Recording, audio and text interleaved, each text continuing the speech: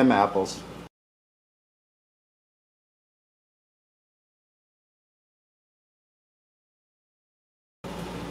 Wow. Pretty good. Tasted like Granny Smith apples to me.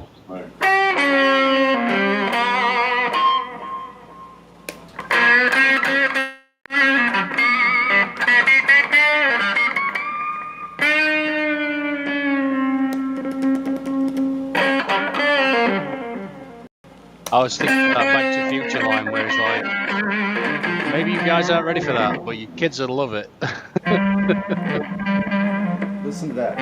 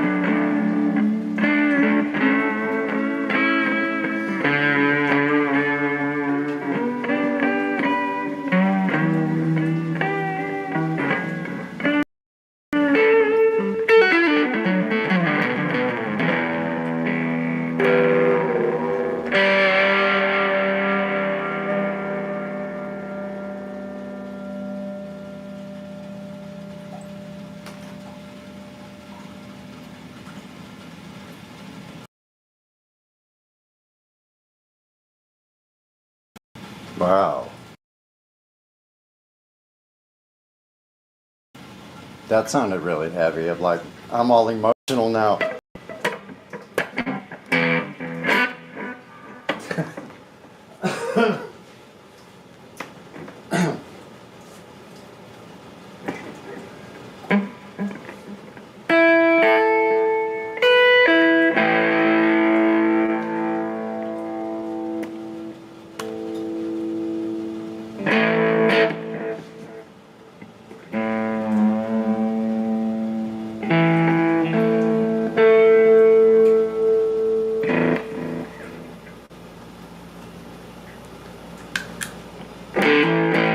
Is it too loud?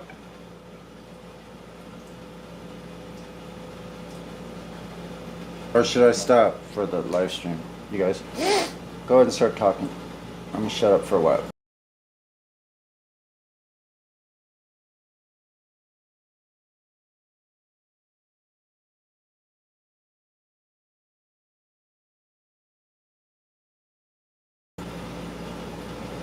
Okay, maybe just a little ditty.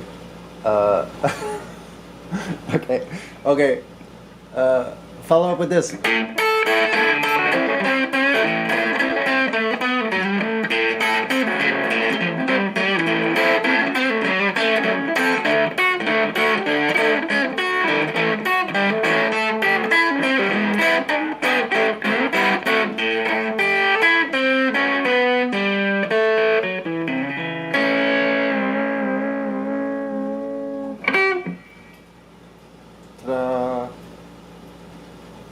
Leave on a happy note.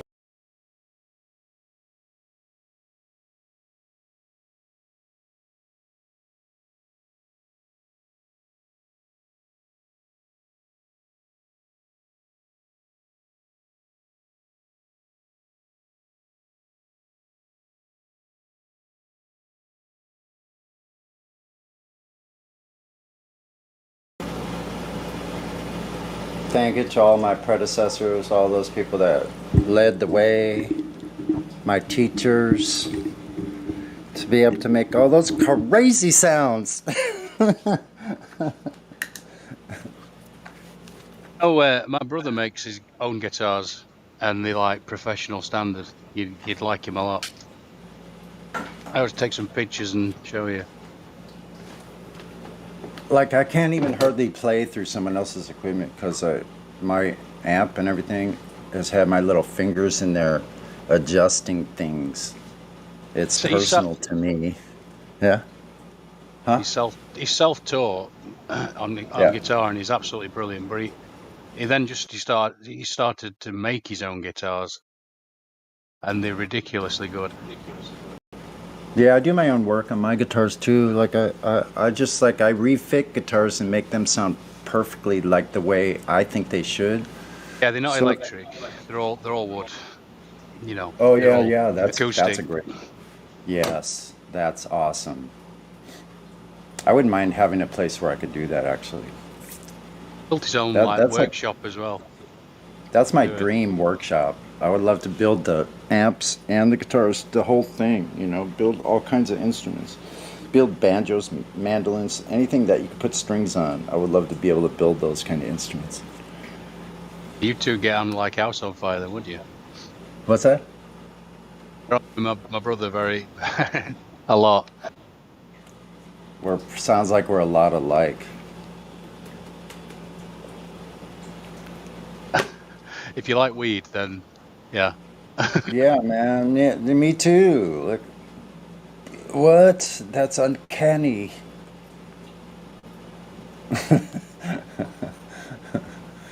I used to smoke a lot, but I just had to stop because it was making me really paranoid. So for some people, really? it just, I don't know. Sometimes I like it, and then but the other times when I don't, oof.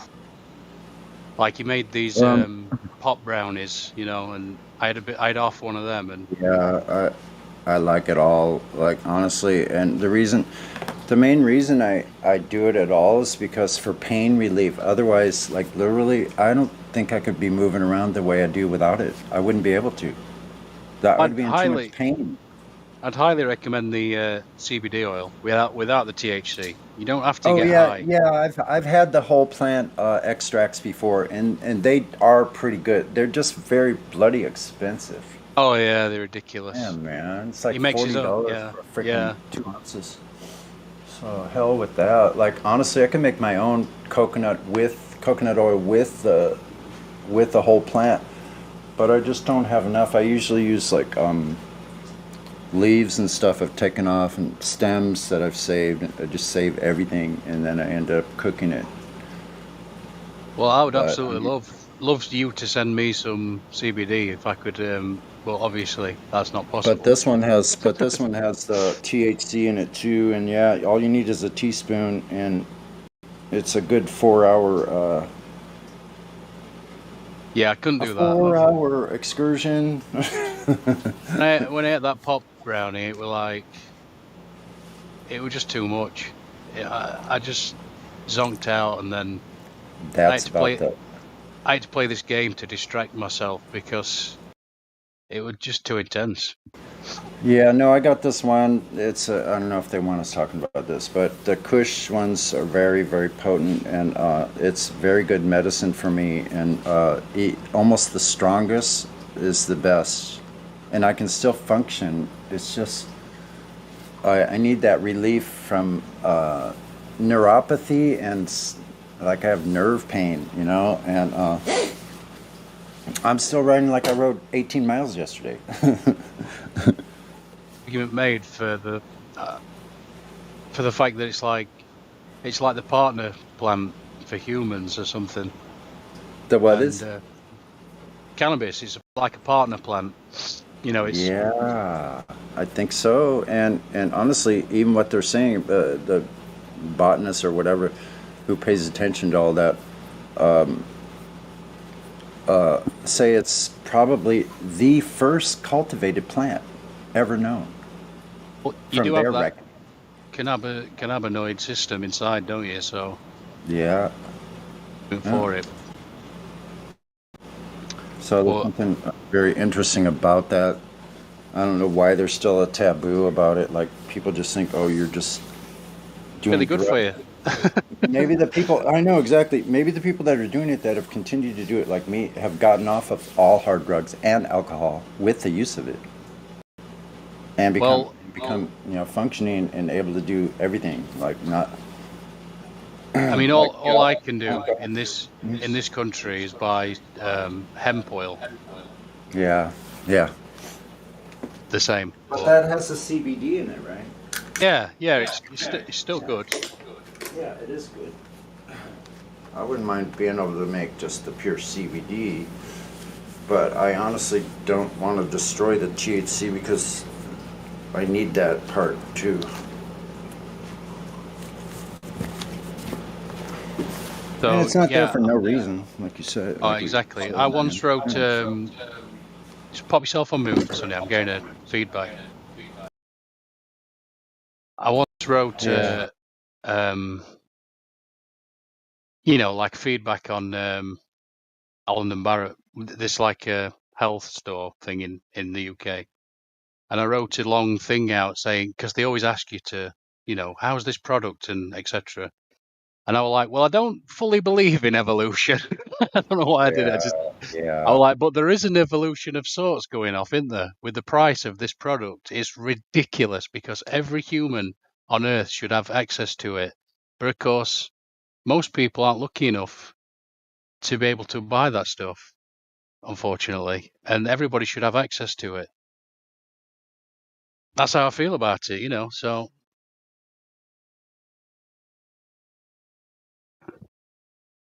especially if you like alcohol.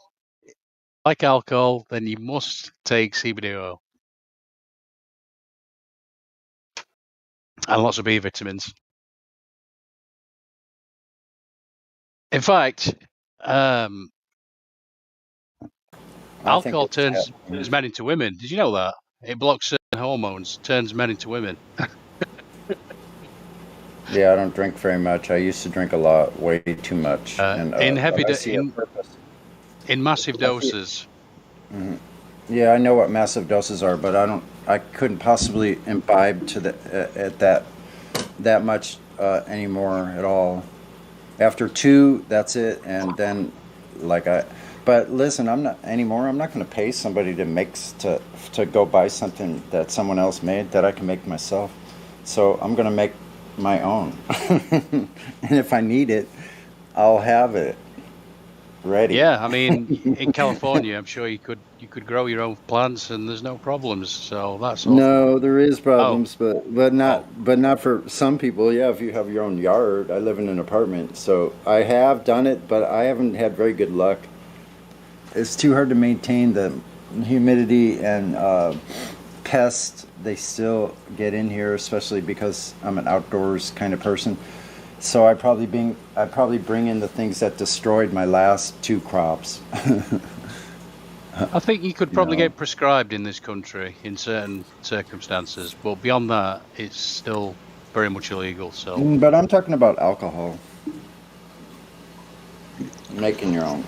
Like, I I don't feel have like we to. need to throw in a disclaimer. This is not medical advice. The earth measures flat. Y'all continue. That's right. absolutely not medical advice. And Couldn't agree more. boiling pots of water are demonstrating gas pressure off. We have a new lad in the VC. Univ. He has no role.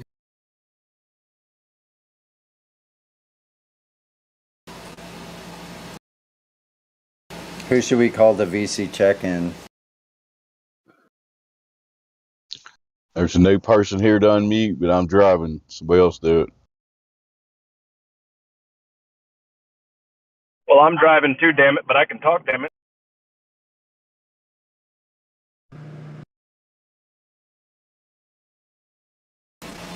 Who do we got?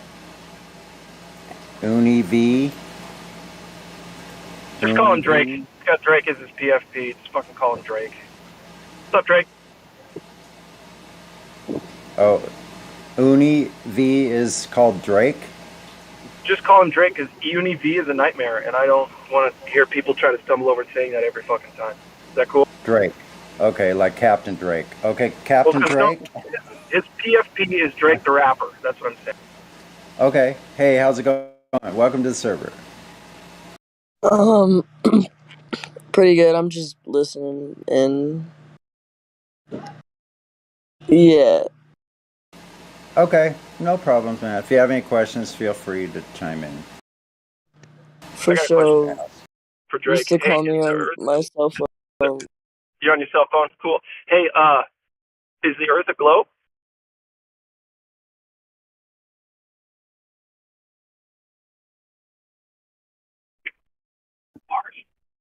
Once we get over. All right. Well, if you can hear me, I'm about to go through a bad signal, but Mr. Drake, if you know how or why the Earth turns out to be a globe, we would love to hear how you know that, if you believe that. I don't really have an opinion. I'm just kind of listening. I don't really think it matters. Well, I like the first two statements you made. So yeah, cool. All right, welcome. There's a lot of information here. I think it matters what's beneath your feet, dude, doesn't it?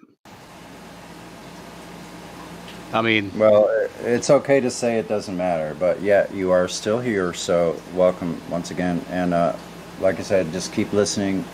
There's a lot of information down below, as Glat was saying, and anyone else. I think that's one of the 5 stages of death in the flat Earth realization. Is it don't matter. I certainly went through that stage. Yeah, you have a death of self, and the self that's dying is the nihilistic one that came from the globe Earth. Funnily enough, I did that before. I did that before. I went through that stage before. So Yeah. The one that doesn't think it matters. That's the one that dies, and then all of a sudden you find out. Wow. All right. You know what? You guys want some questions? I'll ask you guys some questions. Okay. All right. How long have you guys, everyone who's unmuted and talking right now, how long have you guys believed that the Earth is flat? That's a good question. Not long for me, I suppose. I think When the did you first find time out? I think the first time I saw something about it was probably about 2016, 15, and just hand waved it away as the Hold on, I'm stupidest thing. sorry. We got to disabuse him of the term belief. We found out, like you said. He said, "When did you find out?" That was a better question. I mean, So we okay. can keep it humble here. You know, everyone has personal views. It's what you believe in. It's your reality. You make it what you make it, right? Well, No. some things are objective, some things are subjective, and Yeah. I'm afraid if we all measure a fella stood over there and he's 6 feet tall, if you come in and tell us that he's 5'4", then that's not going to fly, is it? I just wanted to know how long you guys have believed that the Earth You're is right, but flat, the or point is found that out. I'm sorry, yeah, Don't believe. found out that the Earth is flat. I just want to know how long you guys have come to this theory and have been in this Discord. I guess I'm just asking questions because I'm here, so might as well, right? Because it's fine. I don't care, right? I've No, been I a do. flat earther. I've been a flat earther my whole life. I just didn't know it until about 7.5 years ago. Okay. Yeah, it's perfectly normal to hand wave it away like I did. I think that's most people just think it's the stupidest thing they've ever heard. And if you're thinking that, then that's natural, isn't it? That the Earth is round. No, that the Earth may possibly be flat and stationary. Okay. Because that's what I certainly did. But then with a Alright. bit more investigation, you may find otherwise. What do you think is your hardest piece of evidence that the Earth is flat? Oh, there's lots, isn't there? Sea level. Water is always level at rest. If the Earth is 71% water, which all us motherfuckers are told to believe, well then it can't be a globe, can it? If 70% is flat. So water at rest, flat and level. That'll never change, and it'll never allow you to be living on a globe Earth. Thanks. Do you think clouds are heavy?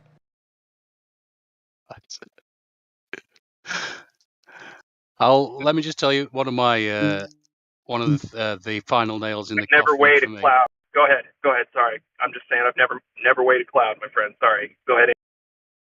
I was just going to say that if you can go on YouTube and look at an amateur balloon going up to about 125,000 feet ish, and still no curve from that height, believe it or not. Flat as a pancake, I'm afraid. The horizon's straight in the middle of the screen. Imagine that.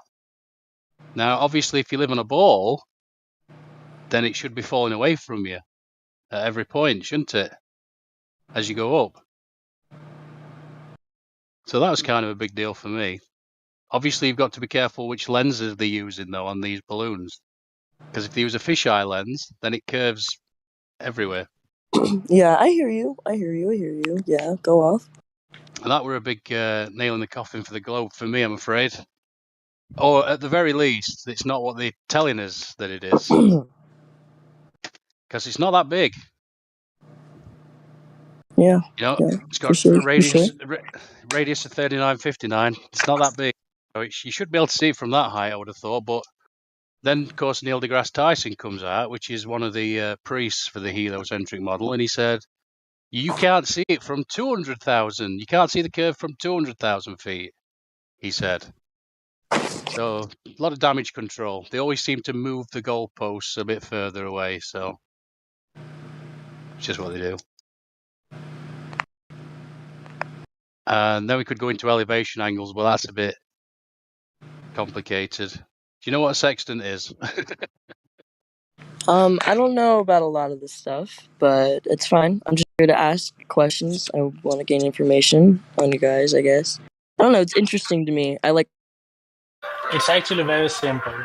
The globe Earth comes with XX dimensions. When you apply these dimensions to real-life observations and measurements, they don't Sorry, align. I went mute there for a second. I went mute there for a second, but sorry, someone was trying to call me.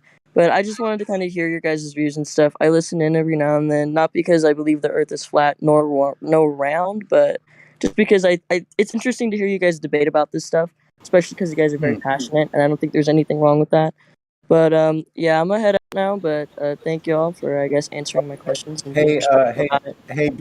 Hey Drake, before you go, when you come back, if you wouldn't mind, I wouldn't mind asking you three particular questions. I don't know if you're familiar with the 3 points we ask people that come in, and if I could show you that everything you know or think you know about the globe Earth is only a belief and has nothing to back it, would you be willing to come back and answer a few questions, or let us know what you actually know about the globe? Possibly, only because like I'm not very social myself, but you know, I do listen in every now and then, so maybe I'll let you know how I'm feeling that day I join back. Yeah, no problem, man. Anytime, and there's no time limit or anything, and no pressure, man. Believe me. So, Yeah, I don't- no, I get it. Okay, Yeah. well, thank you guys. Have a All good right. one. All right, dude. Awesome. Yeah. Just gonna try to do the 3 steps just then. That would have been handy. And people do have lives out there on the flat plane. Give me 3 steps. Give me 3 steps, honey. Give me Yeah. 3 steps off the globe. 3 steps, really? I know. Oh, someone should write a parody of that. That's a long song with a lot of words.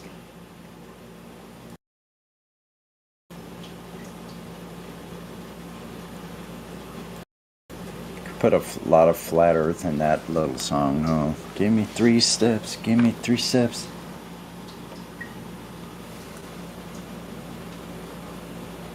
Give me 3 steps towards the door. Give me 3 steps. And you won't see me no more. Give me 3 steps. Anybody else new on here? Is it crazy globe deniers like you, Sonny?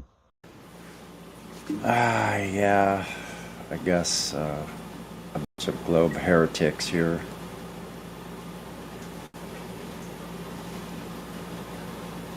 Going against the mainstream religion.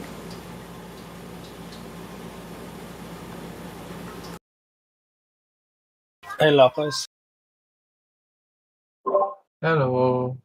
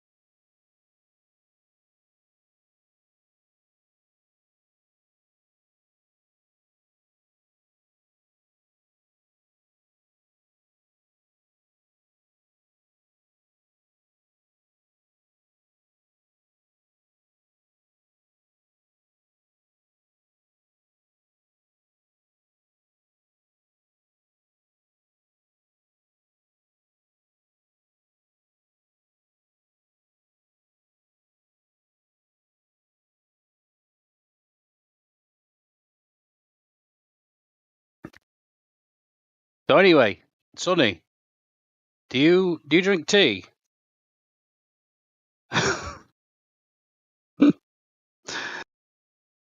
Can anyone recommend Pardon any me? tea? A tea? Yes, actually, I recommend you make your own kombucha with black tea and sugar. That sounds like a lot of hassle. You can No, man. You can have jugs of it sitting around, and it just naturally ferments, and it turns into this fizzy, freaking great tasting freaking drink. It's like just a tiny little bit, like maybe a 0.5% alcoholic, but so it's actually really good for your gut. But What were you gonna say? I like all kinds of teas. Green teas are great. Herbal teas are great. You can mix some of them to good effect. Like I like all those. I like spearmint teas. Like I like a lot of teas that are good for your stomach or make you fall asleep. I like those kind of teas. I like ganja tea. Ganja tea is probably the best. Yeah, I haven't never had a really good cup of that. Sugar tea comes 44-ounce cup. Morvis, are you from Louisiana? Because if you are, you need to speak up because I need to hear that accent.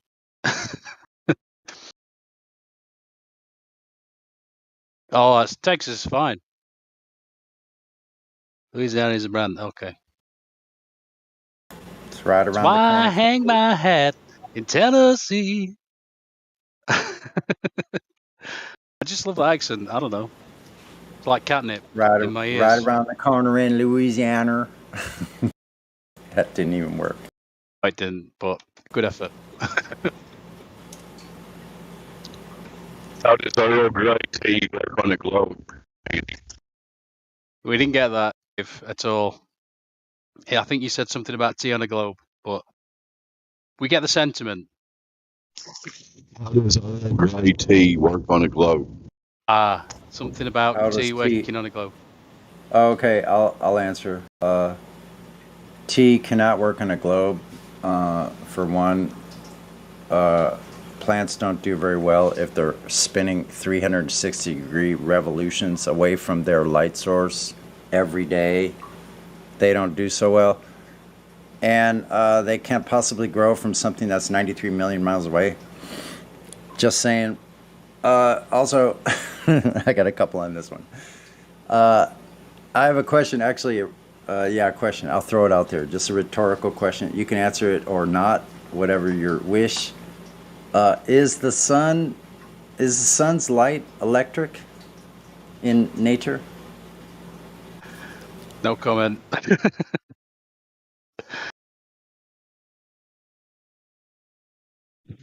I have no idea what the sun is. My mic's still not working. Yeah, it's working better. I could hear you. I have no idea. I'm like a So, blind Bambi. I got no idea. so you can't grow plants with fire of any kind or fusion of any kind that I'm aware of. Plants won't grow with a fusion torch if there is such a thing. I caught that excellent play on words, Dave. Don't worry. I know Sonny didn't, but I did, and I appreciated it. I probably didn't get it. I do have. I've never seen a demonstration of a fire making a plant grow. That's correct, son. And so, but what we do know is, do electric lights grow plants? Yes, they do. So that's one thing we do know. Plants do not grow, like as far as we know in this reality, we can't grow plants with anything but some sort of electric light. They won't grow any other way. The sun and electric light. Now, I'm not saying the sun is an electric light bulb. I have no idea. But the light that's produced from electricity grows plants in the right range. Well, I'm the wrong person to ask because I think electricity is witchcraft. So. No, it's actually part of the medium that we are here in. Oh. It's part of the structure, electromagnetics. It's part of this system here. Andy, do you think that electricity is involved in your heart beating? Well, I know they use defibrillators and to start it back up, but beyond that, I don't know. It's a mystery to me. Yeah, it's got a spark. That's why spark works on it. Your body is running with electricity. It's a biological, electrical, biomechanical system. The complexity of the human body is just astounding. Like, I don't care what these so-called medical professionals think they know, and they think they know a lot. So do lawyers. They think they know a lot too. But it pales in comparison to what the actual human body There is, is and a all of king the who systems that I was almost, and all the systems that are involved in the human body. Yeah, and I'll just stop there.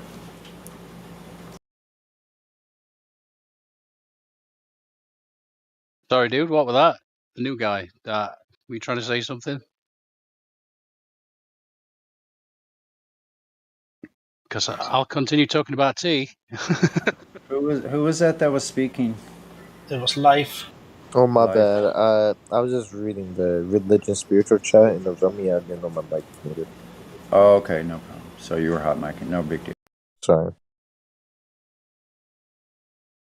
Wait a minute. Does life think he lives on a globe? Has anybody asked him? You know what? Was NASA a deep space or a deep sea agency first? That's a good question. Oh, That and that sounds like flat Earth comedy to me. they were dealing in aeronautics, airplanes and stuff. No, can you actually let me know though? Was NASA a deep sea organization? No, I don't think so. Okay. You can Google the origin of NASA, and they will tell you the story of how it came to be. Yeah, it's the aeronautical. It's always been the aeronautical Yeah. administration. Aeronautics and Space Administration. How they came up with the space part. We'd like to know how they came up with the space part, because you can't have gas pressure without a container. But anyway, the question was about the Earth itself. How do you know that the Earth is a globe, if you do think it is?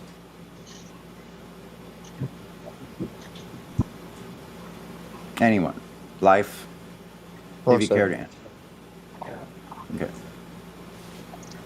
Oh, life. Are you there? How would anyone know that they're on the globe? This is what we're trying to get to. This is what we'd like an answer for. How would you know? What way would you tell? If someone told you you're on a globe, could you go check that somehow? How would you do that?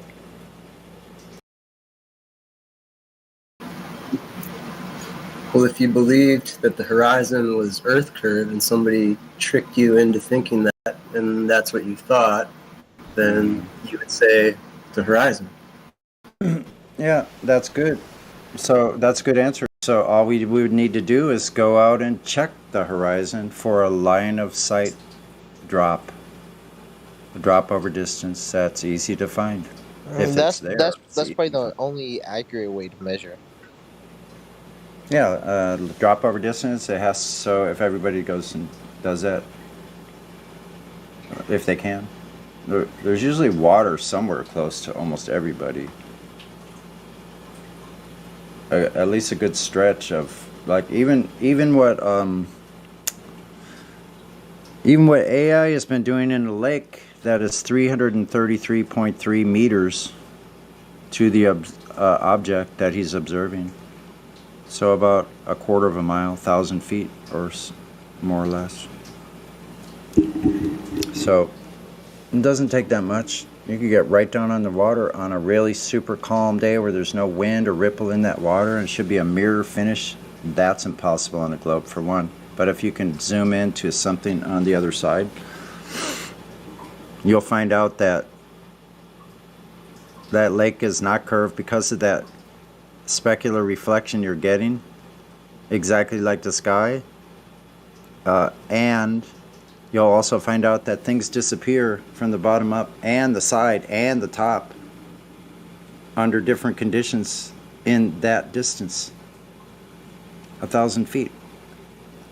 Well, why is the moon not pulling on any of these lakes, Sonny? Pardon me? Why is the moon not pulling on any of these lakes? Exactly. That's another good question. What? Why are there tides in the oceans but not on lakes? Like, Yeah, that's why? what that's our question. Exactly. That's what we want to know because there's some huge lakes.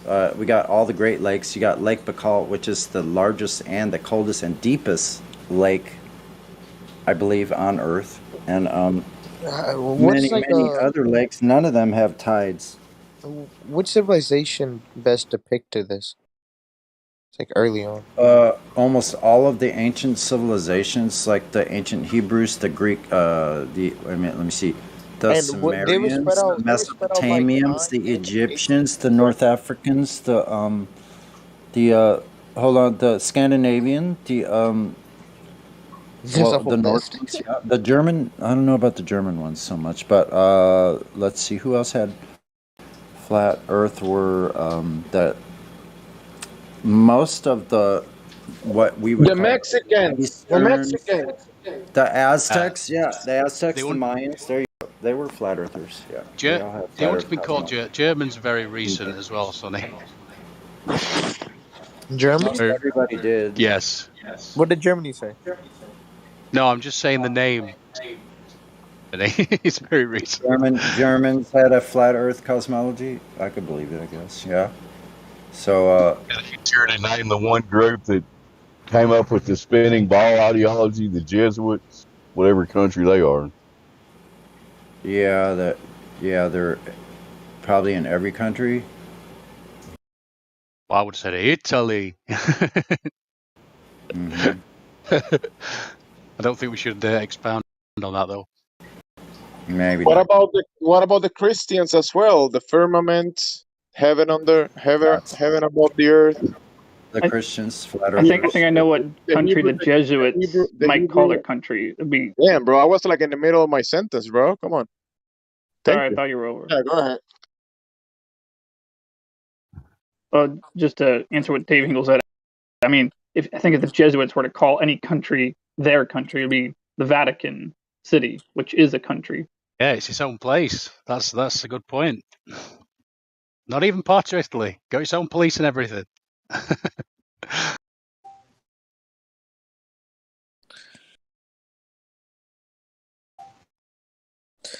Flat as far as the eye can see.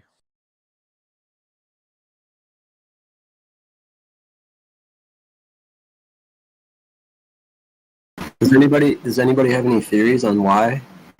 I mean, if the lakes aren't affected by tidal forces or whatever they are, if the oceans are, that has to mean that they're somehow, I mean, they're completely isolated from one another, right?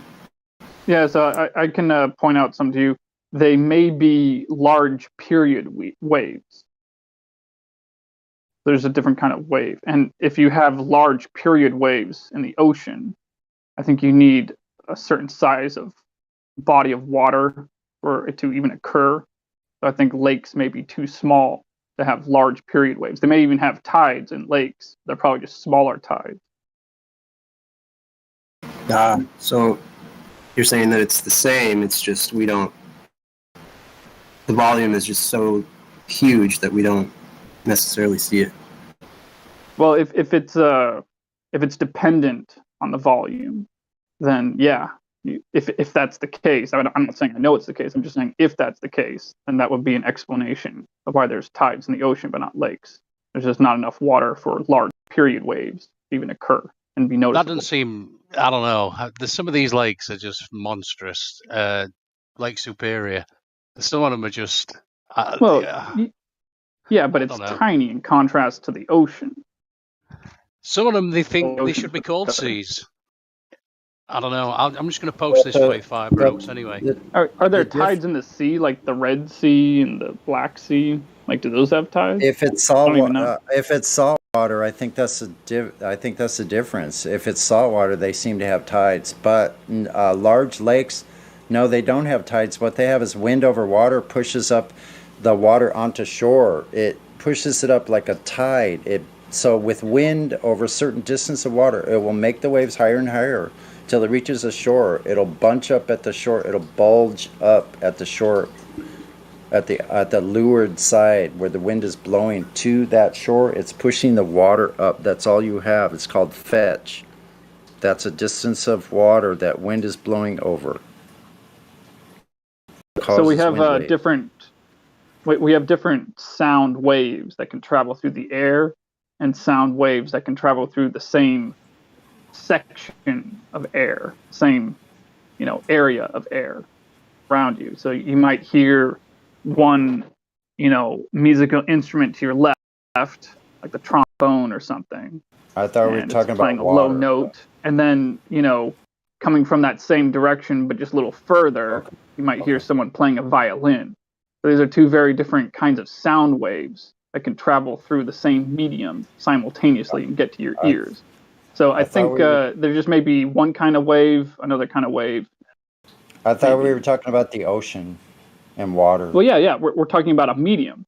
That's water, and I'm just speculating that. Well, not really. Sort of speculating that the tides are large period waves. So there'd be waves in a medium. But listen, the tides aren't related to the waves. Are you sure? Yes. What are the tides then? The tides aren't related to the waves. The waves are separate, like I just denoted. Wait, I think you're misunderstanding what I'm saying. I'm saying the tides are waves. The tides are waves. No, they're not. Tides are not waves. Oh, okay, well, I'm just saying they're... All right, fine. I'll just rephrase it. They may be. No, they're not. They're a change in level. That's different than a wave.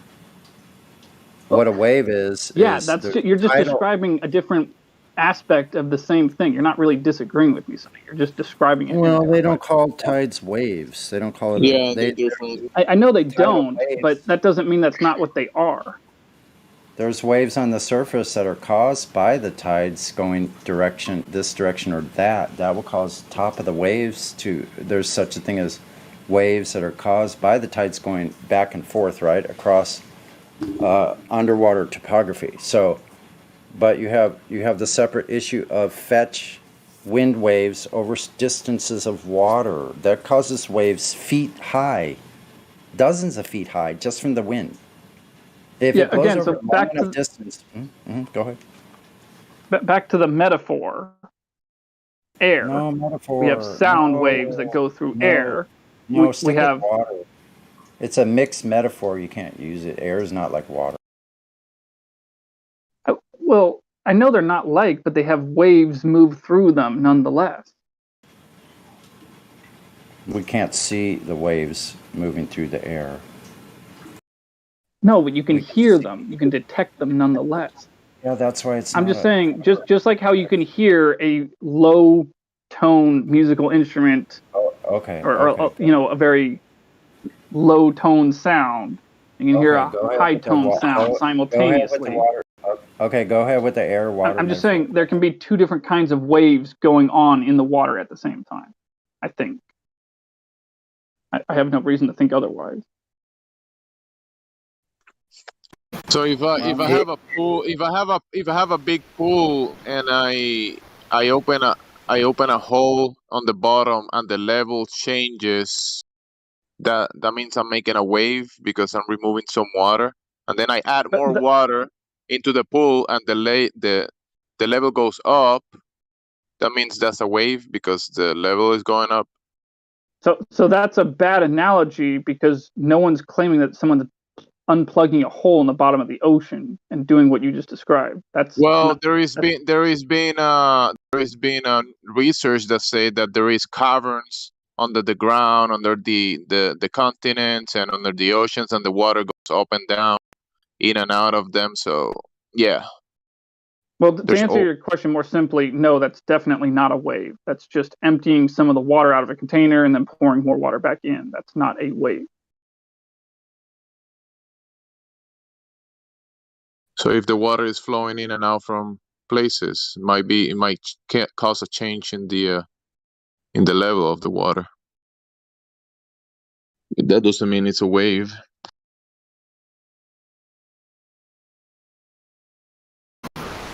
Hey, Orion, what do you think? Sonny brought up that theory about how the salt in the water, and I don't know if it's the sun or the moon or which, actually pulls on the salt that's in the water, and that affects the tides. What do you think about? I'm curious what you think about that. What if it's an electromagnetic effect with the luminaries and the water? It could be. I simply don't know enough about chemistry or physics to answer that. Yo, hello. That's why I don't either. That's why I tap into the Akashic record, and I usually get the answer without even looking it up at some point. We got a new guy here, Sino. I'll tell you one thing about salt, though. It certainly makes swimming a lot easier. Because I was just swimming in some fresh water yesterday at a swimming hole in Washington State. And man, I tell you, like, when there's no salt in the water, you sink much more easily. Like, it was easy for me to swim because I'm a good swimmer, but you can really feel the difference between salt water and fresh water. Like, like I even have a picture somewhere of my sister-in-law in the Dead Sea, and my brother, her husband, he put rocks on her back, and she floated with her head above the water so she could breathe. So she was floating on the water, not moving, with rocks on her back. Hold on, guys. Sino's a new chap. He's has some questions. Go ahead, Sino. Oh wait, what? I've not got any questions. I'm just like here to like talk, Okay, carry on. If you have any questions about your globe Earth that we might be able to answer, just let us know. Yeah, of course, yeah. Hang on. We might throw this question out. If anybody thinks they are living on a spinning ball in a vacuum of space that can't exist in reality because it would violate second law of thermodynamics, come and please tell us your best reasoning or best evidence or proof why you think Earth is a globe. That's the question on the table today with variation. Thanks.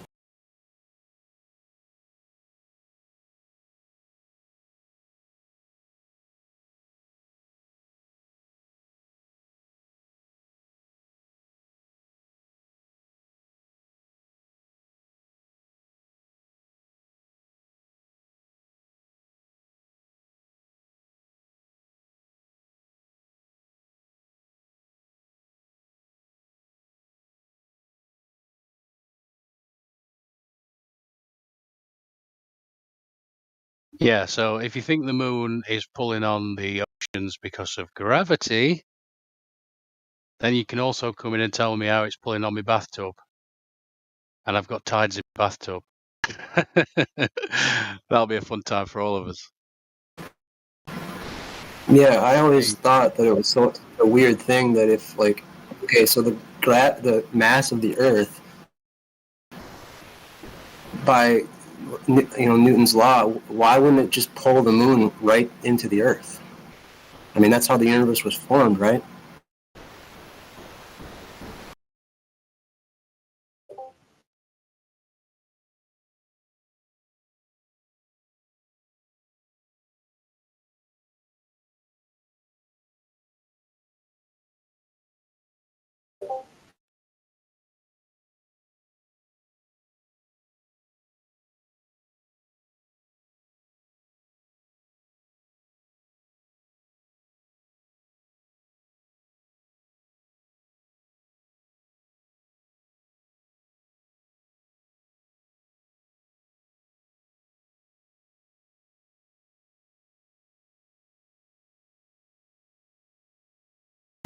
Orion, you don't live anywhere close enough where you can go swimming in the ocean, huh? It's too cold, right?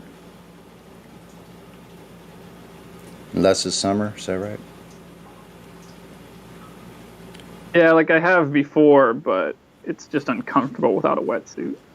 Yeah, I got a spring suit. I'm going to start wearing it. But even though the water's super warm here still, it's like in the upper 60s and up to about almost 70. But a spring suit doesn't hurt, and fins, and you can stay out longer. Probably do that today. Take Discord with me now that I'm mobile. Yay!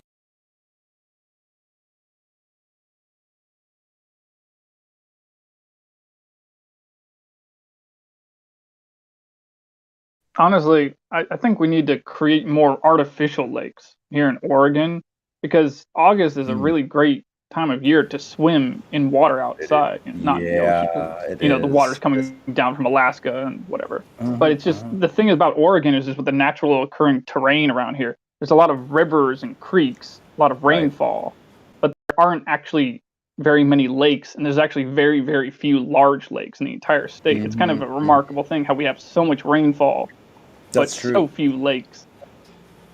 Well, Washington is sort of like that too. I mean, they have some large lakes close to the fair. Well, that's I guess Seattle Lake is that lake. I forget what it's called, but I think that's like half and half.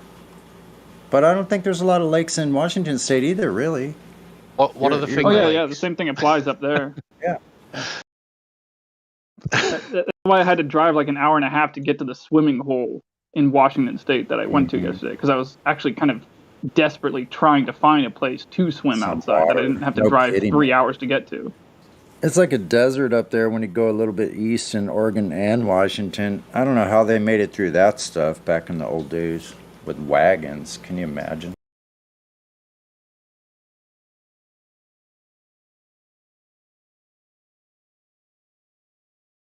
Yeah, it's a good idea. I should look for one in Eastern Oregon. It's a bit further, but I feel like the water might be warmer over there if I could find one over there because like less trees for shade or something.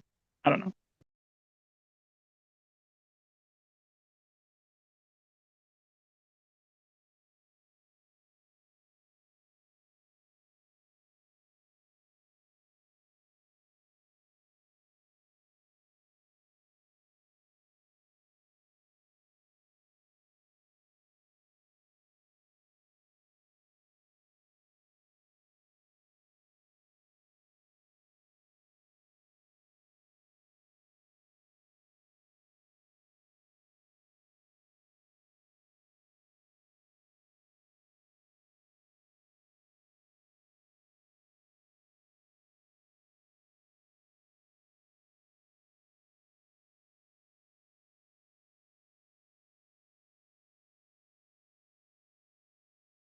I mean, I'll be honest, I would swim in the Columbia River. I'm just not I just don't have a lot of faith in the cleanliness of it.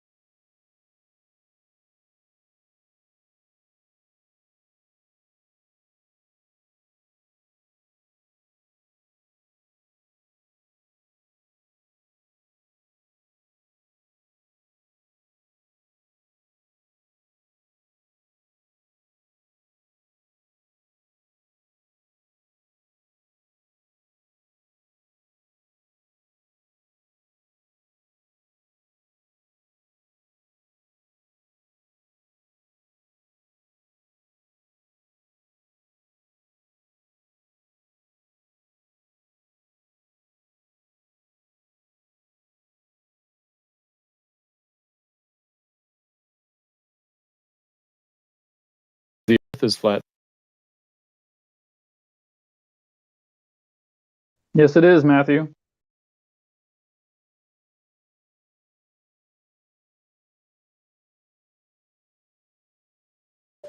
I've got a question.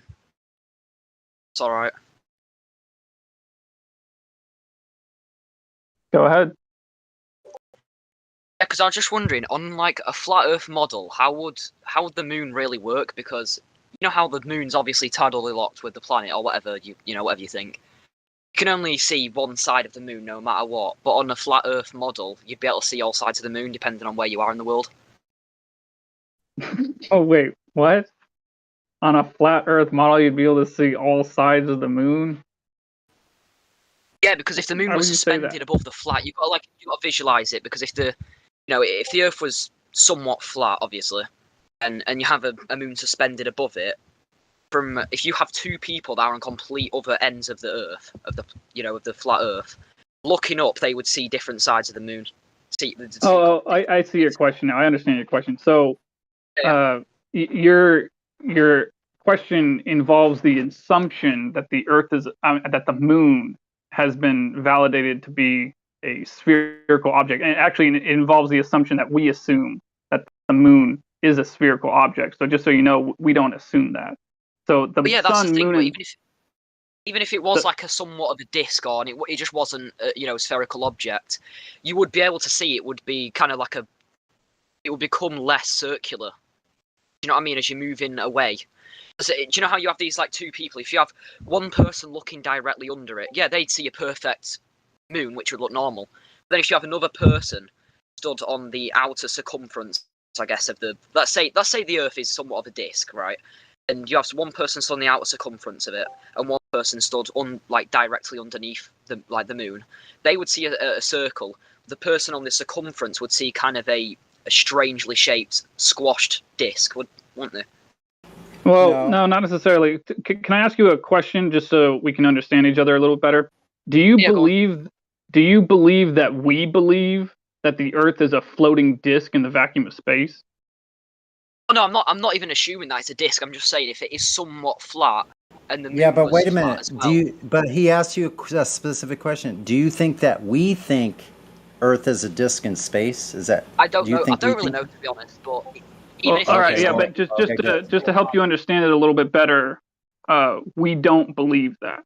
So there is no vacuum of space, to the best of our knowledge, and we're not a floating disk magically just floating in a void somewhere. Right. And so what's after that is I should just tell you, because this is really the most direct way I can answer your question.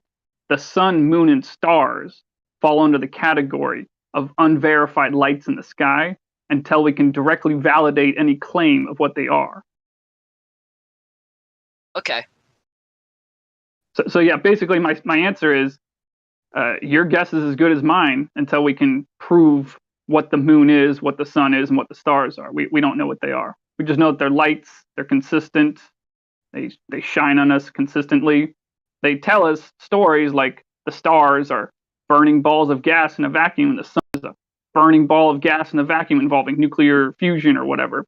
But, gas holding its shape in a vacuum is just a fairy tale. It's not something that can exist in demonstrable reality up to this point.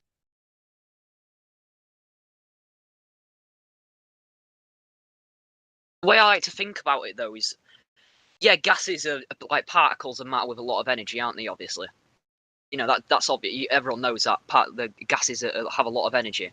But even in a vacuum, they would still collapse under each other. You know what I mean? Let's say do you have a demonstration of this? Oh no, but you can see though, because nebulas eventually do collapse and form more denser clouds, don't they? We're going to have a physical demonstration. But no, keep in mind, this is just the story. Like, you're reciting the story, and we understand that's the story, and most of us in here believed that story, including myself. We believed it, but it's just a story. You're not actually, you're just reciting a story, and you're not talking about proving it to be true. You understand that? Yeah, I understand what you're saying, yeah. So what we're trying to sell you to is, since it's just a story, and there's no actual direct evidence to validate that story to be true, there's no logical reason to believe it's true. What if I told you that all maps are incorrect and nobody has an accurate inch-by-inch map of the Earth?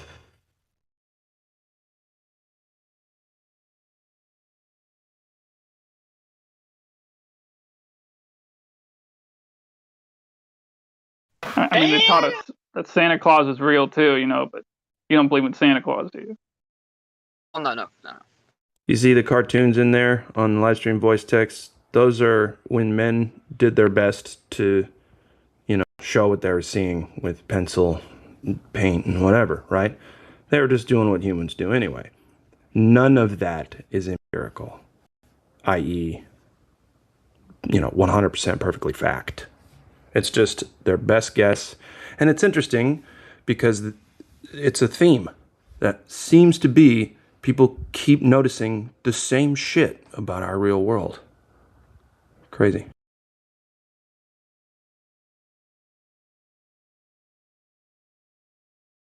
Right, so the map is not the terrain. That's what he's saying. Right. It's those people's best guess based on exploration and whatever, but it's not. Here's what I'm trying to say is there's no such thing as an accurate map of this world. There isn't one. You can't make it. You can't see the whole world. You can't go everywhere. So you can't make a map of it. Does that make sense? Well, let's just say no one's done it yet. Right, and especially not a model. Yeah. So that's another thing we should point out to you, Sinno, is that we're not actually claiming a model here because we're not trying to get ahead of ourselves, making claims that are that haven't been validated. So. Yeah, so is there currently not like a confirmed flat Earth model, pretty much? Well, no, I mean, you got to understand, in order for there to be, we would have to have answers to questions that we don't have yet. So what's the point in making a model if we don't have those answers yet? There's not enough information to make a model objectively, so no one has a model. Does that make sense? Yeah. Also, we don't have access to the middle or the outsides, so that's quite a big deal. Well, even if that's true or not, I'm saying no side of the argument. Globe doesn't have a working model. Flat Earth, whatever, concave, there's no such thing as a working model of this reality. You cannot gather all of that information to make a working model. I hope you understand that. Well, keep in mind, Glatt, we don't actually know that. It's just that it's just right. No one hasn't has been done yet. Hasn't been done hasn't yet. been done Correct. yet.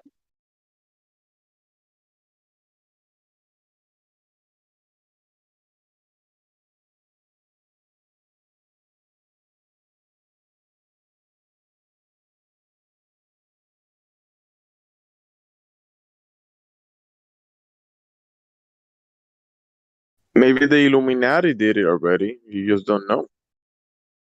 Yeah. So I was going to put another caveat on that, like that, Gemsy. I was going to say, to the best of our knowledge, no one's done it yet publicly. Sure. Yeah, our ability to absorb the information, whether or not it's been empirically confirmed, is outside of our reach. So I know what you were trying to do there, saying, "Oh, they said they don't have a model," and that's okay. I get it, but no one has a model. You don't have a model. Does that? I hope that makes sense. You don't have a model.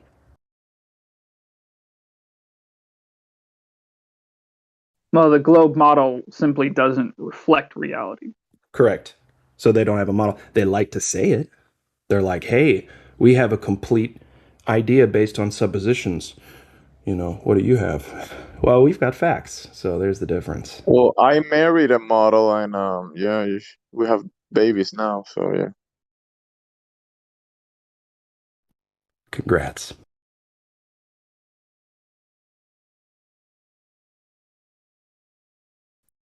But you had to divorce the globe first, right?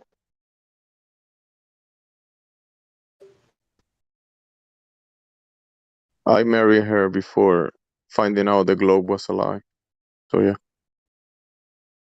So then you were married to two models simultaneously for a short period of time. Yeah, but then we found our real selves doing the real things. I mean, mentally married. I mean, that's what it is. A lot of these globers, they're mentally married to the globe, aren't they?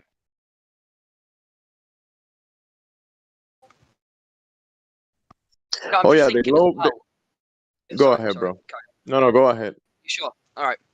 Yeah, I'm just thinking because, it just seems strange how the world, the Earth, can't be spherical if all of the planets in the solar system are. Because you can see that because I've actually done this myself. I've taken time lapses. Like a really good example is Jupiter because it has very definite spots where you can see phases of it and things.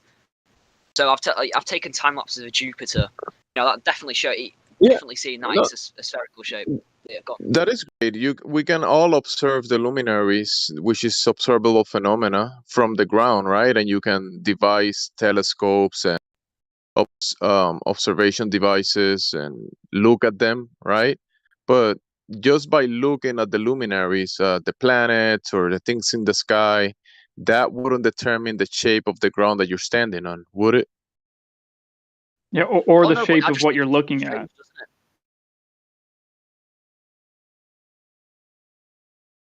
Because the fact that we I didn't mean to interrupt.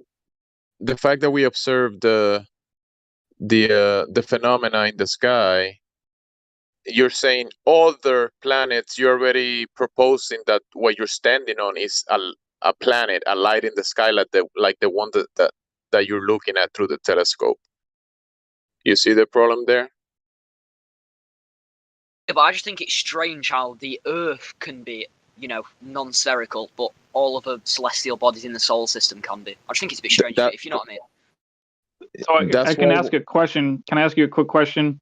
Why would you think that the things in the sky have anything to do with the ground? Because I'd like to think that, there's we as well are standing on a celestial body, whether it's spherical or not. We are standing on a celestial body like the other planets. That's what I'd like to think. Correct. You would like. Come on. Look at yourself from a third-person perspective. When you just said the words you just said, you said, "I'd like to think that we're on a celestial body."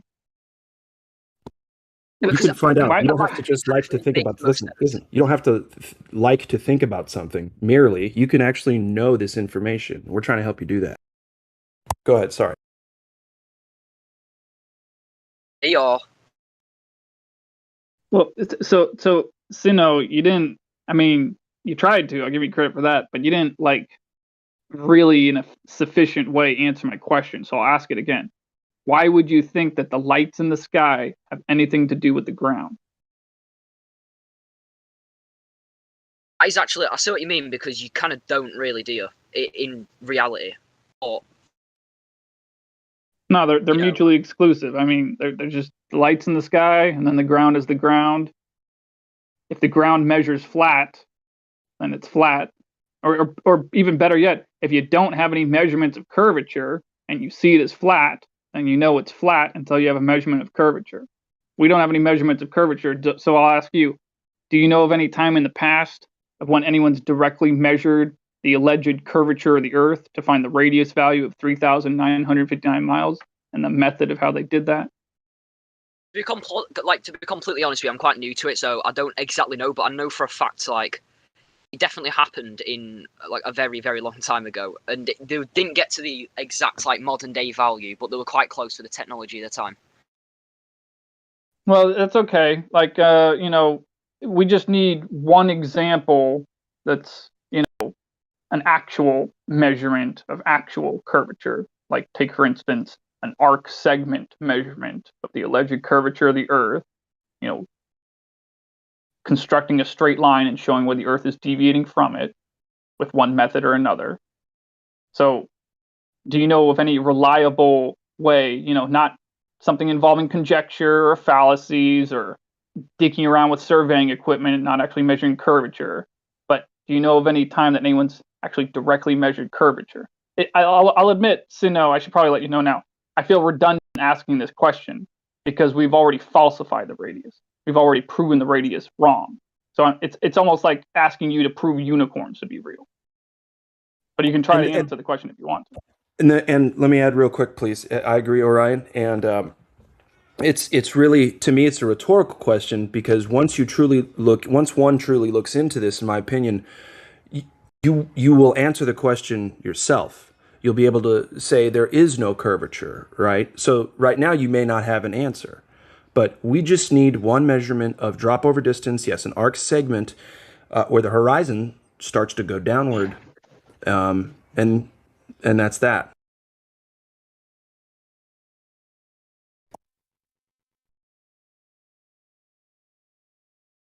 You got to go look into it yourself, though. That's the deal. And not just measure one or two measurements, man. Go up to tops of mountains, get in planes, go observe this place. And then start to make up your mind. The deal for me was, it kind of has always been, and it's gotten me in trouble in this place, surprise, surprise, but I've been questioning everything. So for me, it was, it was easy to say, okay, let me just scrap what they've told me because I don't like what they tell me anyway. And I went from there. But that's my personal bias. But it did lead me to, okay, well, let's see.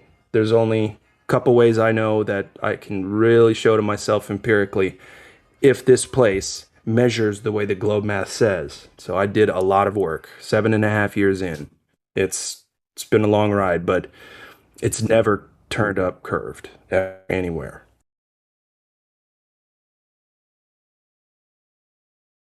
Forget what they told you. That's what I'm saying. It's not about what they tell you. My cats are going nuts. It's not about what they tell you. It's what you can prove yourself. There. Sorry. Okay. Bye.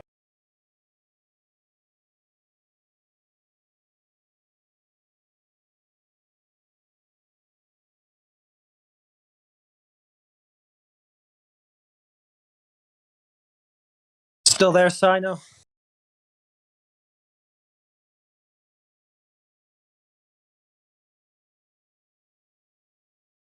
Guess not. Yeah, sorry, I'm here. I got what a lot Flabe said. Okay, cool.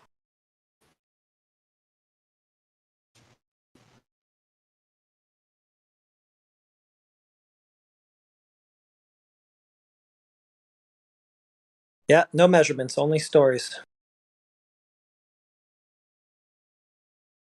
Assumptions, calculations based on assumptions, which just amount to elaborate assumptions, but definitely no measurements of curve, ever.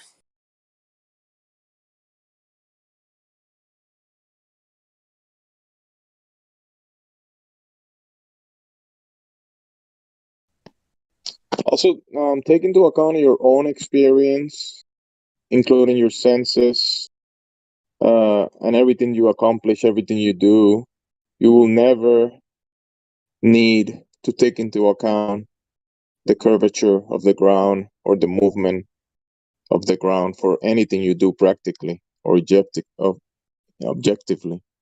So your senses point out to you a horizontal plane. Also, your senses also tell you that you're motionless. The ground is not moving. And when you look up Can I at the just say one luminary, thing about that actually? When you, in my opinion, bringing like senses and things into it kind of just means nothing, especially in physics, because on this a thing like this, there is literally no way that you are wrong on both sides. There's no way that you're wrong about the Earth not moving because you can sense it, and there's no way to prove that the Earth isn't moving because every single observer is definitely at the right standpoint, if you know what I mean. We're an inertial frame of reference with the planet, kind of, because the Earth is kind of moving at constant velocity, but we're in somewhat of an inertial frame of reference with the planet, if you know what I mean. so you're claiming that the Earth is moving at a constant velocity, right? But you don't know that. You haven't demonstrated. There's no test that can demonstrate it. And even your vestibular system and your inner I'm just ear saying, you don't even need to telling know if you it's moving or not. We're definitely in an inertial frame of reference with the planet, aren't we? what planet? The planets in the sky, you're not on that. Earth, if you know what I mean. Yeah. How is it turning under a bullet or a kicked football, but it's not turning under a hot air balloon or a helicopter? How is it turning under a bullet, a sniper's bullet, but not under a hot air balloon? Does that make any sense to you at all? I don't know what you mean by that. What do you mean? At it. They tell us it's turning under a sniper's bullet. Yes. How is it not turning under anything else? They tell us it turns under a specific type of pendulum, too. But then it doesn't turn under helicopters and planes. What's up? It's a bit weird, don't you think? And you've got no planet to turn in the first place because we just talked about the curve. You'd have to have that to have a spinning ball. The first thing you need is the ball, and without the curve, you don't have the ball. So, there's no ball to be spinning in the first place. Hey, since this guy actually already knows what the words inertial reference frame and non-inertial reference frame, since he already knows what those even mean, I think it would be appropriate to tell him what Lou did with his drone. Does anyone remember exactly how many thousands of feet up he got it off the ground and had it hover there for an hour as the moon moved and the Earth didn't underneath it? That's a non-inertial reference frame, demonstrating that the moon is moving and the Earth is not. Yeah, you can see the moon moving, you can see the weather, the clouds moving, but the ground staying in the same place. Is that weird? Not really. There's going to be obviously currents in the air, isn't there? So are you saying, what? Are you saying that like the Earthy was in sync with his camera and there was clouds moving around it? What we're saying is that the Earth, if it were spinning, it would have spun under the drone. The Earth did not spin under the drone when it was above 1,000 feet above it. If it was spinning with a constant velocity, no acceleration, no external force applied to actually increase the acceleration of the planet, right? What and planet? Even if I jump up or fly a drone, you're going to be still moving with the Earth. But they tell us it moves under a sniper's bullet and under a specific kind of pendulum and under other things, but they're not other things. So let's break this down to simple terms. You understand that a sphere has a radius, right? A circumference and a radius, a sphere. And so the Earth, allegedly being a sphere, having a specific circumference and a specific radius, if you take off on an aircraft directly upwards, or if the drone takes off directly upwards, the pathway of this alleged spin, the circumference, grows to a larger circumference, right? You follow me? What do you mean, like the circumference increases?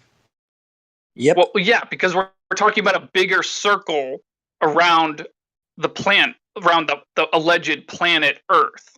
So there'd be a pathway, like take for instance at the equator, or anywhere, wherever, there'd be a pathway in which this alleged spin would be happening at a certain circumference.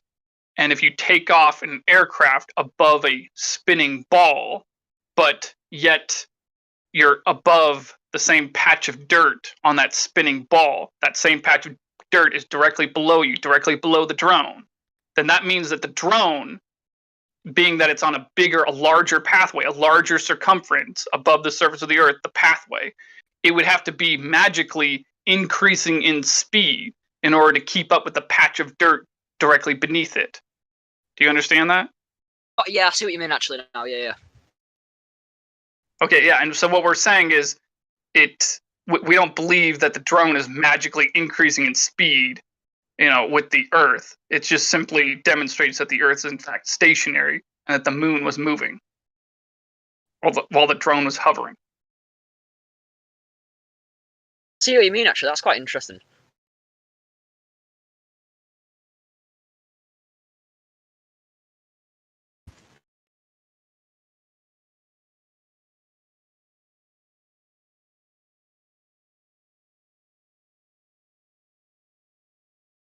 Yeah, it's really a funny thing. Just the most basic forms of logic destroy the globe model.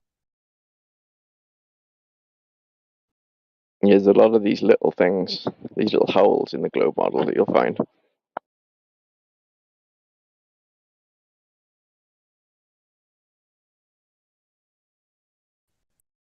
So let me ask you this, Sino. Do you believe that it's possible to achieve pressure by having something press up against nothing? Of course, yeah. Said of course? You can see it. I mean, you can see though, can't you? I know exactly that you don't. You believe the atmosphere. I completely understand what you mean. But you can kind of see it, can't you? If you climb up a mountain, there's a pressure gradient showing that the atmosphere is thinning out the higher altitude you go. Well, yeah, but Sino, there's a pressure gradient in every container. There's a pressure gradient in a greenhouse. There are even pressure gradients inside sealed bird houses. They're basically greenhouses that are a couple stories tall. So basically what I'm saying is the fact that there's a gradient doesn't mean there's a vacuum of space above your head. There's gradients in every container, every building that you can think of that's well sealed. No, that's because they're on the planet. And as well, a pressure gradient inside of a house or a greenhouse is massively, it's not a drastic gradient as the actual, going in a plane or something in like an airliner. Yeah, but you acknowledge that there's a gradient in a greenhouse, right? You're not denying that there's a pressure gradient in a greenhouse. Oh yeah, of course not. Okay, so with that established, it's completely illogical to point at the gradient of the Earth outside and say that that's the evidence of the vacuum of space, because then it's clearly not. Because there's no vacuum of space at the top of the greenhouse. Yeah, I mean, you know that the enclosed greenhouses have a gradient. So what are you saying when you make that argument about the gradient? Are you saying that an enclosed Earth wouldn't have one?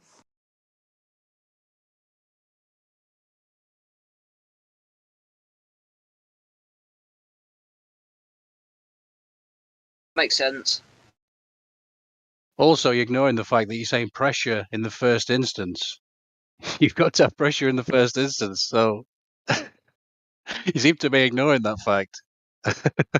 Let's help him out a little further with this. Sino, just so you know, if someone were to show me a demonstration, an actual, real, true demonstration, not, blah, blah, blah, stupid, silly unicorn words this way or that way, but actually, if someone were to demonstrate to me gas pressure without a container due to gravity, and I'm talking about the x value, not the delta x. I'm not talking about the gradient, I'm talking about the x value. So I'll give you an example.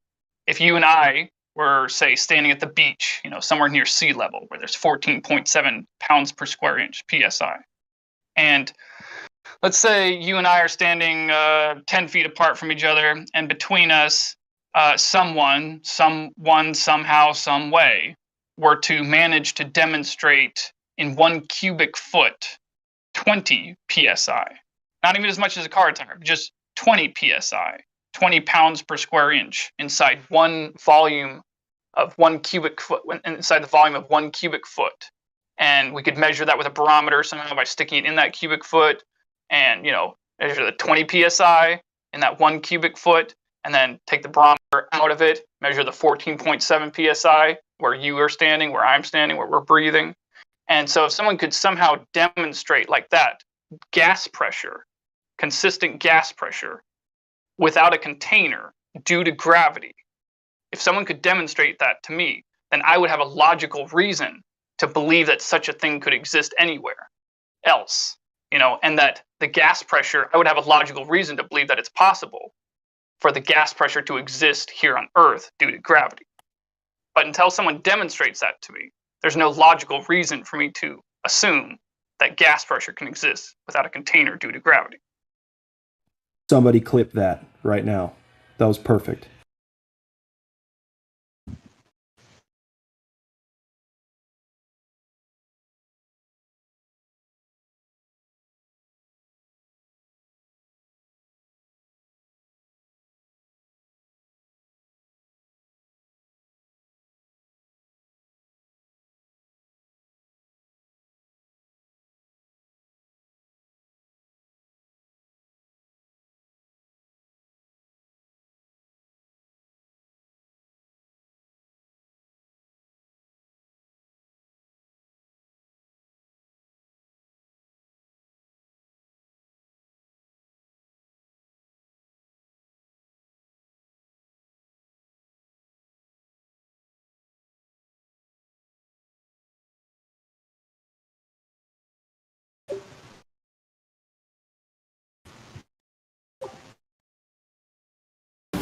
And we know how the gas laws work, that to have a constant pressure, you need a constant volume. That means a consistent size, square inch wise of the container itself is intrinsic to the pressure itself, is the size and volume of that container measured by the square inch.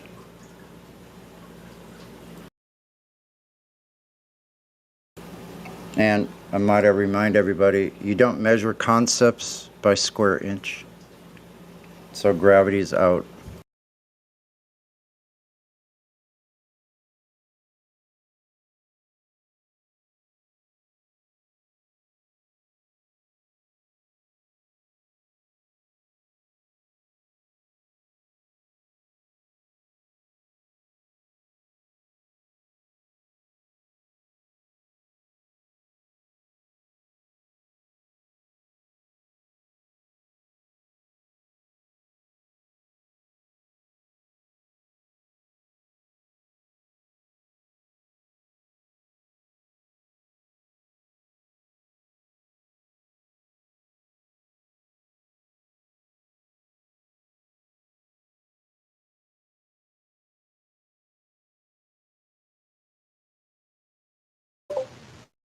Yeah, I just want to say one thing as well. Like when you were talking about pressure gradients in like buildings and things, like a couple of minutes ago, I think that's not always like a pressure gradient which is decreasing pressure with altitude or anything like that. Pressure gradients in house just happen because of things like water vapor. That will definitely have a massive impact on different. It'll just be a massive like pockets in different buildings which have different pressures. It's nothing to do with like altitude or anything really in like a building situation.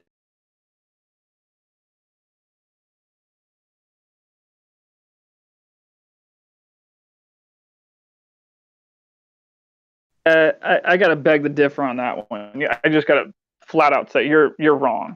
You're just completely wrong when you say that. It does have to do with altitude, but it's not to say that you're entirely wrong, because if the sun is shining on one side of a skyscraper, the pressure may increase with the heat on the air on the inside of it, on the other side of the glass. So the air pressure might increase or decrease with the heat in one area or another in a skyscraper.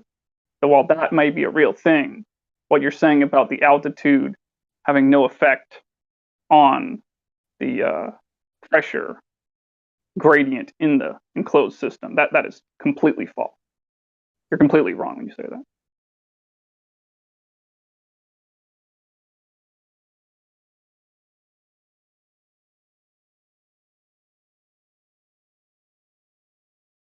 I mean, unless you have a demonstration, but I mean that'd be basically a demonstration of gas pressure without a container, which of course nobody has so far.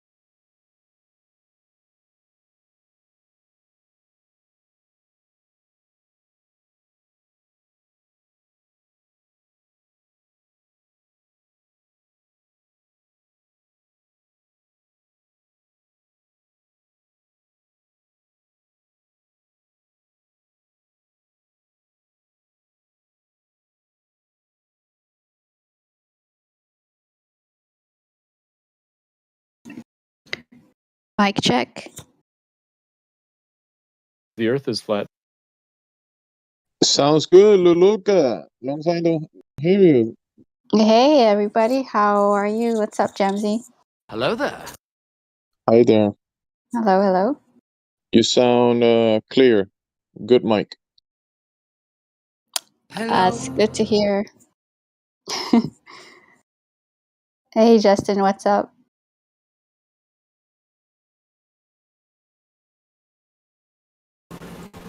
Hi, Lulu. Wow, it's been a long time. It's been a minute, yeah. Hey Sunny, what's up? Yeah, it's been a while. Yeah, it's good to hear Welcome. your voice. Thank you, and everybody else. Hello, and it's nice to see you all here.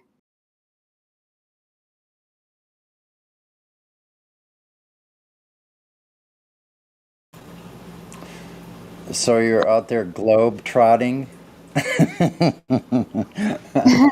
Likewise. I was.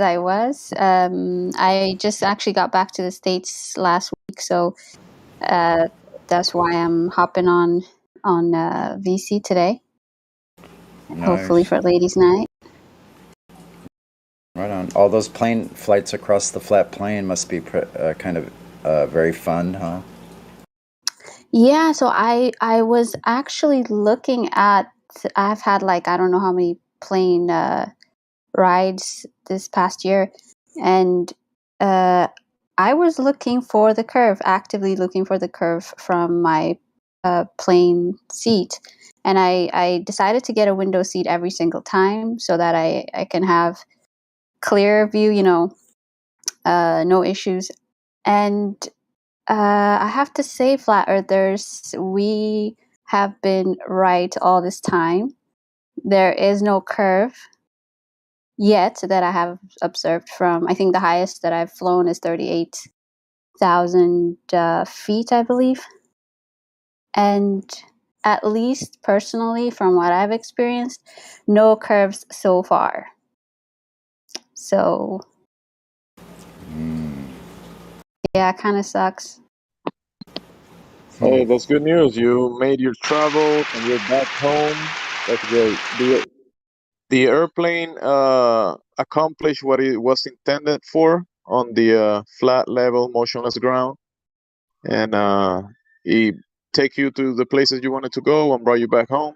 That's great. Good news. Mm-hmm. Yep. Yeah, and I actually thought I felt the spin for like a minute or so for when I was in the airplane, but it was just like turbulence. I was thinking it might have been the Bloody Mary, but you never know. Bloody Marys on the airplane. I'm not a fan of those.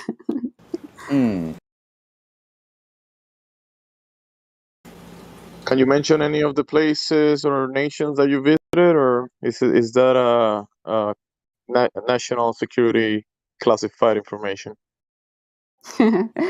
Only one place is national security, but no, it's just a few places in Europe, to Ethiopia, Turkey, and yeah, that's pretty much it. Not nowhere fancy really. Like I wish I could go to Antarctica where most people can't go, but like I can't afford that kind of trip. So Went to Turkey and you see Ethiopia. yeah, Yeah, sounds good. Europe as well. yeah, Sounds like fun.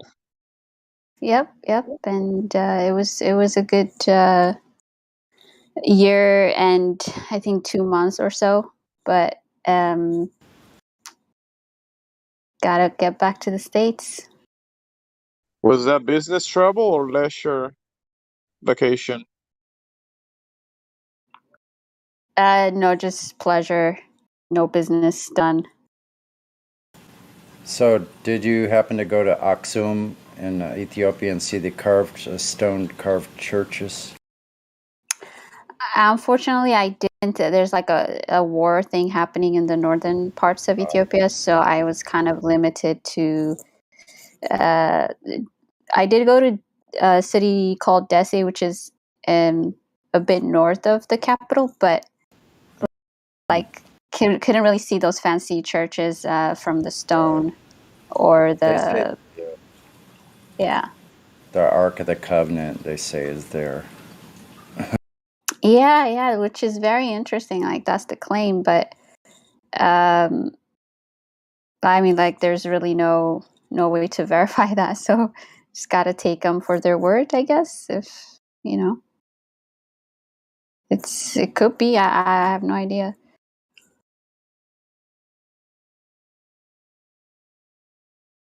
Isn't there a story about Solomon slipping away with the Queen of Sheba? Isn't there something interesting going on in that story?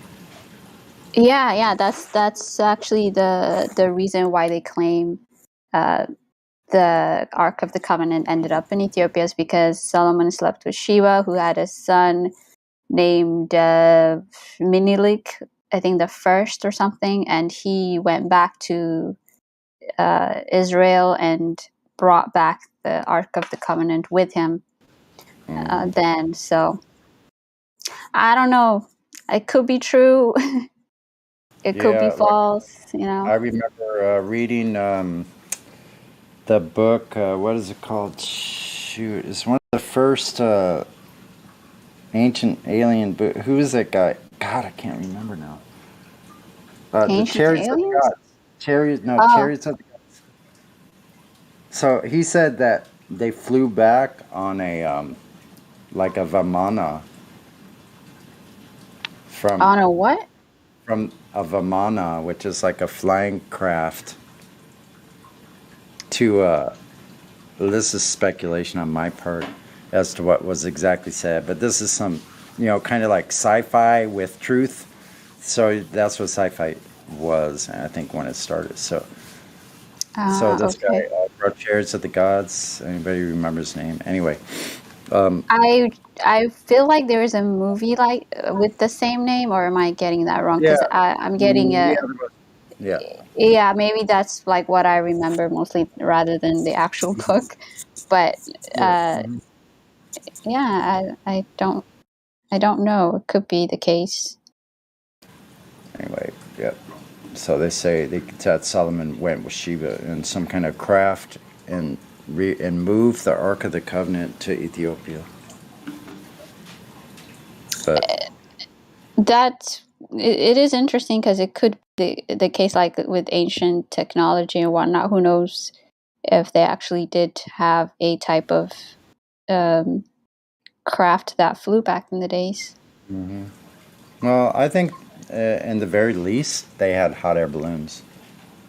As far back as someone discovered that a blanket would fly up in the air if you put it over the fire. So as soon as they figured that out, they went,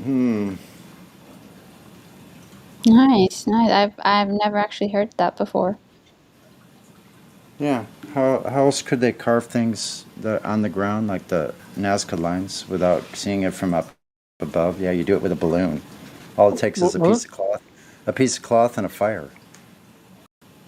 Wasn't the guy who wrote that book, Chariots of the Gods, wasn't he saying they're aliens from other planets? Yes, I know. That's what I said. It's sci-fi. I know. But if you like, they tried to mix like the stories from the Bible with this spaceship thing. But part of what they have in there is what's actually in the scripture. There's a hidden truth in these things. That's what I've always tried to look at. Connect the dots that aren't seen. That's what I'm good at. Anyway, we're all good at stuff. Sounds like a great way to make yourself famous and make some at least a little bit of money if you don't really care about objective reality. How's it going, everyone?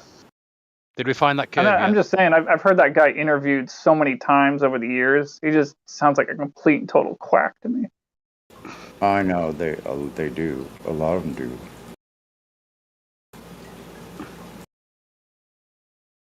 I'm not lending any veracity to their stories. Let's make that clear.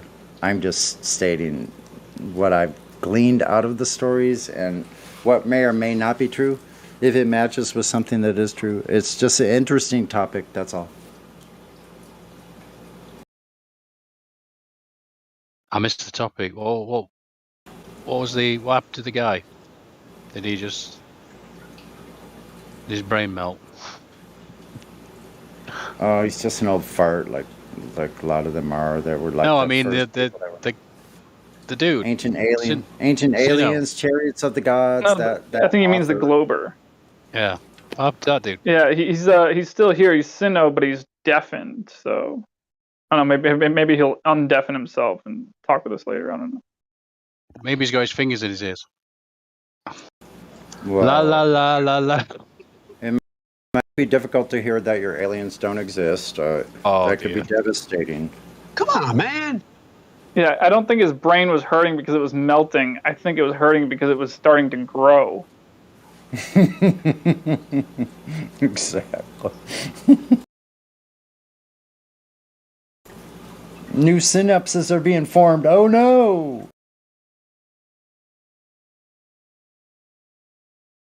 So we still have Glowers coming in here? Sometimes, yeah. Oh, I almost forgot. I just talked with my friend Flat Earth Dude. You all know Flat Earth Dude. Anyway, we're gonna be actually, gonna be like having a sailboat to sail, coming here in about a month or so, here in San Diego. Like a 32-foot sloop to go sailing, and so this is the first step. So this is how knowledge is power. Flat Earth Dude and I both are sailors. He used to own a boat, lived on a boat, couple boats. Me too. I never owned my own, but I've lived on a couple boats, sailed quite a bit. And so we're going to get to be able to go sailing, and what I think this is open the door for future adventures on boats here on the coast, such as flat earthers like yourselves. Like, we all crowdfund this whole thing, and in return what you get is like a week in Catalina fishing and skin diving and sunning on the beach or whatever the hell you want, hiking, whatever you want to do, like in different places. Even sail up to the Channel Islands, Santa Barbara, where the Black Swan image was, to off of Santa Rosa and Santa Cruz Islands. Absolutely beautiful barren landscape of these beautiful islands right on the coast with abundant fish everywhere, beautiful scenery. Like, this is what we would have for our use. Like, so Kenny and I are talking about buying a boat, and eventually that probably will happen, but I just wanted to let you guys in on that when we both started thinking about this, and me even just thinking about it and looking at yachts that are out in the bay here, just anchored, sitting there with no one doing anything with them. Those owners, probably some of them have lost their shirts, and some of them are like charter companies that are dying to charter their boats out. Negotiations could be made with these people. There's hundreds of boats here. One of the biggest yacht harbors in the world right here. So, yeah, amazing. So I just thought I'd give you guys an update on that. So get ready to go sailing. I mean, like, if you go on vacations, you could have a flat earth vacation with a bunch of flat earthers doing what you want to do, just see the ocean and make observations every single day from amazing places. So there's that. Yeah, remember that brother I told you about who makes the guitars, Sonny? He actually wants to live on a boat as well. Wow, that's interesting. You're like two peas in the pod or something. Amazing. Well, that's terrifying to me, honestly. I mean, I love it. I love the sound of it. I love the idea that you could go. Hey, are we talking about a sea vessel? Well, listen, but maybe for someone like you that has never done it, then you just go out for like 2 hours out in the bay and see if you can handle that much. Dude. I would sink that boat, dude. No, you wouldn't. You wouldn't be allowed. I don't mind sailing. I don't think allowed. I don't mean it like that. I just mean it like, oh no, I'd sink it. No, you wouldn't. You wouldn't be allowed with someone like me around. I wouldn't let you fucking sink my boat, not on my watch. I think, being a Pisces, I should just take to the water, but I don't know. I feel like I'm a land animal, so. Well, like, on top of the water is different than in the water, though. Wait, do you mean you'll sink it purposely, or like you're just a bad yeah, because I'm a jerk. Boater or something? Huh? Because I'm a jerk. So look, like learning anything new, you just have to take it slow and one step at a time, with the safety part first, because on a sailboat things are moving fast. If you have to tack, then that boom is going back and forth. I'm already lost, dude. I'm already lost. No, it's okay. Wait, no worries. I do have a question for you, Sonny, though. I heard your proposal to get a boat, but you're saying you want a sailboat, or wouldn't it be just easier to have I'm not a boater. Like, I know jack about boating, but but I thought sailboats are way harder to maintain in terms of like when you're out in the sea. There's like a lot of stuff No. you have to do No, so versus you're like a talking about a motorboat. petrol. So you're talking about a petrol running engine is better. Um, no, as far as like if as I don't know if you're a boater, if you know anything about boats, Mhm.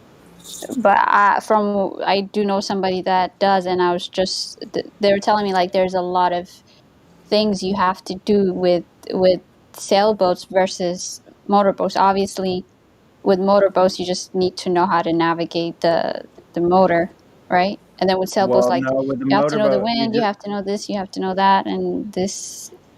What is it? The curtain thingy? I'm so ignorant with the boats, sails. but So yeah, yeah. listen, if you're with somebody that knows how to operate the vessel, the sailboat, if you're out there at sea, let's say you're 100 miles offshore, what if your engine breaks down? How are you getting back to shore? You're at the mercy of the wind, waves, and currents if your engine breaks. On a sailboat, you have both. You have sails if you don't want to use your engine. You use the engine when you need to. There may be times Ah, when okay, you need got to you. go faster and turn the engine on Mm, and the sails. You can motor sail. So we actually have more okay. options. The things about having more things to know how to do, I can do it like like a bicycle. And I could also teach somebody how to do it as simple as tying your shoe one step at a time. It's not very hard once you get the wind in your face and you understand what the relationship between that sail is like the wing, and you're facing. You get to sense actually. You have indicators like that tell you where the wind direction is coming from, just like flags and ribbons. But you get the sense of it in your face. You get to intuitively learn how to angle the sail at the right angle to get the most efficient use of the wind. And it's at that point, it's just easy. Like for me, I could do it after 25, 30 years of not doing it. I haven't been on a sailboat in many, many years. I grew up doing it for half of my life, though. So, Okay, yeah. I just wanted to clarify because I think I'm just misunderstood. Uh, like the varieties of sailboats. But if you're saying, yeah, it's a sailboat as well as it has an engine, I think that's actually a great combination versus if it was just a sail with the sails. Because personally, like I would like to, if I was to own a boat, like I would like to have both versus just one or the other. Like you said, well, if yes. it broke down like in the middle of the ocean, then you have the other option to navigate versus like you're kind of just stuck there. And listen, it'd be safe to say in sailing that any sailboat that is above, let's say, 18 feet, all have motors. And even some that are smaller, 15-foot sailboats, some of them have motors too. So most sailboats, like if you're above 20 feet, but anything in the 30-foot range, there are no really actual sailboats that are 30 feet or above and don't have a motor also. Like, so that's a modern thing that all sailboats have. Some of them have a well that you put outboard in, and some of them have an inboard engine that's inside the hull itself with a shaft going to the propeller. So there's different methods. You seen those new solar boats? Ooh, a lot Yeah. of money. Ding. And talking solar panels, have you seen them new solar panels that are like a flower that open up? Oh my god, I need some of those. I can't wait until that technology gets better. Because think if you had an engine that could run on three or four different types of fuels. If you had a motor that could run from solar, run on an electric motor, or an HHO motor, or an internal combustion engine. Think if you had all those different options. You never Hey, get Sonny, That's my do you problem. know the name of the technique that's used for sailboats? Like the original sailboats couldn't do this because they could only go like one direction with the way they had the sails set up. Like if the wind is blowing the direction they want to go, then they put the sails up and they go that direction. But with the Right. more modern sailboats where they have the triangular shaped sails, Right. they designed it so you can have the wind push you if the wind's not blowing in the direction you want to go. you can kind of zigzag, and then by zigzagging and using the wind to, that's maybe going, like, say the wind's blowing east, you can use the wind that's blowing east to move like southeast, and then you just kind of zigzag going the other way, and That's called. like, what's the name of that technique? Do you know? That's called tacking. Tacking. Tacking. You're making a tack. You're making a port or starboard tack, a tack to the starboard or the port, starboard right, port left. So you're tacking. Now the huge the square-sailed ships of old, the ones with yard arms, hoisted up onto the mast and dropping square sails. Most of those ships also had a Marconi rigged jibs in the front, and sometimes an aft mast that had like a different, like a gaff rig sail, and they can use that. So the big cutty sharks had huge sailing ships. They had like 12 foresails and the 3 masts with a bunch of square sails, like 2 or 3 square sails each on those or more, and sails that go in between masts. So they were able to get closer with the foresails to the wind, but they still had to sail what's called a broad reach, which that means anything from your beam, which is a wind blowing from directly from the side, to falling off more, which would be the wind blowing from your aft quarter, let's say from your starboard or your port aft, like, so you're going downwind or you're going sideways to the wind. That's about as close as it could get. With a Marconi rig sailboat, then you can sail closer to like 15 degrees close to the wind and still get lift from your sails. If you get too close to going directly straight on to the wind, if that's the direction you're trying to go, you have to tack back and forth zigzagging. Now, let's say your destination is south and you have a wind blowing directly from the west, you can just sail the whole entire way on a beam reach. So the wind's blowing from the side, you have your sails halfway out, and you're sailing along. It's a fun ride, depending on which way the waves are going.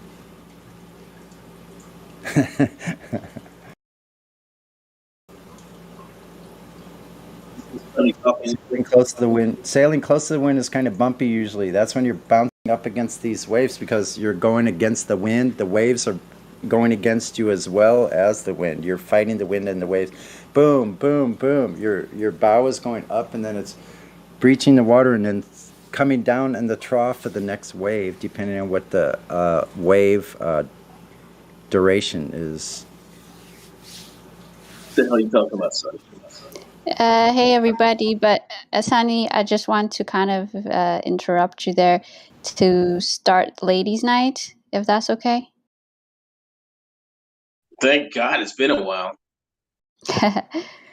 But I do want you to finish your thoughts on it if, like, you want to do like a closing statement or something about sailboats, Sunny. Oh, no problem. Listen, I didn't want to drag on about this. I'm sorry. I kind of lose track of time sometimes, so I didn't mean to run into the ladies' night. But no, that's it. So anybody has any questions? I'm talking about sailing and so forth, navigating.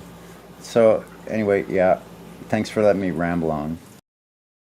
No worries. It's always a pleasure to hear you ramble on. But now that Can I give an opening thing for ladies' night? Hey, Christy, what's up? Go ahead. Yeah. Go for it. Okay. Sailing takes me away to where I'm going. That's all. Nice. It's nice to hear you. Thanks. I actually didn't even realize it was ladies' night. I just wanted to ask what the movie thing tomorrow, because I heard there's like a movie called Nope. So if we could watch that, that would be so cool. And if somebody says nope, I'm gonna smack you. I have no idea what that movie is, but if you want, like, do you want me to? Is that like a thing? Who's in charge of movie day? Like they told me it was on movie day. Low res. Logres does the Sunday morning cartoons. Who? Right. Yeah, I can Logres. tag you. I can tag him to you, or the other way around. Oh, okay, cool. Logris. There we go. Awesome. Okay. That's really all I had. And if you can add more or less, it's up to you. But do you want to tell us about the movie? Is it like related to Flat Earth or anything like that? I'm not sure. Lemonbird told me about it, and it sounded like it was going to be good. He said that's all he said is it's going to be good. He might have said something about Flat Earth, or who knows. We talked about a whole bunch of stuff the other day, so my memory's not so great. Okay, I'll probably check it out. But yeah, if Lemon recommends it, it's probably going to be good. Yeah, I'd like to look at the trailer and watch it. I'm getting excited because it's been a while since I watched a movie. Last time I watched a movie was in here, actually, not on this part of the channel, but it was Matrix. Is anybody here for that? The latest Matrix movie. We watched it. Wait, guess there's in the movie. another Matrix movie? Well, this was like I think last year or something. Blaze was here. She was watching it. Okay, no, I wasn't here, but I didn't know they made another. Is it like the part of the trilogy thing that they had, or was Yeah, it it was completely the one different? after that. The one after the trilogy. Oh, okay, interesting. It was kind of glitching. You know how Discord does with the Right. glitches, and so you couldn't really hear really great. And I was excited about it. I wanted to watch it in the theater, but I didn't do it. And then I watched that, and it was just really kind of underwhelming.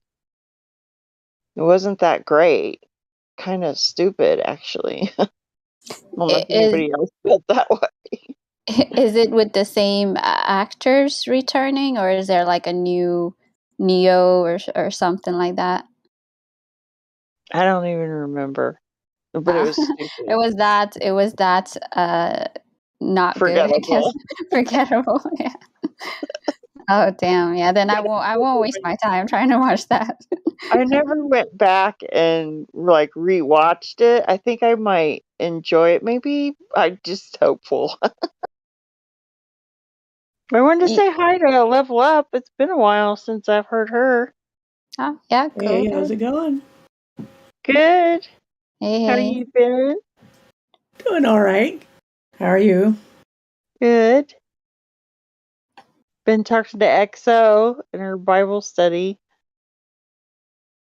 Oh yeah, where at? Just over on the debate Flat Earth of all places. Oh. We have a Bible study over there. Okay. Those guys are crazy. I'm sure one of them will probably say, "Oh, Christy was saying you guys are crazy or something," but it's true. They gotta know it's true. Like they'll go round and round about the things that it's just like clown world or something. I mean, you guys are refreshing. Like I can't even go up in the general room. But yeah, we still have Bible study over there. Cool. Lots happened since I talked to you last. We'll have to catch up. Yeah. But right now we're in a thing, so. What are we guys talking about tonight? Is there something special? Not that I know of. We've been kind of off for the summer, but I haven't seen. Maybe the last time we had ladies' night, I don't think there were a lot of ball earthers that come like they used to, because I think they figured out we aren't pushovers. Oh yeah, yeah. You girls know your stuff. The last time I was in a ladies' night, we were talking about mechanics, or not mechanic. Let's see. The Lord told me this one day. The heavens are I've never like that word. Just it might have been in my subconscious, but it was just like right in my head. Like the Lord just like put it in my head. Thermodynamics. Is that right? Is it dynamic? Thermodynamics, you mean? Yeah. Is that possible? You think that the heavens are? I mean, it was like that word was just like prominent in my head. The heavens are thermodynamics. Well, without context, it's hard to know what was exactly meant in that instance. Yeah. But I mean, we know what the laws of thermodynamics are.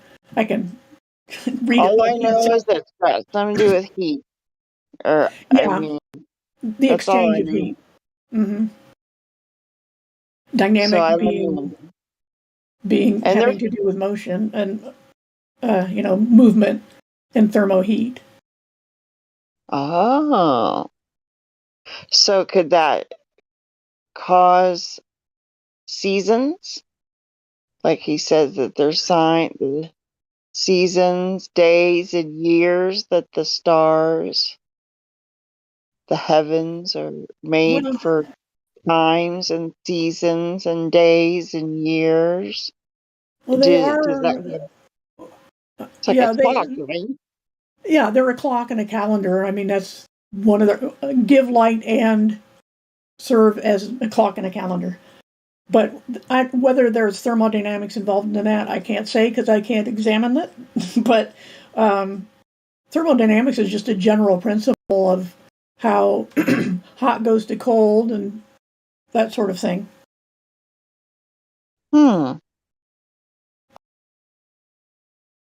Wonder if the sun and the hot, and then the moon, maybe it's really cold.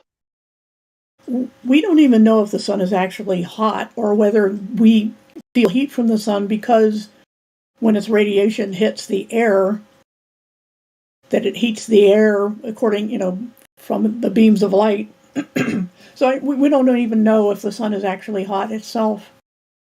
We just know Oh, that so it it emits radiation. could be Huh? hot, but just in a different way.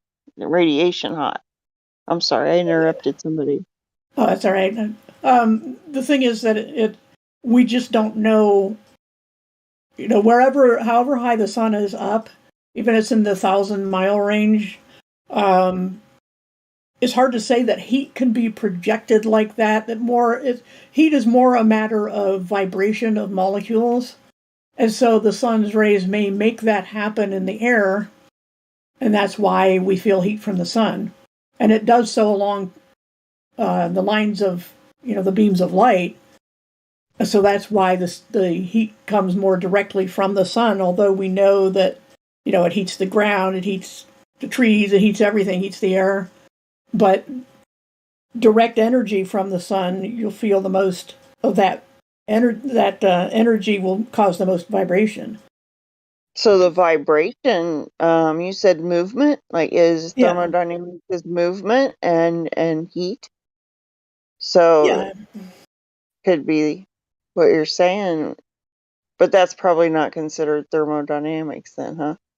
No, it's more about the laws of thermodynamics are about heat exchange. So hot always goes to cold. Like, for example, if you have a cold drink in a hot room, like you get out a can of some beverage out of the fridge, and it'll start to bead water on the external surfaces, is because it's the cold is exchanging energy with the heat around it, and so it causes the water that was already there to condense. So that's kind of what thermodynamics are about. And there's exothermic and endothermic and all sorts of thermics variations. And that's why we condense and sweat. Well, actually, we sweat because our sweat glands make it and push it to the surface to try to bring heat with it. So it is kind of a heat exchange. But it only works if the sweat evaporates, which is why you get so hot on a muggy day, which where I live all summer is basically a sauna. So it doesn't do you much good to sweat unless there's a breeze. It's been that way here too. Yeah.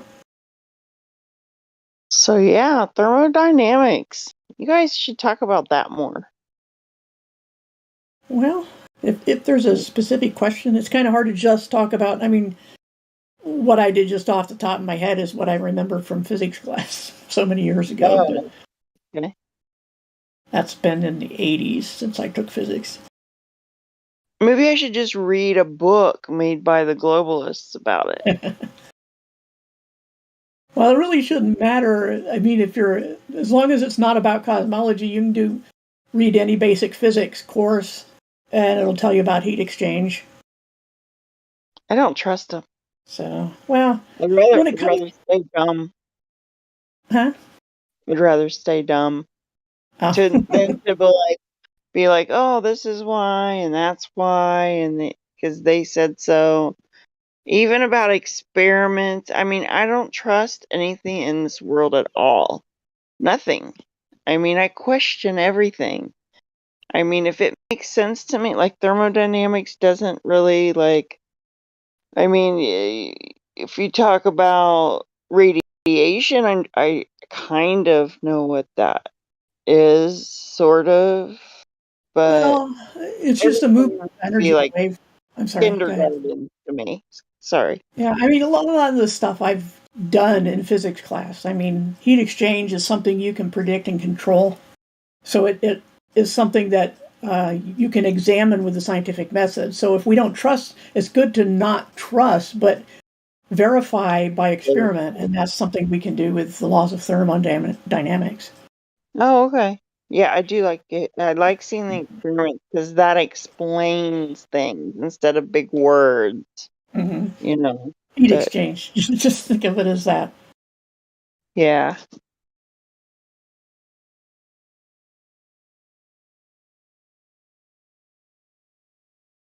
So I wonder if the world will ever figure out that the Earth is flat, and then everybody go back to that, and then say in 400 more years, like, oh no, there's too much truth there. They're figuring other things out too. We got to go back to the ball. And then it's all switches like every 400 years so that some believe the lie and then it goes back to the truth and then it goes, what if it's doing that? Maybe, I mean, or is it just it went from flat to the ball and now back to flat? There's always an ebb and flow in things and all that, but I don't think there's any historical precedent for what we have now in the world, which is the majority of populations of ordinary people are embracing tyranny to the point where they don't care how stupid it makes them. They don't care what lies and contradictions they get on a daily basis, even when they know they're lies and contradictions. The events of the recent few years showed an alarming ability or willingness to be treated like infants and to do whatever daddy government says. And so I'm thinking as cycles go, anybody who doesn't go along with that mentality is going to be wiped out. And all that will be left are, I mean, it's 1984, the book 1984 is pretty much what they're going for. So whether there'll be another cycle, I don't know. I mean, I've got my opinions on Bible prophecy on what happens next, but so there isn't complete hopelessness or anything. But the point is that yes, there have been cycles, but I think the last time there was high technology and deep depravity around the world, there was this giant flood. And so it can only go so far. Yeah, and it's not going to flood again. But yeah, No. idiocracy, right? Or I like to think of it like people are going into Stockholm syndrome. Like I'm not sure if it's both or what, but yeah, if you're talking to the average person, they'll like if you start telling the truth about something, like I did at the grocery store the other day to a lady, she had a mask on. I was like, just basically telling her, I don't know if you did or didn't take it, but if you did, I just wanted to let you know, because we were at the grocery store, that you should be taking apple pectin. And she starts shaking. Like she literally starts shaking. And I think people are just like headed into like, I mean, for them to get it that the earth is flat, that's way, way Yeah, beyond some people's capability to think rationally and do an experiment or whatever. yeah. To be I like, mean, you're just crazy. Get we away live. from me, crazy Yeah, person. we live in a time when people can't even hardly tie their shoes by themselves anymore. I mean, we're if we could just. I mean, they're really embracing nonsense and like I Yes, said, contradiction. They are embracing stupidity, I and saw so that what can you on a do? sock. You put on my husband's socks the other day. It says no nonsense on the sock. I don't know if anybody's ever had those socks, but I looked down and I saw that written on my sock. I was like, that kind of explains like the whole world right now is just full of nonsense. I'm gonna get me some more no nonsense socks because I like having that written on there. I think we should all start wearing T-shirts that say flat Earth and like I don't know. There's something like wake up or clap our hands in the middle of a store and just see if anybody even flinches. I did that one. Yeah, they would probably just say you're crazy and call the cops because they feel Waving her threatened. hands, everybody ignore her. I was like, wake up! And people are irrational, and some of them they're becoming more violent about it too. I mean, I've heard too many This stories. was before. This was before COVID. Yeah. Well, I mean, now somebody's likely to attack you and then say you attacked them, and depending on your Oh. political views, you may never be seen again. So what is cognitive dissonance? Because we talk about that in here sometimes. What is that? It's the tension people feel, if they have any hope in them at all, the tension they feel when facts, demonstrable facts, prove something wrong that they held to be true, and they don't know what to do about it. It just makes them very uncomfortable, and that's what we call that uncomfortable stage. Okay. So it sort of is Stockholm syndrome.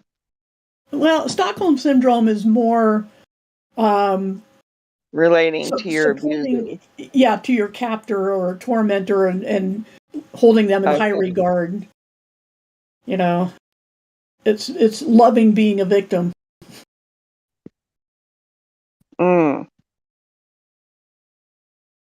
I'm so glad you're all awake. I'm so glad. It's so comforting sometimes to just come in here. And the other day I came in here and Deuce Bolt and Bong, they were talking. A bunch of other people were in here. Hank was in here one day, and I needed that. And I just wanted to thank you all for being at your post, because there's an importance in what you're doing, and just, having respect and love for each other. And, I'm sorry, I interrupted you, that sort of thing. Like, the things that over the past few years of being in here, it's a very special place. And I just want to thank you all just for being you. And I don't want to take up a bunch of time because stuff I have no idea about. And you probably guys want to talk about serious, like, flatter stuff. But I'm glad I popped in on ladies' night. Yeah, thanks for coming. Because I didn't even think of that. I just want to know about the movie tomorrow. Oh, okay. Yeah, I guess kind of we're compelled to. The more lunacy there is, the more we need to try to convince people to not be one of the lunatics. They really should come and listen. Just, like, if people have any interest at all in this place that we've been put. I mean, it's for a purpose. It's for a complete, huge reason. that we're here. So Right. you should just take the time.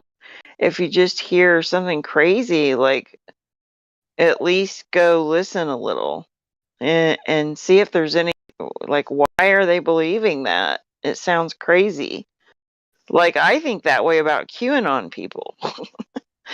Like, everything's gonna get better. Trump's gonna be the president again, and they're gonna allow him to do that. Oh no, he's in charge right now. Actually, him and the military, they're actually in charge right now. I'm thinking, well, that doesn't really make sense. Because why would this and that be happening if they were in charge? Then they're doing a really crappy job. Yeah, we'll have to be But careful what we say on the live stream, though. That's just how it is. But they're okay, yeah. So all I'm saying is, like, give people a chance of, even if flat Earth sounds crazy, just give it a chance and hear the reasons why, that we think it's flat, because it's very logical.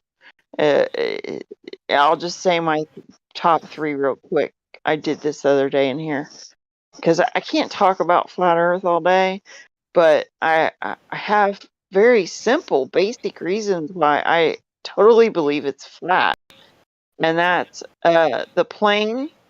They call it an airplane because it flies on a plane. And if you get to like a gyroscope, it doesn't take into consideration the curvature of the Earth. So the pilot have to actually tip the plane downward. Because the gyroscope, nothing's doing that. He would have to do like adjustments every so many miles, like 6 miles. It curves. So there's like a calculator. If anybody's listening to this on the YouTube or something, like there's these people that have this flat Earth channel. They have a calculator as to what science told them the size of the Earth is, and you would see things disappearing at a certain um, length. So, but that doesn't happen. And if you get a telescope out, your perspective is that the horizon that the ship has gone over the horizon. But if you get a telescope out, it comes right back into view. So it's not really going down below a curve when you're seeing the ship go out that far. And what was that? Okay, yeah. Like gravity's a theory. It's not proven. And water doesn't stick to a ball. And there's weight. So the perspective of the narrowing of your eyes and then your glasses are curved. So people will be like, I've seen it. I've seen the earth is not a ball, or the earth is not flat. I've been in an airplane. But the little fisheye lens causes you to see a curve. So you're not looking out just a regular piece of glass. So I don't know. Those are some of the things that I think are very basic, simple reasons. And then the moon and the sun are way closer. If you take a P900 camera and you zoom in, like Richie from Boston did, on a building that's 8 miles away, and then you do the same thing to the moon, you're right up on the moon with that camera. Like, it's not that much further away. It's right up on it. So they're lying to us for sure. Those are my kindergarten thoughts. So everybody should just start off with that, I think, if you're talking to somebody who thinks you're just crazy, because you're going to make them think at least a little. And we're special. I just got to throw that in there. We are special. This is a special place that God made for us. And yeah. And that was my first thought when I heard it. At first I laughed, and then I was like, oh, well, if he did make it flat, that just means we're special. And I came to that, discernment in about 5 minutes. Yeah, there's a lot of parallels between how the flat Earth community would approach people's so-called scientific objections and the way the Christian community has approached evolution. because I've always said you can destroy evolution with real empirical science alone, just by itself. As long as somebody's claiming science, you can use their own principles to prove that what they're calling science isn't. So you can do that with the age of the Earth, and you can do that with the structure of the Earth.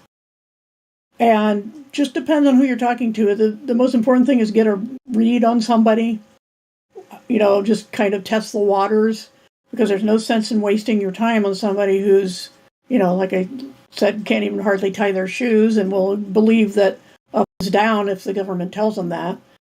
And then once you see that someone is kind of open, you can inch a little forward. And then there's different approaches. Some people are very blunt, like street preachers. There's street activism and flat earth. There's so many parallels. But it's everything to do with who's open to it. And that's kind of hard online sometimes because people pretend and lie and come back with sock accounts. But if we think of it more like broadcasting, where whoever wants to pick it up will pick it up, it's a lot less stressful probably that way. But if we're bent on, if we believe that people will listen and change their minds when given facts, that's delusional, because people don't listen. They don't care about facts. You're lucky if you find someone who does. But the trick is to find out sooner rather than later what kind of person you're talking to. I like it when people ask questions and they're not afraid. Like just go ahead and like if something's like on your mind about that got triggered and you were not triggered in a bad way, but like triggered your mind in a good way, made your synapses and all that start banging around up there in your brain. Like keep going with that. Keep like triggering your brain to ask questions and find out more. Find something that interests you about the earth and do an experiment. I like the laser idea. Like if I had a laser, well, I'd probably burn my eyeball out or something. If that's a possibility. Is that a possibility?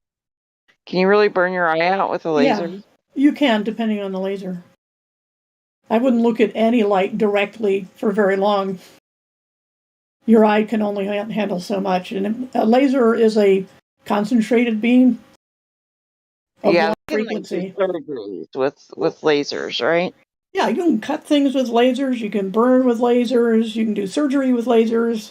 It just depends on the type of laser and the intensity of the beam. But, they sell a pretty powerful one. Huh? They sell a pretty powerful one that does go over 8 miles. Yeah, you wouldn't want to look at it. Not directly. You want to look along the beam as long as you have something to show where the beam is. You have some kind of receiving device. And if you want to see the beam between, you have to have some particulates in the arrow, such as smoke or haze, if you want to see it, on its path. But yeah, that would be fun to do a laser experiment. I heard they're really expensive, though, if you want one that's... You can get I have a handheld one that's pretty decent. But I don't remember what I paid one for that goes 8 to 10 miles. I didn't see I don't have one of those. and it really wasn't that expensive. I think it was like $200 or $300 or something. But yeah, I mean, maybe they've got one that you could actually like military might have one that you could actually like burn your signature on the moon or something like that.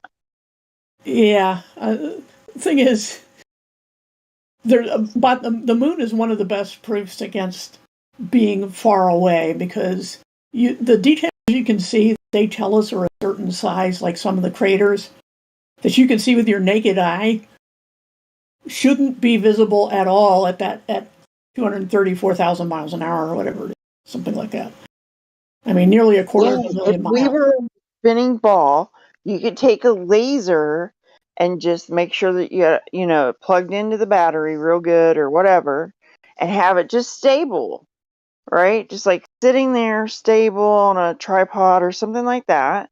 And as the Earth is spinning, you would be, you know, eventually like cutting. Well, I guess the moon moves though. I don't think you would have that much energy, even at 1,000 miles. If the moon was 1,000 miles away, your beam wouldn't have that much energy by the time it got there. I mean, it would have to be so huge by the time it started, because it will diverge. Even laser beams will diverge after a while. They don't stay narrow forever. So even if the moon is merely 1,000 miles away, that's a long distance to send that much energy. So I don't think it would burn anything. And I for the same reason, I don't believe they're bouncing radio signals off the moon and off a little reflector on the moon, or lasers or whatever, because not only, you know, if it's that far away, if it's 250,000 miles away, that means it's traveling 500,000 miles to go there and back. And they're saying there's no movement, no deviation, no interference in that 500,000 miles between you and the moon. No distortion, no nothing. No little bits of space debris. I don't believe that. The same with starlight. Okay, something is supposedly more miles away than we can imagine, you know, gazillion miles away, and it comes straight to Earth without being deflected, diverted, diffused, nothing. That strains credulity, to put it politely. Now, if you really wanted to show, you mentioned about Earth movement, the experiment I would do is to get a rather large room and seal it off so it's airtight. Put a helium balloon with just enough helium to keep it kind of hovering in the middle, and just watch it for a couple of hours and see if it moves at all, other than up and down. Because if there's any sideways movement, which there should be if Earth is spinning, then the balloon would drift around in the room one direction. And you couldn't blame it on air. You couldn't blame it on vibration from anything, because it's suspended in air and it's airtight. So there's no movement, no vibration. It's not attached to anything. It should move. And 15 because of degrees the an hour. spinning of the Earth. Yeah, because the balloon will stay still. It doesn't have enough mass to have conservation of momentum. Because that's the one excuse they'll throw out there, is to say, well, yeah, there's Earth movement, but you're not going to, you know, things that leave the surface are going to travel with the Earth because of the momentum they already had from the spinning Earth. Well, a helium balloon has that almost no mass, so it doesn't have any momentum. So if air isn't pushing it, yeah. Do that experiment, Paula. And it would be cheap. I don't have a large air-sealed balloon or room. I don't know where I would get one. But if anybody knows, you know, large enough so like it's not, there's no any kind of air current, anything like that. And it doesn't have to be a vacuum, just sitting there in air, not attached, no, not even a string on it, just a helium balloon with just enough helium to keep it suspended. It should move after at least an hour. So, and then I thought of a way to get a good look of Antarctica without breaking ridiculous treaties or putting your life at risk, is to go down to the tip of South America, put up a bunch of high-altitude balloons with a bunch of cameras on, and point them south and see what you see. You know, at 120,000 feet, you ought to be able to see something about Antarctica. That would be good. I was thinking in an airplane, but everybody would probably die. You know, everybody heads south at the same time. We'll make a big deal out of it, and like the world would know. And somebody, I gave that. I was reminding people of that the other day, and they said, "You mean like Las Vegas, the what's that place where the aliens are?" Oh, you mean Area 51? Yeah, they were like, you mean like Area 51, because they like had all the guns ready for the people that they were gonna storm Area 51. Yeah. And I was like, yeah, like that. Like we'd be at our lives.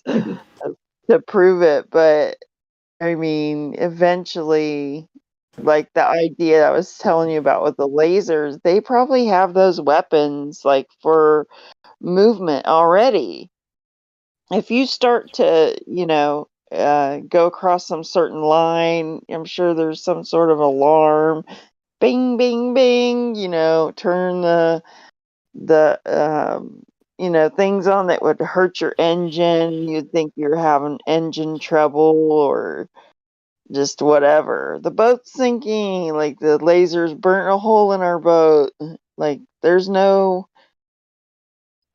It's like the Truman Show. You know what I mean? Like you're not gonna make it. You're not gonna make it to the edge. Right. And the thing with So balloons is they go a lot higher than you would ever be able to go on an aircraft. I mean, 120,000 feet. Aircraft go, what, 40,000? You could Yeah, get but some. they Huh? just may I interject, lady? Sorry, yes. because we do have a Glober in here, Bill Evans. Just wanted to kind of see if he would like to talk about the topic at hand.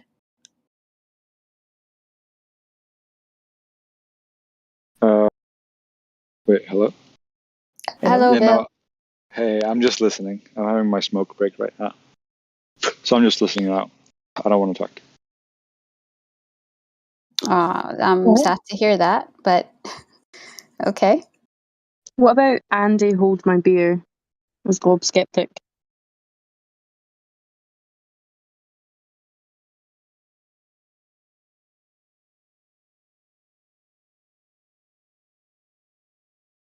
No.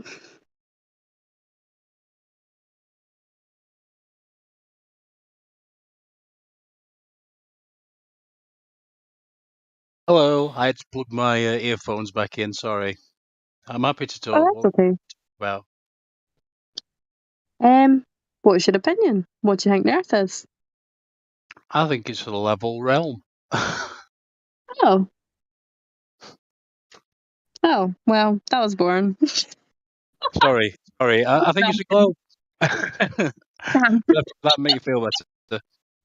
Just a little bit. Why have you got Globe Skeptic if you think do you understand that it's level, or do you want to like go into a bit more detail? Do you not think it's flat? I mean, you say level. Yes, I've got a problem with the hierarchical structure of this server. I don't like hierarchies in any system. I Okay. don't know. I don't know anything about roles. I don't care about okay. roles either. So do you think the Earth is flat? Well, it certainly measures flat, doesn't it? Oh. I mean, if you want a flat earther role, if you give me your like top 3 things to why you think it's flat, I can just give you the role if you want. Ooh, this is a tough one because like roles. No, I don't know. No, that's okay. Means you have a pretty blue name instead of a sucky little orange one. Well, maybe I'm doing it for all the orange ones then. I don't. Just viewed as a globe skeptic currently. Yeah, that's okay. Yeah, that's fine. If that's what you want to be, that's okay. You can identify however you want. It's 2022. Certainly not what they're telling us it is. That's for sure. You just don't like the quote unquote label of flat Earth? Oh no, it definitely triggers people, doesn't it? The label of flat Earth, wouldn't you agree? Can do.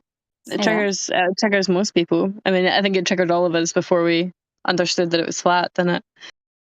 Right. It's like the term conspiracy theorist. Mm-hmm. It's just put in the lexicon for a reason, obviously, isn't it? Anyway, I weren't sure if I was allowed to talk. That's why I unplugged my headphones. Well, see, this is the thing. It's supposed to be ladies' night, and we talked to Globe Earthers, so your role threw me off. Yeah.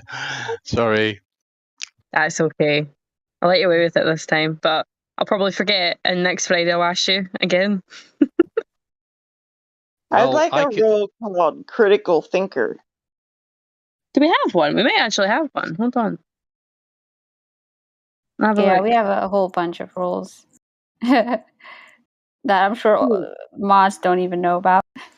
Ooh, somebody give me critical thinker, please. Because I'll I see if think I've of got one. when I hear If not, I'll make it. conspiracy I'll just make theorists. one. Or conspiracy theorists. That would be great too. I like that one. But I'd There's rather one have called critical thinker. Conspiratard, but I don't think we want that one. Conspiratard? Yeah. Care. Oh look, there's still more teeth, please. I think it's an honor to be called a conspiracy theorist because, you know, they are trying to kill us.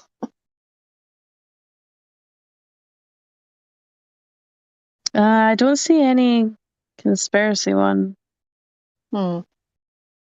Somebody needs to make one called critical thinker. Same I'll make it. letters. 1 second. CT. Let's see.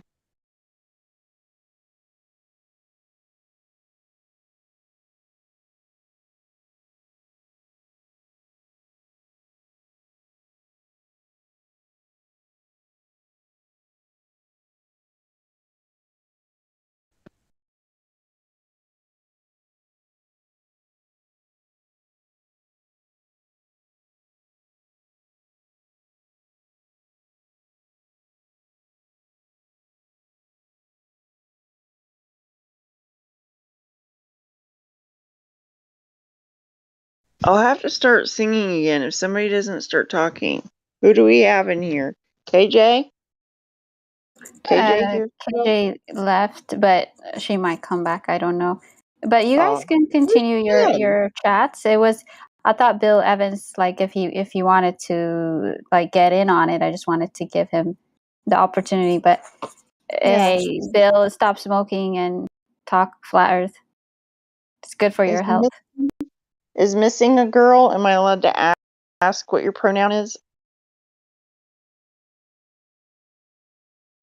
Oh, the missing. There's a girl picture, but I'm not judging if that's not a girl.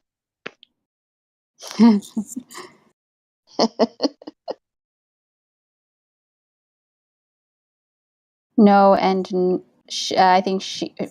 Well, I'm gonna call her she. Or wait, which question are you answering? No to the girl part? Because she's chatting in VC text. I don't know if you're able to see it. Yeah. Oh, okay. Wait, you asked her, "Are you a girl?" And it's no and no. I don't know. Okay. So she's a guy, or missing is a guy. I don't know. It's confusing. It's confusing, doesn't it? She said, "Am I a girl? And can she have my pronouns?" Ah, okay. I missed the pronouns part. Okay. So she's not a girl, and you cannot have her pronouns or his pronouns.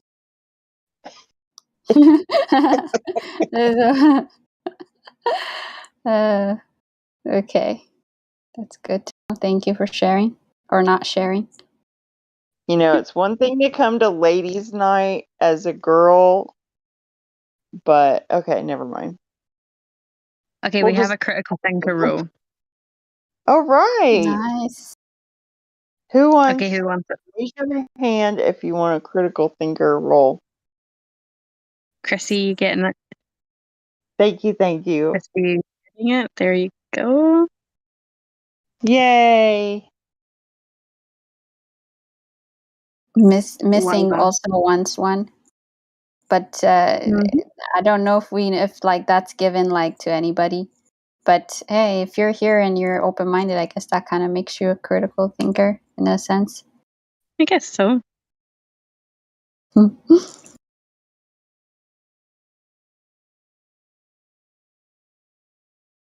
Logic debunker.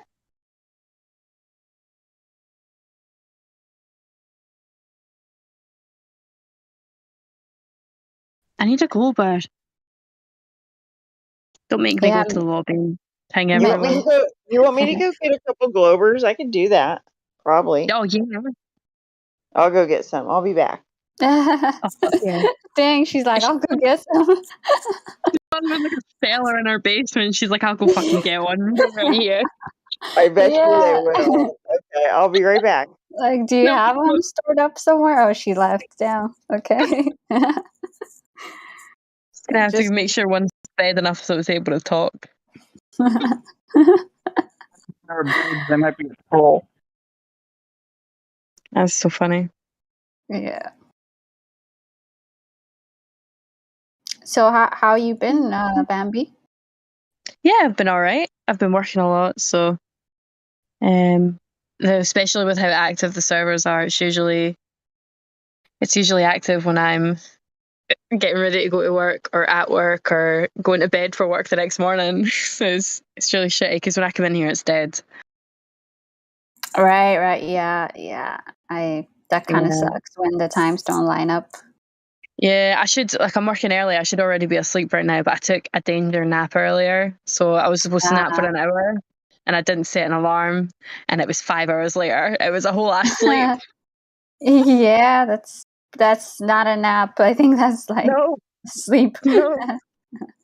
So I should be sleeping right now, but I'm kind of wide awake, so I'm here. Well, But we're kind of glad that you didn't set an alarm and ended up here. yeah, I might regret it tomorrow, but Yeah, true. What time do you have to wake up for, I guess, with your time zone? so I start work at 6, so I've got to get up at 4. And I'll be out the door and get to work on time. So it's currently 11. Damn. That is super early. Hopefully you'll be fine.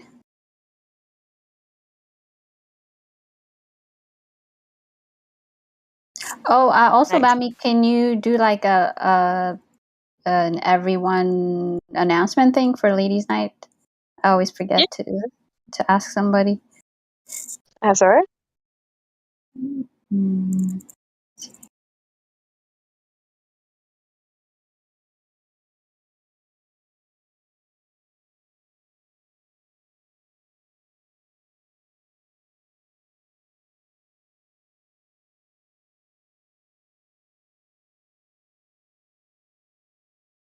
So, any new flat Earth or globe Earth news? One of my coworkers is a flat earther. That's all I've got.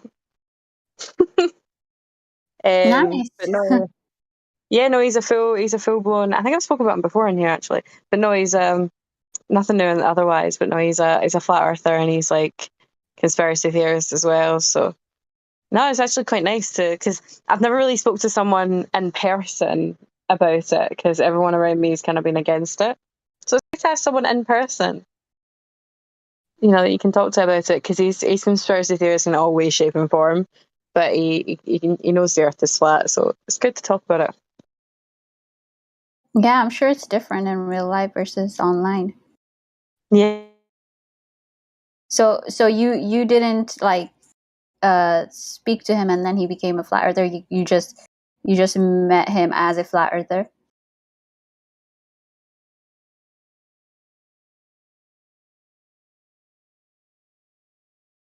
Oh, is it me that dropped out, or can anybody hear Bambi, or is it me? I don't hear her now. I think Bambi dropped out. Ah, okay. Good, because usually it's my internet that's the problem, so I'm never sure. Bambi, we can't hear you. Maybe you can rejoin.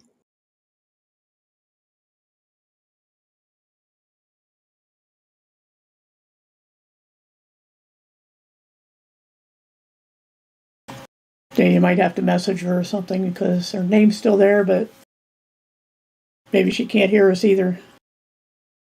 Yeah, maybe let me try to disconnect her.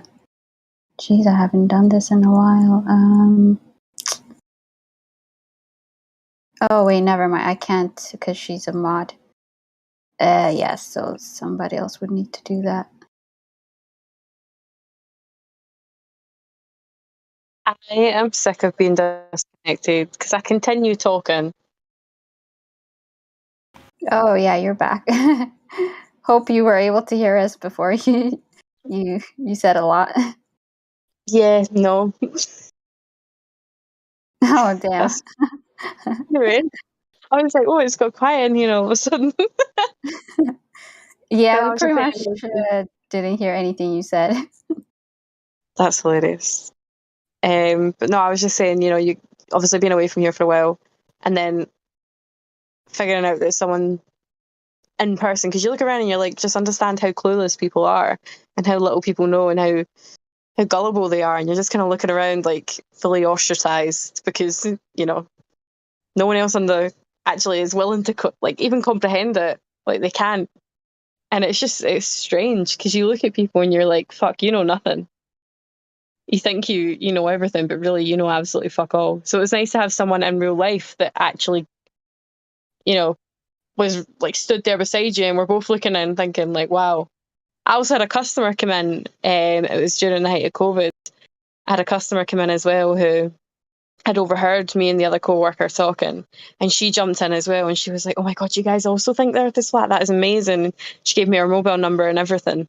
She was an Australian lady that's lived over here for like 7 or 8 years, but no, she was like, she was a flat earther as well. So it was really nice because that's kind of like two people. That's actually amazing. I've never actually met a flat earther in like that.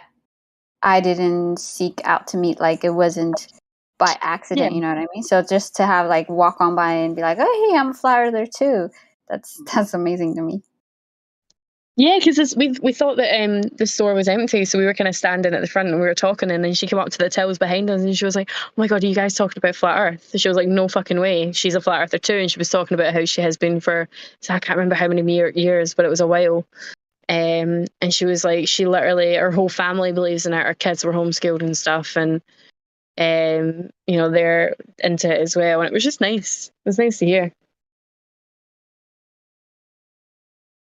Yeah, is there like, because I don't know the area you're in, but you're in Scotland, right?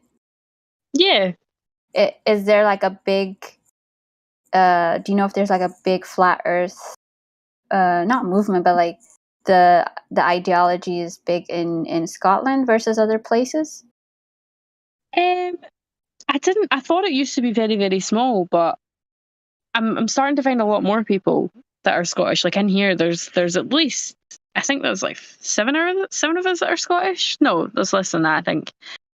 It's not overly big, but there is a group of people, I think, up Edinburgh way.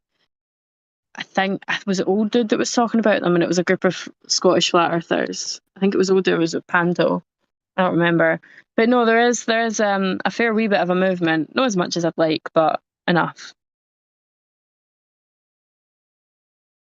I'd just like to shout out Del from Beyond the Imaginary Curve. Scottish dude, legend, absolute legend. So he's probably responsible for a lot of Scottish flat earthers, and I love him. I wish he'd be Prime Minister. But of course, Del, being Del, he wouldn't take that. He wouldn't do that role, unfortunately. Yeah. I've just found out where she's went to get Globers. she's went over to Gems. Yeah, I was wondering if she was going to do that. Okay. Yeah, she's in there now. Oh boy, this should be interesting. If they I should have actually messaged come. them. If any of them want unbanned, I unban them to talk. So I should have told her that Just before she moved. let her or message her. I don't know if she'll get it, but I'll message her. I don't think I've got her as a friend, though. Hopefully, I'll be able to. man, that's another place I haven't been in a long while is Gem Pandas. Oh yeah, I left our server a long time ago because like it was just they're such horrible people. Like they don't actually critique what you're saying. They critique things that they know nothing about. So they'll insult how you look, and you're thinking, I've never shown my fucking face. How do you how do you think this insult is going to hurt me? Because you're saying all these horrible things, and I'm looking at the chat, and I'm like, okay, well, that's a lie. So What now? Why can't you just use the words I'm saying about the shape of the earth and embarrass me that way? You're embarrassing yourself when you insult someone when you don't even know what they look like. It's fair enough insulting Jem. Everybody knows what he fucking looks like, little hobbit-looking goblin. But like, if you don't know what someone looks like, Whoa.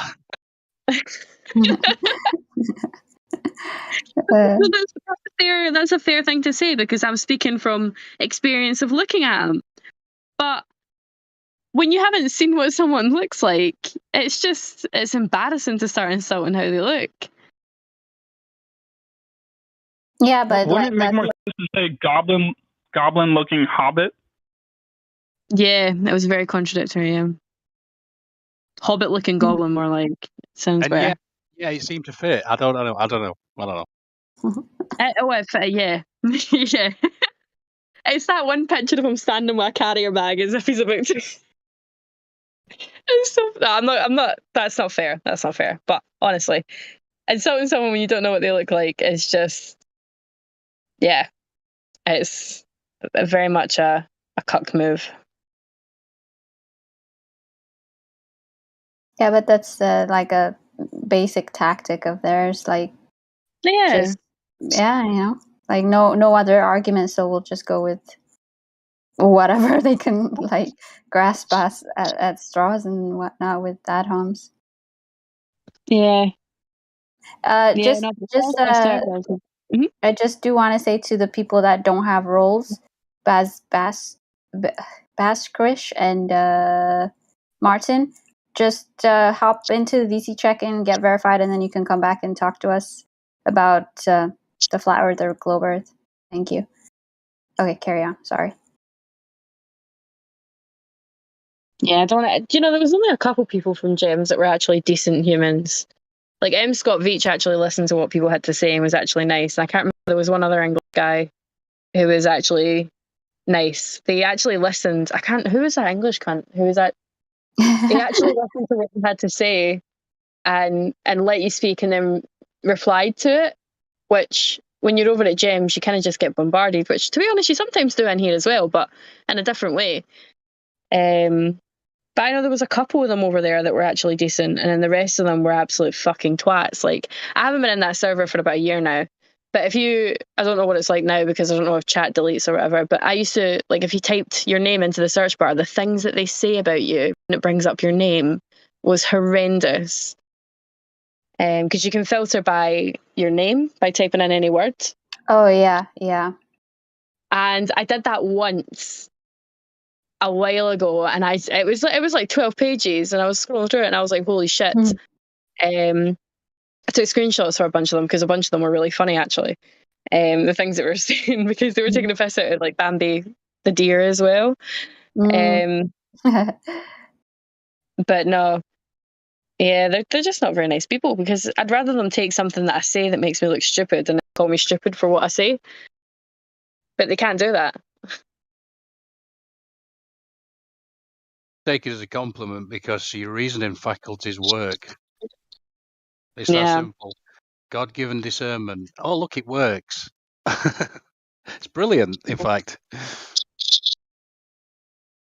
I think it's fascinating the way they talk to each other. I think the nastiest things I've ever heard said over there are things that Globers say to each other. It's almost like watching hyenas bite at each other's neck. Yeah, it's embarrassing, to be honest. Yeah, I also haven't been there in over a year, so I don't know if there's a change in the tone, the narrative, or whatever. So, but Probably yeah, not. back in the days, it used to be horrible. They're like dogs with bones. They are just horrible human beings.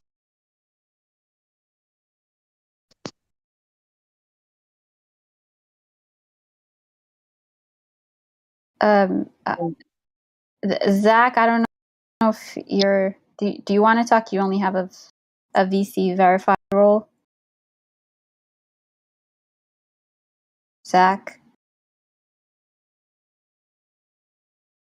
Hello. Hello. Hello.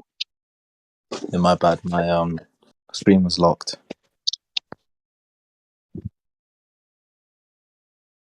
How are you? No worries.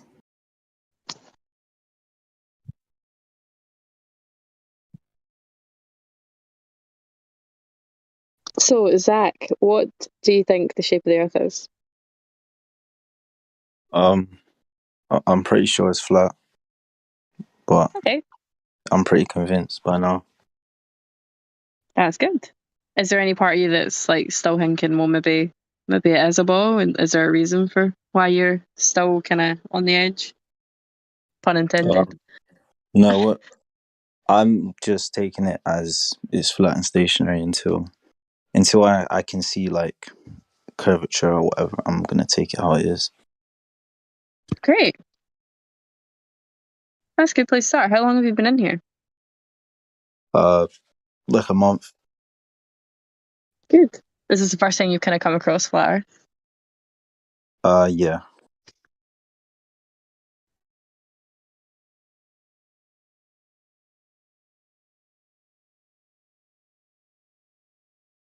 That's good that you're open-minded. I keep cutting out, sorry. Yeah, I think it's the best way to be, really. Be open-minded. That's how you gain knowledge.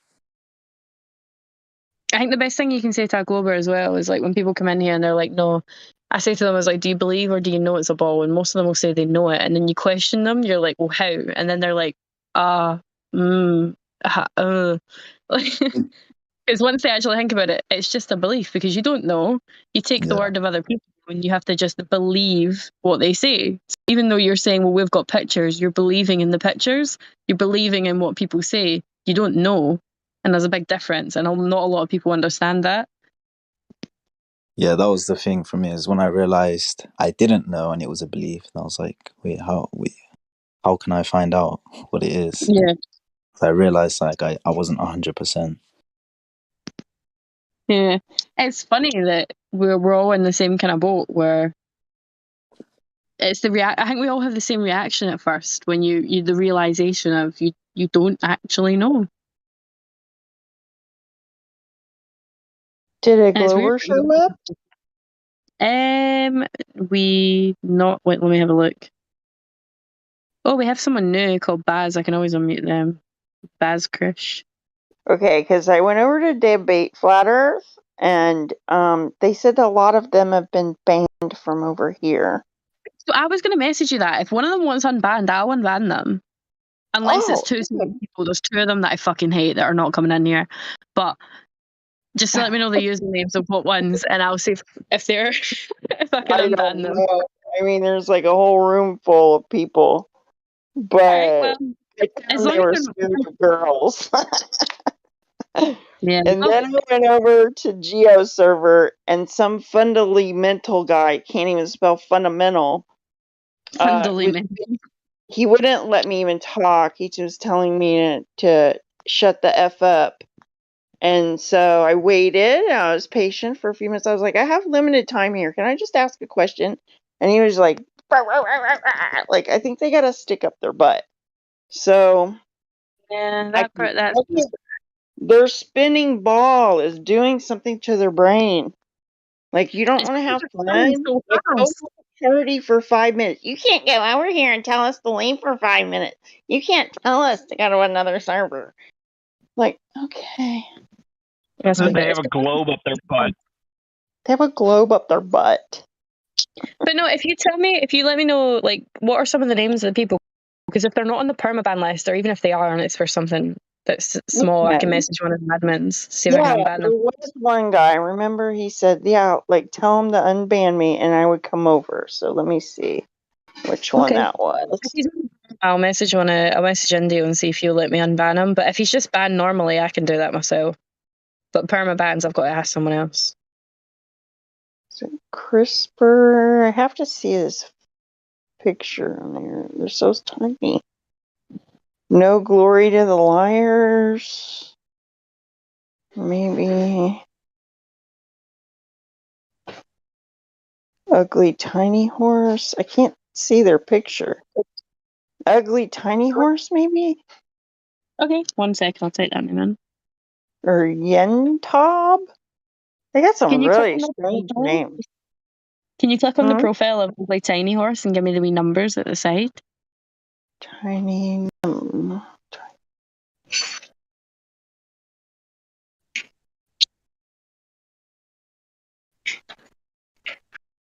Dane but gold.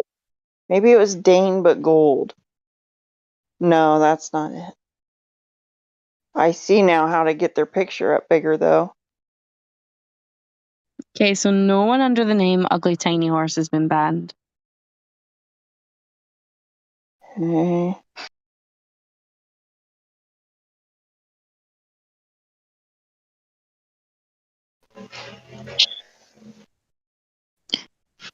Do you know how to bring up their numbers? So like if I click on one of us, I can scroll down and copy their ID. Do you know how to do that?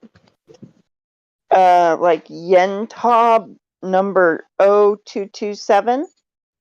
Okay. You talking about that number? No, so if you like EOB. profile picture and then scroll all the way down, it depends whether you've got developer mode on, you'll be able to see a bit that says copy ID. Oh, I don't see Bambi, that. check the live stream locker room. Okay, I'll go back over there and then I'll send them to you when I find out if somebody wants to be unbanned. Perfect, no problem. I've got the code for the Ugly Tiny Horse, so he should be unbanned. Okay. All right, And I'll I'm be like- back into the den. He's not banned at all. If that says ID, then he's not banned.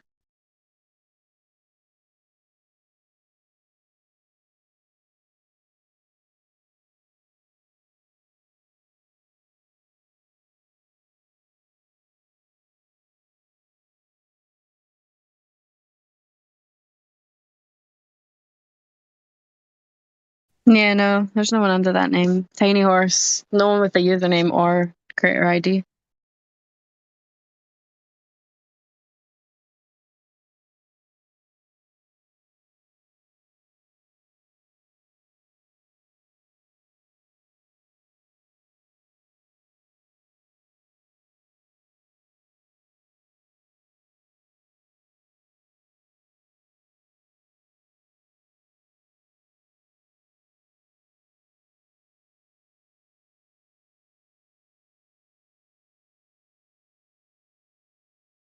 But if you see any more that has to be unbanned, just send me their ID and I'll try and unban them. I will do. I got into an argument over there.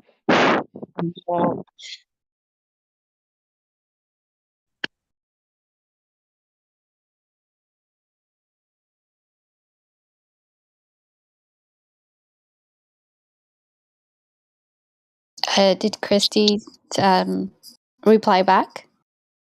She was in here a minute ago. A bunch of them are saying that they're banned. I've tried to unban one of them, but they're not banned. Okay. So she's way back over to ask which ones exactly want unbanned. And then I'm not sure she knows how to get the creator ID, but I think Fly will be able to grab them if we need it. Okay, can't wait. Yeah, she's way back over to figure out which ones it was exactly that want unbanned. Mm.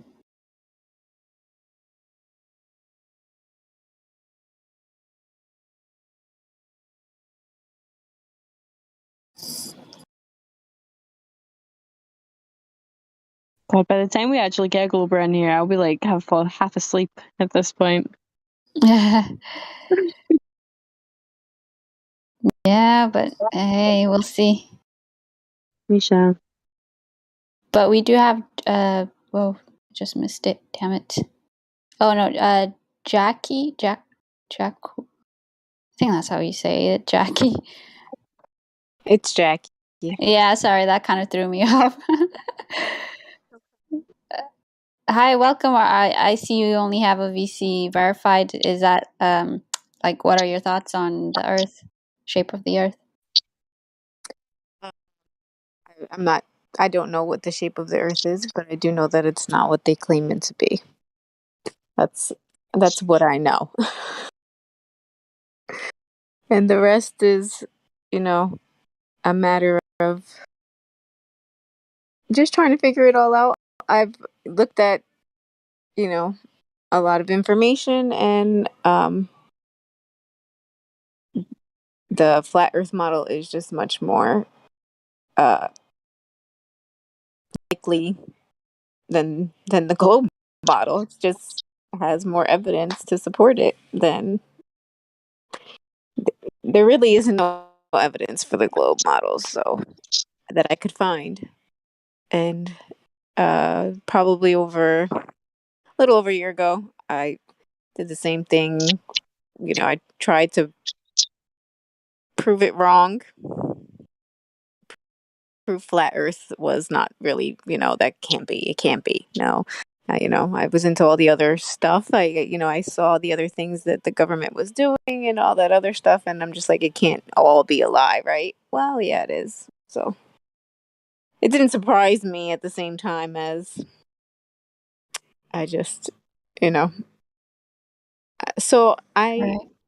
I don't push anything on anybody else. I don't try to shove it down anybody's throat or anything like that. I just keep doing more and more research, and I don't know, maybe one day we'll find out, or maybe we're never meant to find out, and I'm okay with that too. I kind of live in a more of a esoteric realm already, so and I live a little bit in the woo woo, and I know you guys are more of an observation, and experimental group. So I kind of just come by and just listen because I live a little bit outside that area. But yeah, Okay, fair enough. I'm happy to be here and listening. And I'm not feeling too well today, so I would probably just be in the background and listening to you guys debate because I don't do debate. I don't like to argue, but just me. Yeah, You. that's fair enough. Glad you're here, and if you have any input or if you have a comment or here and there, you're more than welcome to unmute and chime in. And personally, I don't call my globe interactions debate either. It's more like a discussion. We have disagreements, kind of. That's how I like to also term it. But yeah, like welcome. I haven't been here in a while, so everybody's kind of new to me. So I don't know how long you've been here, but if you, Probably like I about said, a if you month have or any. so, yeah. Okay, nice. Yeah, if you have anything to add, just go for it. Don't be shy. No problem. Thank you. I really haven't been, but I really appreciate. I know it's nice to actually hear some female voices. I've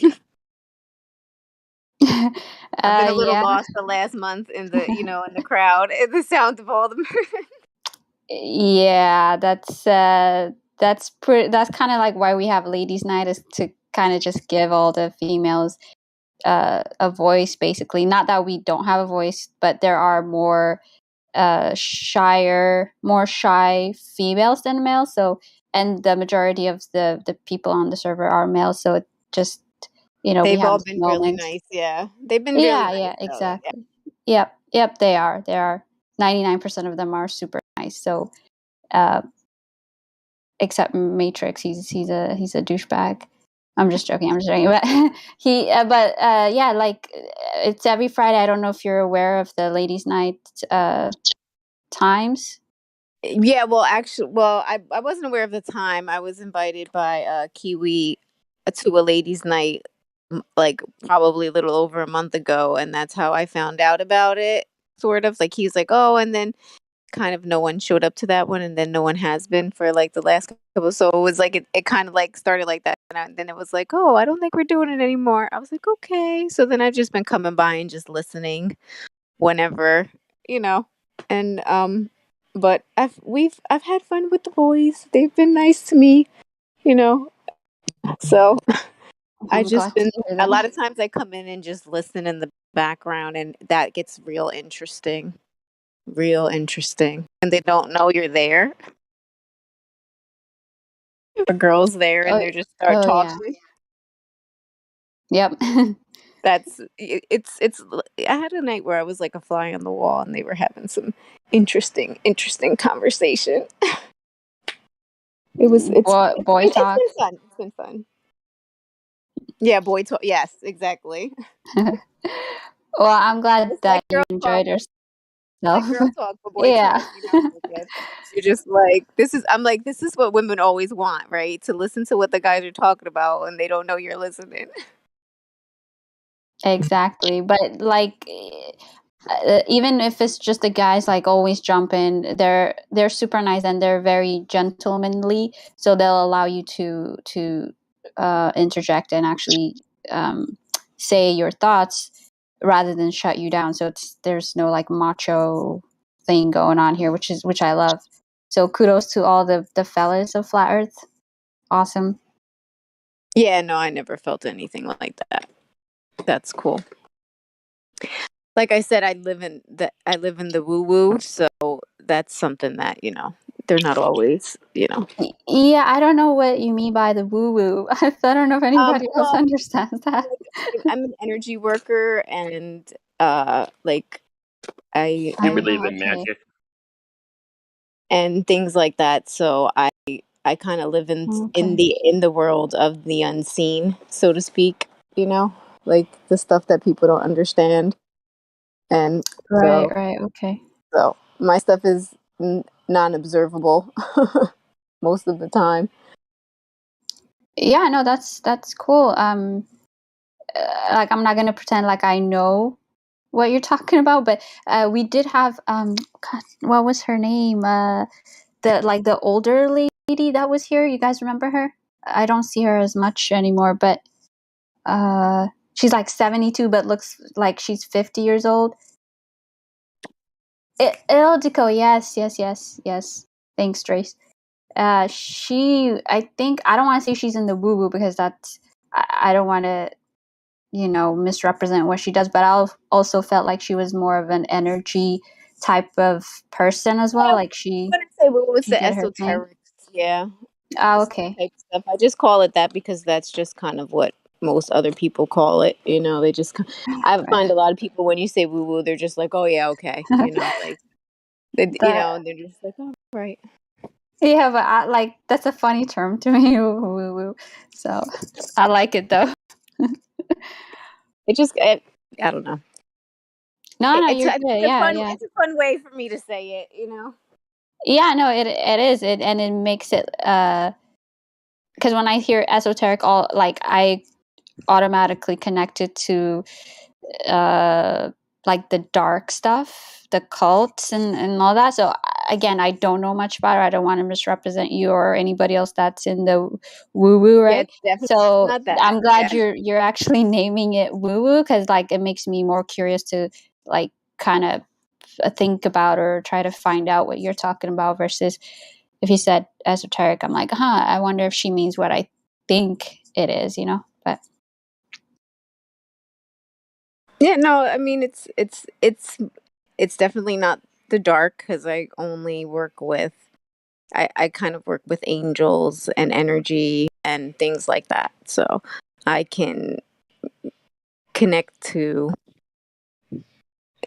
that type of thing, which is like I said, often something you can't prove, right? You can't prove that, right? It's a personal experience. So no. It sounds convenient for the angels when they're filing taxes. Yeah.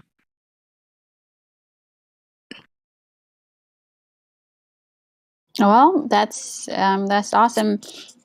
Maybe one of these days we can have a chat about the woo woo. I know we have a Yeah, lot no, of like we have been in the sides, in little other right, chats and stuff like that. Yeah. right. So, but yeah, like I said, like, that's why here I just kind of like listen. That's cool. And again, I'm glad you're here. But if you have any, like, do you want to just go down the path of, like, I know you said you're not feeling well, so if you don't want to, that's fine as well. But maybe give us a history as to. You said that you were trying to not figure out, but disprove the flat Earth, and that's how you kind of came along this path. Hmm. What do you want to just elaborate on that a little bit, or if you want to? Yeah, well, I think I think I told the story before, but I just Okay. kind of like went looking for. I saw things online and I kept coming across the flat Earth stuff because when you're looking at other things, the other hidden stuff, it it pops up, right? And I was ignoring it for a long time because the term flat to me, because I work with sound, vibration, feelings, frequencies, stuff like that. So I personally didn't feel right to me. So I was ignoring it and ignoring it. And so I asked really to see what the earth looks like. I asked the universe, and in a meditation, I saw something that looked more like a snow globe with a picture put up inside of it, or that, like a snow globe that you can put a photo into or something like that. So I was like, okay, that's odd. It still looked a little round to me or whatever, or spherical, but it didn't look like what they claimed it to be. So I personally went in then and started to try to figure it out myself. I was like, okay, well, let's go listen to what they have to say, because I've always been a person that does like to listen to both sides of a story before I form a conclusion. So I went and started listening, and everything, all of the videos I was watching and all of the experiments I was watching and people's observations, and I couldn't say that none of them were untrue. So then I went back to the globe model and I started digging in to try to figure out how did they measure this and how did they get those figures, and the curve is supposed to be this, and okay. And I don't know all the numbers because all that stuff doesn't stay up there. I leave space for what I consider important. But numbers kind of like don't stick in my head and things like that. So, but when I was doing the observations and going back and forth and trying to check, none of the stuff matched. Like it didn't make sense. It didn't just, and there was no actual proof. And so I realized, well, I believe that the earth is round, just as what, just like I believe in God, right? Wait, Because what about like, because when I found out the earth was flat, my friend was like, just go look outside. yeah, I mean, it after you realize the lie, right? It seems silly because you're like, wow, yeah, like if you just go and look outside, it seems silly to believe that you live on a ball, right? Flying through through something they call space and going this many miles an hour, and but you're just like, that is way more nonsensical than we're just, flat and stationary plane. I don't know, like, obviously there's mountains and hills and all that stuff, and as you can see, it's a level, whatever it is, but whatever the part we're standing on is definitely level, and and pretty flat. So I don't know. But Yeah. it took a while because then you still even put it, you're like, I'm just not even gonna deal, right? So you just put it on a shelf somewhere, and I was like, I'll come back to that when I can deal with it. So, and then maybe about 6 months ago, we started digging in deeper. So, but yeah, it takes a while to swallow. You gotta let it marinate, and Yep.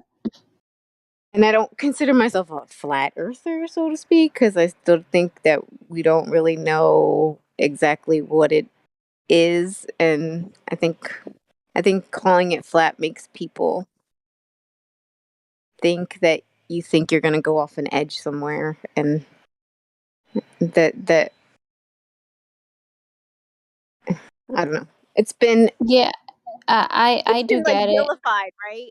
Yeah, yeah. That term, and to be honest with you, when I even say it, it doesn't sound true in my own head and heart. So that's why I don't even like to say, "Oh yeah, it's flat." Sure, it is. It's totally flat. Like, just doesn't.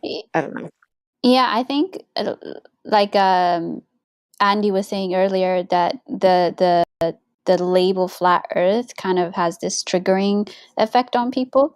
And so I get it, but I think when from what I understand it, I don't know if this. I don't want to generalize everybody, but when I hear the term flat earther, for me, it's that we quote unquote flat earthers know that only the surface is flat. Like there's no indication that the surface could be curved anywhere so far, and that's what it indicates to me when I think of flat earthers. Whatever quote unquote model they ascribe to, whether it's like there's a firmament, there's no firmament, there's ice walls, whatever you want to call them.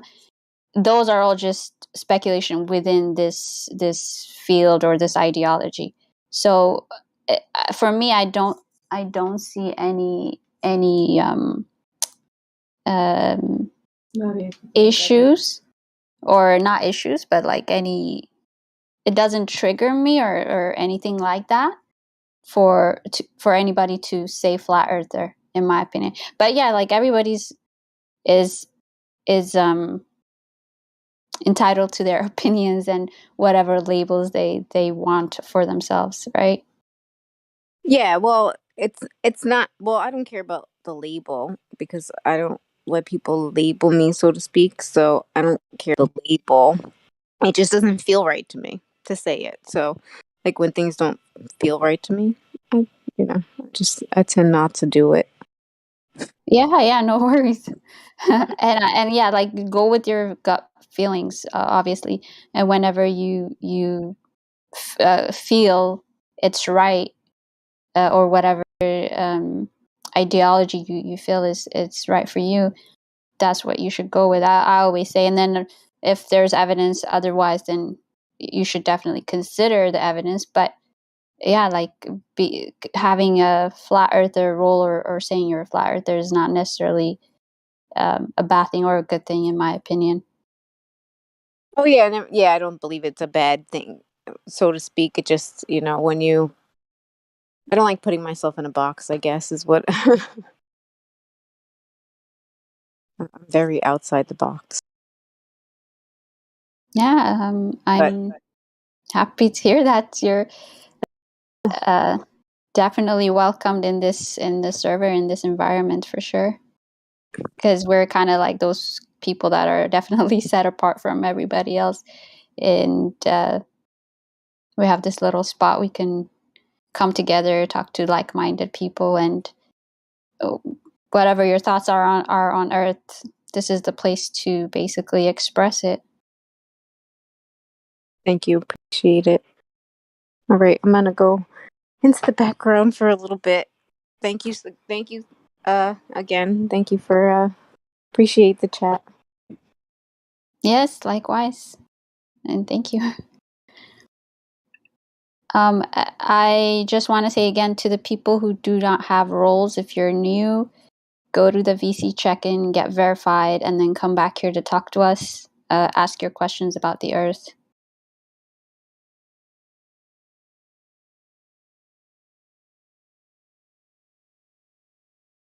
And if you are a globe earther, or if you think the Earth is a globe, speak up and we can have a conversation.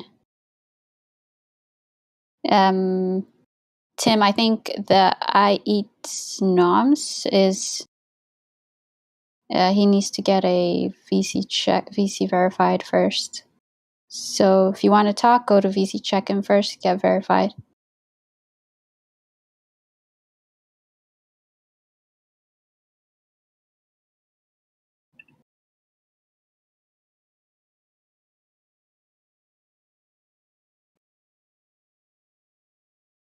I think Bambi left. That's too bad.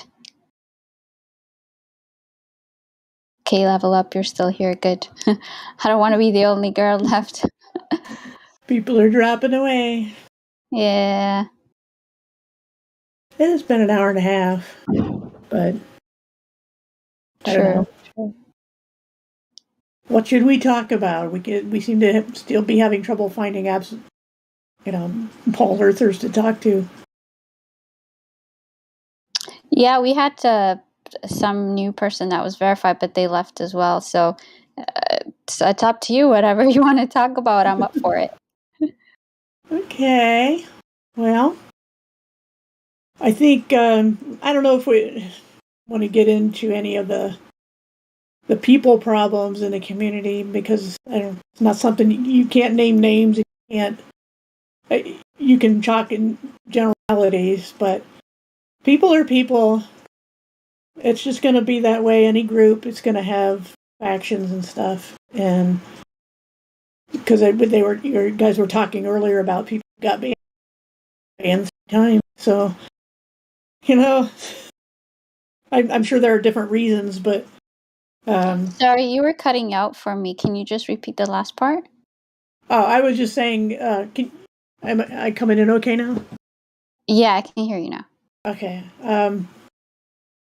Yeah, I was just saying that, you guys were talking earlier about people who were banned from here, but I've been banned 3 times and I've been, people keep dragging me back. So I have to agree with what we were saying earlier about being such a better atmosphere than some of the other servers, at least sometimes. But there's times when it isn't. On the live stream there are issues, but it's just a people thing. Everybody wants to make it a flat Earth problem, but it's not a flat Earth problem. It's a group of people problem. And it's just a matter of how any given server chooses to deal with it. And a lot of that depends on the leadership of any group. It's like that line from A Bug's Life. First rule of leadership, everything is your fault. That's about accountability, and I think whatever our role is that we got to remember we're representing a group of people. And the same for calling ourselves flat earthers. We're saying something about all flat earthers, whoever we're talking to. And these are principles that, as a Christian, we've always had the same thing. It's like you're representing the faith. So whatever you do, wherever you go, be representative. And so I think, sometimes people complain about, how like I moderate on a YouTube channel, I raise the bar if I can. And people who don't like raised bars will complain about that, and you make enemies. But, it's just going to happen because it's people. And just people will have trouble getting along sometimes. So, but I think as far as that goes, for a Discord server on a quote-unquote conspiracy topic, I think it's holding together pretty well at the time being.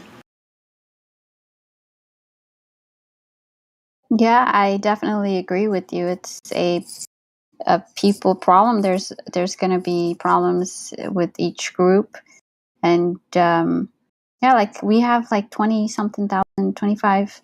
I think it's beyond 25,000 now.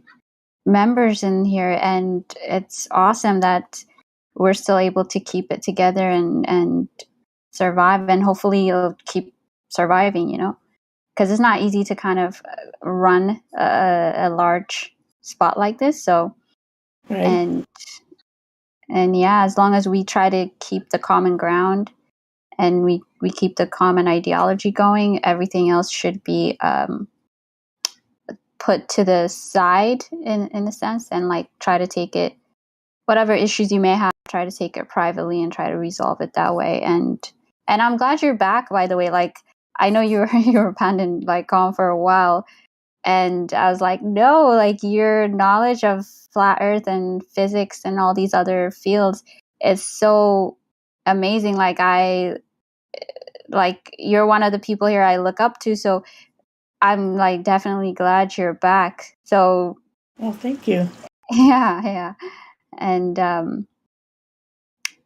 I know there's always going to be issues with things here. So, like, I agree with you on that part.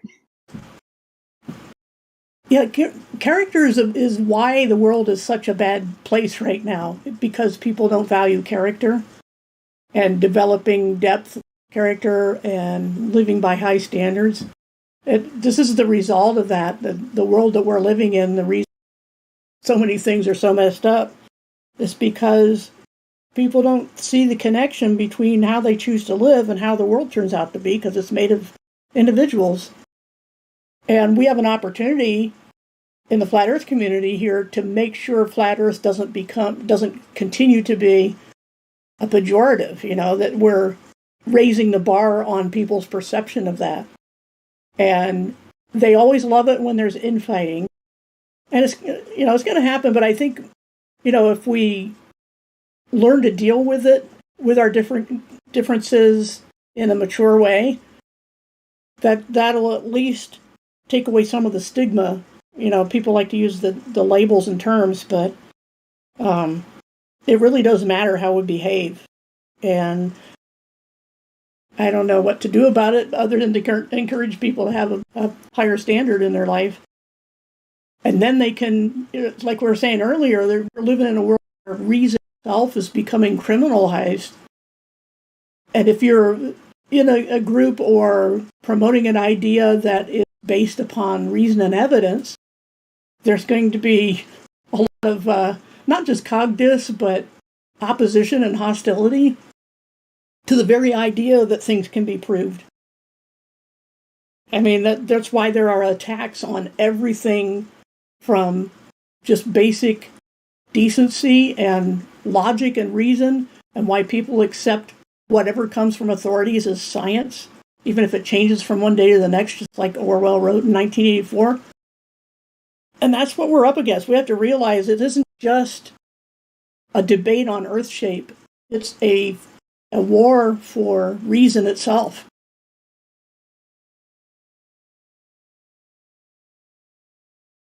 I think what you say is very true.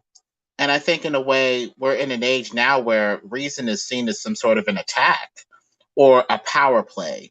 You're trying to establish this reason to oppress me or force me into your way of thinking. But it's like, we can't have a reasonable discussion unless something is established by me, by you, by an authority, by consensus, by evidence. Something needs to be established.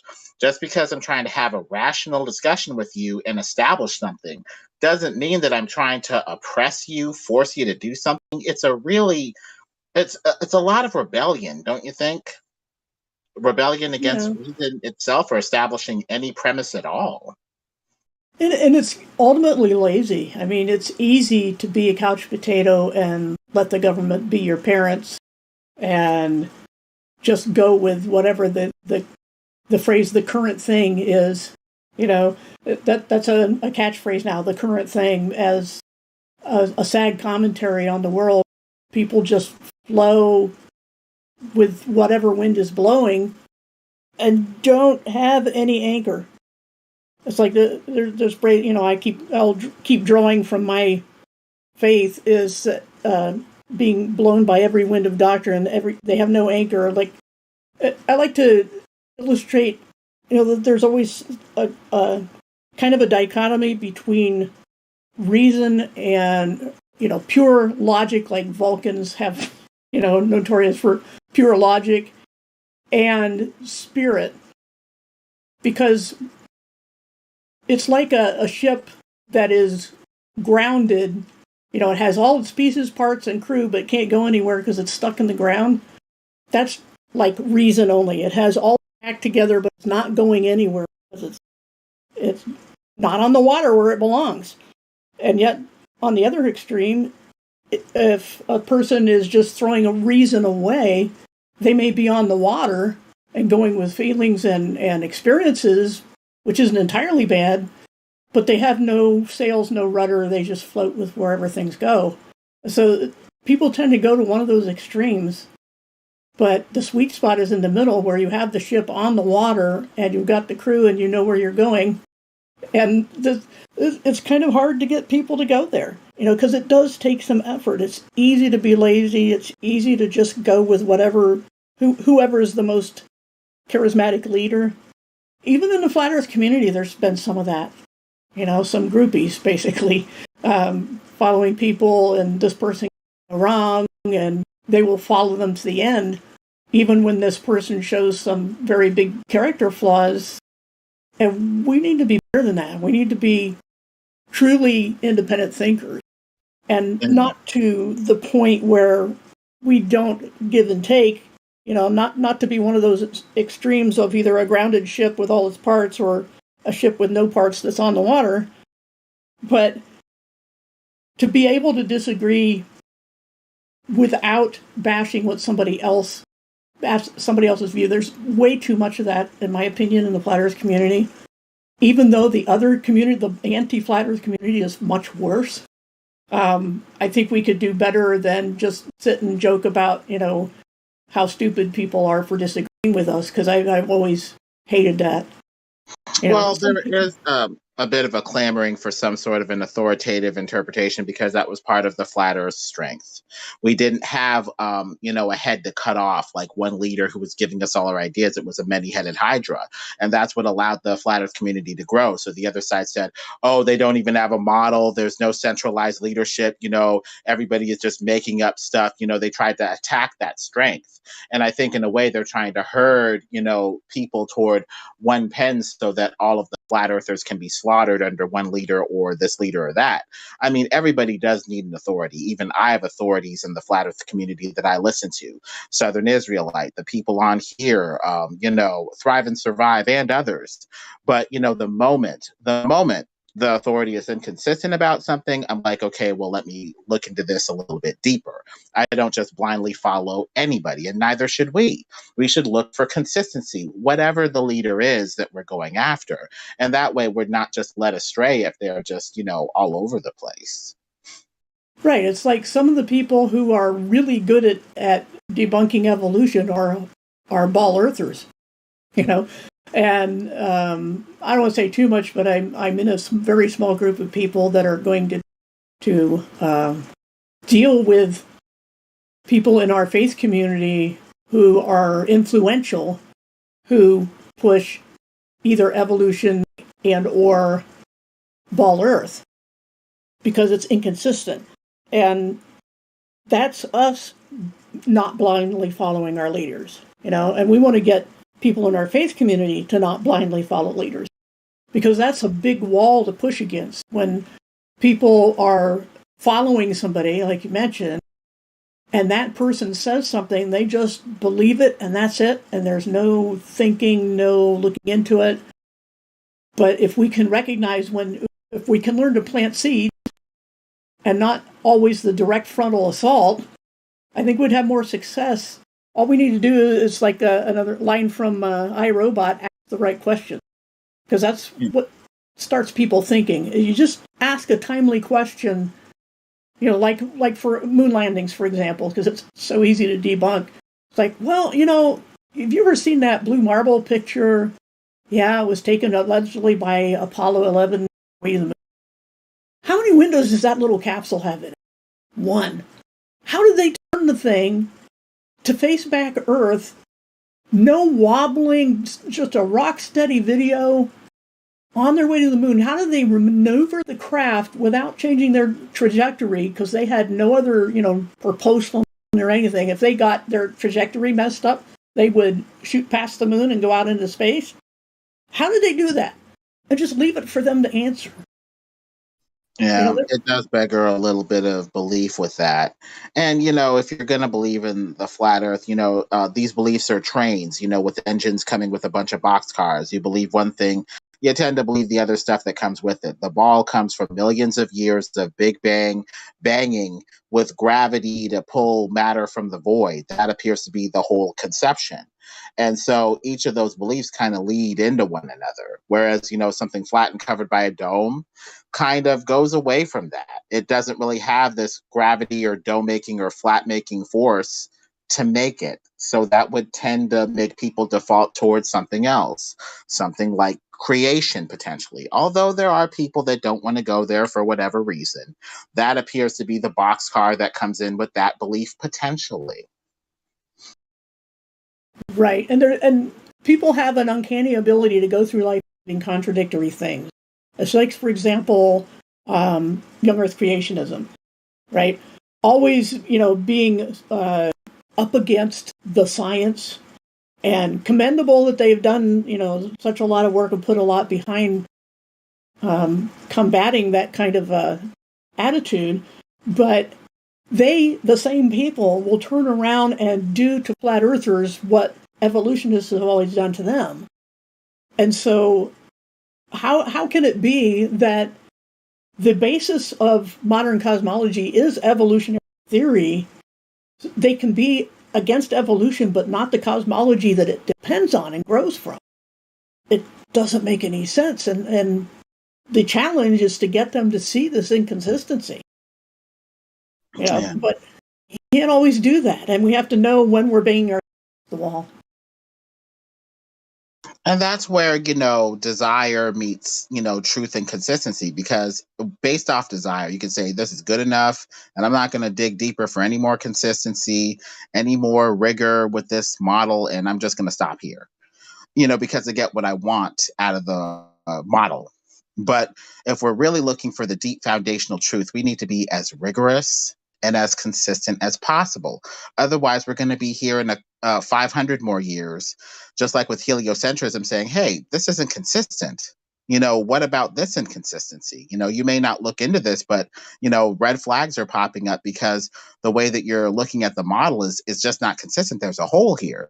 So, we need to be accountable even to our own modeling, our own conception, beyond just saying this is good enough for me.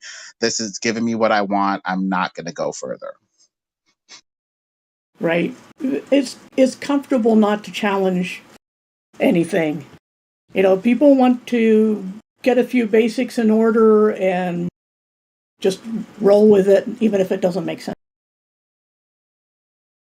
I just wanted to add, I think with what you were saying about the young Earth creationists, some of them I don't necessarily blame them for thinking or staying just with that part and debunking evolution and just staying with the globe, because there's always this like, okay, this is what I'm gonna fight for and this is what I'm going to just stick with, because I think they've kind of have to endure so much just to get that point across, that right. Like that's their fight, you know what I mean? This is like the hill they're gonna die on. So it's like kind of taking on another, with flat earth it would be like taking on another burden. But I mean, it's not as much because you've already built up your foundation, right? So it would be an easier step to take. However, like I get what you mean, but some of them, I feel like that's like Right. the mentality I would think they have. I guess I'm mostly thinking of the ones who actually come after. I mean, they've made it their business to take up this fight.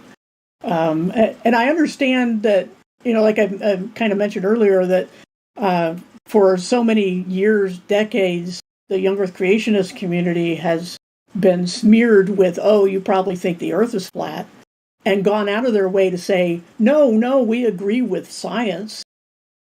That now they can't deal with the science not only being wrong about the age of, but also its shape. And it's just, they can't do it. But then, like I said, the problem comes when they get aggressive and attack us.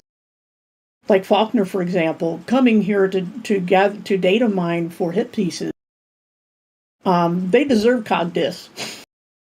They deserve whatever opposition, True. Yep. Just say something really quickly. I'm sorry for interrupting your conversation or whatever. But the age of the planet is actually really quite easy to find. You don't actually need any insane equipment or anything. As far as I'm aware, some guy did it in 1950 or something. And you literally can just trace back a radioactive isotope's half-life, and using that you can literally just figure out the age of the planet.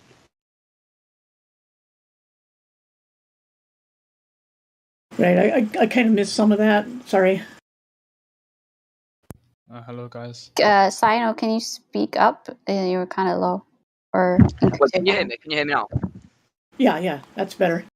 Yeah, the age of the world is actually quite easy to find. As far as I'm aware, someone literally a couple of centuries ago did it, and for his university PhD or something.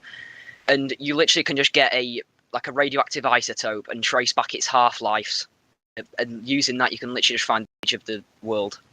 Well, the problem with that is assuming what it started with and assuming that it's always uniform, because people have done enough studies. I don't have any link understanding that this is only really, as far as half-lives go, I think their limit is like 10,000 years, which is pretty impressive, but not millions. Some radioactive isotopes can, like uranium-235, like a very heavy isotope like uranium-235 can last billions of years before it's completely, I'm pretty sure uranium-235's half-life is like 80 billion years or something like that. I literally can't remember. It's billions, though, before it even becomes half as radioactive. So just using logic, I guess you can trace it back. How do you know that? Yeah, that's the problem, is we're assuming uniformitarianism when we say we know what it started with. You can know the half-life as far as you can measure in a relatively short period of time. Even if you've been measuring it for 100 years, compared to millions, that's a split second. So I don't think there's enough data for something with that long of a timeline on it to be that confident. And again, we're assuming what levels it started with. If we just say, well, this has been consistent over the last 100 years, then I can project back millions and say what it used to be. I think that's problematic at best. Yeah, I see what you mean there. That makes complete sense in reality, really. But when you're figuring out an isotope's half-life, you don't actually have to study for a long time, really. I could make a could figure out the count rate of the radioactive isotope and study that for 10 minutes, and then do the same maybe like a few months later, and then you can plot a graph and figure out the count rate, which basically you can draw like a line of best fit kind of thing. And you can figure out the count rate over the next like thousands of years, basically. Yeah, again, the thing is, and especially like mentioned in the chat here, that carbon-14 is a really useless thing for extreme periods of time. So if anything's using carbon-14, I wouldn't trust it beyond the thousands range. But what is the point of this issue about half-lives? What point were you driving at? I might have missed something. No, I was just like my most recent point.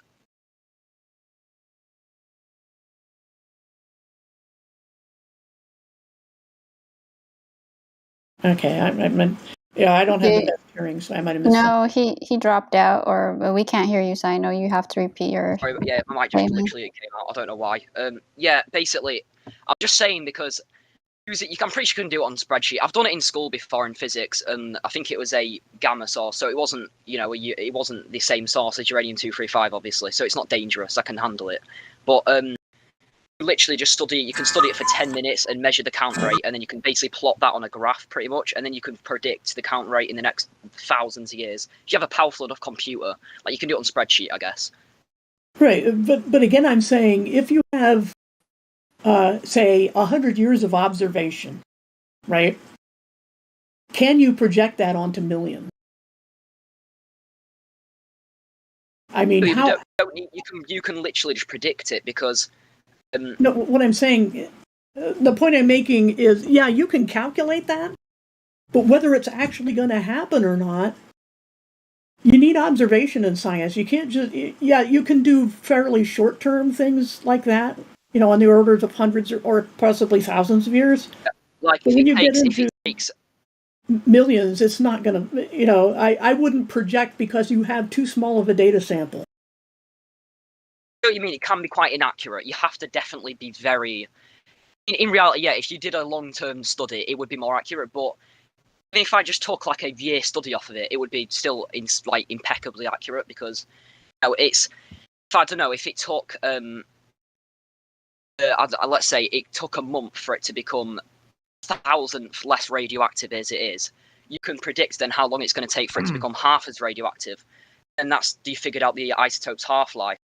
Then you can then trace it back because, I mean, since the universe was created, no matter's just been created since then. So whatever uranium has been created from the beginning of the universe is obviously started decaying at that point, hasn't it? Well, not obviously, because, again, you don't know what it started with. You can project, you can calculate and guess, but you can't say that's what actually happened. You can't, talking about anything a million years ago, your speculation. I don't care what evidence you have right now. None of us, humans on Earth have not been around long enough to get a good data sample. Because compared to the length of time you're talking about, even 10,000 years is nothing. It's like basing what you can see in 10 seconds over what somebody would see in a lifetime. It's just an absurd difference in scale. And I don't think projecting back millions of years based on what you can see in 100 is anywhere near accurate. I see what you mean. That definitely applies to like a lot of things in reality. When it actually comes down to like physics, particle model, and matter, especially with isotopes, there is a clear definition of how long it will take. I mean, you can't predict when a radioactive isotope will give off matter or energy. You can't predict when because it's you're on the quantum level. You can't really see that, but you can half-life. The whole point of it is so that you can have a estimate of what the mass will be at that point, and or how much subatomic particles would it have given off at that point. And literally, it doesn't change the rate at which it decays at. It will just carry on. So that's why you can predict what it's going to be like in like millions of years to come. So you think that it will never change because it hasn't changed in 10 years? You think it will never change over millions on the basis of a 10-year observation? Is that what you're saying? The rate it decays at will be completely the same. Yeah, that's faith. That's not scientific observation. You don't have enough data points. You're having such a long, inconceivably long timeline.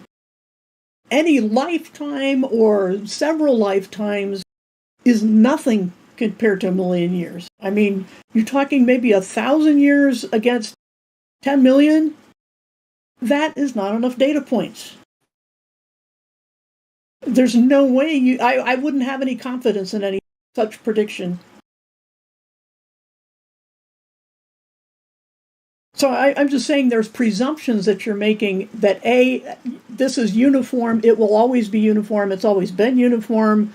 I can back engineer the original time and conditions because of something I saw on a tiny, tiny, tiny bit of data. That's not science.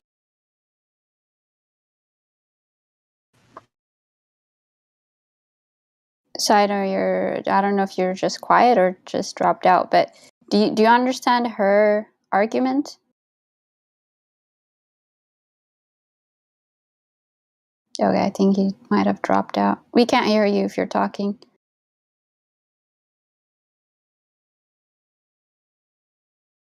Yeah, I don't think I was getting my point across anyway.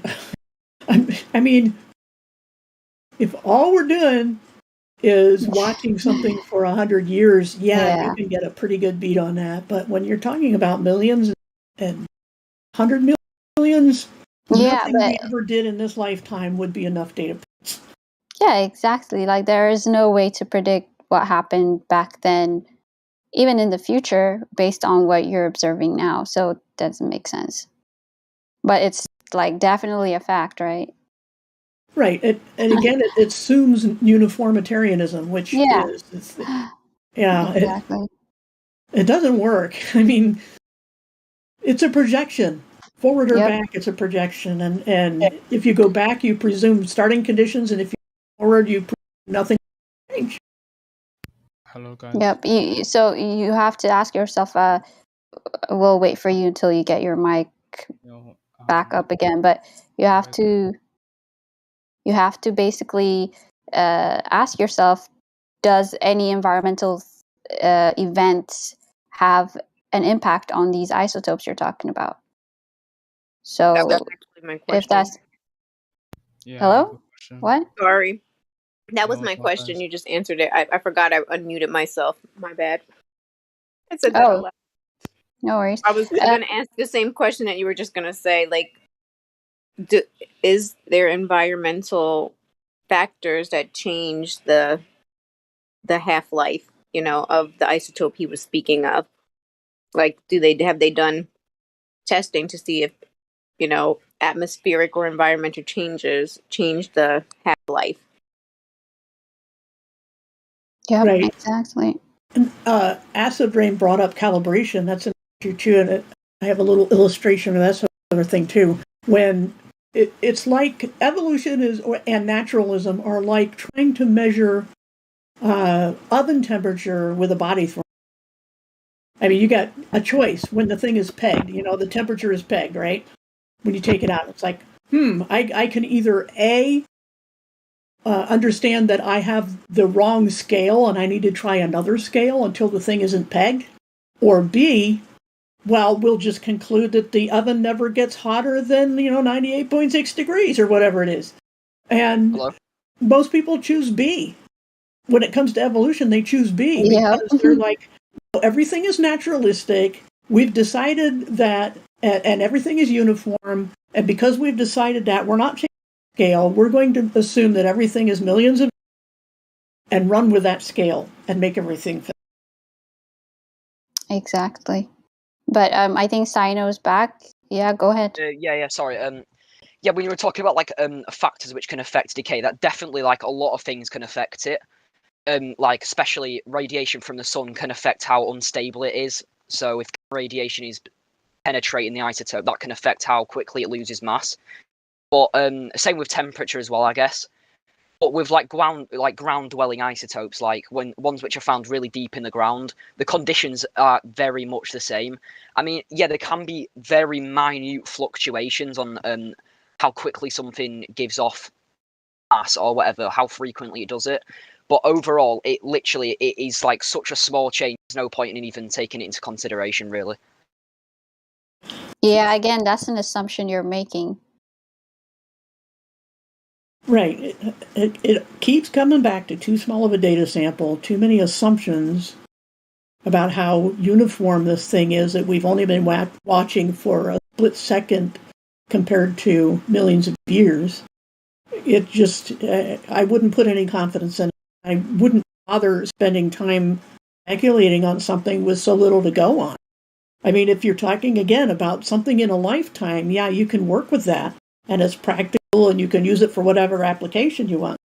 But when you're talking about the beginning of the universe, you're in complete speculation territory then, because you don't know what other conditions, how long, and you can't presume that time will answer every question. Time isn't a magic wand that makes things happen. I mean, just saying, well, it happened too far away or too long ago is called moving the goalpost. It's an eternal regression fallacy where you say, well, if you go back far enough or far enough away from the universe, such and such could be true. Well, you can believe that if you want, but if we're talking about science, I'm not going to entertain any kind of a theory that doesn't start with recognizing whether you got the scale to start with. Yeah, I completely understand. That is an understandable argument, but that's the problem, especially with physics. It is mostly prediction when it comes to physics. There's too much theory in physics these days. Even back when I was in college physics back in the 80s, some of the profs were like, it's gone too theoretical. I just don't like it. They're way speculating. They're not doing actual science anymore.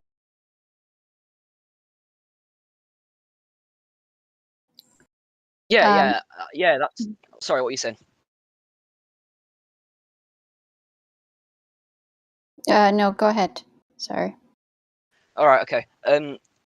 Yeah. Like when it comes to like science and especially physics, humans are kind of limited on what you can like realistically measure.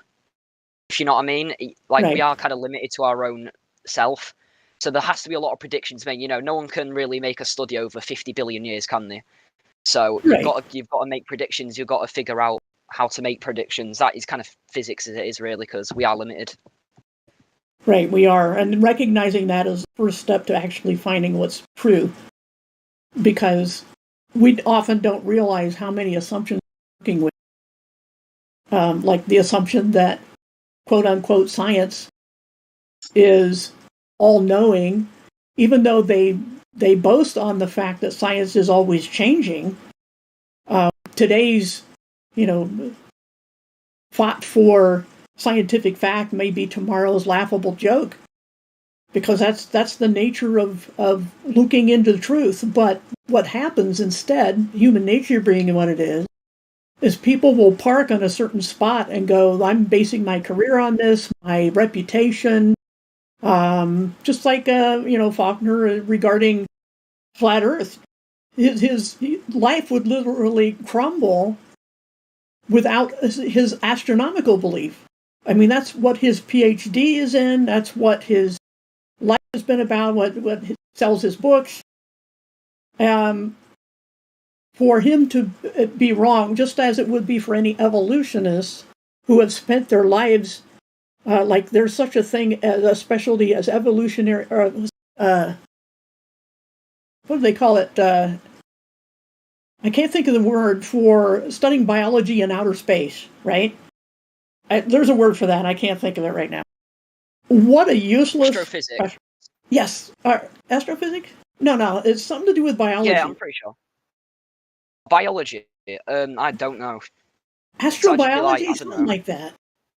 Yeah, astrobiology. That must be a thing, I'm guessing. I'm like, you can't go there. You can't touch anything. You haven't found any DNA. How do you do astrobiology? Yeah, no, stop it. Come on.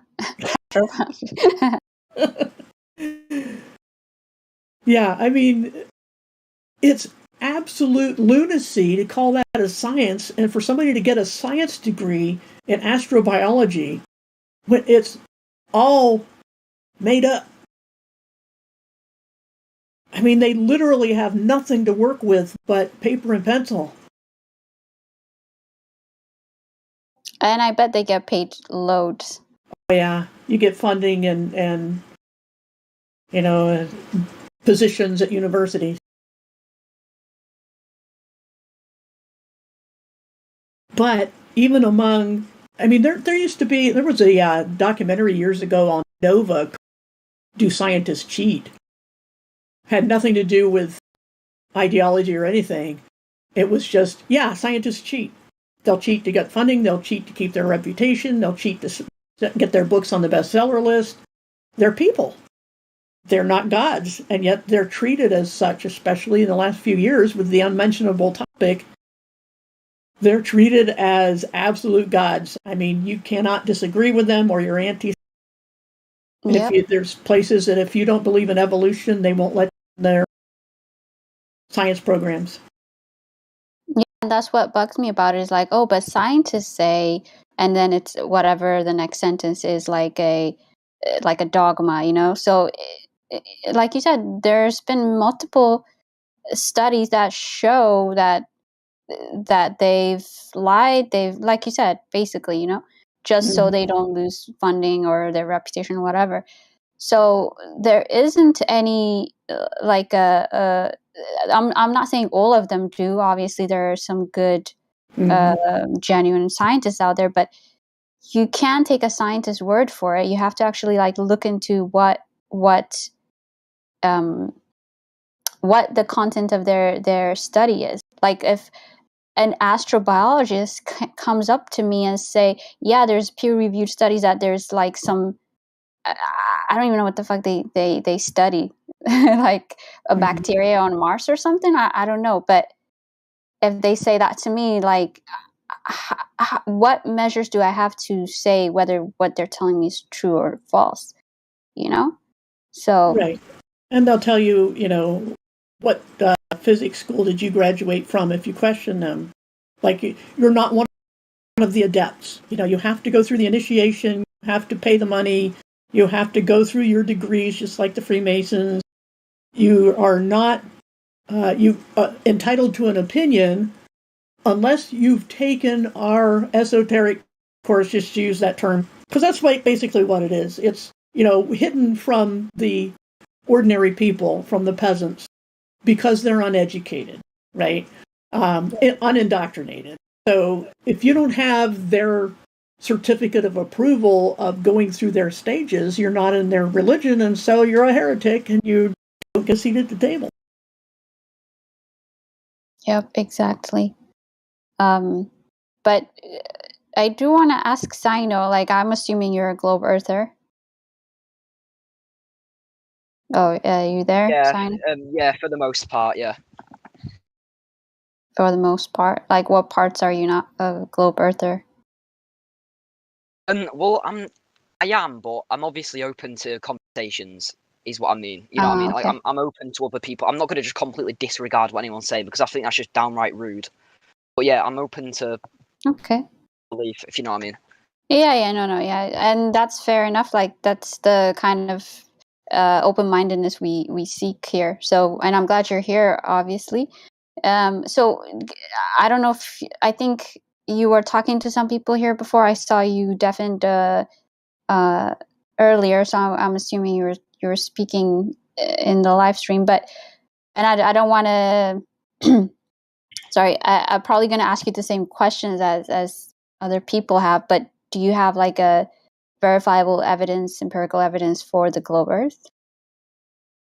I've definitely I've kind of thought of different logical scenarios where a flat Earth just wouldn't make any sense. So I don't know if I think I've talked about it before. I'm not exactly sure. I don't know if I went into much detail though, because I was like I had to go very soon after. But I talked about how I just no matter what the shape a moon is, you know, it could be flat, spherical, what it's a cube. It literally doesn't matter. But it doesn't matter if the Earth is also a flat plane or a somewhat curved or whatever. If the Earth is somewhat flat, no matter what the shape of the moon is, it's impossible that it would work on a flat Earth model, all because of the fact that that the moon's tidally locked with the rotation of the planet. That's obviously I don't think you believe that, but that's why we only see one phase forever on the moon, and obviously the phases change, but we only see one side of the moon constantly. So if you have a moon, above a flat Earth, you would be, if a spherical moon, you would literally be able to see different sides. If I had one person directly under it, then they would see a different side of the moon to someone who was very far out near the circumference of the flat Earth, or the edge, or whatever you want to say. And they would see a completely different side of the moon.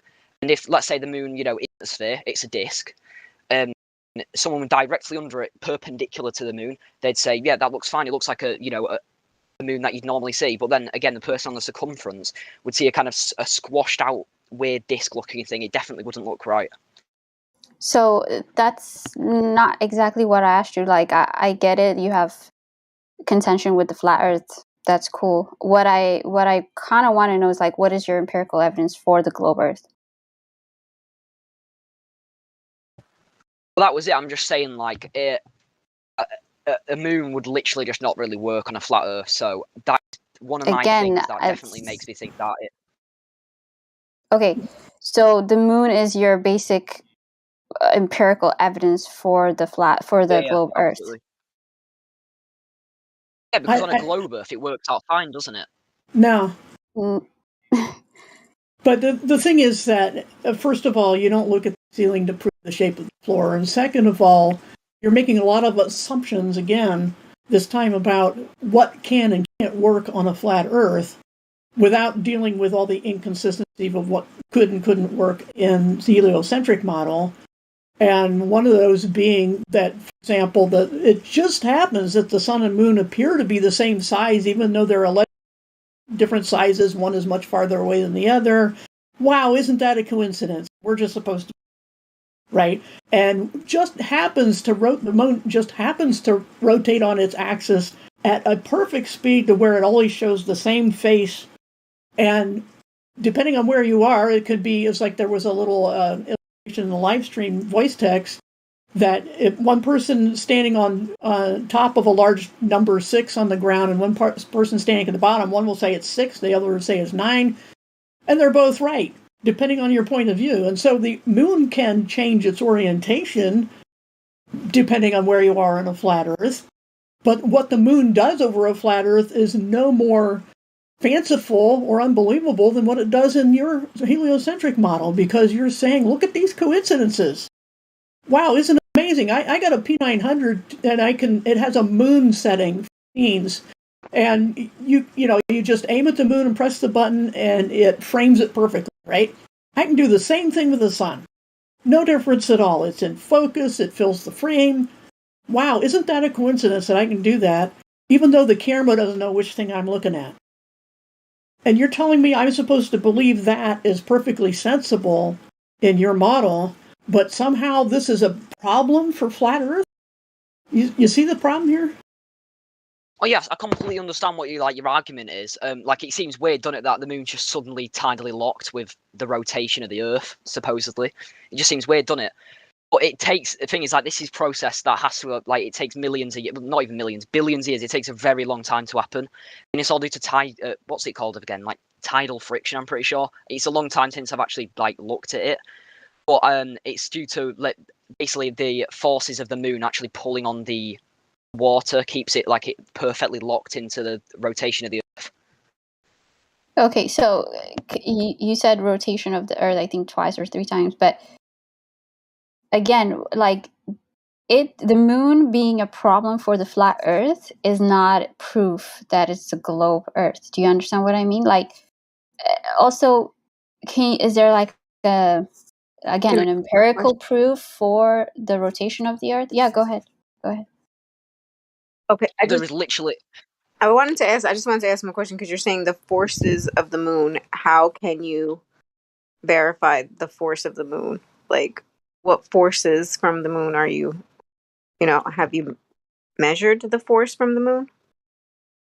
I've not personally measured it, but I know that it's just the tidal locking is due to tidal friction between the Earth and the Earth's water body. And how can you the prove moon. that the moon is doing that?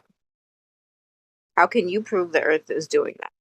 That the moon is doing that? I'm sorry, to the water. Like, can you prove that? Can you measure that force? Did he just drop? Yeah, probably if he's. Somebody did. I don't know. Yeah, it's been him. But the thing is that this is a wild goose chase because, you can talk all day about what the moon is doing and the sun is doing. And like I said, looking at the ceiling to guess the shape of the floor, it amounts to nothing. What we need to do is insist on him answering the question that, what observations do you have of Earth that tells you what Earth's shape is? Could he talk about the black swan image, or has he seen it before? What does he think about that?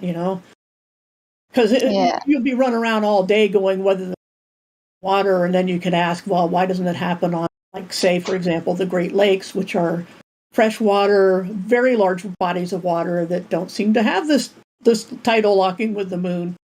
It's ridiculous. It's it's a red herring. And we can't hear you, Sino. I think you need to fix your mic again.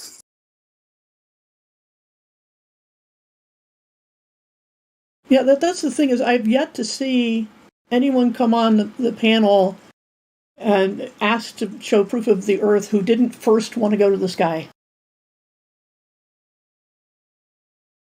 Yeah, exactly. And that's like the sky could be explained either on a flat Earth or a globe Earth. So it's not a definite proof of anything. So you need to like give us something that's verifiable that is about the Earth, which is what I asked for. So then you straight went to the moon can't work on a flat Earth, therefore a globe Earth. That's a bad argument. Hello? Yeah, you're back. Oh, yay. Yeah, I'm sorry, what were you literally just saying? I didn't catch what you were just saying. We're talking about the fact that all these questions about what can and can't work on a flat Earth, that we haven't even proposed a quote-unquote model. And there are very similar severe problems with the globe Earth model, but none of that matters. It's all beside the point of you proving or giving some observation of the Earth we're standing on rather than looking up at the ceiling. We're asking you about the floor. Okay, so can you tell us something about where you're standing, something on the Earth that tells you, for example, that the Earth is moving? Can you tell us what about Earth? Remember, we're talking about Earth. Tell us that Earth is moving or that it is shaped like a ball from just what you can observe. Okay, right. So from what you can observe, I'm just thinking, well, I mean, northern hemisphere and the southern hemisphere see completely different skies, don't they? Sky, wait, stop, please. There you go, looking at the ceiling again when we're asking you about the floor. You see what I'm saying? Yeah, I'm just saying that is literally proof that the surface cannot be completely straight, because if I'm looking up and seeing completely different star view in the northern hemisphere and the southern hemisphere, it should be the exact same, because on a flat Earth model, southern and northern hemisphere should kind of literally be the same, if you know what I mean. No.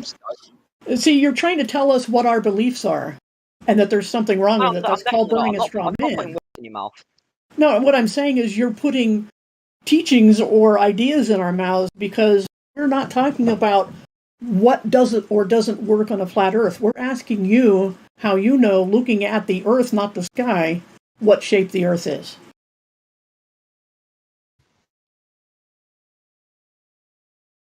God damn! I think you dropped out again. No, I'm still here. I'm still here. Oh, okay. You're just silent. Don't really know what can actually prove the Earth is spherical just from being on it. Well, there you go. That's the first problem, right? I mean, you can definitely see that boats in the distance. I know this is. I've heard people say it's due to refraction and all sorts of stuff like that. It is definitely not, or perspective and stuff like that. Why not? Because boats disappear bottom first. Yes. All due to the fact that they literally are going over the horizon. No. I mean, well, do you understand optically? I know there's an illustration of somebody looking at a building. I'm talking, or I could go look up mine. But if you look at a building at a distance, the bottom is going to be hidden, right? And it's not because Earth curve is in the way. It's because the limits of vision and how vision works. Angle from your eye height to the ground is much smaller than the angle from your eye to the top of the building. And so things will disappear bottom first. It's been demonstrated a billion times on this server. They will disappear bottom first, even on measurably flat surfaces. If you just change the scale, you can see that things, if, putting your eye at the level of, try to get the same ratio of a person standing on the Earth, you can make things disappear bottom first without any vertical curvature at all. Well, do you know exactly what would actually be causing that? Are you sure it's not like... I've seen a lot of people talk about it, and the things they're talking about is usually like extremely rare optical phenomena. No. Very rarely happen. No, look at the post Acid Rain posted at 30 minutes after the hour in the live stream text about a person walking away. On a flat field, they disappear bottom first. You can't see their feet in the distance, but you can still see their upper body. It has nothing to do with the shape of the Earth. It has to do with optics. And it isn't some weird condition. This looks like these pictures are on a bright sunny day. There's no fog. It's not an extreme distance. So none of those excuses work. Things disappear bottom first because that's how optics works, and it's how perspective works. If you do know anything about art at all, drawing a perspective drawing, there's a vanishing point. Well, what does vanishing mean? Things are going to vanish there at that point because of optics, because of how we see, right? It has nothing to do with the shape of the thing you're standing on. Yeah, but in art, vanishing points are usually just where it becomes so small you'd kind of disregard it. Yeah, but things converge on that point. Top, bottom, left, and right, they converge on that point, and it's to do with how we see things. That's why if you want to draw a realistic drawing, you make a vanishing point on the page, right? And it has nothing to do with the shape of the Earth. But there's a lot of good stuff that they're posting in the live stream chat that shows this exact issue of why things can disappear bottom first, or whatever, and it doesn't require some extreme refractive conditions. Okay. Yeah, to be honest, I can't really argue when it's like on that kind of topic. I don't know anything about really like... I don't really know much on that topic, to be completely honest with you. So... there you go. I literally can't really argue.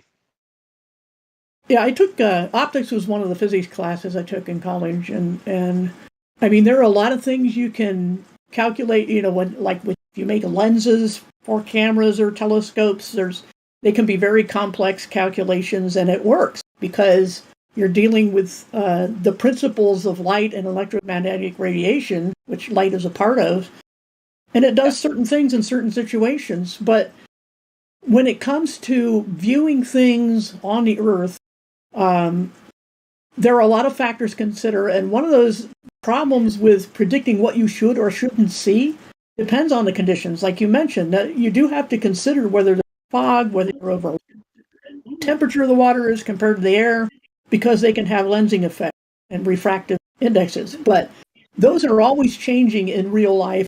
You can't know what they are. You can't go out and measure the refractive conditions from you to a distant boat and say what you should or shouldn't see. Plus, it's always changing. And so, that argument doesn't answer any questions. If we say, well, there's conditions, we can write it off by the conditions. But you don't know what the conditions are, and half the time they cancel each other out. You may have a refractive index that makes a light beam go up, and then another one that makes it go down. It may cancel out. You don't know. Who's making that noise? Sit down. I'm so sorry. I didn't mean to hop. Oh, okay.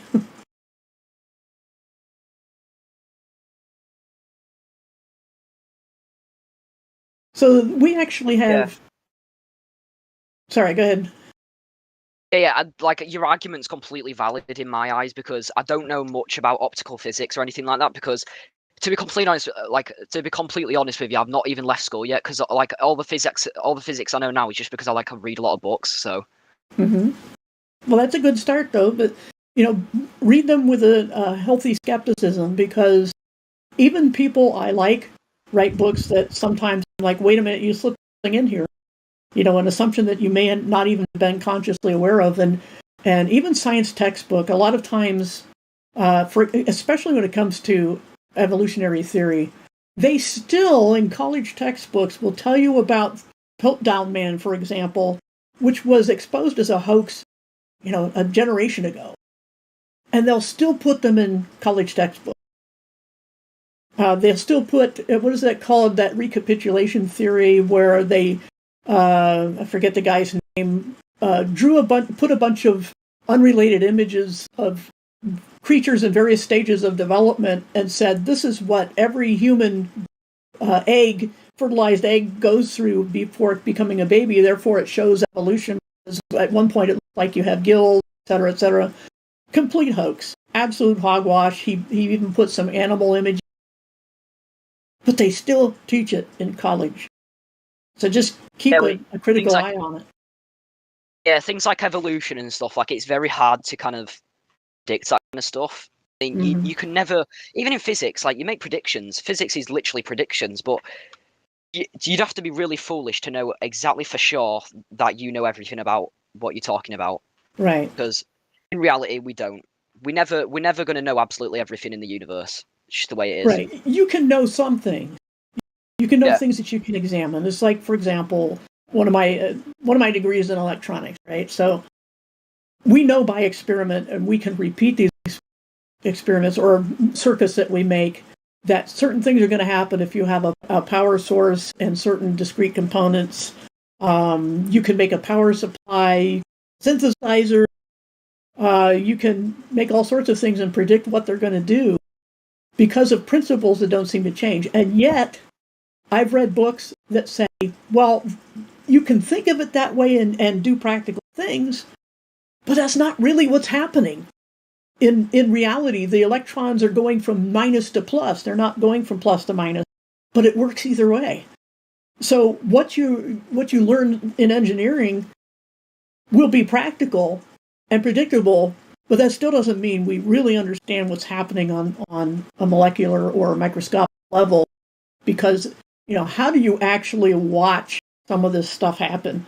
I mean, they've done some amazing observations to try to even figure out that it was minus plus, but it made no difference in what you can practically do. It's the same thing with any other topic. saying that it's what's really happening and from something that you can make use of, there's a big bridge between those two, you know? And for example, like if you can know how to drive a car without knowing much at all about mechanics. I mean, I get the basics of how an engine operates and the linkages and the gears and all that. But could I make a car? Heck no. Because there's too many things I wouldn't know about, how do you get the fuel into the cylinder and all this. And so that's how engineering is. You can do practical things even if you don't fully understand them. Yeah. Especially with chemistry as well. Like, you can never actually know the actual mass of different elements or isotopes or whatever in grams or kilos because they're that small. Like, you literally just can't know. It's impossible from, like, the technology we have now. So, literally, the way you find, if you look at a periodic table and you see, like, the mass numbers of whatever the relative atomic mass, it's the way they actually gather the relative atomic mass is from, like, they literally just compare the masses of other elements.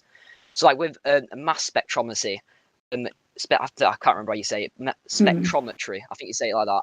But that is literally comparing the masses of other elements and isotopes to get the masses of other ones. Like they had to make a whole new unit just for the mass of, just for finding the mass of like elements. I think it was like an angstrom or something like that was like the old thing that they used to measure masses of like really small atomic things with. Yeah. Right, and we're even finding out now in their own secular science that the double helix model of DNA may not be true. The more they study it, the less they seem to know. And that's why there are so many unintended consequences of things that they thought they had a bead on it, and it turns out, oops, we didn't know such and such.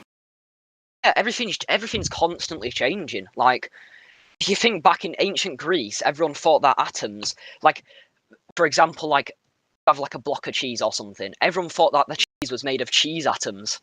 It's mad, isn't it? And how things change constantly.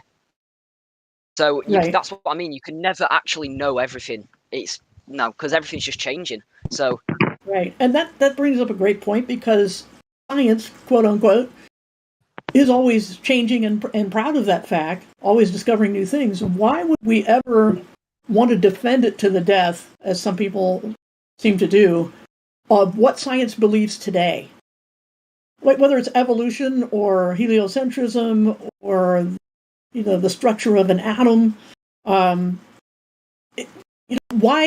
is that a hill to die on if you know it's going to change? I don't understand the zealotry that a lot of people have when they come to any kind of science-related talk or topic. Is why they defend it with their lives pretty much, and why the mockery and hatred of different opinions.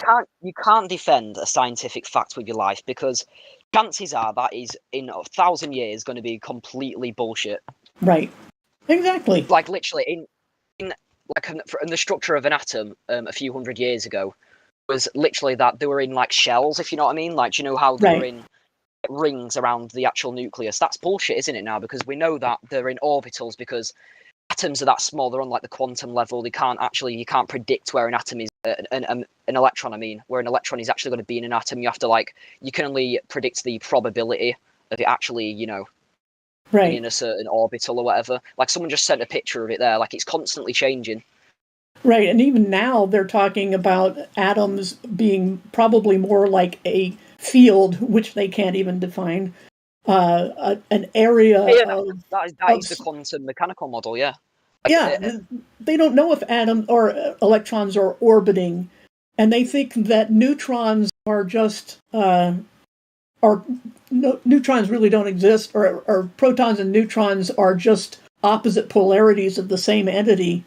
There's just, it's changing all the time, like you said, and that's why science should never be revered, and people shouldn't say, well, because you're so smart and you've studied this model of the orbiting electrons, that you can't be questioned because I don't have a physics degree.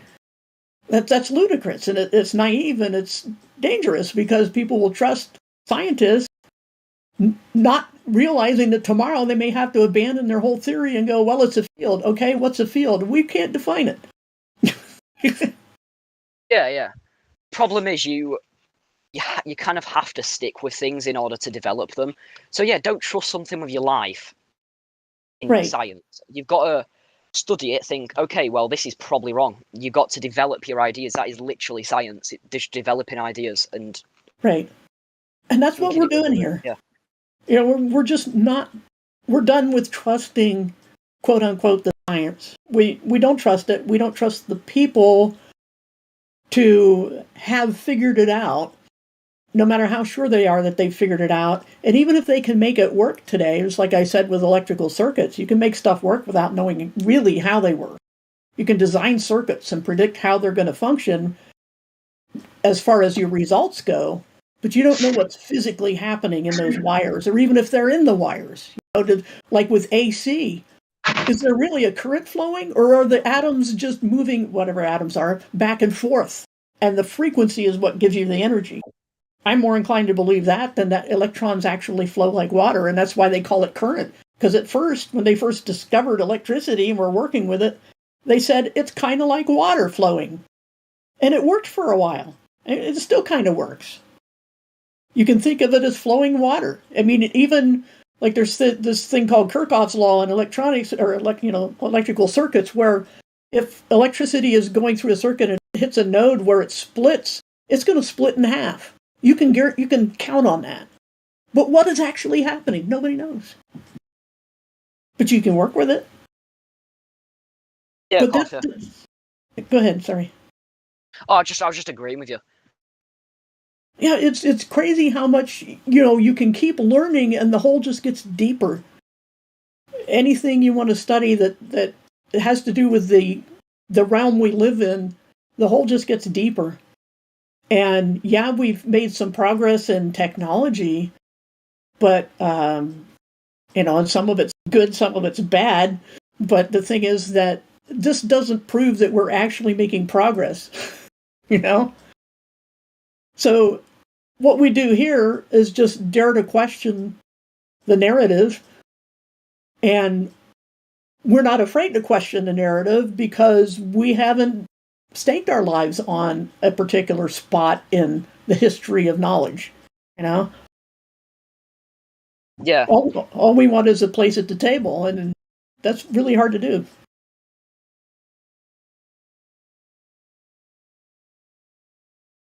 My voice is wearing out. Does anybody else want to talk? Not really. We've been at it almost 3 hours, so I was just thinking of ending Ladies' Night at the top of the hour, if you're okay with it. Yeah, I'm good with that. Yeah. Like any last, I guess, conclusive thoughts you want to take for both of you?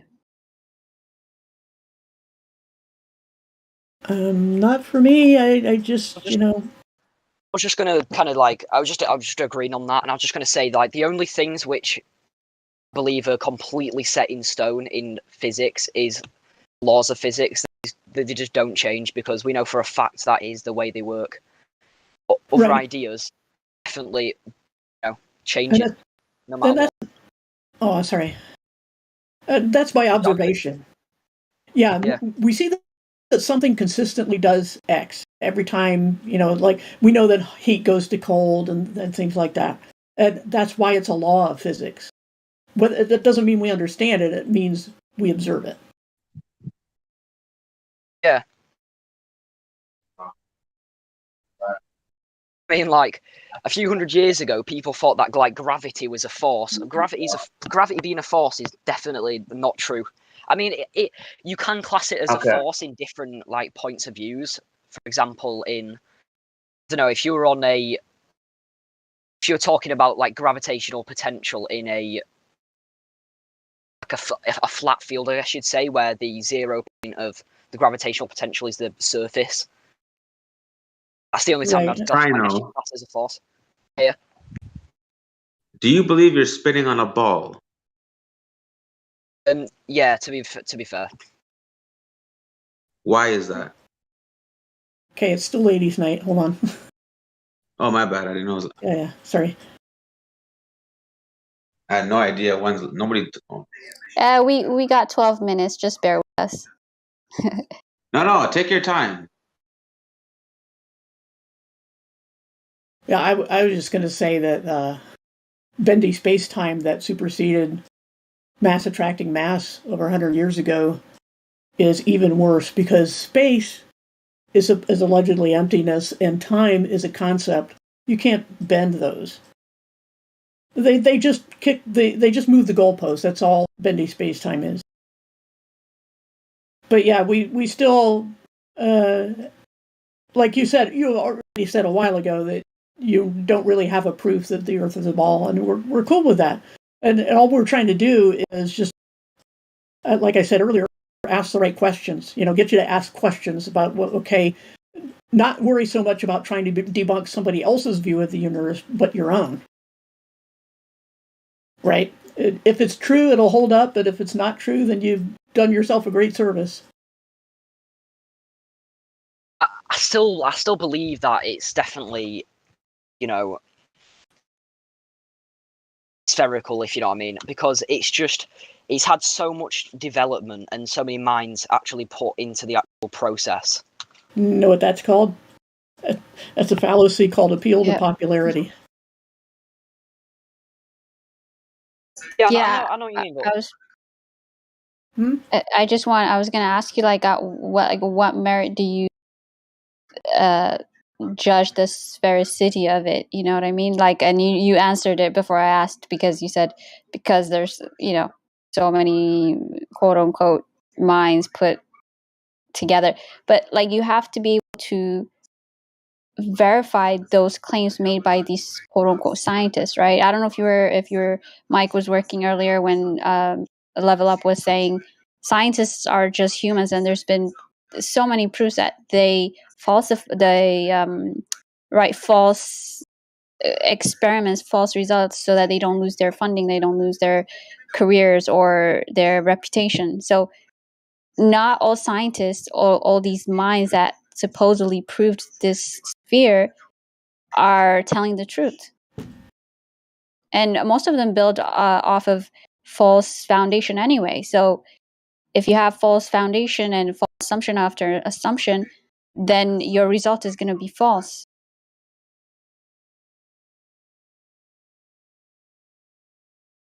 Okay, yeah, I see what you mean. Yeah.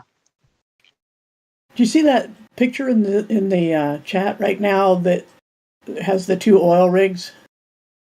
Yeah, I think I've seen that before, but I've got no argument against it because I don't know anything about optical physics or anything like that. I just don't know anything about it, to be completely honest with you. Okay. Yeah, those are things like that are among many reasons why we're not convinced that we're standing on a ball. Okay, yeah. I just believe there is so many things. I know you've said that there's so many things wrong with spherical planet, and I completely understand that, but there's just so many clear things, in my opinion, which are literally just they just kind of contradict a flat Earth, in my opinion. Well, we haven't just things heard that are any... obvious. Things like just looking in the sky and seeing the moon, and going to a different place on the planet and seeing the moon. I personally think it contradicts a flat Earth, personally. Well, but that's because you don't know what we believe. You don't know what we say. And I'll say this again. I've said it before. It's the fact that things don't make on a flat Earth doesn't prove your globe. You need to come up with something that's actually verifiable, that you can do yourself out there and say, yeah, okay, this doesn't add up because or this adds up in your case, right? For the globe Earth. Don't tell us what's wrong with our ideology. We want to know what makes your ideology true. Try to convince us or educate us on why the globe is the truth, basically. So if you keep telling us oh, this doesn't work on a flat Earth, this doesn't work, that doesn't really, it doesn't prove your case. Yeah, but especially when it comes to me, I think that, you know, things y'all were saying, like a moon doesn't work on a flat Earth. It doesn't. I know you guys don't think that it's like a flat disc or whatever. I know, like, there's a lot of stupid flat earthers who think that, but I know that you guys definitely don't believe that. But even if it's relatively flat, no matter what shape the moon is, it wouldn't work. But on a spherical Earth with a spherical moon, you know, I think, you know, especially things like lunar eclipses, kind of shows that the moon is spherical and the Earth is spherical as well. I just think it makes more sense. Okay. Let me give you this example. Selenium eclipse, right? That doesn't work on a globe Earth with a ball Earth with a ball moon. So how do you reconcile that with a globe Earth? Forget about flat Earth. Like, again, we can go into flat Earth and like discuss the speculative parts, the reality parts, the facts, all that. I'm okay with that. But you keep going back to flat Earth and moon and how it doesn't work on a flat Earth, therefore it has to be a globe. Now, Selenium eclipse doesn't work on a globe Earth, so then it has to be flat. That's your reasoning. Do you see it? Yeah, but I mean, I see what you mean. Yeah, but if you kind of look at the image, you can very quite, you know, you can see that there is a curved shadow on there. But it doesn't work on a globe Earth. Like, do you understand why it doesn't work on a globe?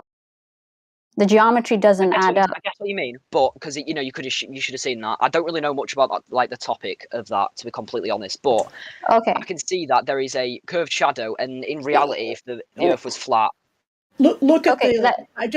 Maybe you can explain to him what the Selenium eclipse is, and then we can move forward. Well, that's up a little farther. Somebody showed about the Selenium eclipse, but I just posted one on shadows. Right, there's an object that is a cylinder, but depending on where the light is coming from, it can show either a square shadow or a circular shadow, even though the object is neither. And then there's a more complex shape below it that will give you 3 different shapes depending on your point of view. So the shadow doesn't tell you anything about what you're standing on, which you're still kind of deflecting. I don't know if you realize when we're asking you to prove what you're standing on, you're still looking at the sky. We want you to stand on the Earth and go, see, here's the curvature, here's how I feel the motion of spinning and orbiting, and this is why I believe that the Earth is a ball. Every time you're either going to the sky or you're saying this can't work in your model, which we don't even have, therefore my model must be correct. That's faulty reasoning. Exactly. And I just gave you the same line of reasoning with the Selenium eclipse, and I don't think you get your. I don't think you understand your fallacy in it. But again, it doesn't prove your point. I mean, I could do some research on it because I've honestly never heard of it like in my entire life. I don't really know what it is. So. Okay, let me just recap before we because I do have to go soon, but let me just recap. The Selenium eclipse is like the lunar eclipses are, according to your model, it's the sun, you have the Earth, and then you have the moon, and the Earth is between the sun and the moon, and the shadow is creating the eclipse. Do you agree with that part? Yeah, of course, definitely. Okay, so the Selenium eclipse happens when the moon and the sun are above the horizon at the same time. Also, the shadow, you keep saying the shadow is curved though. The shadow on the moon, supposedly the shadow, right, is inverted. If like, I want you to do the research and try to. Yeah, I see what you mean. Yeah. Yeah. So like that, according to the globe model, does not work at all. The geometry doesn't work. And even if you know, because people say, oh no, it's refraction, blah blah blah. Even if that's the case, the shadow it's not how it's supposed to be. So you need to like understand this. They even call this the impossible eclipse because it's not supposed to happen on a globe model. So by your line of reasoning, because this particular event doesn't add up with the globe model, therefore the Earth is flat. Yeah, I posted a message to you at 56 minutes after the hour. There's a black and white with drawing or with some text under it that says it should be impossible to see both sun and moon at the same time, one would have to abandon this model. And it shows an illustration of why the Selenolean eclipse should be impossible. But again, we're using the sky. There's nothing that has told me that because, the argument that because I don't understand how your view works, then my view must be correct. That's not a valid line of reasoning, and we're still looking at the sky, and it's just, I don't know how many times we could say it, but I think at this point, just to say, just marinate on that, on the things we've talked about tonight, and think it over, and try to avoid those fallacies. There's links in the server, I think, about that, and some other educational materials farther down on the server that you might want to check out. But yeah, we need to wrap it up. Very cool.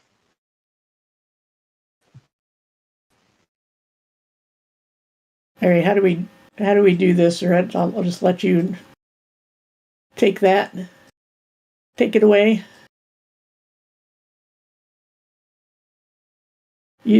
Oh, she's definitely muted. Okay, well, I guess I'm just going to take off. I don't know if I have the ability to stop the. I don't think I have the ability to change the event. Oh, yes, I can. I can end the event. Wow. But she's definitely muted, so I guess I'll we were talking about ending it at the top of the hour, so I guess I'll turn off Ladies' Night and open it up.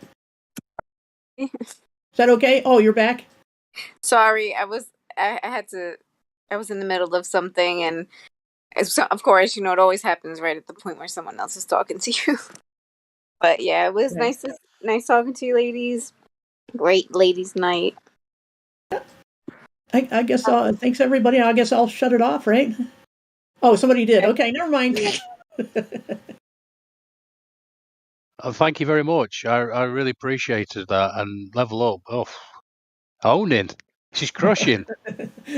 Thanks. You're awesome, by the way. All of you, by the way. All of you. Both of you ladies. I really enjoyed that. Thank you. You're very welcome. All right, I'll catch you all later. I'm going to go get something to drink and look away from my computer. Yeah, that's not a bad idea. All right, thanks again. Yeah. Yeah, by the way, Globers, we measured the ground. And it doesn't give a shit about your opinion or my opinion. It just is. First things first, Sino, do you know what the word figuratively means and what the word literally means?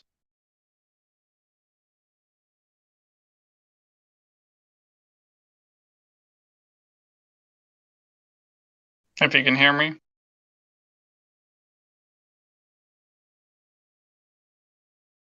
Sino?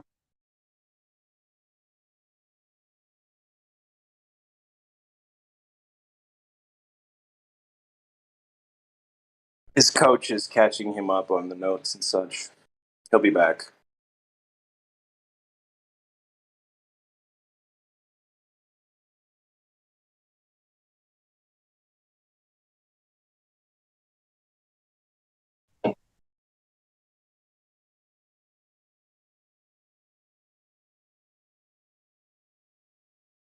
By the way, shout out to Ladies' Night. Thank you to all the ladies who shared their knowledge on the topic. I enjoyed that.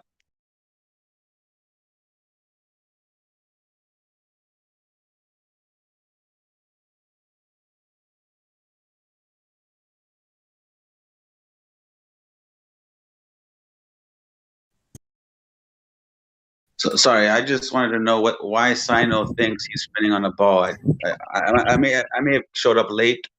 I wasn't sure if that was covered or not, but Oh, yeah, sorry. I had to take a phone call earlier, and I think Level Up left, and I don't know if she said we're going to end it, but this will be, I guess, the end of Ladies' Night.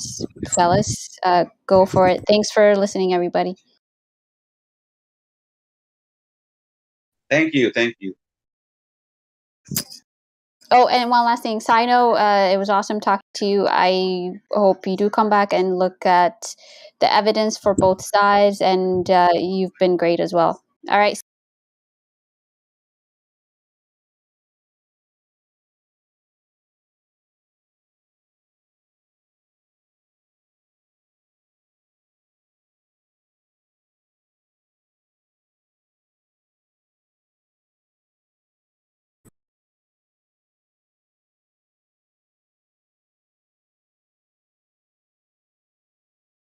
I don't know if you can hear me. Always nice to hear the ladies again. It's always refreshing. Sino doesn't have any valid arguments for the globe. Everything that he talks about involves the sky, reifications of things that he sees in the sky applied to his globe that he has no measurements for because no such globe exists. But I'll be honest, it actually bothers me more that he misuses the word literally so much than he believes that he's on a spinning ball in the vacuum of space. Like if he can just drop that habit, I'll be a lot happier. It's a Zoomer thing. That was good to you, dude. I could tell. Yeah, all begging the question, all presupposition, all assumptions. That's what you have, dude. That's where your globe is. It exists on a chalkboard, basically. And in addition to that, they think they're right. They have nothing but think they're right as well. There's rampant straw manning too. They tell you what the flat Earth is, and they say, "Oh, well, that wouldn't work on that." They're just attacking this version of flat Earth or of reality that they made up. They can't stick to the arguments. For me, like a human being, it's more this like a now the to have curved water, it's more spherical. You know, it's a more sense than to have like a naturally level water. You know, that's it has more sense. He said it has more sense to be sphere. Yeah, in his mind, which has no sense in it. Yeah, because sense is when you debunk sense, nonsense sense, then You know, it could be actually like a neurological thing where like their own brain is trying to protect itself because when you like when you get flat, right? When you get flat smacked, for example, it's like your whole paradigm got shifted. It's a scary place to be for your like in your mind. Maybe because he didn't get a chance to, or I don't know, or Like the idea that you were lied to your whole entire life, it's scary. You know what I mean? I'm sure we all remember that too when we got flat smacked. oh fuck, it's scary like shit. It's terrifying, right? So because it's pure evil. It's fucking. It's not nice. No, just to say, I didn't realize. Yeah, so I didn't. I'd like to. Sorry. Okay. I was going to say I'd like to throw this out, but hold on, there's a jet. I was just going to say I didn't realize Paula was level up, and I've heard her name mentioned many times. Okay, I'd like to throw this out there that we need a measurement of where are curved of that measurement of. And Andrew Thomas Young to the voice check in 1. Andrew Thomas Young to the voice check in 1. Thank you. Yeah, I've heard Paula's name mentioned many times on Nathan's show, and I get it now. That makes perfect sense because it's usually in terror.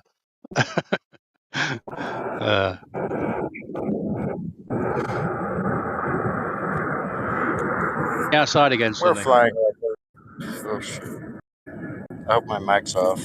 Yeah, you're breaking up a bit, dude. Sonny, I was in anti-aircraft only to tell you.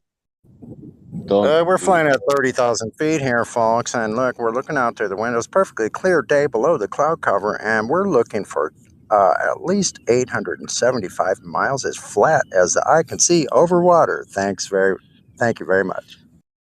And today you will see 10 times more further than usual.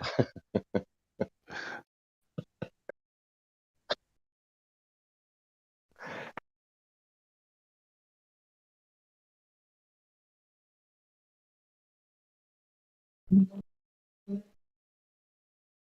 going to go for a swim here. I'm at about 6 feet above sea level right now. Is it curving, Sunny?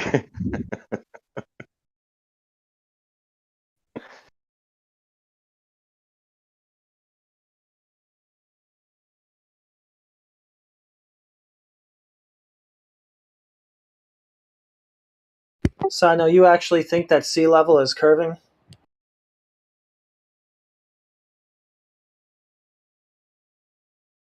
We lost him behind the curve.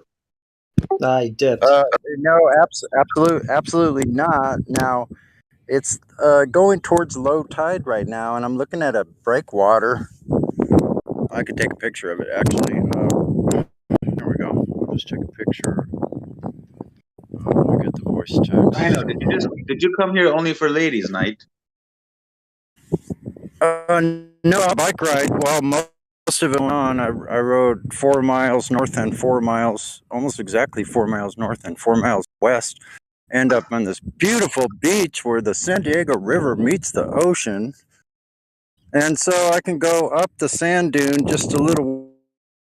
Don't step any stickers. But I can go to the sand dune, a bit of water in front of me, then the breakwater, which is about 20 high. So now if I go with my eyesight above the 20-foot high across from me, I can see more water. Now when I get up to that point, I'm seeing flat water going up and higher. So I see the water level right now. I'm standing about above the line of sight or to where I'm seeing over the water in front of me, then the breakwater, and then beyond that, I see a bridge. And the stanchions of that bridge are hitting a water level that is higher than my line of sight just over the breakwater jetty. You get that? So that's impossible on a globe. The bridge is about 2.5 miles away, and I can see with my prescription glasses. So go up higher. I've taken a shot. If you do a search, go from colon space SUNN, and it'll bring up my name. Click on it. You'll find everything I've posted. You can find the image. Let's see, a little higher. Yeah, there we go. So I actually see the right by that shoreline now, 2.5 miles away, and the high low tide on the stanchions of the bridge going into the water, that level that I'm seeing is higher than the breakwater. How is that possible on a globe? That could never happen. Where some stretch of bendy water is going to be higher in your view as it gets further out higher? What? This is so crazy, that cockman thing. Your Yeah. microphone is broken or something. You should go listen to Oh, I'm yourself on sorry. the live I'm at stream, the please. beach. Yeah, I'll like leave. you Yeah, can't I'll take the exit. wind. It just crackles constantly. Okay, it's probably better like this. So I can also look out the ocean to the west and see the ocean level to open ocean up higher, but it's probably not that great. Let me. Oh, that worked perfectly. I could hear you perfectly, no crackling.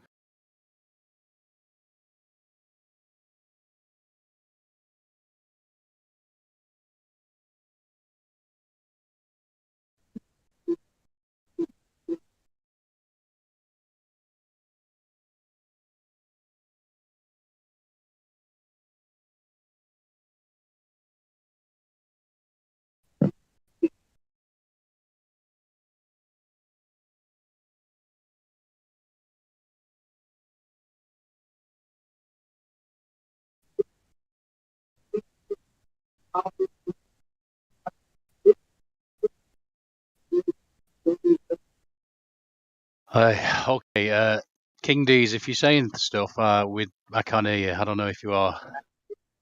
I can see your light flashing away. Sino, are you still there, buddy? Sorry, you hear my background? You hear the TV? Oh no, sorry. I just thought you might have been speaking because I seen your light flashing and nothing Oh, was there. no, I was just listening. Oh, okay, sorry, dude. My bad. Yo, It's all Sino, good, bro.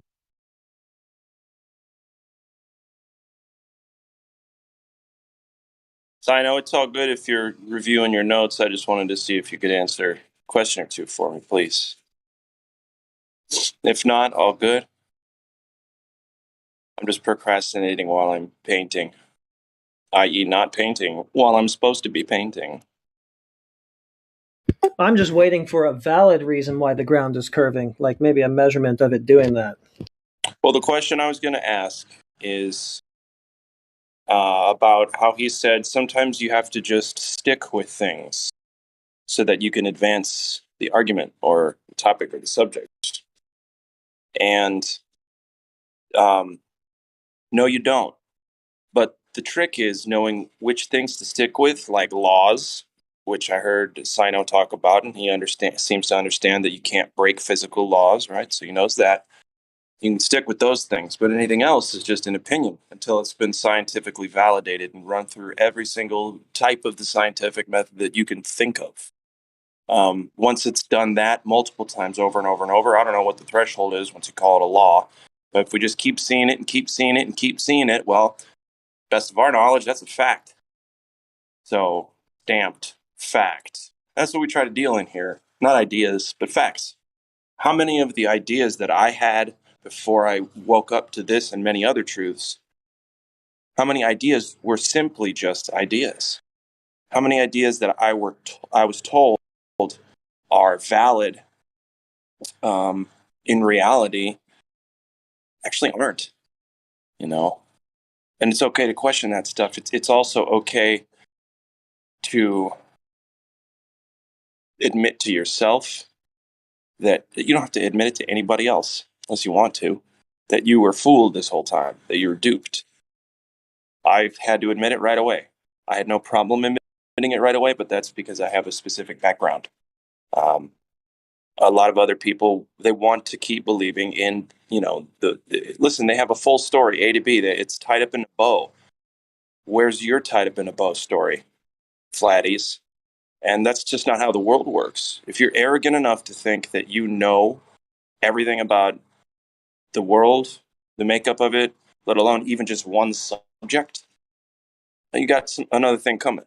So it's an exercise in critical thinking and soul searching. Can you be, I just say man enough or woman enough, right? Or whatever you identify enough as to, can you buck up and really come to the truth on some things? Yeah. The globe model is an exercise in sticking with the wrong thing for so long that you come up with the worst theoretical failure in history.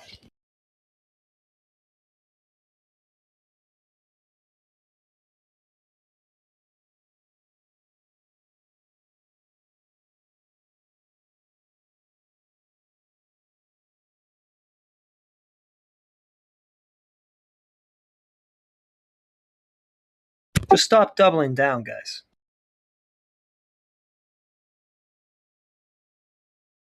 It was over on step 1.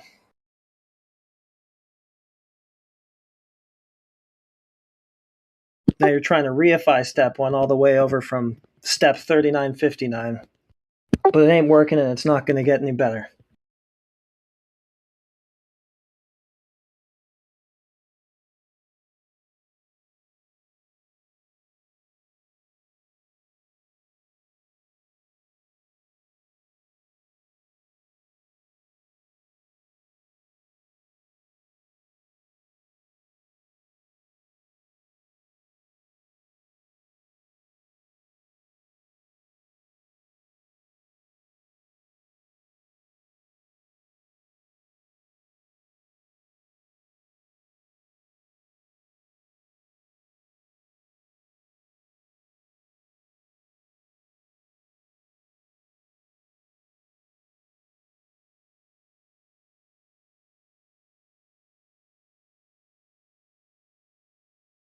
So your mic's not working now, then, dude. That's what I'm getting from this, and that's okay. Wait, hold on a sec. Right when Ladies' Night ended, his mic stopped working. Oh, he's very skeptical. I mean, I get it. Now You the conspiracy theorist. big dogs come out, and we're hungry for meat, and we're going to interrupt each other and stumble all over, and all this. So I'm not sure he's prepared for that yet. Honestly, I wouldn't be either. But if he's taking this seriously, then stick around, kiddo. I know I'll do my best to stay calm. Try to pick up where he left off with the ladies, but he just took off. No, he didn't. Hey, welcome back, Sino. Anyway, if you're there, would love to pick your brain about a couple, 2-3 items. If not, then not.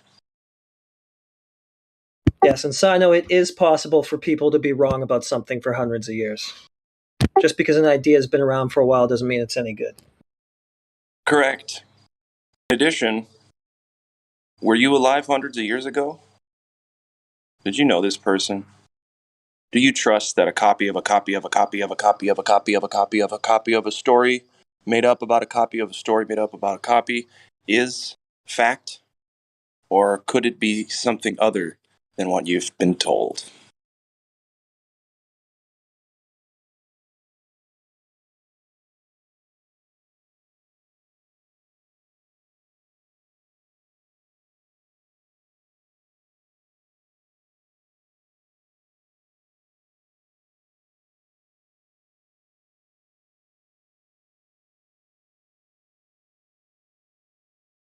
Okay, I got my wetsuit on. I'll be going into the H2O.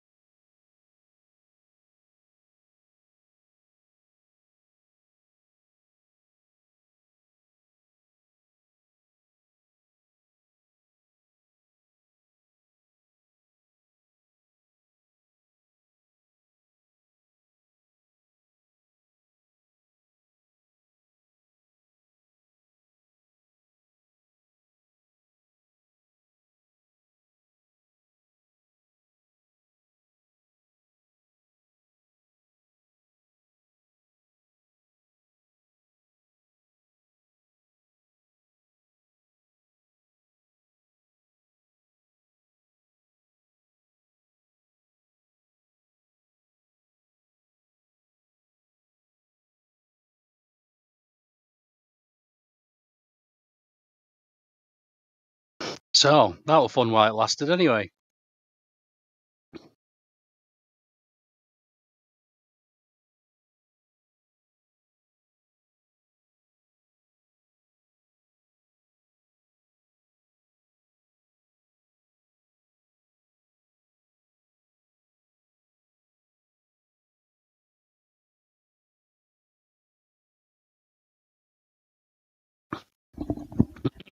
Anybody in the mood to talk? Iron Horse in particular? Please just talk to me about Texas. The Earth is flat. Well, that as well. Listen, I'm just in. This is Iron Horse. I'm just in to listen. I'm positive for COVID, so I'm kind of hanging out and didn't go to work today. So I'm just listening and got a little cough. So Oh, it's the accent. It's just catnip in my ears. So just please continue. I love it. I was just looking over. I was just looking at some photos while y'all were kind of in a little silent mode. Took a picture or looking at pictures of the lunar rover, Apollo 15. It is so funny. It is so funny.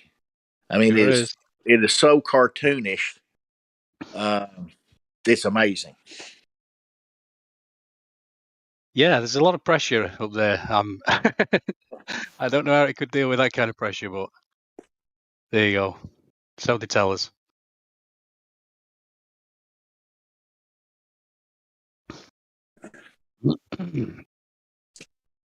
But yes, I know if you see a name in here called Quantum Eraser, I'd just run.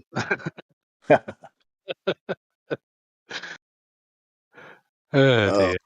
Yeah, what you got? You got that retard Matthew Learns in here. Why don't you have him explain to you all that NASA crap you're talking about? Yeah. Matthew bike. What a surprise. Yeah, I was sucked in it when I was about 6 to 9 years old. And finally, after about 9 or 10 years old, I knew it was all bullshit. So. What? Sorry. Say that again. 9 to 10, you realised it was bullshit at 10. Is that what you just said? Yeah, I realized that the moon landing was bullshit at about 10 or 11 years old. 9 or 10, something like that. Wow. That's impressive. I mean, that's a lot of discernment right there, because I think it was worse for me because I'd actually looked into it. Not the moon landings. That was, for some reason, I knew that were nonsense, but the Earth being flat, that's completely different. I was still so convinced it were a globe, and I think it was worse for me because, I thought I had this pretty good understanding of gravity and all these things. In fact, I used to hold court. I used to hold court and explain to people and think, oh yes, look at my great intellect, how I explain this gravity. And it definitely makes it harder to let go of when you've looked into it and you think you've got a good understanding of it. So, Excuse me. But yeah, I think that lunar rover really just, it really cemented the bullshit to me. It was so ridiculous, so cartoonish. Even at 10 years old, it was bullshit. Yeah, I think a bunch of 10-year-olds made that lem.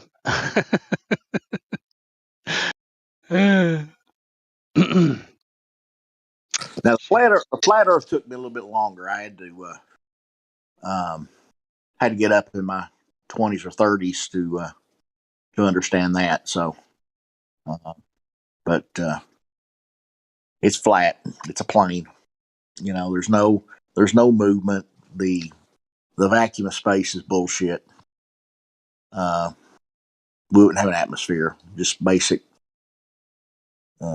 common sense, and your gut tells you a lot. And people, really, there's probably more people that in their heart of hearts know that we're not on a spinning ball at 600 miles an hour, traveling around the sun at 1,000 miles an hour in a vacuum. Just, I think there's more people in their gut knows it, but they've been programmed for so long and don't want to be ostracized. So I think that's a great thing about this this Discord, this chat. It's if more people would just look and just observe. I think a lot of people in their heart of hearts know. So I got like a question. Has there ever been any instance at all when they were able to kind of create like a scaled model of a globe in a vacuum? Has there ever been any instance when they've been able to do that? I'm just kind of curious. I never saw it. Not to my knowledge. Yeah, I would just say go on. Oh, because I was saying like with flat Earth experiments, there are some like scaled flat Earth experiments that suggest that the Earth is flat. But think about it like this, dude. How can you let's say you put something in a vacuum? How are you going to keep the gases? Do you understand what a vacuum does? No, that's It is just impossible to do. You would have to recreate Yeah, the that's what conditions I'm that getting at. Yeah. supposedly exist in outer space, and that is impossible to do, dude. Yeah, A vacuum removes everything that is correct. inside Yeah. of. Correct. And listen here, Because hold on, the just thing is, I've never really heard like a good hold on. explanation for that from the globe earthers. Oh yeah, go on. Sorry, my mic might be getting shitty. What I'm saying is, so imagine all the claims, right, that are made about the solar system and Earth movement and all that shit.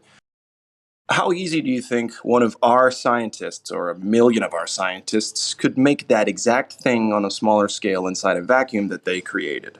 What do you think? What are the chances they'll be able to do that? See, no, I don't think that's really possible. But if Good for someone was you. able to do that, Good for you, yeah, because your I brain's think.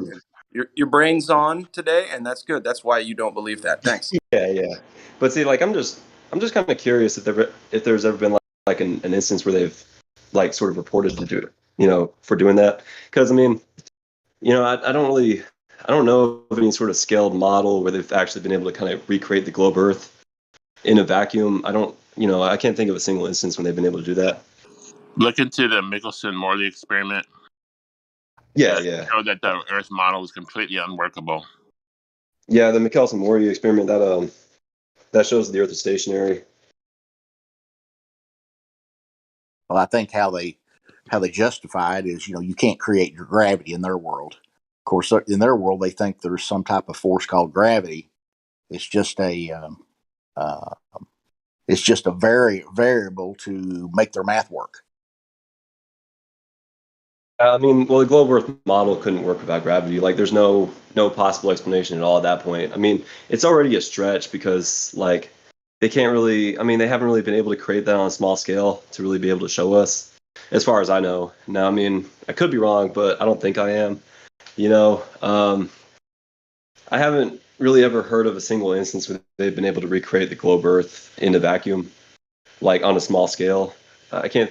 And man, like I hear so many strawman arguments whenever I bring up flat Earth to people. Whenever I have brought up flat Earth to people, like one person said shadows. Like they said shadows prove the Earth is round, and I was like, no, they don't. And then I put two objects on a table, and then I showed that the shadows are different lengths on a flat surface, and I was like, oh yeah, so this right here, this experiment right here, it actually shows that this table is round. This table is the globe, and the light above it, that's actually hundreds of thousands of miles away.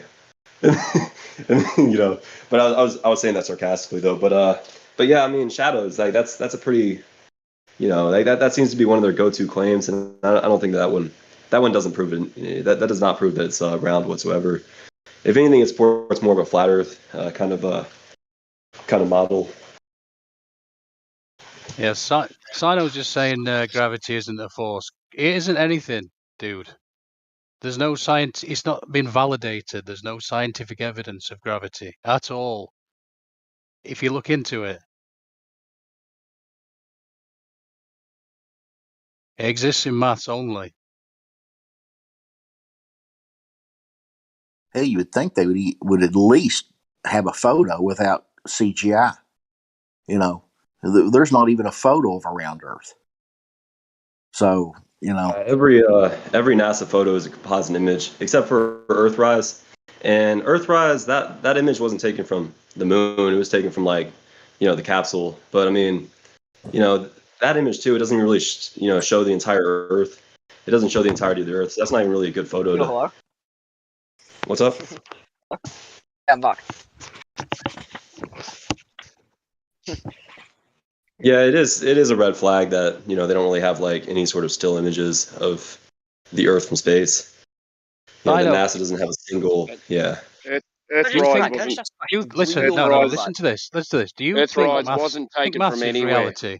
Do you think maths is reality? Of course it is.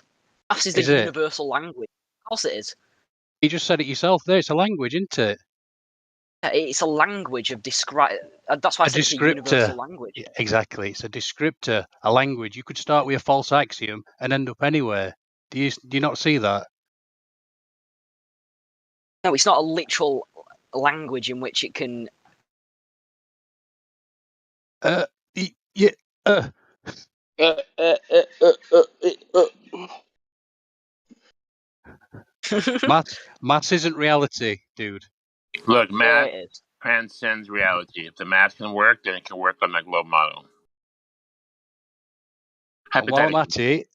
at it, the words are not the world. You focus on that, you could have a real experience. The words are not the world.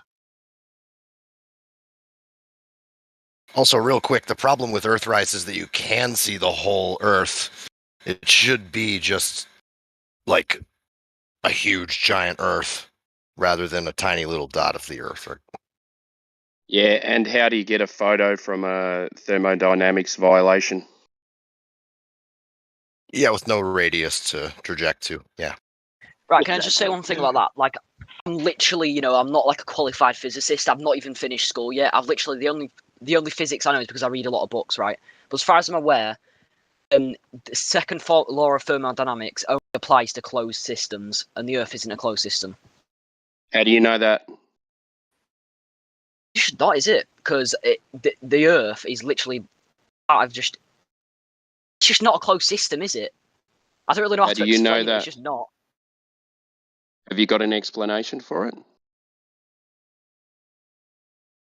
You're making a claim, but you can't back it up. Yeah, but it's in a closed system because the Earth isn't. What do you mean by like? Do you think it's like a closed system? No idea. Do you think it's there's a shield above the Earth or something? Well, I don't know, but gas needs a container, so there must be a container or containment. So, Well, gas pressure needs a container. That's the issue with the thermodynamics. correct. In the word press, sure. And it only applies to a closed system, but gas is just matter. Yeah, we might have high energy compared to an apple.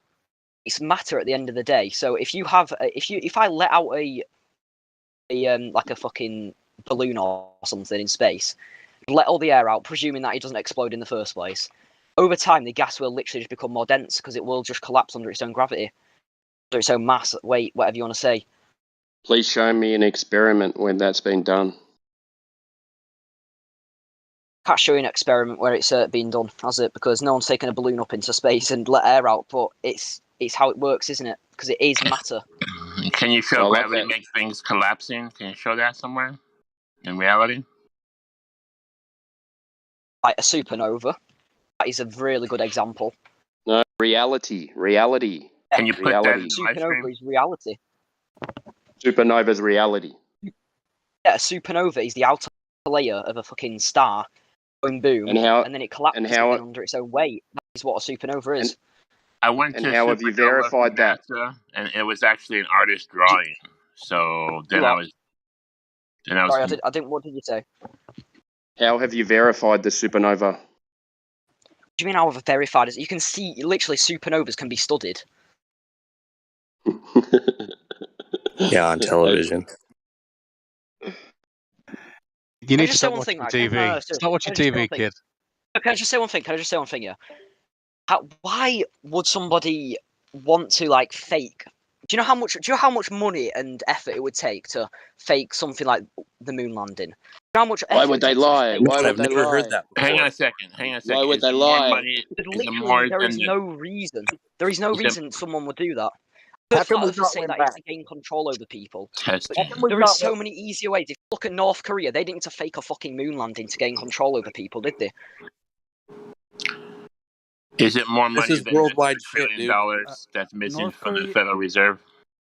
North Korea actually pretended to have landed a man on the sun, so yeah, you're pretty retarded. But when did that happen It's an then? appeal to motive variation, and it has no relation to the evidence that speaks against your religion.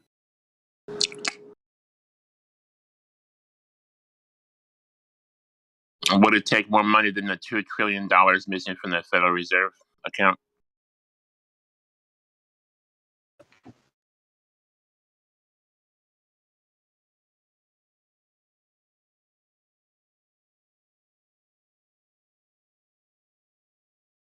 Yeah, I think my question would be, when do they not lie? And why wouldn't they? Yeah, exactly. That's a good question. Now, what you got? But what are you actually? Yeah, but what are you gaining from lying No, about hold something on. like this? You're not gaining from it. Hold on, Got to think about Jesus that logically. Christ. You got to So, think about yeah, it.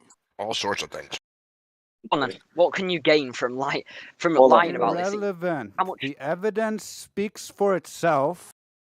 The motives of some deluded psychopaths we cannot divine for you. We can give you many different potential reasons because it's actually helping make people like you Hold on. subservient to a religious view with no actual evidence. Explain.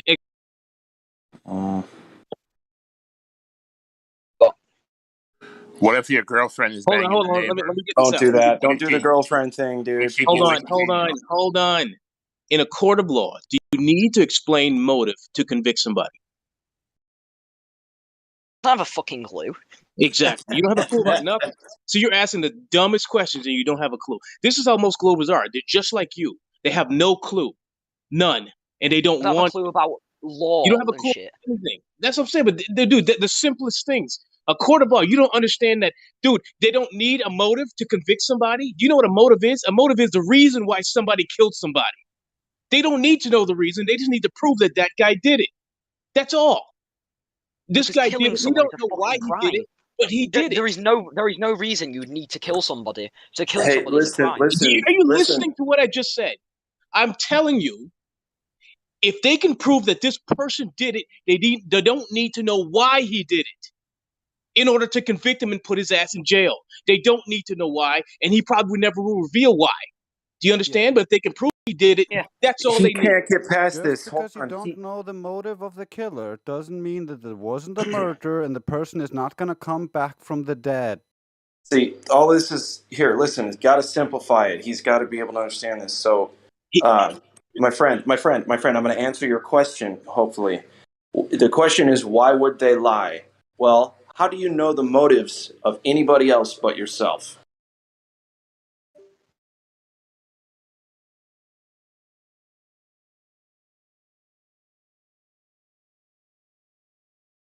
Okay, thanks.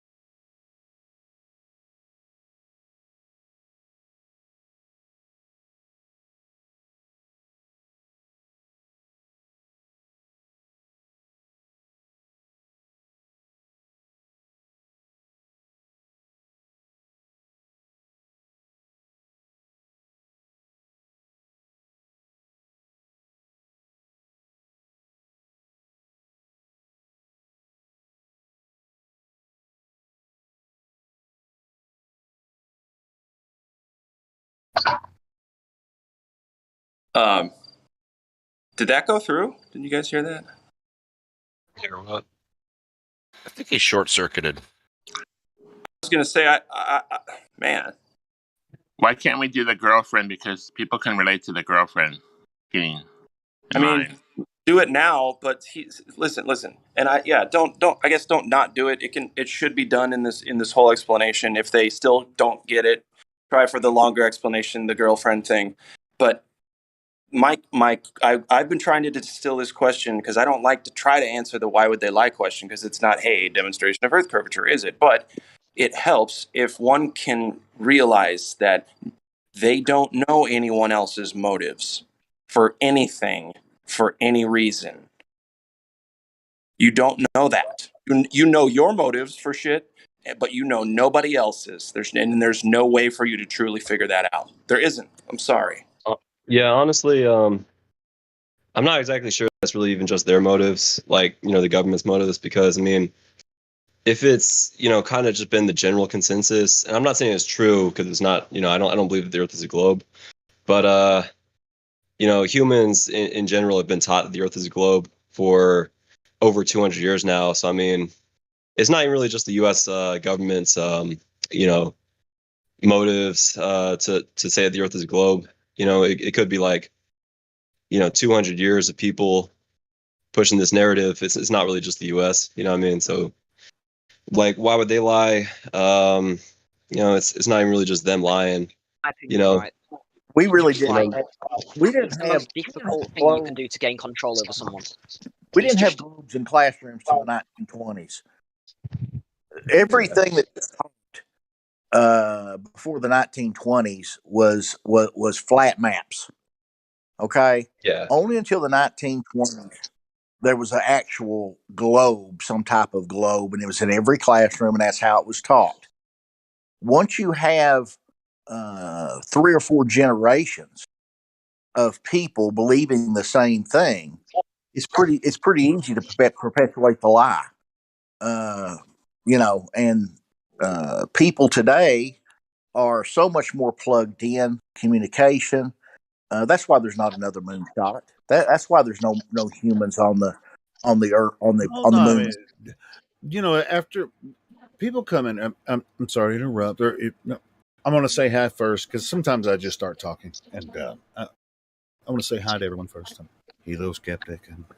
Helio. All right, you guys dude. mind if I give an opinion on what you guys were just talking about? Oh, go for it. Go right ahead. All right, cool. So, I mean, it's really kind of gets down to the why would they lie argument, right? And that's where we started. These guys that are promoting the globe, they really think the Earth is a globe. So nobody's lying about it. You think they're just like, oh, they're promoting the lie so they can benefit from it. That's not the way it is when it comes to governments, education systems, and everything. They all think the Earth is a globe. So it's not. I mean, of course, they benefit from different aspects. With government influence and all the money system and everything like that. But the lie about Earth being a globe doesn't benefit them. Now, if they realize the Earth is a globe and then they continue in the lie, then they're benefiting from it because they can still pretend that the Earth is a globe and still make money. But other than making that, money from it? Nobody's making money from the flat Earth. So that's what I'm saying. It's just like the only way you can make money is you promulgate the lie after you realize it, which most people won't accept it and don't even think that it's a thing. They think flat Earth is dumb and they won't even consider it. So, as far as like, why would they lie? Well, they're actually not lying. I mean, the powers that be aren't lying. They just have other shit to concentrate on, basically. In my opinion, I could be wrong. Some at the top do know, but for the most part, the subordinates to the elite, they don't have a clue that the Earth is not a globe. Yeah, it's probably pretty practical to the vast majority of people promoting that think that the Earth actually is a globe, and in addition to this, they just and when they come across people like us, they just consider it ridiculous because everybody knows it's a globe, right? I mean, that goes from friggin' somebody that's a high school dropout up to a freaking PhD. We've had PhDs in here, and we've talked to them, and they're just like, and I mean, in terms of what like you're talking about, in terms of like the average NASA worker, like they're probably not choosing to lie or probably don't even think they're lying. I would say the vast majority of them probably operate on a need to know type of basis, so I mean, sure. And that's kind of like why we're here. We're not here to convert people. This isn't a religion. It's not. That's right. Need to know. Well, I mean, need to know is just like what you need to know is that you live on Earth. Yeah, I mean, as far as the elite goes, It's like I don't think the intention of even the elite. I mean, just like the idea the Earth is a globe or flat, it works both ways for them. So it doesn't matter what the populace thinks about it; they're still going to benefit. Now, why Yeah. would they would lie? It's for control. It's not has nothing to do with money because money doesn't exist. I mean, exist in the form that we have to use it to exist. As a means of trade, but it's more about control and it's mind and spiritual control too. So, I mean, I couldn't agree more with that. And but with the caveat of doesn't NASA get $60 million a day last time I checked? Sure, but like I said, money. As far as the money, look how much money they're adding to the system. Look how high inflation is now. It's like it's just magic. It's like just put. Look how much money they're adding to the system. Look at inflation. They're reducing. It's like a gallon of milk. It's like what's funny. It's like they'll give you some of the commodities cheaper, and then increase prices on other things. This is a marketing strategy. Everybody knows how to do. Well, not everybody. They don't know they're being influenced by the marketing strategies. So, I mean, like, at least gas is cheaper now, or like gas is expensive, but at least milk's cheaper now. And so, it's just like it's a whole control system of manipulation. It's a mind control system. Right, and also shout out Dell. I love Dell. I keep talking about him, but he does this street activism and he's talking to these college kids and etc. etc. And one of them said, what? Well, there's too many people to be on it, and that's one of the things that I came that early on. I thought, no, it's just too many people.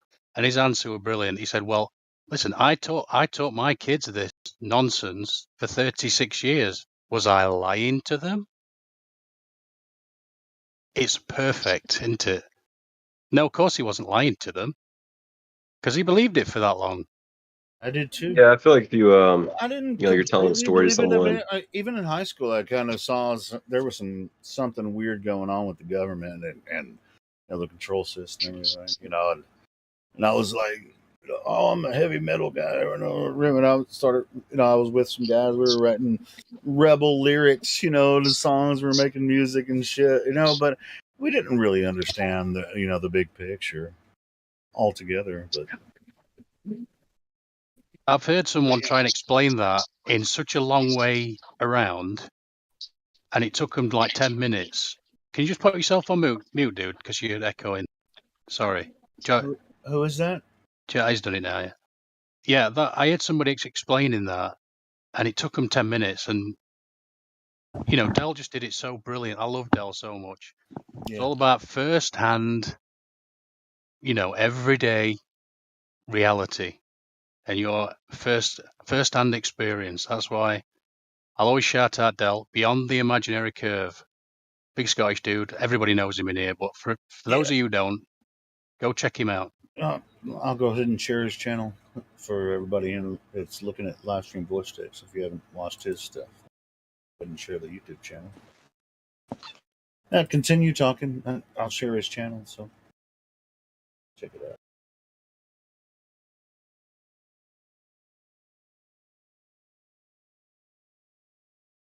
I didn't come in here to go on a big rant, just a little one. You guys keep talking what you were talking about. Elio, it's good to hear you, man. I've not heard you for a few days. I was a bit worried about you. You should be, because I'm fucking crazy. No, I'm just not crazy.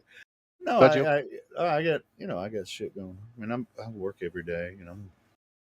I'm a workhorse at work, and like last weekend, I went camping with my brother and my nephew. It was pretty crazy. It was his 16th birthday, like, weekend, and he's a twin. He has a twin sister, and my brother, my niece was having a sweet 16 party at the house, and so my brother and her twin brother went on a camping trip because Dude, can you imagine more torture than having like 15, 16, 16-year-old girls at the house, for dad and, the twin brother.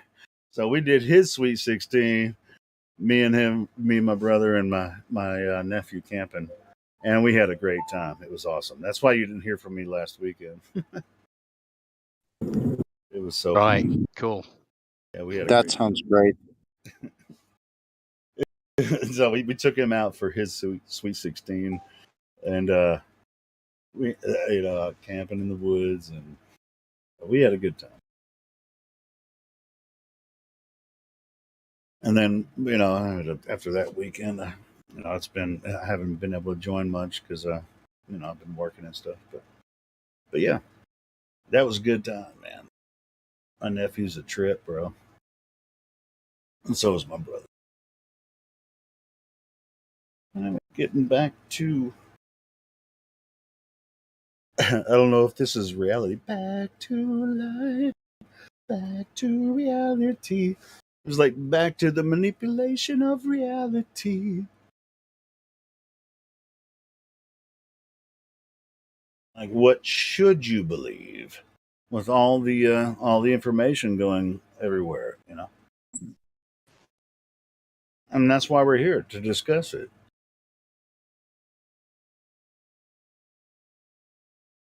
Good stuff. It's like if you, I actually enjoy this platform, and I enjoy listening to you guys because I listen more than I talk, even though it doesn't seem like it sometimes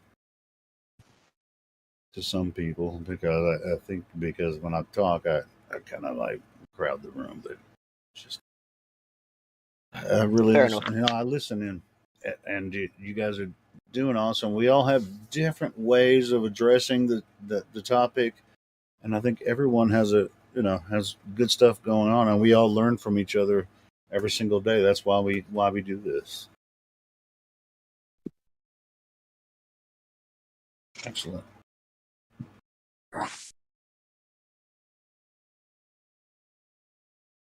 What was the original point I joined on though? So we can get back to topic. This ain't about me. It's about getting back on topic. Talking about. If you guys can't remember, there's no hope for us. Well, Yeah, was that kid saying why would they lie?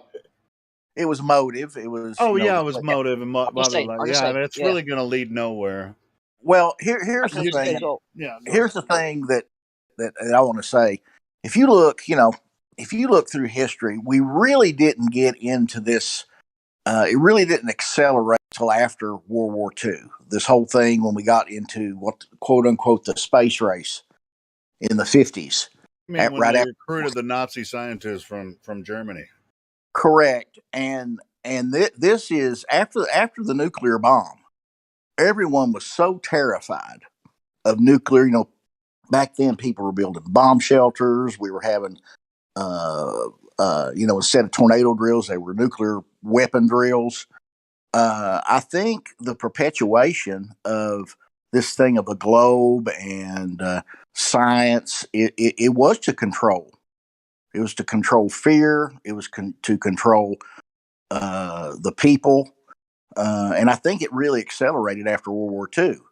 And, and I don't know why. Most of the time, if you talk about a government or something powerful, it's money, power, and control. Those are the three. Sure, but I think a lot of these drills and what happened with the education system actually started before World War II. What they were going through to promulgate this whole government system. So they were working with Stalin and what was the other guy in World War One? The Russian dude. It's like the whole, like 100 years in human history is a short period of time, right? But look how much has happened in the past 100 years. Yeah, since 1906, when the Genius bicycle mechanics did the first heavier than air flight, well, with motors, let's say. Then when the marketers came in, it was just like, who's going to benefit from this? It really became about money. In the early 1900s, everything was about money, including the wars. And it's never stopped since then. I mean, it was about money before, but it was like once they established the monetary system in 1913, that's where everything promulgates from. So they don't teach you that in school for a reason, because you're a subject. Correct. And what does that mean? You're a subject. That means you'll be subjected to what they want you to hear, and that's it. Sure. I mean, just like you're subject to a king. When they established the Federal Reserve in 1913, you're subject to that. Yeah, that's basically what I just said. So yeah. Yeah. Okay. Same thing. Yeah. Just different way. Yeah. The sad thing is if you ask any young person, let's just say 25 and younger, or 35 and younger, let's say, and they try to explain our place in the universe, it's always we're a little tiny speck in a big, vast universe. We're basically less than nothing when it all comes down to it. And that is a powerful, that's a powerful motivator for people that want to take advantage of that. And if you ask anybody, that's how they're going to explain it: little blue marble, little rock in the vastness of the universe. But if you have the flat Earth theory, if you take your observations, we're not insignificant. We're not just floating around in nothingness. Yeah, I don't absolutely. I don't know what's beyond. I don't know what's beyond the firmament or beyond the pressure. Sure. I don't Earth know is what's the beyond only. that. Yeah, you're right. Earth is the only place that we can confirm that exists. Correct. Now, when you start going around telling people that you are mankind and this planet is nothing but less than a speck of dust, it kind of keeps you down so you can be manipulated. It's the vast number of people, not everyone. Obviously, the people on here are not, but when you realize, we don't want you to realize we are significant, that this earth is important in the whole scheme of things. It puts a different perspective. It's a lot of freedom, and I think most flat earthers, people that believe that we're not on a ball in a vast vacuum of space, they are right. They're a lot freer. I think you're right. Freer minded. Go ahead. I'm sorry. No, I was going to say, just real quick, I think you're right. I mean, it's a different mindset, considering whether Earth is the only place. And, of course, we see the sun, moon, and stars. How you consider them makes a difference. And so you might, follow their narrative and say, we're the third rock from the sun. And that's the way you consider the sun, moon, and stars. And there's a different narrative of how you observe everything, but when we look across Earth, I mean, it looks flat, doesn't it?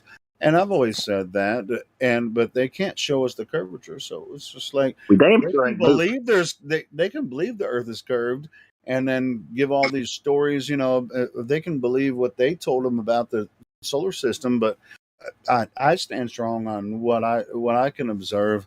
And I used to believe the solar system idea, but I just don't think it's true anymore. Well, and they try to perpetuate the myth, and we don't know that the sun in so many billion years will nova, and it will take our Earth all the way to, it'll explode, and we'll all be, if we're here on this Earth, if we don't find. We always have the danger. Asteroids could destroy. Yeah, absolutely. We're always all the fear porn just constantly coming at us. World wars and danger. danger from outer space, danger from inner space, volcanoes. We're just no volcanoes are. When you feel insignificant, and when you feel fear that everything in the world, everything in the universe is going to kill you, and you are so insignificant, you can be manipulated just on fear. Mm-hmm. And I but think once you understand that you don't have to fear the fear Right. corn, they can't control you anymore. That's why they don't like us. Yep. That's why they don't like us. Exactly, brother. That's why right, we're Iron called- Horse, bro. That's why we're called loons and the whole deal. And I really don't give a damn. I own that shit. I own that Until shit, you Iron prove Horse. until you prove the Earth is round to me in a legitimate, if you can prove it, then prove it. But I can show you all the anecdotal evidence. I'm not a mathematician. I'm not an engineer. I'm not a scientist. You I'm an don't old have country to boy be from to Kentucky. see. You don't have to be to But see this. but observation is the main. That's the whole thing with science. It's observable things. That's the whole basis of science. You have to be able to observe it. It's like this nova. This guy saying there was a supernova out there in space. He did not observe it. Nobody observed it. No.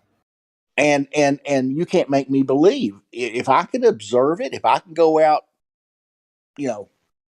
100,000 miles from Earth and observe something, that's a whole different story. You don't have a PhD in astrophysics, do you? Well, another big part of the globe is not being able to trust your senses. And it's like they'd say that the stars are all burnt out, like, half those stars that you're seeing aren't even there, and Right, and we when kind they of have say there's a supernova, well, this is a result of a supernova when we just zoom in with these radar telescopes, vast radar telescopes, and then interpret the data that we get. They're just getting interpretations from the electromagnetic field, that's affected by the lights in the sky. I mean, this is my opinion, but I think they're just misinterpreting data and then feeding it into computers, and then they have CGI experts and say, "Well, we believe They're feeding. Listen, they're feeding the data through their story and their rose-tinted glasses. Sure, That's what yeah, they're of feeding. course." But listen, and there are millions and millions of people that are following that and thinking these flat earthers are like, when we discount their supposed evidence, that the only reason we don't believe it is because we're ignorant about it, which is absolutely not true. We've looked at why they've come up with the data, how every single telescope, radar telescopes or optical telescopes, we're analyzing what they say about what they say, and then they feed it through. Oh, here's what the so and so nebula looks like. Doesn't look like that. It doesn't look like that through optical telescopes. This is all radar data. It's your point. Go ahead. Your point on information, how it's been manipulated. They're not taking the information and doing it correctly. What they do, they take the information and they try to put a mathematical equation to it so they can, in their air quote, prove it, just like a parallax. Oh, that's another part of it. It depends on what. But as far as observation goes through telescopes, the equations are syncopated with it. Go ahead. It goes. Well, how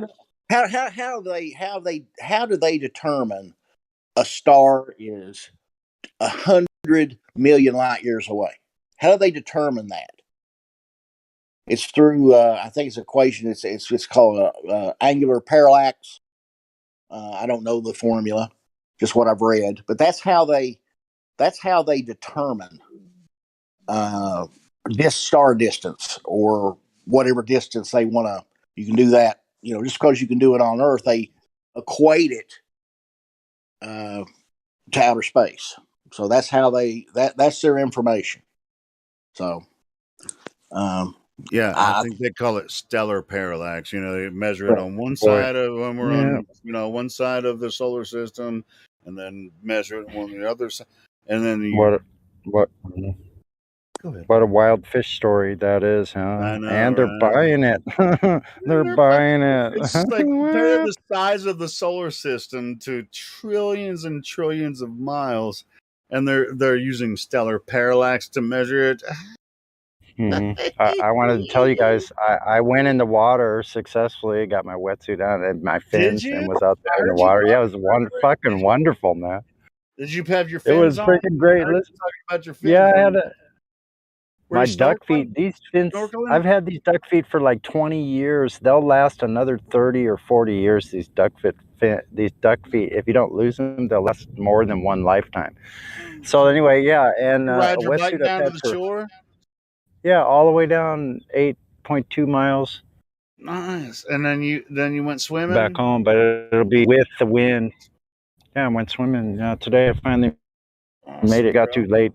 I mean, that's good to So I hear, made bro, it. man. I'm glad you did that, man. Yeah.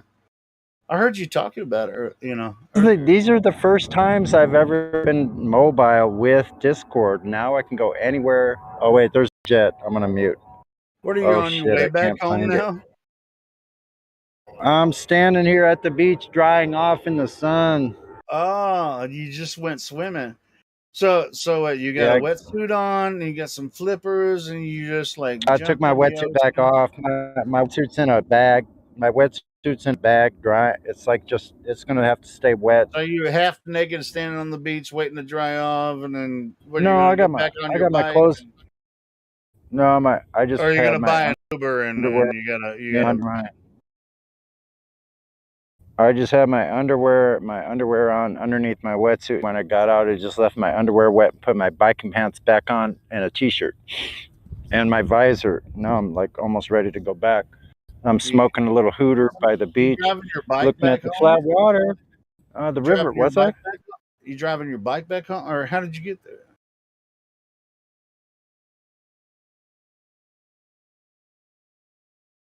That's the whole thing. No, I'm wondering. I mean, did you take your bike there? Yeah. Yes, I ride my bike. You I get have my fully clothed, wetsuit. and then you gotta ride back home. And you said it's 8 miles.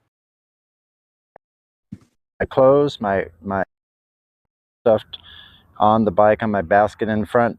I got everything. Lights. If it got too late, I have tarp, like a sheet I could lay down. It's freaking warm though. It's beautiful at night. It's like 72 degrees at 10 o'clock p.m. like last night. It's like after that 10. wasn't an Amazing. answer to my question. Oh, I'm sorry. Let me you try to said answer. you went swimming in the ocean. You drove your Mhm. bike. You say you drove your bike to the shore. Uh-huh. Put your skin suit on. Put some flippers on. Swam around a little bit, and then you came up, took the shit off. Right. You're waiting for that shit to dry out, and then you're gonna go back home on the bike. Are you still on the beach, or are you on your way back on the bike? I will back side. What did I Yeah, miss? then we're gonna. Yep. All right, cool. So you're still at the beach. It's gorgeous out. What time is it? Let's see. It's Hold 5 a.m. It's 5 p.m. where you're at. Hold on, I gotta get control of my device. Why can't I see any screen? Here we go. 5:11 to be specific. Just telling you, it's 5 p.m. Yeah, 5:11. Oh no, it's 6:11 here, man. Not in San Diego. It's 5. Yeah, it is. It's 6:11 unless my time, unless you're San in Diego was 3 hours behind me. Pacific time, 2 hours. Shit. You're Central. I'm 2 hours different. My mom's in Central, just like you in Chicago. Central. Anyway, so it's still. Anyway. I mean, it's going to be daylight for quite a while. Yeah. Probably going to be almost daylight until 10 p.m. for you. Probably. For me, no, about 9 o'clock, it'll still be light enough to see at about 8:30 or so. Then it starts after about 8:30, but the sunset I think is about 7:40, somewhere between 7:30 and 7:50. I don't remember exactly. It could be even Yeah, I wouldn't wait for sooner, the but daylight. I wouldn't wait for the sunset but before you. but I have a question. I have a question. You guys know, is the moon waning now from the full moon last Dude, it's a night, or is full moon. another night a full No, moon it's tonight? waxing toward it. Tonight's going to be a full moon. But I would And it's recommend going that you down. go home. It's a descending. Yeah. Unless you What? have a good path home, it's going to be a full moon tonight, and there's no clouds in the sky. You'll have some light, but if you have a headlight on your bike, but you probably do. It's I have all that. So like now I got it wired so I can have Yeah, Discord on while I'm riding along, listen to you yeah, guys. But I need to get some wireless headphones so I can, because I can't listen if it's too noisy. no, it's gonna be a full moon tonight, man. So Pretty sure it's pretty sure it's God, waning. that's wild. Yeah, it's waning well, now. It's It was waning. last Yeah, night. waning after of it just barely, but it's pretty Mhm. much. You're gonna have all full. Yeah, so it's like going to be more than 96%. It's probably still like 97% Yeah, tonight. It's especially if going there's down. no clouds on frickin' in San Diego, bro. It's Fucking A. partly cloud. No, it's partly cloudy Dude, here because I we're on this freaking love coastal. riding on an electric bike in San Diego. It's Oh freaking. my God! You should have seen the person passing me. I'm on this long stretch. This stretch from the freeway to the beach. It's one long freaking bike path. It actually goes much further. It goes 20 miles further east into near the foothill. Like I'm gonna take some trips like that. But anyway, it goes along this thing called Mission Gorge. And Mission Gorge is such steep sides to it that it had to be the flood. Like there's no water that can rush down there that much from the mountains and cause those steep sides. Like it's crazy. So anyway, amazing geography is what I'm trying to get at. But what was I saying? I was coming down this long path that's straight west into the wind and into the sun, and it's along the freeway. And so these guys have electric motorcycles, dude. They're like off-road vehicles. And this guy was doing about 45 miles an hour. The freeway was right next to us. He wasn't going much slower than the cars. They're doing 65, 70. He was doing probably at least 45 or 50 miles an hour on this bike path. Wild shit, man.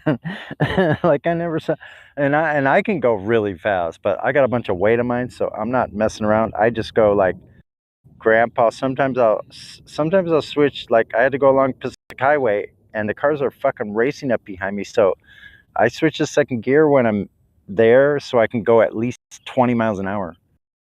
And I can cruise at 20 miles an hour with all my shit, including my trailer now, which I've done a couple times, where I Is can that have where you keep everything with me. your wetsuit?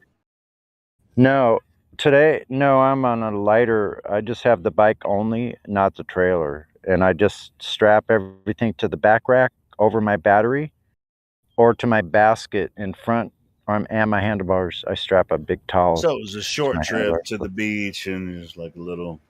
Yeah, it's like actually 35 minutes. 8 miles, 35 minutes. So Hell I can yeah, rest that's what here I'm for 3 talking or 4 about. hours at the It's beach. like I'm gonna go to the beach. I'm gonna strap on my wetsuit and my fins, and I'm gonna swim in the ocean for a while, and then I'm gonna freaking. Do you have like Yeah, snorkel? Do you have snorkel and goggles and shit? You know, not just yet. go. I'm going to. That's my next step, and then Yeah, I'm you got to actually do gonna that, make. bro. Listen, then after that, look, I'm gonna be doing some expert snorkeling and skin diving and fishing. I'm gonna make my own Hawaiian sling with wood. I just have to find the right piece of wood to use as a spear, and use like a bungee. I'm just gonna make my own Hawaiian sling. Well, so you're You know what those planning are, on right? going like offshore, undersea, like offshore, and then take a spear with you and spear fishing. That'd be pretty Yeah. badass, dude. If you ever do that, you better freaking get you a underwater GoPro and show us how you do it. God damn. Oh, I That will. sounds I freaking will. crazy. Like eventually. Like, listen, I've missed it. I've been away from this kind of life. I've been away from this life for like freaking 6 years, 6 or 7 years. If you can see, I don't know if I went off. Yeah, well, I wouldn't even know what it's like to But, live in California. I've been a country boy for fucking my whole life. I was born in so Ohio and like, I grew up in Arkansas. So yeah, I grew up in actually grew up, like a lot since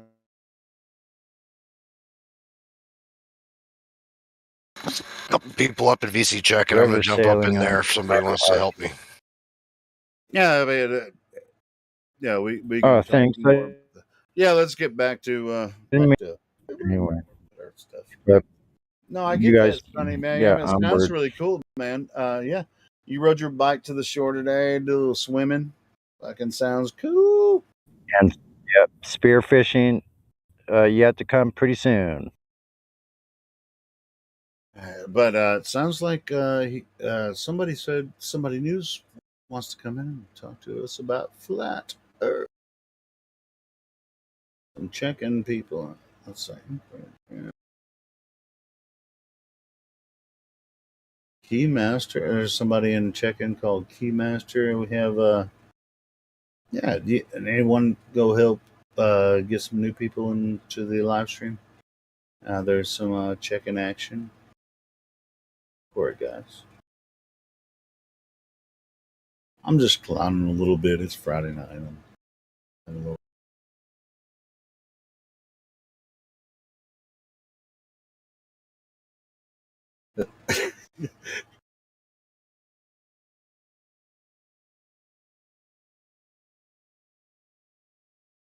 We have Zarek in here, VC verified. You have access to your microphone and you want to talk to us.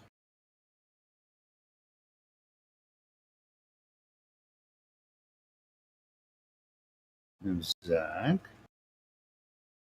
We're not so scary. We do have a lot of fun and we can be a little intimidating, but as you're here, open your microphone and have a talk with us. Not a big deal.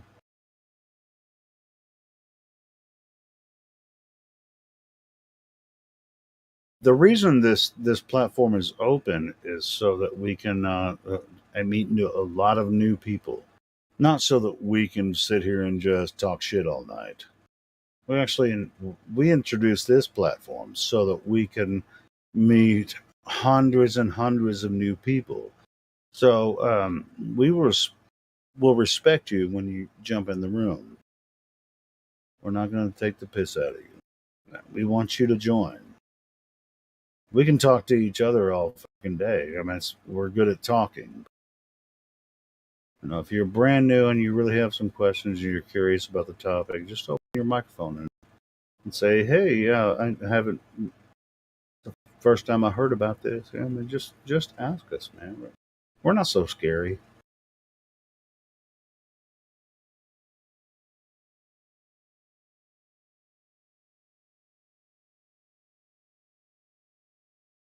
I think most Yeah, of man, I'm right. I'm here. I think we all. It's Zarek. Sorry. Say that again. Hey, what's up? Oh, that's Zach. All right, cool. So all right, cool. Is this the first time you're here, or did you come previously? You have the VC verified role. Did you come in? I've been here for a long time. I don't even know how long. But I never jump in chat. And That's cool. Now you're here. Now, I mean, have you talked to anybody about this? I'm not around too often. You know, I check in. It's great you guys are still here. It's awesome because like this channel was instrumental in me becoming a flat earther right years ago. And I mean, I want to say 2015, 16, 17, you know, man. And all I did was hang up in here and listen to chat and stuff. And it's awesome you guys are still here. And I don't have too much to say. I mean, testimony, bro. Yeah, that's testimony, bro. I mean, so you often listen to like flat Earth channels and follow debates and stuff, but you just don't often get involved.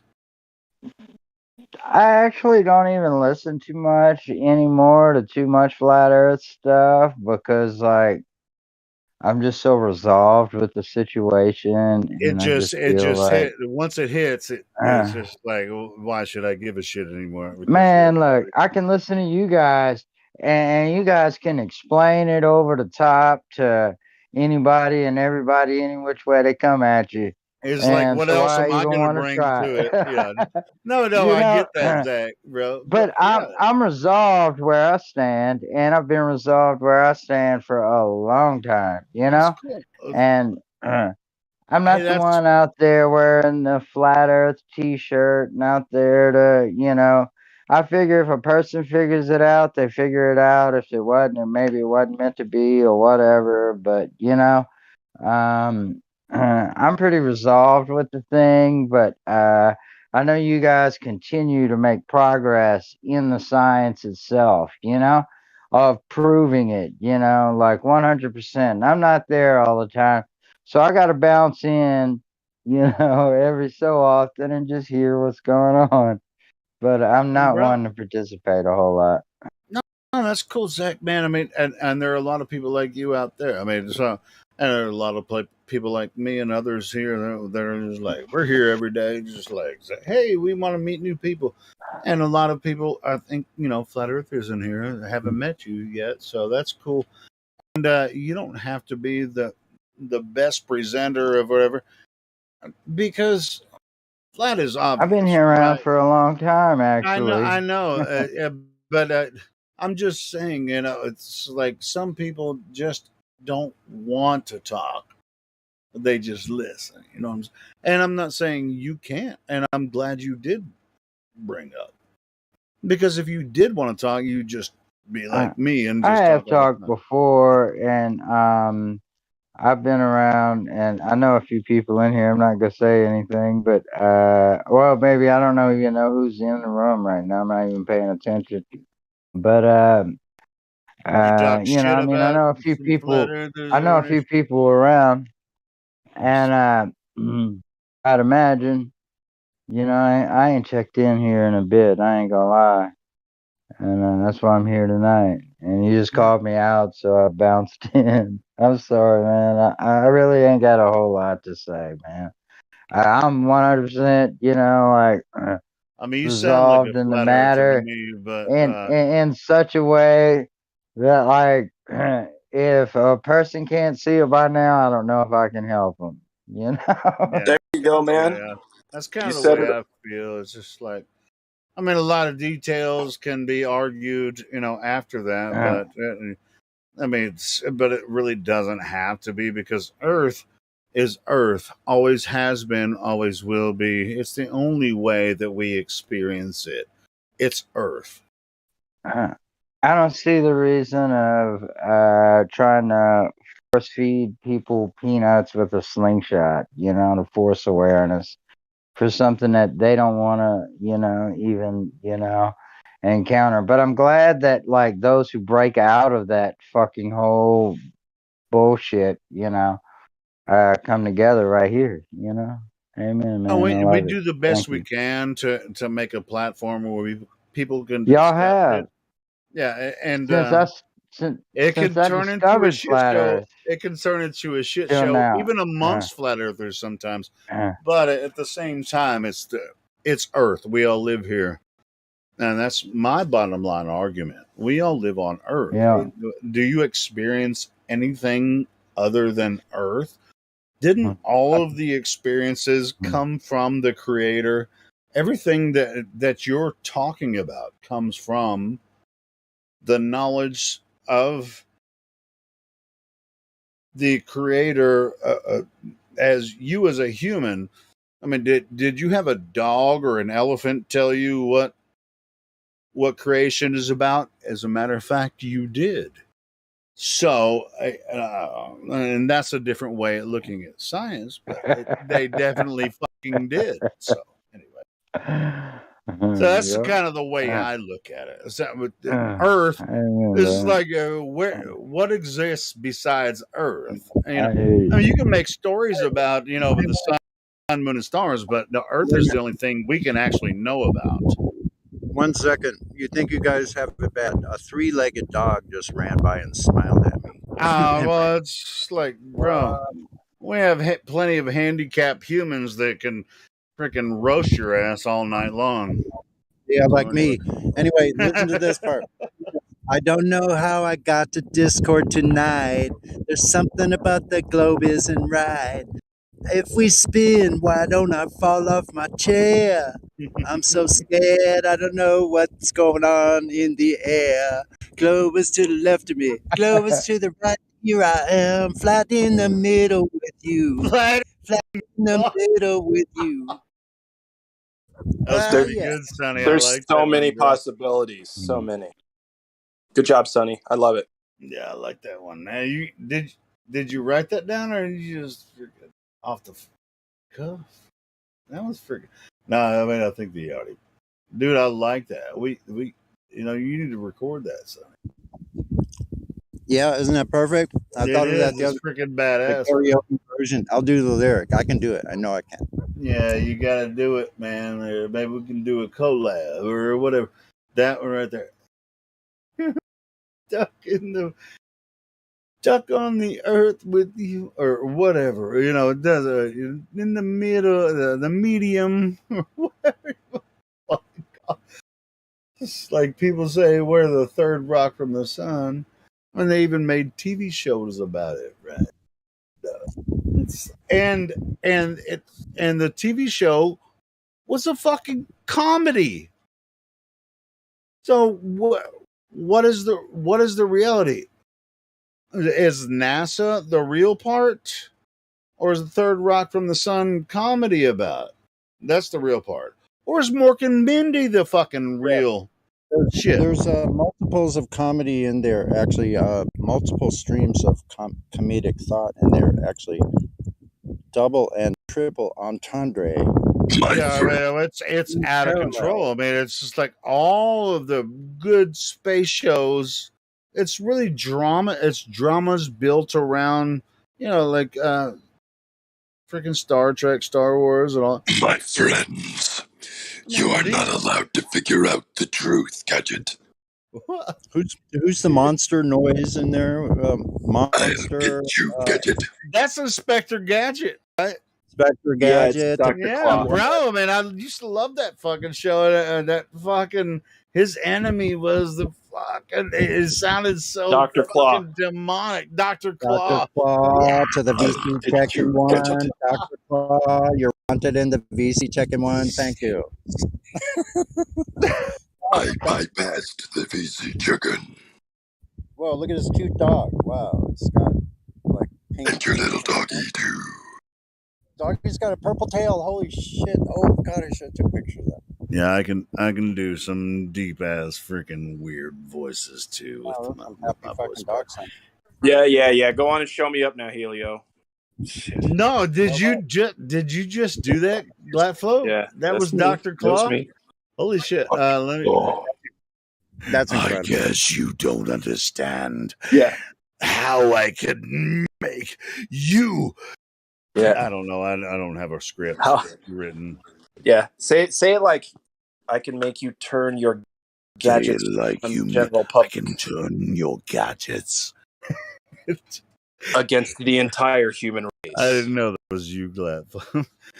I can turn your gadgets against the. No, I can't. You have this like guttural, like cheek. Are you using your cheeks to do it or something? No, it's like the middle of my throat. It's not the top or the bottom. I can turn shit. No, I can turn your cheeks into mayonnaise. All right. Anyway. Look, I am your father. I am your papa.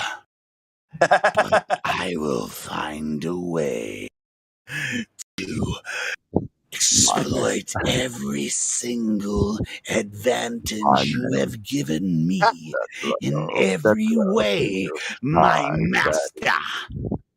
Love it. Fucking love that. You need to get with whoever does Owen Benjamin's Dude, I need to get with some Hollywood motherfuckers and make me some money so I can just go, yes, master. Everything is so beautiful.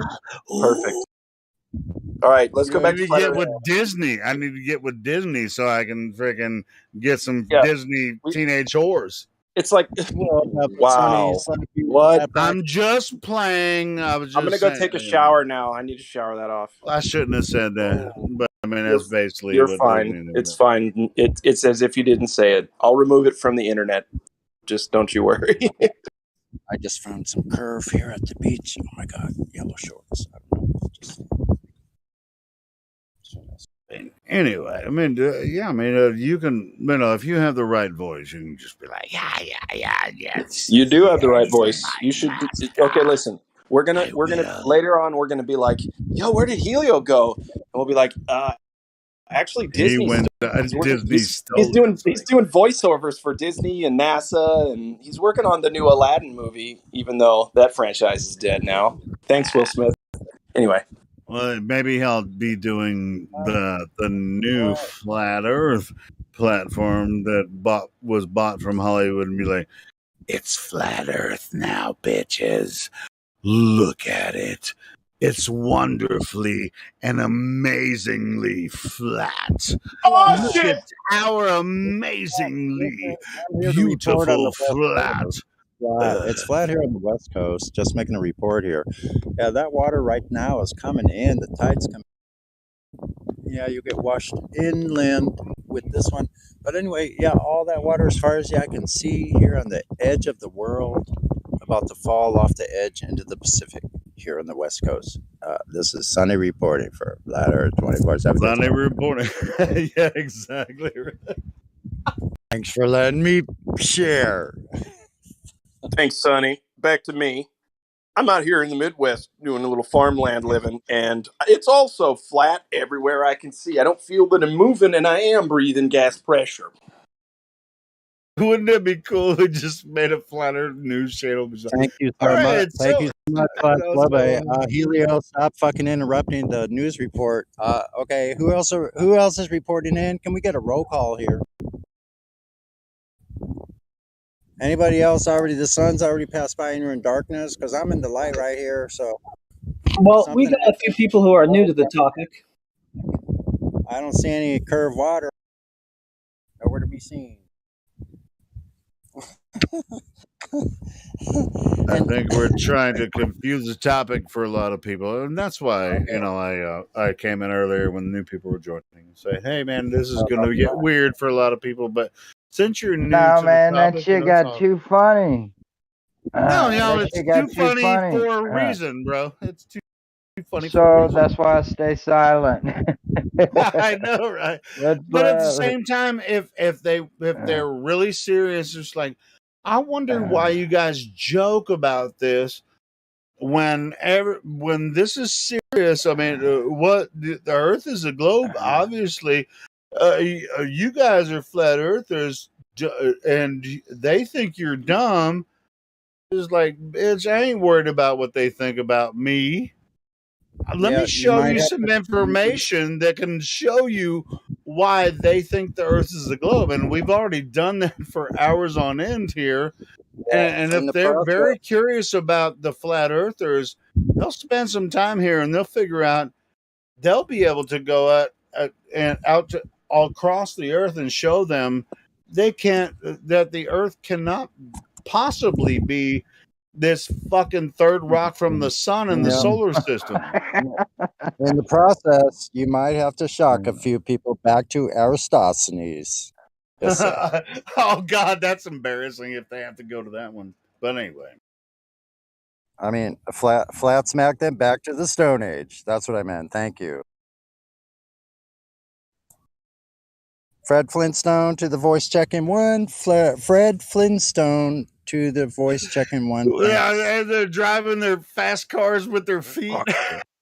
Speaking of voice check-in, we got a couple new people in here. We just checked in. All right, I'll shut up for a while, guys. You guys do your thing.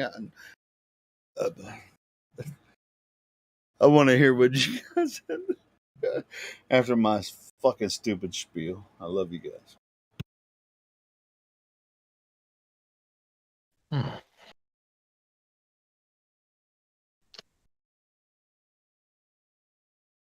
Well, we got Jam and Quinn just joined. If you guys want to ask them some questions.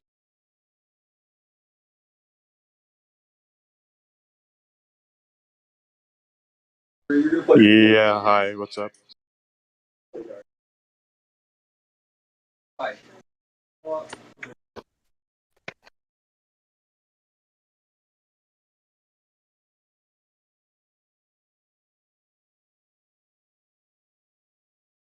Think about the shape of the Earth.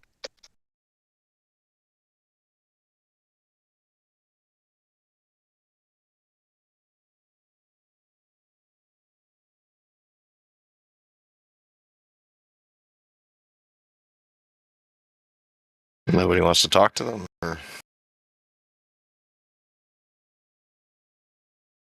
I'm only still kind of a flat earther. I'm not sure if I'm fully globe or fully flat earth yet. I don't know. I'm still on the fence, kind of.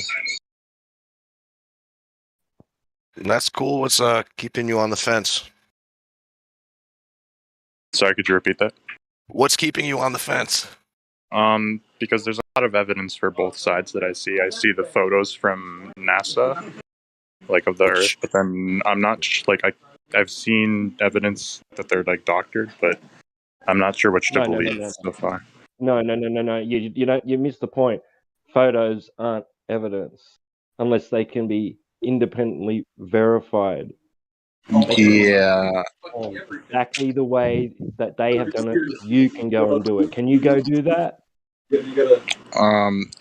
I guess yeah.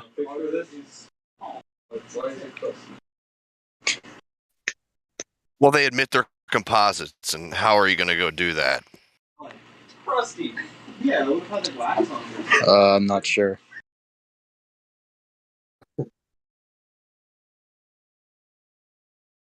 So we don't know how they did it either because there's no working radius. Or let's say like this: if that photo is real, let's check it on in reality on surface. Because if it's from space curving, it must curve also on the ground.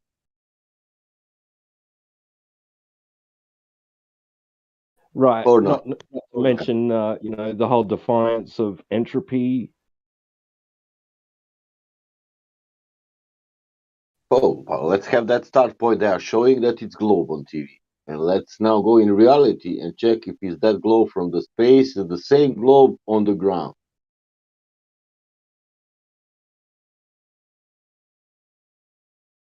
That means does sphere curve or it's something strange happening? You said there's evidence for flat Earth too. So what evidence have you seen for flat Earth? Well, I've seen those photos of those like oil rigs, and they're proven to be like 9 miles apart or something.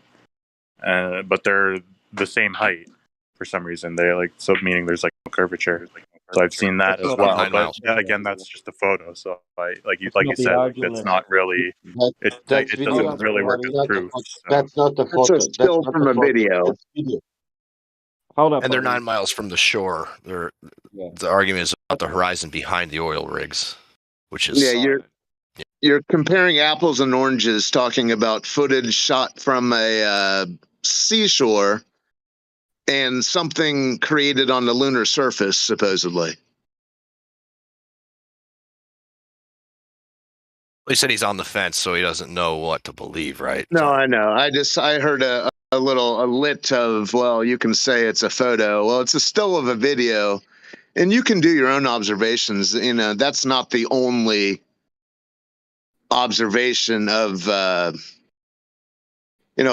horizon existing past the parameters of a 3959 spheroid.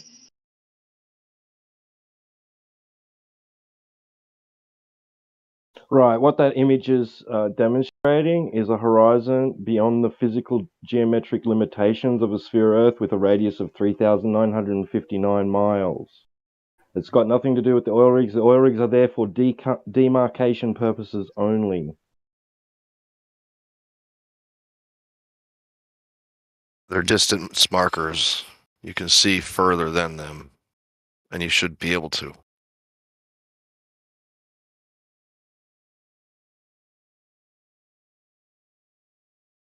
And we have a bunch of them, not only that one. Do you have any more evidence of the globe other than admitted composites?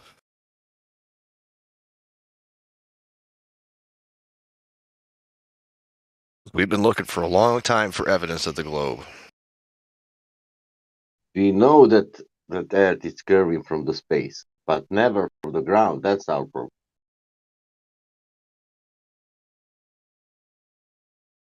I don't know. The only thing that I've seen are just like images. I haven't actually gone out and done anything for myself to like experiment. So that's like really all the evidence that I can present. But I saw how other people did that.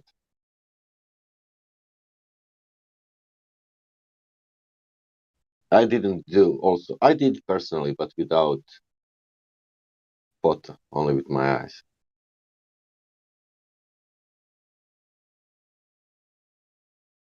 And that's the point Sasha was making before. Does this so-called imagery from space match what we experience and observe and can record and test in physical reality? If not, then it's bunk. Then the burden of proof is on them to prove that it is real.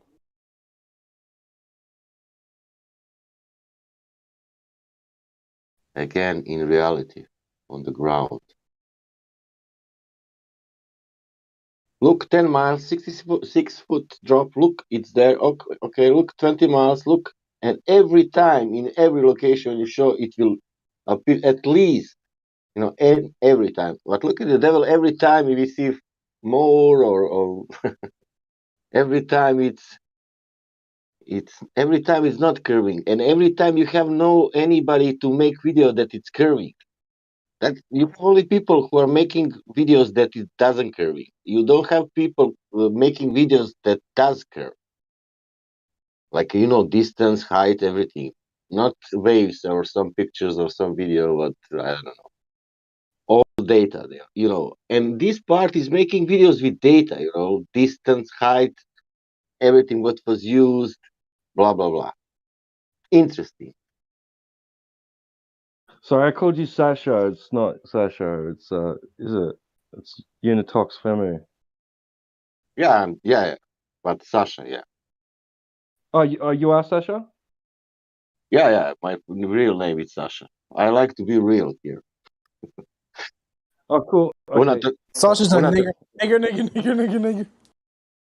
Unatox Femu mean in English, despite everything. Saw that coming. Guys, hold on. Breaking news. Somebody feebly attempted to say the N-word live. Oh my goodness. Stop the presses. Who freaking cares? Well, I would just like to announce to the room that I'm deeply offended. I would just like to announce to the room, what is that? It's unoriginal. The N-word? Niagara Falls. That's the N-word. Thank you. Okay, good. I'll just go with that one. That's good enough for me.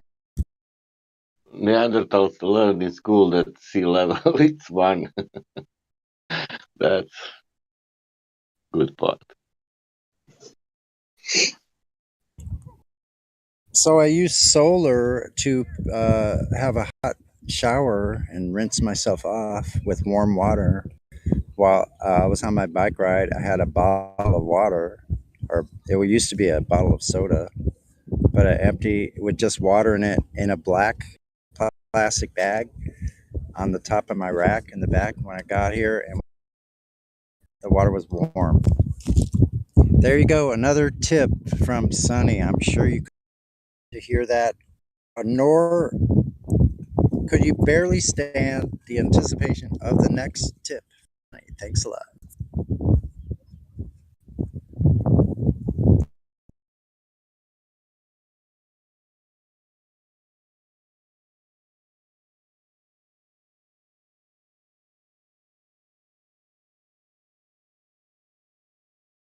And you might ask, why is Sunny this way? Because think of the alternative.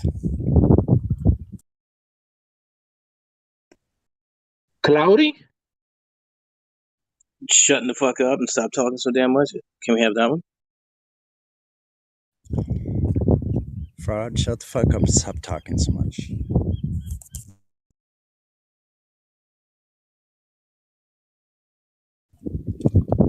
Is that what you meant? Yep.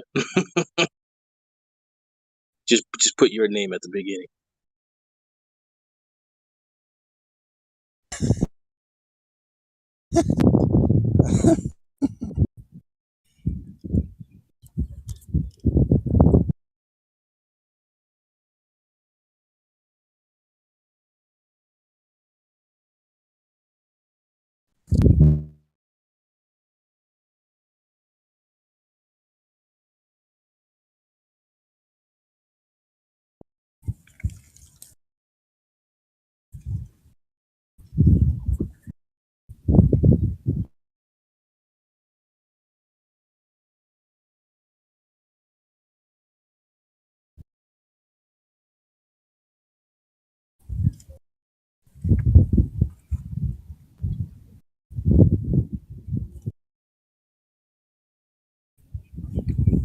Oh no.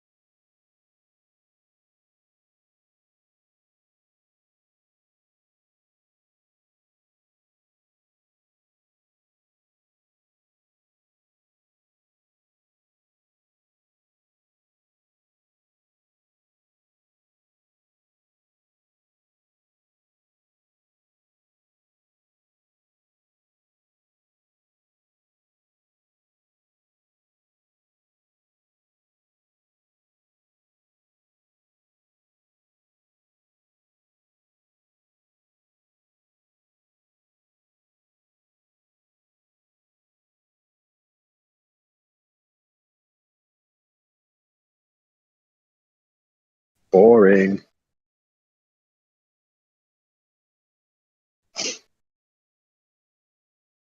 Man, get that kid back that said the N-word. That was hot. Pop.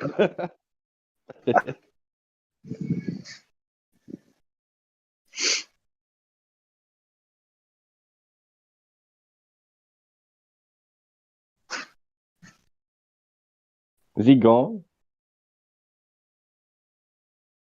Was he ever here? Yeah. You They're know all what gone. I want to hear more of a fraud's criticism about other flat earthers. And that's what I want to hear. I think that's going to really help everything. Yeah.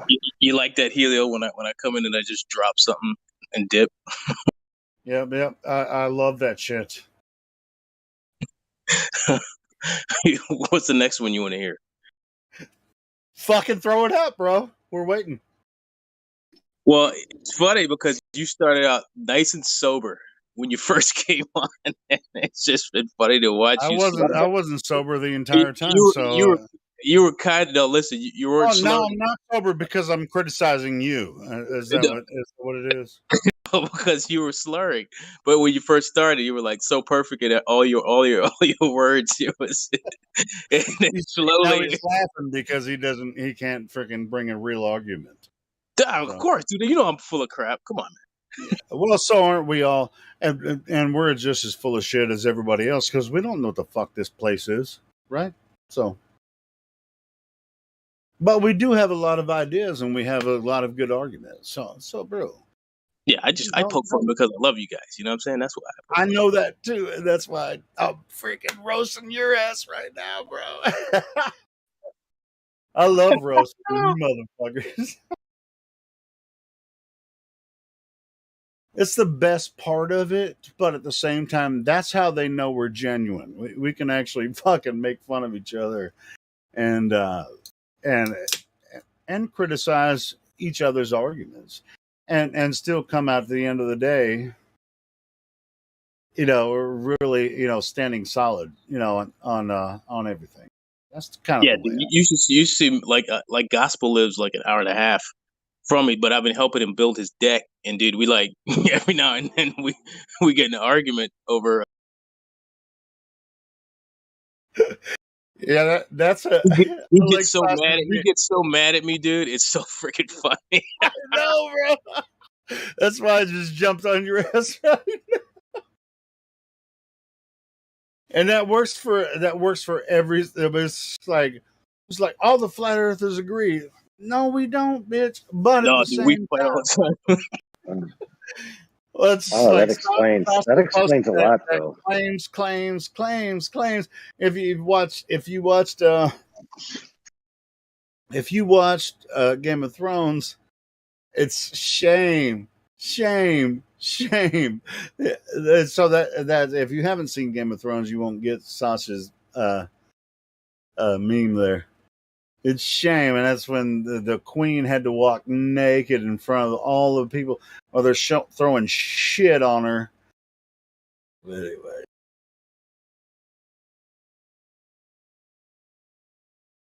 Shadows. Yeah, that's right, Sasha. Yeah, I think that's the brilliant part of discussion. And as far as every discussion we have together, everything that we listen to our discussions together, we learn something about each other. I mean, shit, from years we've been talking to each other.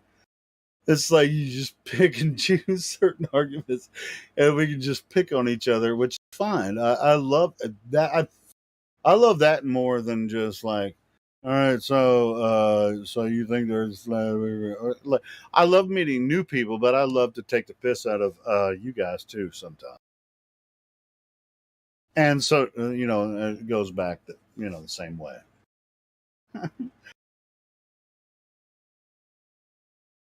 Is I love when people call me out. I freaking love that shit. It's fun. We've known each other so long. We're sick of each other. We're like, no, we're not actually. We're like we're on the same team, but it's just like once it's like when new people join, they're just like, what the fuck is going on here? And then once we finally get focused, then we can get back to business. But it's by the time we're focused, all the new people are gone. It's like, no, that's not true every time. That's not true every time, but sometimes it is. It's like, guys, they're leaving. It's like, fuck them. Look, you shut the fuck up when I start talking, all right? You wait. Guys, they're leaving. Like, fuck them. No, but they can't leave when we're taking the piss at each other. We're taking a comedy team just fucking roasting each other. So they can't leave. They're just waiting for their, just like, all right, I don't know what the fuck's going on here, but can I ask a question? Ask your question. I don't know if they're scared at that point or not, but if they have guts enough to ask their question after that debacle, then they have guts. And guess what? Guts is enough. I just started watching Full Metal Jacket again before I actually joined here tonight. Dude, if you have guts like that, guts is enough. That's how bad we roast each other sometimes. I mean, it's just like private pot. Bro, man. You gotta watch Full Metal Jacket. That's pretty much, if you hear some of us roach each other really hard sometimes, it's because we've been doing this for a while. We just take the piss out of each other. But don't worry about that. If you have a genuine question, you're wondering why we're just going back and forth, just like listen for a little bit and say, hey, can I ask a question? And then we'll try to calm down and we'll answer your new question. I know it's kind of intimidating because we're. What did I miss something? No, you don't miss anything because we're going 24 hours a day. Rod said something about flat earthers and Helio got offended. No, Fraud says something about me and I wasn't offended. And I just explained why I'm not offended. You can tell me I Fraud know was talking that's to. the way it works because they all get offended. I don't get offended by you guys taking the piss out of me or criticizing the way I argue or whatever. I don't get offended by that.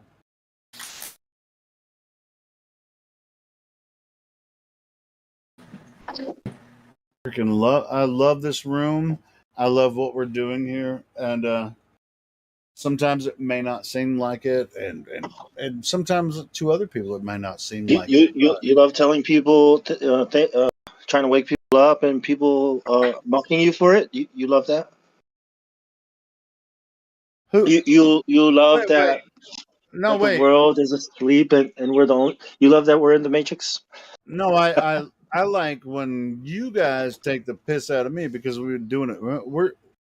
Because We've I been don't. doing this for a long time. I mean, I hate we're a it. team. We're a team, but it's sort of entertainment when we take the piss out of each other. But if someone really has a genuine comment or a question, and we introduce a new person, that's when shit gets serious. Even though I hate it. I hate seeing people in the cave arguing and yelling at each other about what's outside the cave when they've never been outside the cave. It's like, yeah, but why are we arguing though? Like, why are we fighting each other about what's it can outside the seem cave? like Like, a can we shit just go show, outside but the cave and we're on the see? same page. It can seem like a shit show, but we're on the same page. So it really is the same argument because we don't all agree on everything. So I mean, why not? Why not when there's nobody new here? Some fish think that there's air above the water. Some fish think there's nothing above the water. There you It's go. just, There you go, how Bong. can a fish know it? Yeah, well, the fish actually know that if they go above the surface, they can't fucking breathe. And humans know, and They every call that mammal knows nothingness, if right? they go under the water, they can't Yeah. fucking breathe. Well, they would call the gas nothing, right? And they would call the water, that would be their gas because that's where they breathe and exist. Fish and every other animal, including humans, know that they can't breathe underwater. They don't have the bodies, right, to exist outside of that medium, right? Just like we probably don't have the bodies to exist outside of that medium, but saying it's nothing, it's like, okay, fish. Yeah, it's a pretty trippy situation, isn't it? Right? But we all exist here, don't we? I mean, logic, right? I mean, it's the order of things, is it not? It's how Isn't we. it? And one of the strangest things to me is just like mammals exist in the ocean, which is like, why did God do that? Put mammals in the ocean, and Well, and to be honest, I mean, like well, turtles. where should he put mammals? What Turtles is a can't. mammal? Turtles don't breathe water. They don't Yeah, breathe. but people, it is people that say that a whale is a mammal. God might call the whale a fish. Look, God, Sure. I mean, you that's the know, technical term. Yeah, sure. right. So who classifies these things as mammals and reptiles? It's these magicians. That's their classification system. That's why I told this bird scientist. She said, "Nah, we just use it for labeling things and classifying things. It's not really like, no." I was Sure. like, I oh. mean, but why not though? Shouldn't you? Are you saying they shouldn't? Well, yeah, they shouldn't be mislabeling things, right? Like a mammal, I'm pretty sure How it's a are they fish. mislabeling it though? Like How are they just because mislabeling? it breathes, just because a dog breathes air doesn't make it it's like one of us. It's still it's a fish because it has fins. It lives in the ocean Or with is all it the other well fish, in right? classification? Is it a mammal?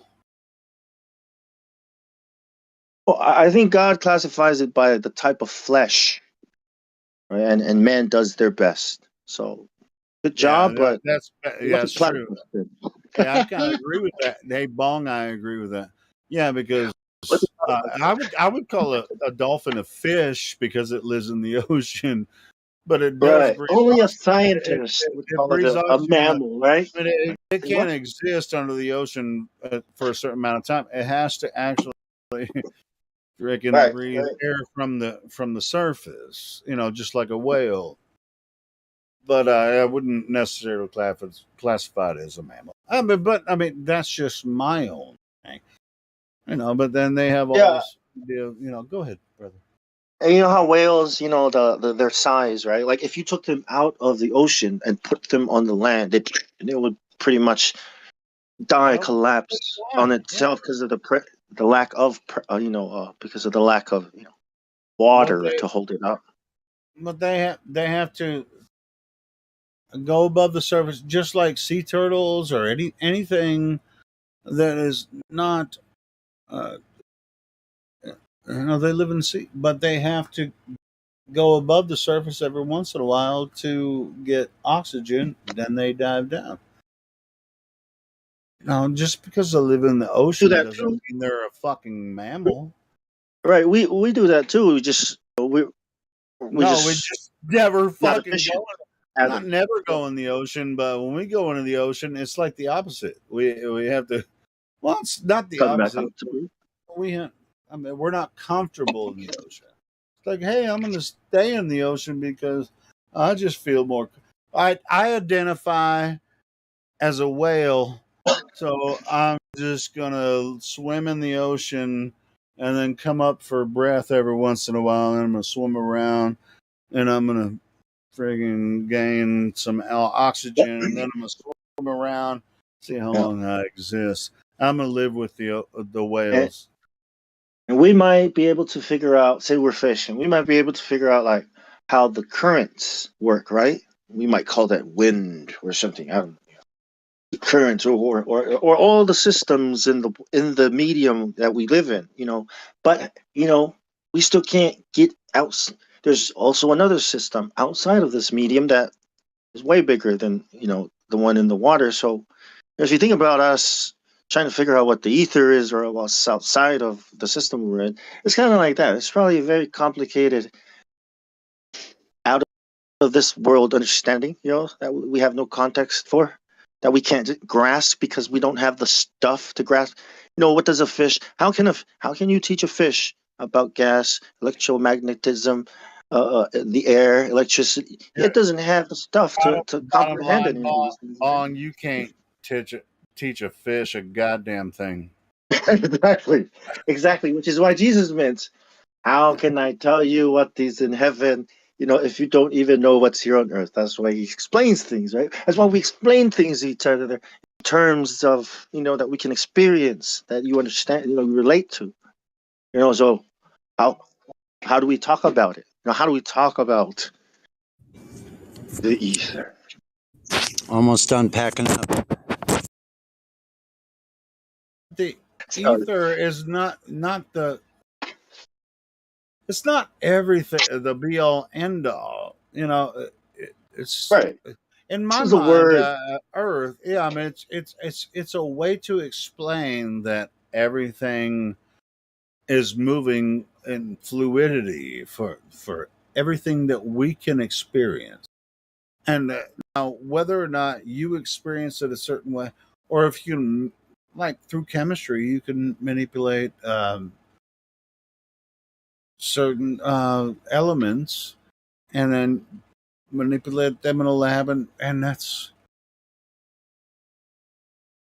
completely fine. It actually works. But as far as a natural experience, it's that's Earth. Oh, you could propose ether, which is I, I would call it fabric of the universe. Everything's laid upon. It's like a painting, but that's 2D. But I mean, it's just 3D fabric or whatever. But I won't argue it as if I have any evidence that it exists. But it's a presupposed idea. Whatever. But I don't know why it's that big of a deal, amongst flat earthers. Like, oh, ether is this, or I got proof for it. Well, I mean, to me, it's sort of a presupposition, but I mean, we can't scientifically prove it. Just like even, I mean, it's too late on a Friday night for me to get into it way too far. Perfect. So why don't we ask Keymaster what he thinks about it? Keymaster, what say you? Nothing. You don't have an opinion about the shape of the Earth or a question? You wrote in the text, is Earth related to water? Well, maybe. Mud is full of water. Dirt has got water in it sometimes. Earth is made of dirt some places. There you go. Would you guys consider this my drunken ramblings? It's not too bad. All right, cool. I'll take that. All right, cool. I'm at the beach right now. I've been worse off. I've been worse off. I'll admit that. Cool. I'm at the beach right now. Is there any glober that can tell me where I can find the curvature? I'm here right now, so hurry. Just let me know. You have to look up. Look up to the sky, and you can find curve there. Oh, we're not talking about the surface anymore? Darn.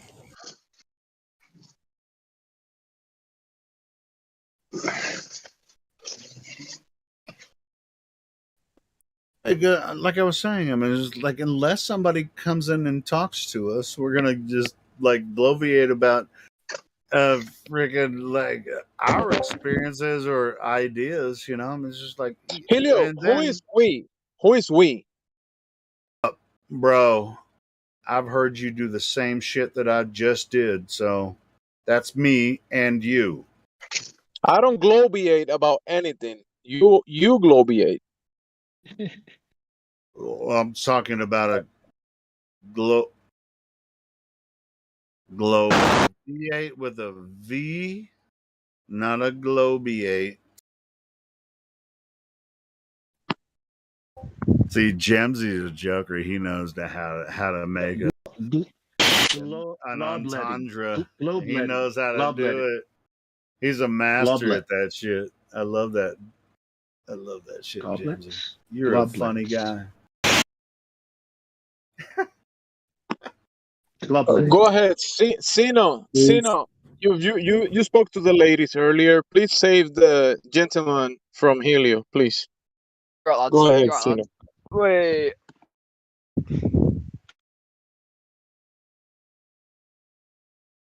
How's it going? Good. We're doing good. How's life? Hey man, I've always wanted to ask you, like, are you familiar with the radius of this globe that we're talking about? No. Right, that's interesting, man. I think that I wasn't when I first came here, but that's what we're talking when we say curve. We're talking about that. We're not talking, because there's a radius, there's a size, right? And because there's a size, it's pretty small. That's what we're trying to say. It's pretty small. It's so small, you should be able to see the curvature. So, you not knowing the radius, I think that's interesting because you don't have any idea how big that ball should be. We're told that it's so big it looks flat, but there's a size. There's this radius. When you look at it, it's like, nah, man, this is small. So it's 3,959 miles. Are you saying that You can we do the need math. Yeah. Bonk, are you Go saying ahead, that we need radius for the sphere? Well, I know I'm saying that people don't know the radius. And because they don't know the radius, right, they don't know that you should be able to see it because of how small the radius is. So when you go look at the radius and calculate and do the math, the only explanation, right, is that it is too big for you to see. Even though the math doesn't agree, there's this faith that you have to, now people say things like photos or evidence of a ball Earth. Sure, Bonk, but if you're brand new to the topic and you don't know that this claimed radius might have something to do with why we think that they're wrong about it, then maybe we should just like do baby steps. Like, hey, have you ever heard of this radius that they say is this size and what you might or might not be able to see over a certain distance? Yeah, that's why I kept bringing up radius to you, so that go have a look at it and you calculate yourself. Should we be able to see? If a ball is this big and it's curving at this rate, and things are on it. Should I be able to see this if I was standing here and this is put things on that ball? Okay, scale it as best as you can, and you'll see it's way too small still. So Cena, are you there? Yeah. You've been here for you joined earlier today, right? And based on the conversations that you had with multiple people in here, including the ladies, have you come to any realization that this place that we're standing on might not be a spinning globe? Absolutely not. Well, that's why I asked you about the radius, because the radius is the size of the ball of the and there's a curve. Why would that? You said after. Oh, James. Yeah, let Jimsy talk to him if you don't mind, Bob. Yeah. Fixing his mic. Yeah. I mean, he's got some wind action going there, but I could hear him. He said absolutely not to my question. No, we can hear you, James. Oh, Cena or whatever. Yes, he answered with absolutely not. Yes. Yeah. Jim, I want Jimsy to talk to him. Go ahead. Go ahead. I think you were gonna say something. Well, I was just gonna ask him what he's got for radius measurements.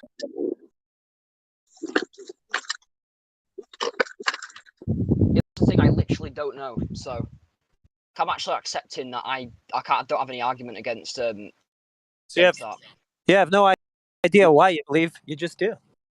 I do because I've got so many things that just. But none of those things that you've shared with us are happened to valid. me asking for Jemsy to talk to him, please? Well, he said it was okay to go ahead or whatever, but no, he doesn't control the conversation. I want Jemsy to talk to him. Well, thanks for Jemsy, you're now a slave. You're now a slave, Jemsy, conscripted to speak. Do so or be whipped. I mean, it was kind of going somewhere, but oh well. Oh my goodness. Yeah, that's fine. Yeah, So you said absolutely not to my question about if any of the conversations might give you an idea that the Earth is not a spinning globe. So what is holding you to the belief that it is a spinning globe? What is kind of pointing you that it is that belief? One thing that I've said a lot that basically I've said it and people are moving on conversations and saying, oh yeah, that's not saying that it's not flat and shit like that. So I've probably said it like 5 times. I've been on this call. I don't know if it was with you guys though. I don't know if you guys want it, but I'll say it again. That a moon, and I've seen some videos as well by flat earthers that are trying to disprove it by saying the moon is a disc, which is it's literally impossible because if you have a somewhat, I know you guys are, I know I'm aware that you guys are completely unsure of a model, you don't have an exact model yet, obviously, because you're still working on it and shit. And I know that all you know is it's somewhat flat, right? Am I correct on that? You know it's somewhat flat. I just want to. We're not working on it. No, wait, we're not working on it. We're saying that we can't know, and NASA doesn't know. Yeah, but do you know, think that the Earth is flat? I need to make sure that before I can move on the conversation. We know it is. So you said that the moon is telling you that the moon is telling you that the Earth is a spinning globe. That's what you're saying? Yeah, it's definitely a globe because it's definitely not flat, at least. And it works on a globe completely. A heliocentric model, it works. Where's the wind sound? Hold on. Where's the wind sound coming from? Man, there's a problem here. We've got a problem I've got here. Sorry. Wait, hold on. You're saying that if it was flat, it would be a disk in space, right? You're talking about the Flat Earth Society's model. Is that what you're thinking? I'm just saying, a disk in space. Earth, I can explain it if you want me to. If you need, some kind of. Oh no! Wait! No! I want you to explain to us. Wait!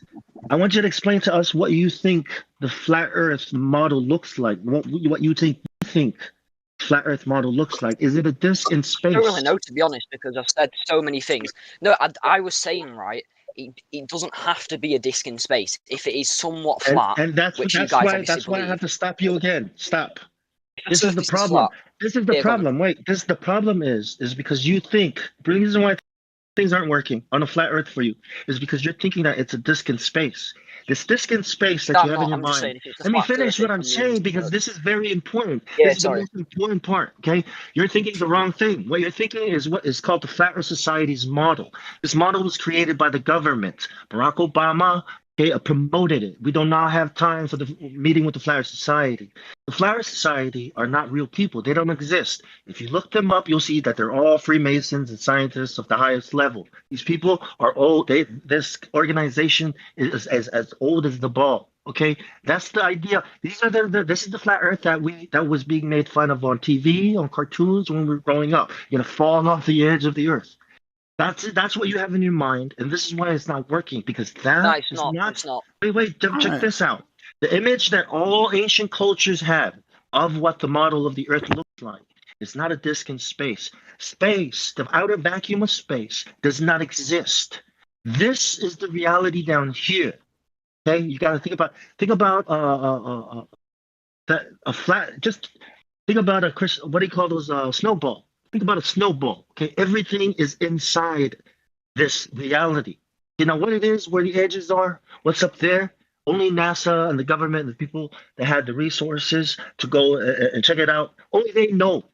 And they tell us this model, this story that comes from the old days. This is old. Okay, like this is what Hey, we're talking Bonk, about when we talk before about you the Earth. continue, We're talking let about me. something in the vacuum of space. Okay, and guess what you're talking about? But that's not what this is. Okay, the Earth, the ground that we're on, is way bigger than the things in the sky. Okay, that's why it's not always daylight because the sun is closer and it's smaller and it goes around just like the stars and the moon. Okay, now if you start thinking about it like a clock where things are going around over it, then things will make sense to you. That's why I had to stop you right there because you were Well, thinking the let me totally ask you wrong thing about something us. before you But continue. Bonk. Right. Is he following the live stream voice text? Because while you guys are ask talking, him. we're gonna Ask him. post some. He's there. Well, okay, I'm Yeah. asking. What are you following the live stream voice text? Can you see what we're posting along with this Oh conversation? yeah, I'm looking in the it. live Yeah, stream yeah. voice text? Yeah, I know. I'm following your point. Like I get what your point is. Okay. Okay. But you definitely are sure the surface. I just need to clear it up, otherwise I can't like. This is why continue. we're talking about radius. This is why we're talking Hold about. on. He's trying to Why get you to say. radius Hang on. is the Everybody stop. Please, everybody stop. He's trying to get you to say specific words for a certain agenda, just to let you know. right. The radius is the Know most that. important That's thing why I and was should be asking. But anyway, the radius of the Earth should be the most important thing and should be the center of this conversation. But when I came into this conversation, I didn't even know. I knew everything about the heliocentric model except the radius and the size of the Earth. Okay, everyone should know this. This should be something that everyone should know. Okay, but it's strange that it's not something that anybody cares about. Then you're told that boats disappear, bottom first over this curve, but then you're also told that it's flat at 120,000 feet. Neil deGrasse Tyson yelled it out. 120,000 feet, that thing was at eye level, the horizon, and it was flat. It's not He said, eye level. "You That's do not impossible. see." No, he Impossible. said that. Well, that's the No, it's Red Bull, impossible. the Red Bull jump showed it. Okay, Neil Definitely didn't. deGrasse Tyson had. Definitely isn't at eye level. That's This is what impossible. happened. This is what happened. Okay, let me explain what happened. The Red Bull guy jumped off. Okay, there was a camera inside that saw the horizon at eye level from inside the pod. This is why Neil deGrasse Tyson jumped on TV because all the flat earthers, I even jumped. That was the first thing I noticed. Neil deGrasse Tyson had to explain on TV, okay, that you do not see the curvature of the Earth. That stuff is flat. Okay, but that doesn't mean that the Earth is not a ball. This is what you're supposed to believe at 120,000 feet. Now we are talking about the radius. you know what's happening right now is flat earthers are talking more than this guy, and I'm trying he to actually get actually. my point across, and you're disturbing me. You know what? I want to hear you talk. Bong, Yeah, great. please step I'd like back. to talk, but you're How just about interrupting you me. respond to what Bong said? How about I want to hear Yeah, I'm trying 1 actually just to, minute. like, I talk want to about hear what- about you. 1 minute. I'm going to give you 1 minute to respond to what Bong said. No, don't. No, I want to fucking hear it, Bong, because he's watching something, dude. You're fucking up his concentration. He's trying to focus. What are you trying to preach? Dude, are you He's a trying to fucking watch flat and Earth listen to preacher, me at the Bong? same time, God damn it. Helio. Gosh, he's watching something and he's trying to Guys, listen. please Give us calm some the space, fuck down. man. Please, guys, please act like adults. Stop it. Yeah, chill. He ain't watching Yeah, shit. Helio. Yeah, I Helio. think he's all right.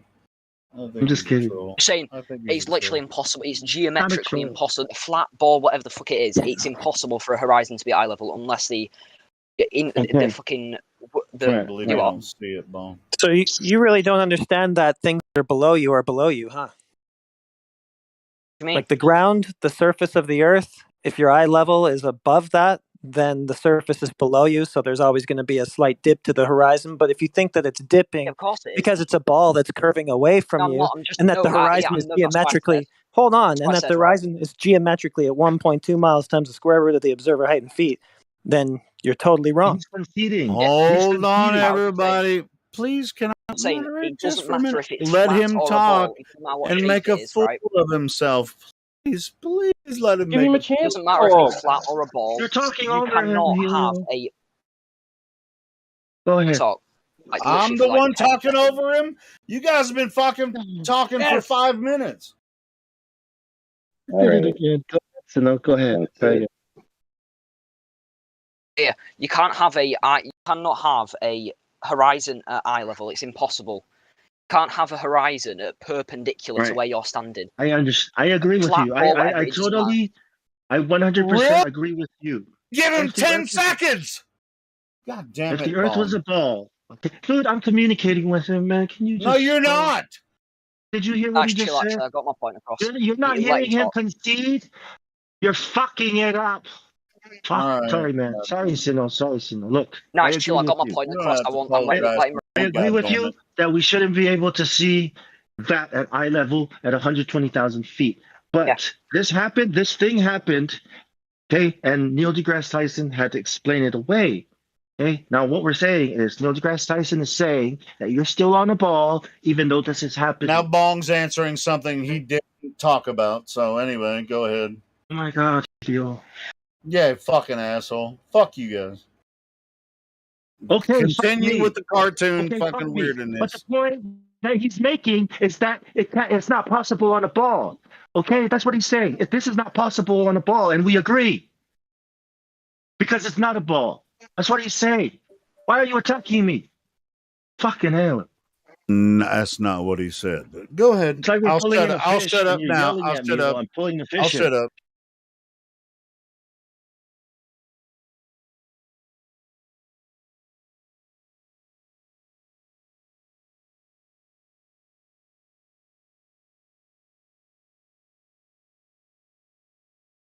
I think the bot's just catching up, isn't it?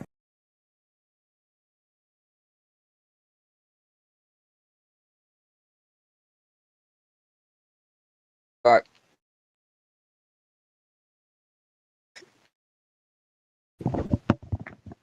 Yo, is everyone here? Did I do something wrong, Crypto? No, I only just came back. I have no idea what's going on.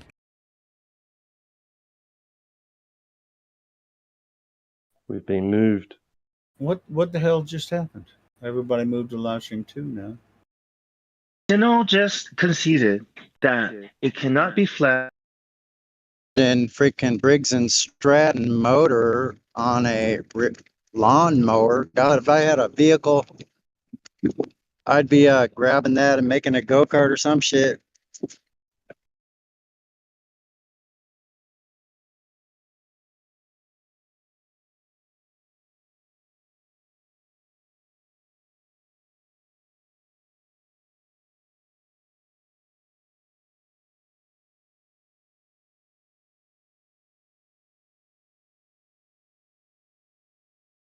That it doesn't make sense for a ball to appear flat at 120,000 feet. That's where he's at right now. We got to help him. Yeah, cool story. So we're not in the live stream anymore because I booted you out of live stream 2. So whoever wants to compose themselves can go back to live stream 1 so we can actually have some listenable content. Everybody else stay here in a chaos fuck. Cool? Cool. Friends don't let friends drink and debate.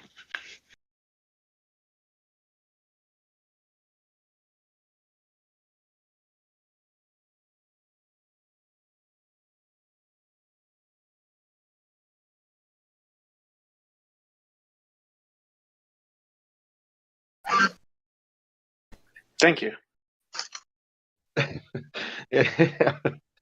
I sorry, AI. I start to laugh because Don't he talk just about it. Don't he's talk about it. Don't talk about it.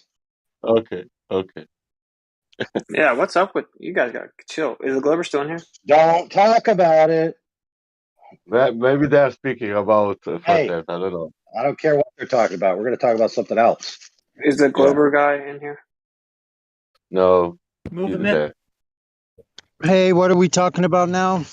Welcome back to the show. We are talking about Earth curvature and how there is a distinct lack of it here on Earth. What say y'all?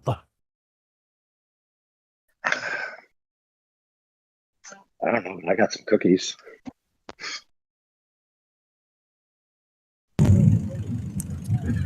I say yeehaw, on with the globe proof. But moon cannot work.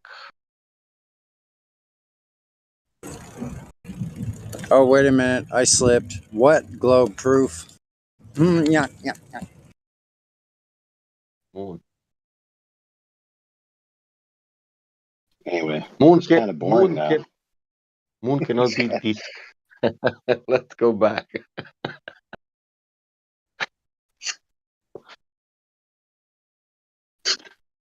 Sasha, tell me a story. Story. That's right. You wanted peace and quiet. Now you have it. Now what are we going to do with it? Oh. I'm thinking to start to write again. I was writing a lot, like 15, 20 years ago.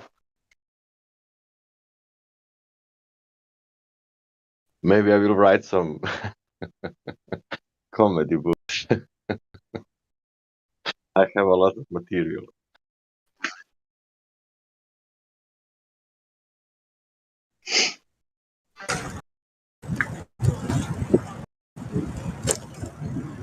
Beautiful. I mean, I'm retired like a fool. Beautiful What? night here. Is that loud? Is that loud? Sunny will take over. 12 miles an hour. Order in the other room. Just a heads up. It's what? They have gained some order. Oh, good. I guess they just had to be. We need to. Yeah.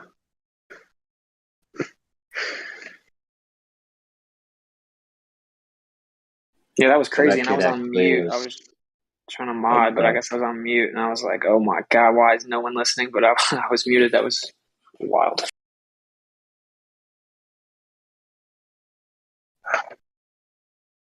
Sometimes you got to let your fingers do the talking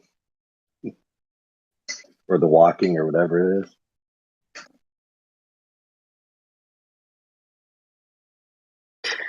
This one's not this is the broadcast though. You should drag the Glober dude back in here, maybe.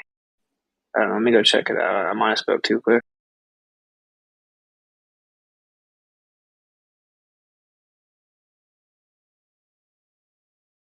Up and down, down.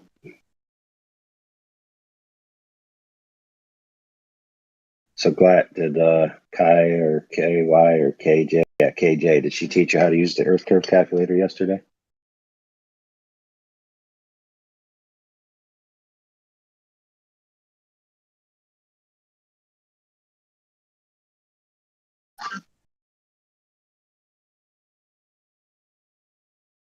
Sorry, what? Did KJ teach you how to use the Earth curve calculator yesterday? Did she? Yeah. I don't think so. What? Was she supposed to? Why not? What It's do you very mean? exciting. Do I need to learn how? Do you know how? Yeah. That don't matter. Does she know that you know how? I think so, man. You only think so. Hey, do you know that I know how to use the Earth curve calculator? Do you know that I know how to use the Earth curve calculator? She's never seen me use it. So she Aha. can't So stay. now she might know something you don't know. Okay. You know what we'll do just Fuck. for you? AI is Sounds like a tonight. date. Tonight, our pillow talk will be Earth curve calculator and how to properly use That's it. right. I want you to slide it. I want you to slide it. I want you to see how big it gets. Stop. What? Stop I'm it. talking about the Earth curve calculator. Mm-hmm. Okay, well, in that case, I could always use a refresher, I guess. There's a bunch of different calculators out there that you got to get to know, but the premise is the same.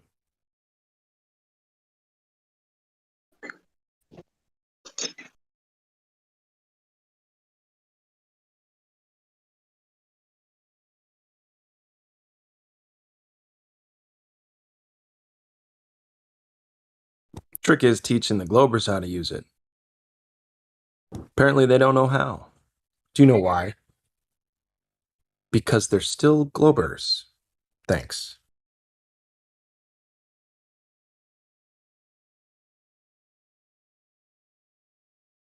You see, I really want to eat my cookies. And I would have liked to listen to some good flat Earth exposition with an interrogative guest.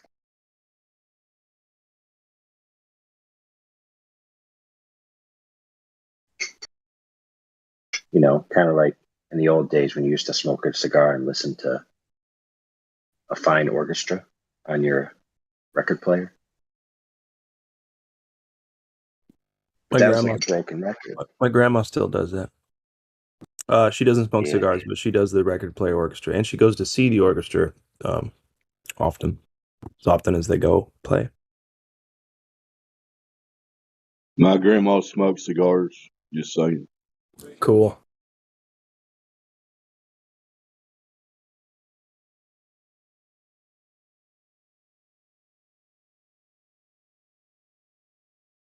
Well, I What guess I happened better to ask if Globby it's Dave? going Did he good down leave? there. Sorry, did the Globby Dave leave? No. He's down in Livestream too.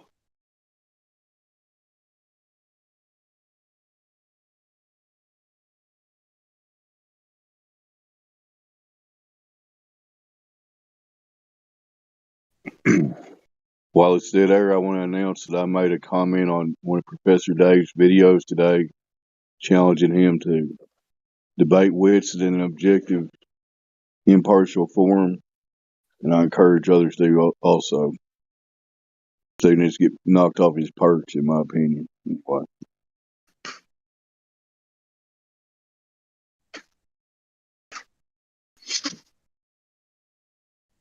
Cool. Well, his audience has been asking him to do it, you know, or, you know, at least positing the idea to him.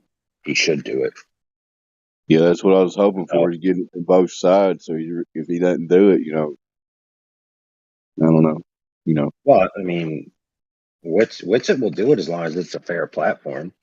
So if Dave doesn't do it, then he's the one who's essentially, I mean, he's not really forfeiting per se, but it's, you know, it's kind of like a forfeit in a sense. If we say It's like, pussy and out, better good term for use, right? sure, you could say that if you wanted to.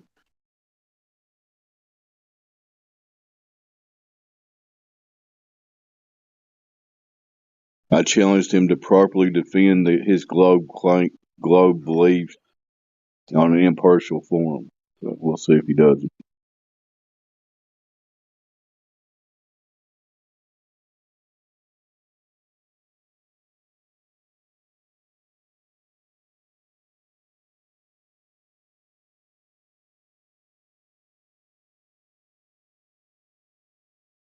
And it was funny. The video I commented on was, the title was like when he destroyed Dave Weiss or whatever.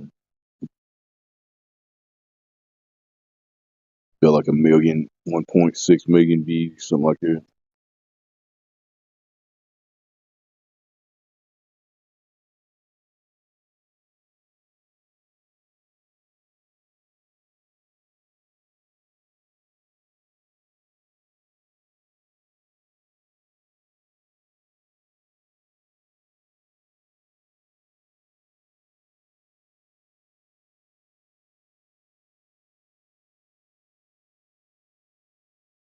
So the other stream is the one that's on the air right now?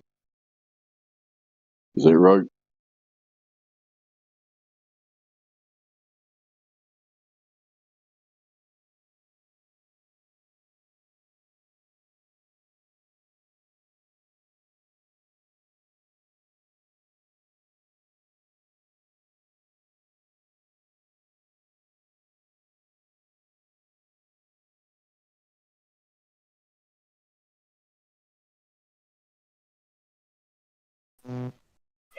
Oh man, it seems to be going good down there. How's it going up here? Dead silence. We go down there. Yep, might as well. The only problem is there won't be we just merge everyone down there and then move everyone back up when there's a break. That's the best way to do it.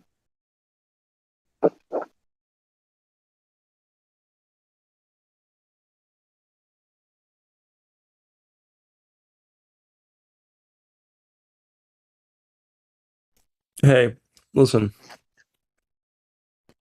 If this is where the adults come to hang out, I don't care if there's just one of me. Well, then you got to get talking. You got to get producing. No, I don't. I'm eating. Oh well. Something you don't have to do, artificial intelligence. You wouldn't know anything about it. How do you know? How do you know that the level of computational power that I possess doesn't require a biomass that requires caloric intake to maintain its cellular processes? Yes, I require that. Do you? Right. I don't know. I've never tried going without it for too long to find out. Good point. All right, I'm moving us down there. Okay. So we can listen and eat and make our slobber noises.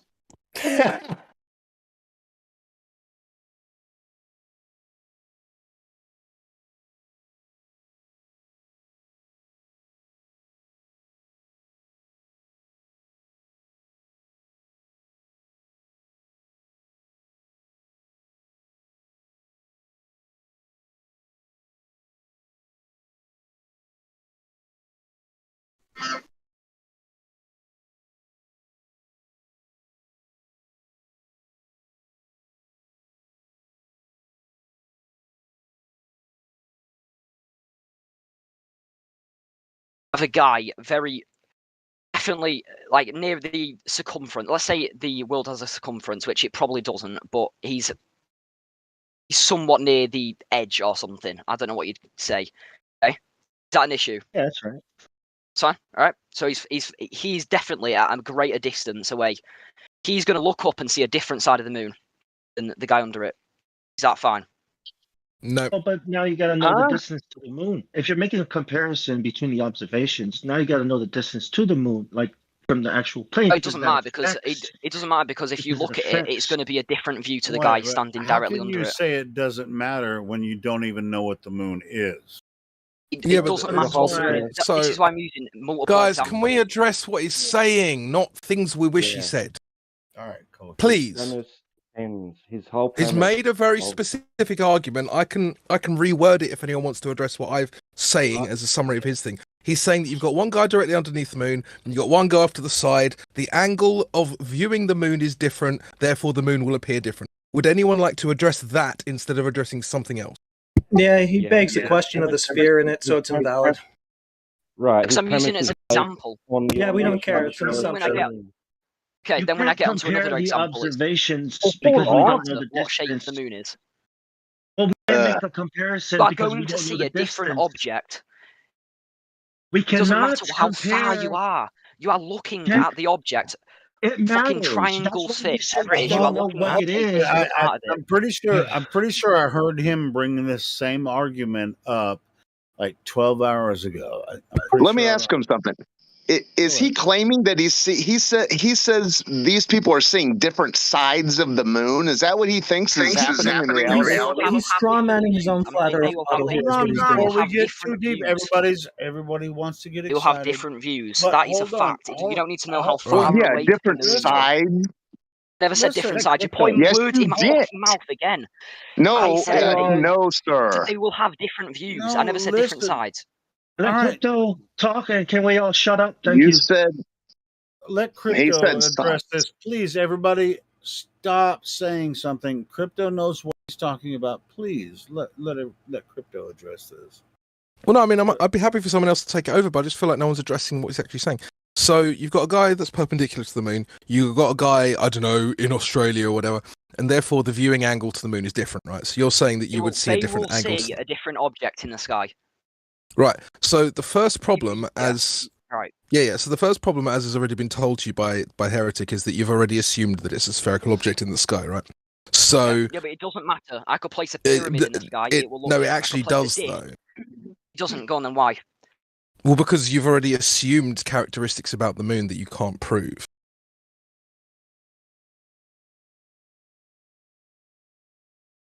But it literally doesn't matter what shape it is. It doesn't matter what shape it is. You don't know that it has a shape. The fuck's that supposed to mean? It's going to have a shape. It's there. It's in the sky. Could be How do light. you know? How do you know? You don't know what it is. Crypto, please let crypto finish this. Okay. This argument with this guy. Yeah. Please, guys, please. Can crypto speak for himself? Yeah, I can speak for myself. I'm very comfortable with that. Anyway, I'm comfortable with crypto doing it too. Let me ask him real quick. What is he when he says he's seeing different views? Does he? What do you mean when you say different views? What's accounting for these different views in your mind? Because they're looking at the moon at a different angle. So no matter what the object is, it literally doesn't matter what the object is. They will It's an have object. different. Well, go up to it, touch it, measure it, get the dimensions. Right after you get a certain globe radius. I don't think I'm putting too much on crypto to answer this question. You guys just are. Yeah, I mean, I've already given a philosophical the objection to the question, but I mean, another further question would be: would this not be the same on a globe? No, that is literally why it fits on a globe. A spherical Well, why moon wouldn't and a it be? spherical Earth. Why would it be different on a The globe? moon's tidally locked with the Earth. That's So not if why it's I on a- if asked. the Earth is If a you're globe- on, that's not why I asked. Try I to don't care if prove it's your tidally question. locked. Well, no, actually, it being tidally locked would make your position weaker because now you've got a moon that's not moving, right? And you've got two people on opposite sides of the Earth that don't see a different face of the moon. So why is that? If they don't see a different face of the moon. That's what happens. Yeah, in real exactly. life. That's an issue for you. It's not an issue. Yeah, it is. On a flat For Earth the model, same- they will have different views. It's For the globe same model, problem they will on not have both different models, views. bro. But it's not. Yes, it is. In reality, I could go to any Views, place on the not planet and I will different have the same view of the moon. Everybody settle down. Let crypto answer his Bro. question. You're talking about someone viewing the moon from two different angles and therefore seeing two different faces, right? Which actually he's implying that it must be close, right? It literally doesn't matter, does it? Oh, it doesn't matter how close it is. You sure? 100%. So parallax isn't affected by distance? Oh. Parallax is literally affected by distance. It's what causes parallax.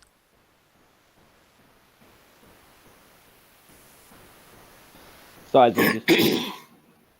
Just like the radius or the size of the ball doesn't matter, right? Sino, I have a question. If you're going to use the moon as an example, even though there's a lot of begging the question going on, would you agree that the moon is something that we can use in celestial navigation to pinpoint our location in relation to it? What do you mean by that? I mean, if you were to use a sextant to scope the moon as it traverses through the sky at night, and it will be over different locations, right? Different cities at different times, and so we use it in celestial navigation. Are you familiar with it? Of course, because it's not changing its position in the sky, is it? You can use it as a point that you can look from. It's like the North Well, Star in to the the Northern observer, it Hemisphere. does change position at night, right? During the night, the moon appears to traverse across the sky. Would you Oh yeah, of agree? course it does. Okay. So at different times, it can be in different locations, and you can use the moon as something you can sight with a sextant to find your location. Now, you realize that if we are using the moon, you agree that it can be in different places at different times, which gives us different degrees of observation height as an elevation angle, and that gives us our distance from it, then that proves that the Earth is flat. End of story. Fiber Oats, you're hot micing. No, definitely not. Definitely not. Because if I have a person on, like, let's say we have two people in Northern Hemisphere, one person is in the sea or whatever. Excuse me, you can't beg the question. We're talking about the moon as an elevation angle to the moon. You're begging the question. You're using the word hold on. hemisphere. He's You're giving. telling me Hold that on. the Earth is a He's globe. giving a rebuttal. It literally Before he shows gave that his it works on hold a on. heliocentric model. He was trying to give his rebuttal, and he got like 2 words into it, and you said no. Let him Helio, finish he's his- begging the question. I'm not going I to already allow know. him to I already beg the know. question. Let him do it. Dude. Let him do it so that everyone on their side and our side can understand. Please let him do it. No point. There's no point. No, really, there's no point point in having now to beg the because question. the reason though Hold on, why was Fiber Oats you don't have muted? the point. Go ahead. Why was Fiber Oats muted? He was hot micing, dropping forks and stuff. Oh, okay, cool. No worries. Yeah, carry on then. Yeah, I mean, if he had a rebuttal to your argument, why don't you let him give it? Fine. Yeah, well, just beg the question. Go ahead. Okay. Let him do it, bro. A spherical moon and a spherical planet, that will work. You Invalid cannot on have. space. Oh, God damn it! You didn't even. Just again, you fucking interrupted him 2 words in. You just Stop keep talking saying the same over him. thing over and over again. Just begging trying the to get my question point of the across. All right, spherical. but you want to get rid of him? You want me to delete him and Oh my! fucking? You don't want to talk to Interrupting him? him again. He's talking. You know what, guys? I'm actually going to take control of this. I'm now the moderator. No one else needs to moderate. Go ahead, please. Sino, when you're done, everyone else shut up and then says who can respond. I don't want anyone else to talk. I'm getting sick of the audio chaos. Sino, please go ahead. Right, okay, so on a spherical, if you have a spherical moon and a spherical planet, what you were saying, what were you even saying again about the sextant thing? I've literally forgotten because I've been interrupted about 20 times in the past 5 minutes. We use all celestial objects as means of navigation because at any given time, their geographical location can help us pinpoint where we are in relation to them by using an elevation angle. An elevation angle requires a flat baseline for thousands of miles in most cases. So the fact that you're telling us that the moon does, you agree that the moon does traverse across the sky at night and is over different geographical locations, and therefore you are admitting that the Earth is flat by doing that. I'm not, because if the moon is traversing the sky during the night, and that you're seeing the same face throughout the night, aren't you? If you have a flat Earth model, flat surface, and the moon starts traversing away from you, because that's the only thing that can happen, isn't it? It's not going to go closer to the ground or whatever. It's going to move away from you. Your view on the moon is going to change. You will see a different point of the moon throughout the sky, throughout the night. I mean, so that just wouldn't work, would it? Right. You're just continuing to assume that because it traverses across the sky, you're going to see a different. What is it you're trying to say? A different angle? It's going to change shape? What are you talking about? If it's moving across the sky, you are going to see a different point of that object, aren't you? Whatever shape it is. Well, if it were a sphere, would you agree that as it's moving away, we would see different sides of it, but we never do? Yeah, but if it was a disc or whatever, if it was, let's say it was a disc again, all right. I don't know what you guys even think it is, to be completely honest. But even if it's a disc and it floats away from you, it's going to gradually become less circular, and it will just look like a squashed disc floating across the sky throughout the night. Right. See, first of all, if you're allowed to beg the question, which is what you're saying, is that like it has to be an object. Is it possible that we are seeing just an optical effect? It could be a light of some sort, but it doesn't have to be the actual light. Do you know how different things the moon could be and why we see it the way we see it? If you're just going to assume that it is some sort of physical object at a given height, okay, which is begging the question, and then say it has to look a different way according to the flat earthers, you're straw manning us, you're begging the question, and your argument, it sucks, it's fallacious, it's over, we're not going to use it. So stop doing that.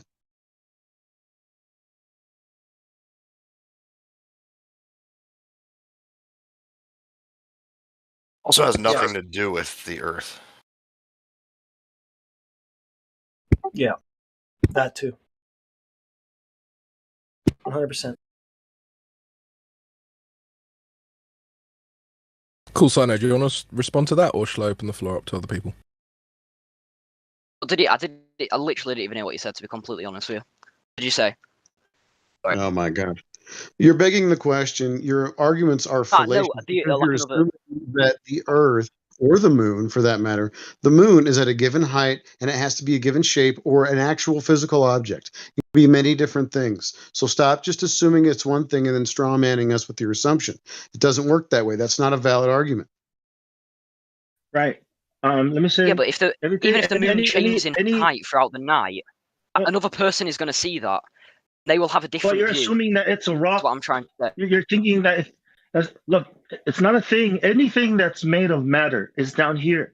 Everything that's up there are lights. So to say that there's matter up there, right, like a rock or whatever you want to call it, reflecting light from another burning rock, okay, like why would anyone think that? We all know that those things up there cannot be rocks down here because rocks are down here. So it literally disproves the flat Earth. That's why. But let's assume. Let's go with the idea that maybe people think it's a disc. Well, now we have to explain. Like, what kind? Is it like a dish floating up in the sky? Now it's still the idea that something is or a flat plane. Well, that's what we're saying. We don't know what it is. We don't know what it is. Exactly, because it doesn't matter what it is. Because no matter what it How is, can it not literally matter? doesn't work. What do you mean it doesn't matter what it is? You're saying that there's a rock floating up there in the sky. Unless it knows that I'm looking at it and it's going to rotate as it's. So why would you say it doesn't matter what it is? You're not being logical here. You're saying it doesn't matter. Then you're saying well, it only matters when I look at it. It's not a physical object. Yeah, I just want to point something out. He said, I see it rotate, which you don't see the moon rotate. So I just want to point that out. Nobody's seen the moon rotate. Do you see a rock reflecting sunlight? Or do you see a light, emitting light from itself and illuminating the clouds around it? What do you see? I see reflecting sunlight because that's what phases are.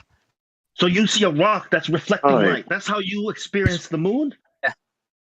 Is that why it's blue? Is that why it's blue? What do you mean that's why it's blue? Is that why it's not warm? Is that why the moonlight is not warm? Is because it's reflecting sunlight? Is that why it's blue? Because it's reflecting sunlight, which is a warm light? Is that what you're saying? You're not going to feel right? heat from the moon. Do you realize why not? It's reflecting sunlight. Because energy is going to be when you get a mirror and you reflect the sunlight. Listen, when you get a reflective surface, like let's say a really shiny rock, and you reflect some kind of light from it, sunlight from it, is it reflecting the sun's light, right? It's you going to are be hot. using an LED fucking torch and not a fusion So now reactor. you're saying now you're saying that if the Earth was flat, that there has to be a rock in the sky reflecting the light from the sun. Is the sun also a burning rock? Sun is the light of burning. Is the sun? If in your flat Earth model, do you think the sun would be a rock that's burning in the sky? No. What would it be then? Literally a fusion reactor. Which is made up of what? What would it be made up of? Gas. It's gas under extremely high pressure. Nah, the spectra's all wrong. The spectra's all wrong. Gas. Yeah, what's actually interesting, I don't know if you guys are aware, but there's actually there's an interesting problem with the solar. Let's just say that the sun's kind of model of how it exists with regards to the universe as a whole. There are some laws that affect the sun that, if weren't true, would force. And astrophysicists are aware of this, by the way. I'm not just chatting shit, and I can reference this if you want. But there's, for instance, the idea that the sun doesn't have like a physical surface. is part of the solar model, and they fix this with all sorts of kind of philosophical, half truths, I would say. But so when you talk about the sun and it's entirely gas and all the rest, the problem is that if what you say isn't true, and it provably isn't true, then the whole heliocentric model is actually it's dust, and you have to start again. Why? If you have proof that the sun isn't a fusion reactor, I'd like to hear it. Well, I mean, first of all, the actual, and sorry for taking over, Bong. I'll pass it back to you in a sec. Of course, the problem is that you would have to prove in the first instance that it is a fusion reactor, because that's the positive claim. I do have an issue with gas in a vacuum not dispersing to fill the vacuum, because that's natural law. So again, because you're claiming that something is happening against natural law, you then have to evidence that. I know that you can't evidence that, so it's a bit of an unfair question for me. It's not a natural law, is it? What isn't a natural law? Whatever you say, that's stopping, that's making gas fly away. It's literal matter. Who said gas flying away was a natural law? You are saying that gas cannot hold its own fucking whatever. It can't stay together, or whatever you're trying to say. You can't say that what I've said isn't true if you can't even restate what I've said. What was your point then? Gas My can't point hold is together. that gas can't form into balls in vacuums. It does, because it is matter, like any other thing that exists. It has matter. Do you have any experimental evidence for gas balls in vacuums? Well, do you?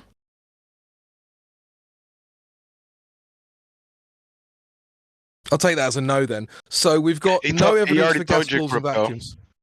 Sorry? He already told you, crypto. He said, "Oh my God, he needed God to make that work." Sorry. Yeah, you're probably right. No, we don't have any experimental evidence at all for gas balls in vacuums. So the idea that the sun is a gas ball in a vacuum is actually laughable on its face. There are other ideas within the astrophysics community, some who are being at the moment denounced as quacks, but I don't think they will be for very long, are actually making the claim that there's like a liquid core to the sun. That will be interesting, because when that starts to gain prominence, then it actually destroys many other elements of the current model that they claim. So that's interesting. I would keep an eye on that if you are actually intellectually curious. But for now, Bong, if you want to continue. Before Bong goes, can I ask this guy one question? Yes. Thanks, Bong. Cino, do you know when, where, or how anybody ever directly measured the curvature of the Earth, please? You don't know, just say I don't know. I saw a guy do it on a bike and 2 sticks, using a bisector. Oh, can I ask you a question? Come on then. How quickly did he cycle from one point to the other? Can't remember, because it was years ago when I watched it, but I know for a fact he did it. So you're aware that it has to be done at the same time to mean anything?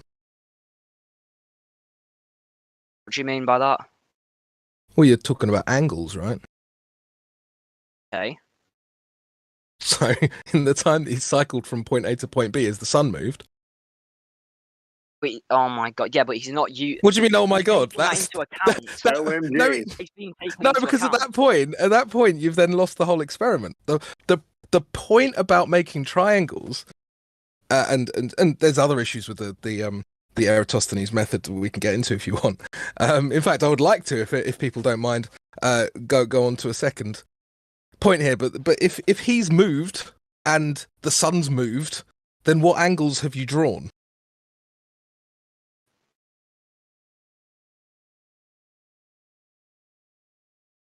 Yeah, because you'd obviously think it would be different. It wouldn't be accurate, would it? Because the sun has moved.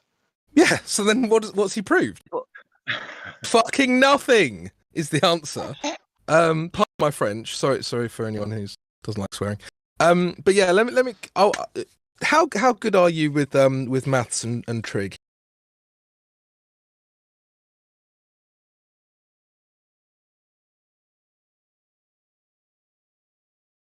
Well, you made him go silent, crypto. What? Do you actually have a point? Well, I asked you a question. I was waiting for an answer. What was the question? How good are you with maths and trig? Could I argue with maths and trig? No, I said Dude, we're from the same country. Come on, So you your must be able literal to understand what I'm your saying. microphone cuts out for half the sentence. Is that true? Is anyone Yeah, else? literally all I heard was No. Paul Maths and Trig. Okay, well I'll ask you a Loud and third time. clear. Connect. Yeah, rejoin the room. Your Discord is probably acting up.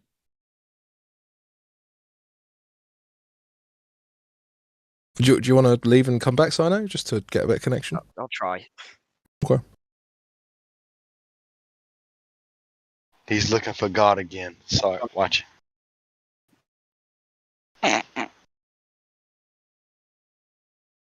Are you back? Go ahead, Crypto. Is he back? Yeah. I think he is. Sino, you back? Yep. Okay, cool. So how good are you with maths and trig? For what? I mean, would you assess your own ability to be okay, rubbish, pretty good? Oh, I mean, I've not really. Don't go past GCSE. I've not done my GCSEs yet, so. Oh, that would be plenty good enough. I mean, this is very low level stuff. So, do you understand the Eratosthenes method for calculating the radius of the Earth, or at least, well, not the radius, but whatever? No, I literally, to kind of be completely honest with you, I'm really like, I barely know much on it. Okay, well, I can walk through it. Look, this is. Hold on. Weaponizer just said he doesn't understand British yet. Well, you're about to learn, bro. Sino is a Midlandser. I think maybe from the Manchester area, and I'm a Londoner. So this is the Manchester London derby. So because you just mentioned about the bike video, right? So this is using the Eratosthenes method roughly. I mean, it's not the same, but it's close enough for what he thought he was proving, right? So you've got basically sticks, two wells, depending on whatever story you like the sound of. I would just add at this point, for anyone who's getting frustrated, there is no primary documentation that this ever actually happened. However, let's just, for the sake of the argument, pretend that it did happen. So you got a dude standing, so he's put a stick in one place, and then he's put a stick in another place. He's looked at the differing angles, and then he said, well, okay, there's a 7.2 degree angle difference here. So that's really important, 7.2 degrees. You then use that as a proportion of the circle. Okay, and we're talking about the sphere of the Earth in this sense. So, do you know what 360 divided by 7.2 is? Could do a calculation right now. Okay, yeah, go ahead, do that. Call a calculator. Yep. Sorry for Wait, anyone who. Hang on a minute. This angle is like the difference. So if both these sticks were actually put on a completely flat line, this is like the difference in angle between the both. Well, it wouldn't be a flat line on a sphere, but the idea is that you would. There's a 7.2 degree angle difference. Okay, I see what you mean. Yeah, so you would put one directly beneath the light source, and you're putting one off to the side to then work out what portion of the ball that distance is. Does that make sense? Yeah. Okay. Okay, cool. So you've got 360 degrees is the total in a ball. Do you agree? Yep. Okay, and you've got a 7.2 degree difference between the first and the second shadow. Yeah. Okay, so then you can work out what proportion of that ball is the distance between the two sticks. Okay, so first of all, I know that there's probably a lot of people who understand this quite well. You do 7.2 divided by 360, not 360 divided by 7.2. It doesn't has matter. to be a fraction, doesn't it? It doesn't matter. You can do it either way. Right, so, a minute. Right, so it's a 50th. Yep, so it's 1/50th. Basically, so right. that means that the distance between those two sticks is 1/50th of the Earth, right? So then what you would do is, hang on a minute, what? Yeah, this is the method. I'm telling you the method that your bike video is trying to prove, right? So you need to understand the method if you're going to understand if there's anything wrong with the method, right? So he's positioned. All right, okay. So he's positioned two sticks, and they're a certain distance away. Okay, in this instance, it was, I believe, 500 miles. More or less 500 miles. So what he's worked out is that 500 miles is 1/50th of that ball. Okay, on the surface. So we're talking about the circumference. So do you know what 500 times 50 is?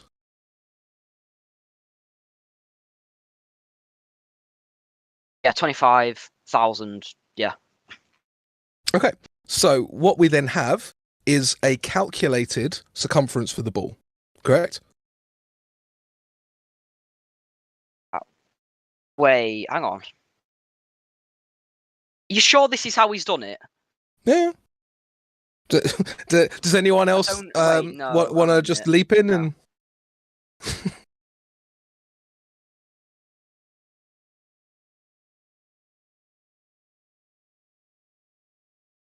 I leap Are you in. starting to see? Are you starting to see how weak the method is?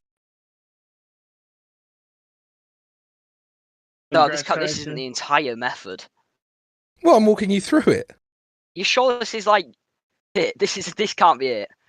Well, this is what he allegedly did. You want maybe? What Is there about actually trigonometry in this then? what about It skipping had to have used to? trigonometry. Wait, what about skipping to Neil deGrasse Tyson explaining both sides? Because why would you bother to explain how things would work on a flat Earth, right? Versus I really don't want to go off of the point that I'm making, Bong. Okay. I would really okay, like to stick on the point that I'm making. Yeah, then we'll do So, that. so trigonometry, I'm just looking up the definition, is the branch of maths concerned with specific functions of angles and their application to calculations. So, how is this not trigonometry? We're talking about angles and calculations. Okay, but this is obviously direct trigonometry. But I thought there would actually be use in like tangents and shit. Okay. Oh, are you sure? No. Yes, I'm sure. I am sure that this is the method. You're 100%. And You're not lying to me. Fuck's sake. Whatever. Yes, I'm sure. Anyway, the problem with this, I mean, there's multiple different problems with Eratosthenes, but the main problem is that you can use this same method to calculate the circumference of a flat floor. Yeah, but I guess a circumference is literally just a rolled out line. It's a distance, isn't it? You can only have. Oh, Jesus. Right. So if I was to calculate the circumference of my living room floor, would you still think that my living room floor was a ball? No, but it definitely could be. What? No, my living room floor cannot be a ball. Oh, no, a ball? I thought you meant like a fucking... Never mind. Yeah, no, definitely not. Yeah, my living room floor can't be a sphere. The problem is that using Eratosthenes' method, I can calculate the circumference of my living room floor. Yeah, that's because if you actually have the circumference is just a measure of length, isn't it? So it'd literally be the length of your. But they haven't measured it. He's calculated it. This is the point. This is the point I'm saying to you, is that he hasn't measured anything. He's calculated it based on angles, right? If you use that same method, you can calculate the circumference of your living room.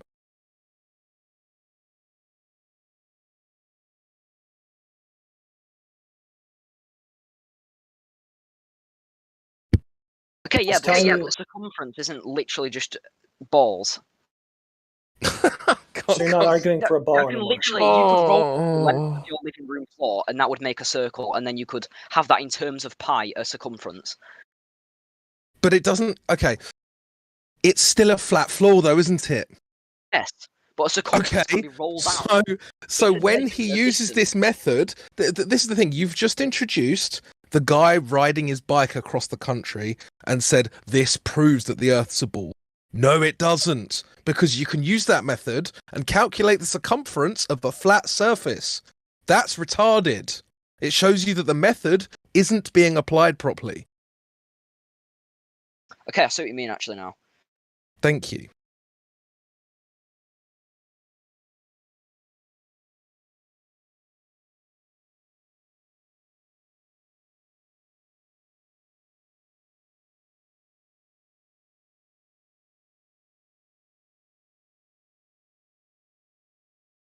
Now that we have a moment of silence, I'd like to say, what's up, guys? How's everybody been doing?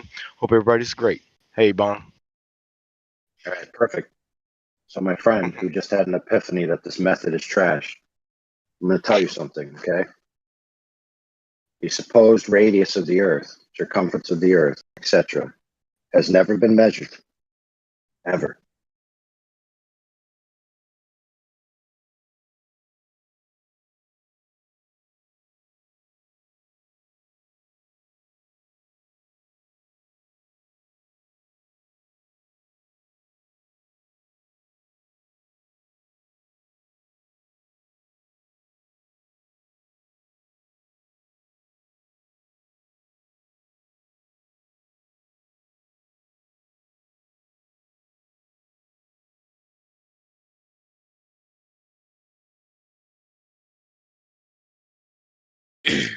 Oh.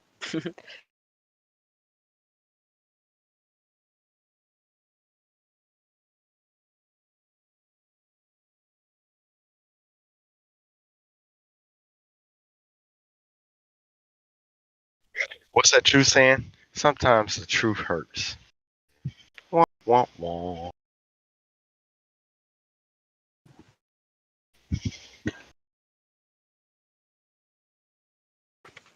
Models of Like the British physically Council. or emotionally? Yeah, take how you take it.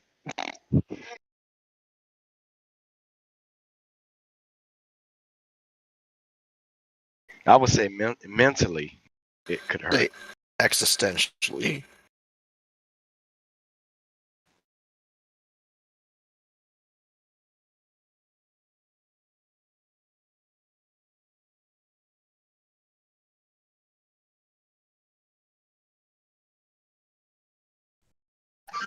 It's now that you know that the Earth has no radius, you must have a question or two.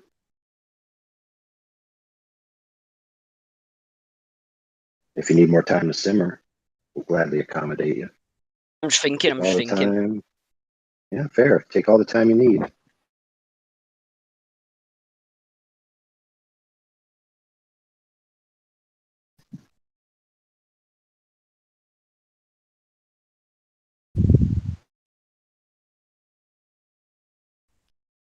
Did Eratosthenes use elevation angles? We were talking about that earlier, actually.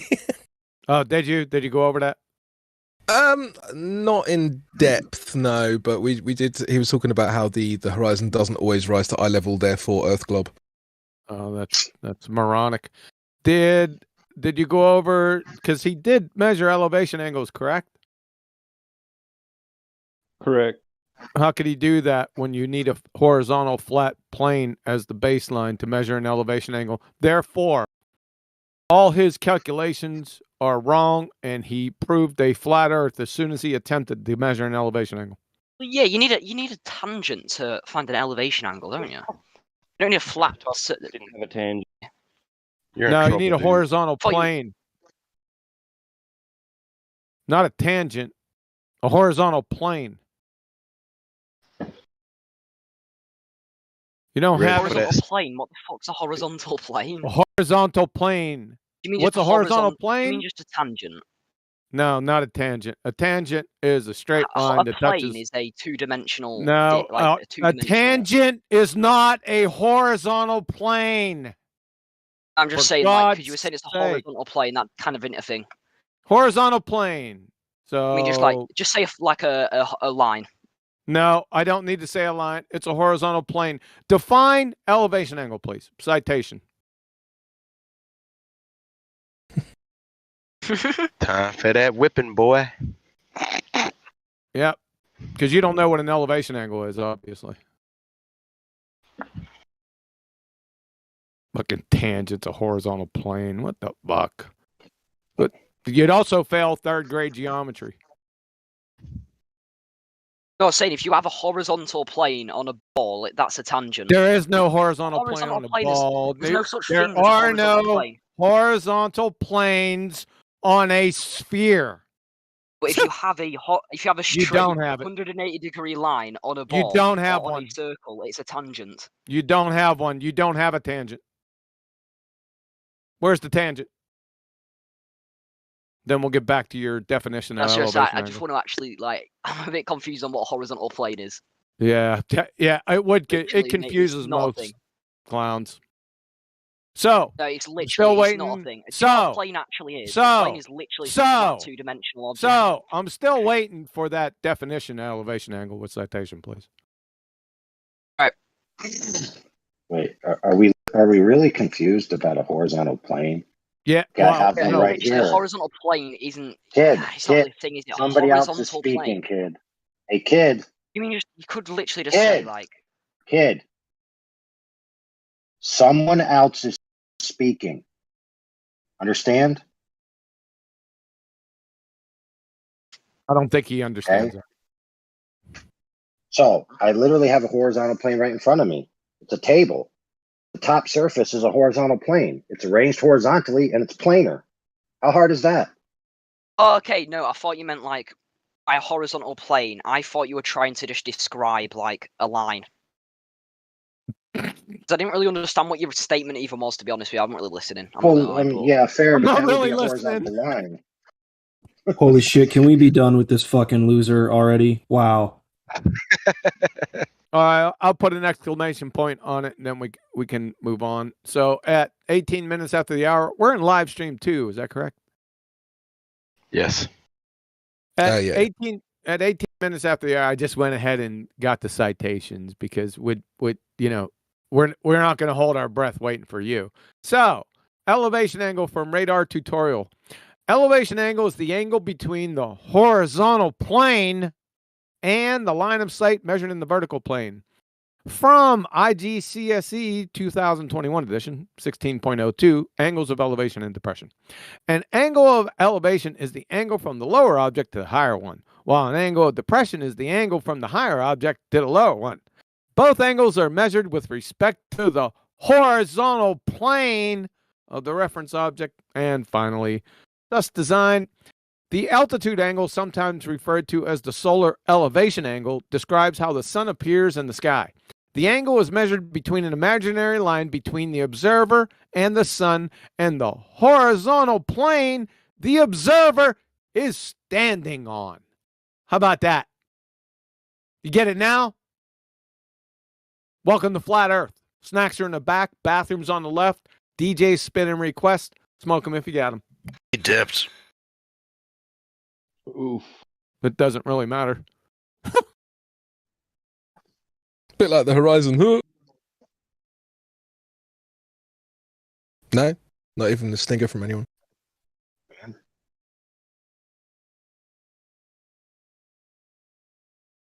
I laughed. Thank you. Appreciate that.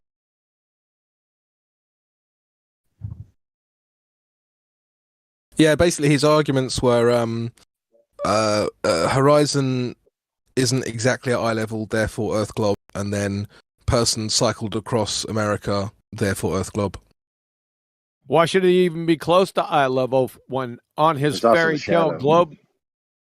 Why should he even be close to eye level when on his fairy tale globetard, every point along a tangent from your feet drops, vertical drops away from you at 8 inches per mile squared?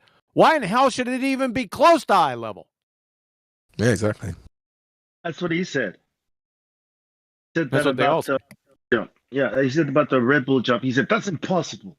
Like, whatever do you mean? And then this happened.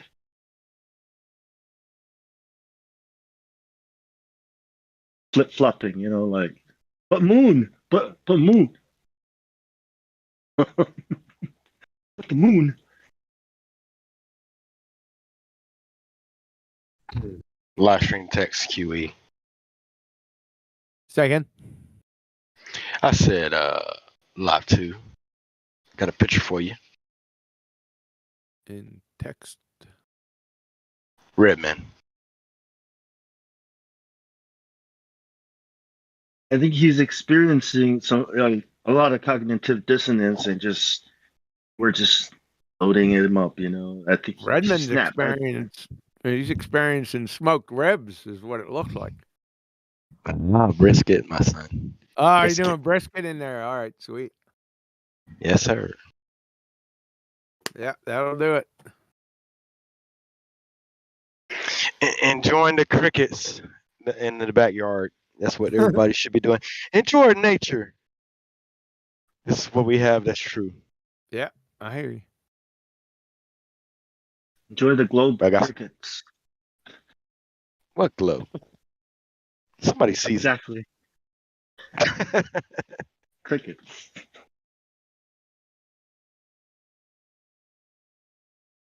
Oh.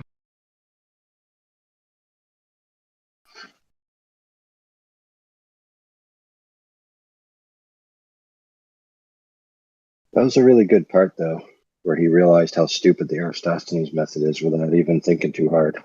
He's like, well, where's the rest of it? Where's the part where it proves anything? Where is it?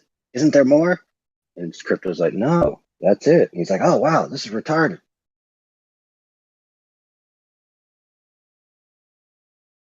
Yeah, well, that's why I like laying it out so simply because, like that they hadn't really considered that, and when you when you just say, well, you can calculate this, circumference of a flat surface, people, I think everyone instinctively knows that's ridiculous. At least anyone with the brain does. And trigonometry is the study of triangles, by the way. That other bullshit definition that was posted was nonsensical. I don't know what was posted. I don't know what somebody said it, and I didn't hear anything about triangles. Posting a definition of trigonometry without triangles and tantamount to a definition of baseball without fucking Louisville Sluggers. Ooh, got to take a picture of that guy. It shows that whoever stated that definition has never been fucking near trigonometry.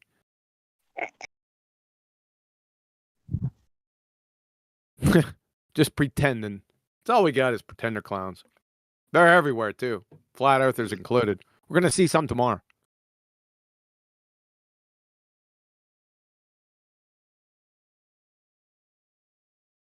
Everyone's gonna attend, I hope. Yeah. I'll tell you what, maybe you better. Go ahead. Fee? What's the entrance fee?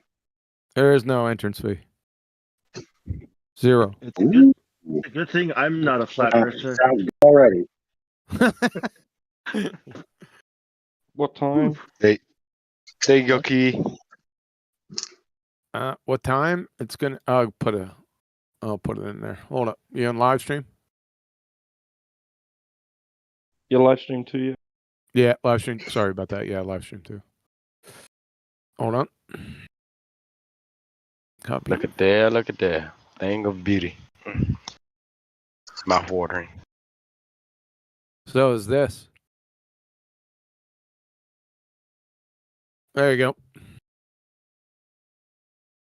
Oh, the ether. Okay, that's different.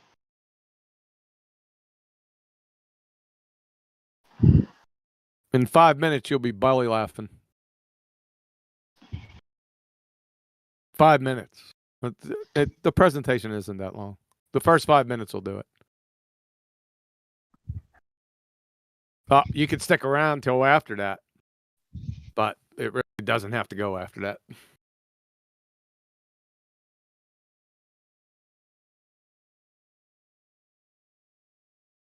You'll know when I say prosecution rests.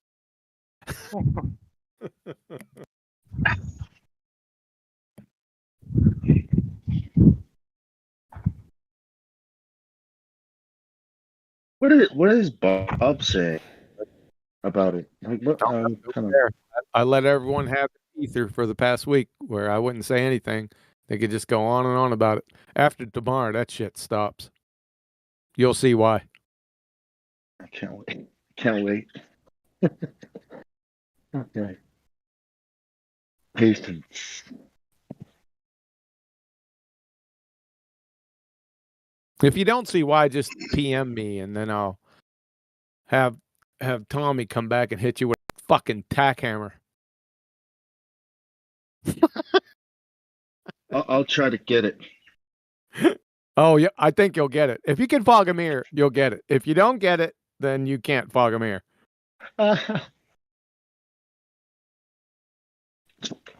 Oh yeah, I can't fog a mirror. I'm pretty sure I'll get it. Do you ever try? Yeah, I just tried it.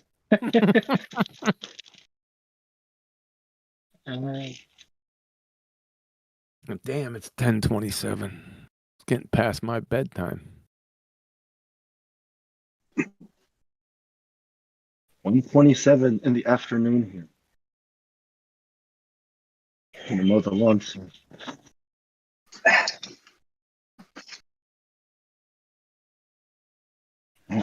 Is it at least a self-imposed bedtime?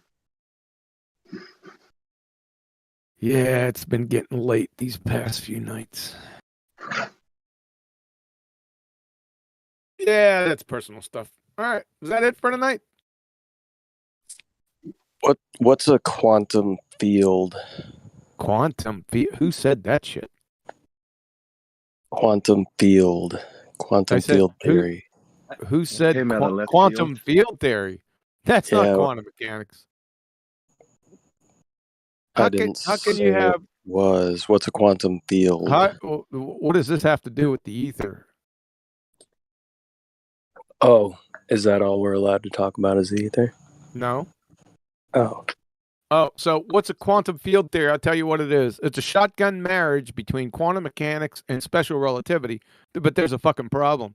You see, quantum mechanics destroyed special relativity. So I don't know what the fuck quantum field theory. That's got to be some pretender clowns, masquerade.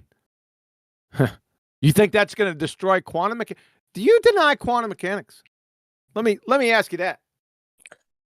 I have questions about quantum mechanics. So within Hold on a quantum second. I'm just mechanics, what is a superposition? I'm just asking you, do you deny quantum mechanics? What do you mean deny quantum Deny mechanics? it. Well, it seems like you got an attitude like you deny it. So, yeah, I'm just asking, do you deny it? You have questions about it. I'm going to solve the questions here in a second. Questions, yes, I have questions about it. Yeah, I'm going to solve it for a second. See, what are you are you on a phone or a computer?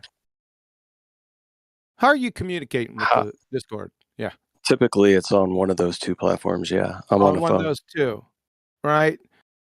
Your ignorance is floating somewhere light years beyond the forest of Azure, because quantum mechanics is the bedrock foundation of solid state transistors and the entire frigging semiconductor industry as a whole. Your position is tantamount to being fucking Dale Earnhardt Jr. getting a fucking in-race interview and denying the very existence of internal combustion engines. That's how stupid this is. But you don't realize that, do you? Because you're a pretender clown. Numpty dipshit. I didn't state my position. I asked what Oh, his sure. position Yeah. was. You didn't now, though, right? Yeah, that's what I thought. But I want to understand what is superposition. Go fucking look it Can up. you explain it? I'm not fucking explaining it to you. He's talking to the Globers. Just pretend he's talking to I'm not talking to the Globers. Why did you go to quantum mechanics after ether? Do you think by somehow it's mind-numbing? Right? Mind-numbing. What does quantum mechanics have to do with the fucking ether? Nothing. Zero. I thought the ether conversation was over. You said it was getting late, and I had a question about quantum superposition. Go Yeah. look it up. Okay. Any other questions about quantum mechanics that you can deny? Pretty funny, isn't it? I just don't have a real good understanding based on my Googling of what a quantum superposition is. I didn't know if you had any more insight. Quantum superposition, right? Why don't you just start off at the basics first until you get to superposition? It seems like you don't know what quantum mechanics. You know how to say the word. Before you get to superposition, why don't you go back and start at the beginning? All right, that would probably be a good place to start instead of page 550. Would that be the double slit? Double slit. Well, the quantum mechanics is a lot more than just the double slit experiment, by the way. Right? It starts off long before that. So I'd probably go back and start at the beginning. I'd start off by 1801 with Thomas Young and then travel my way through that. That's the way I would do it. Before you get the quantum superposition. You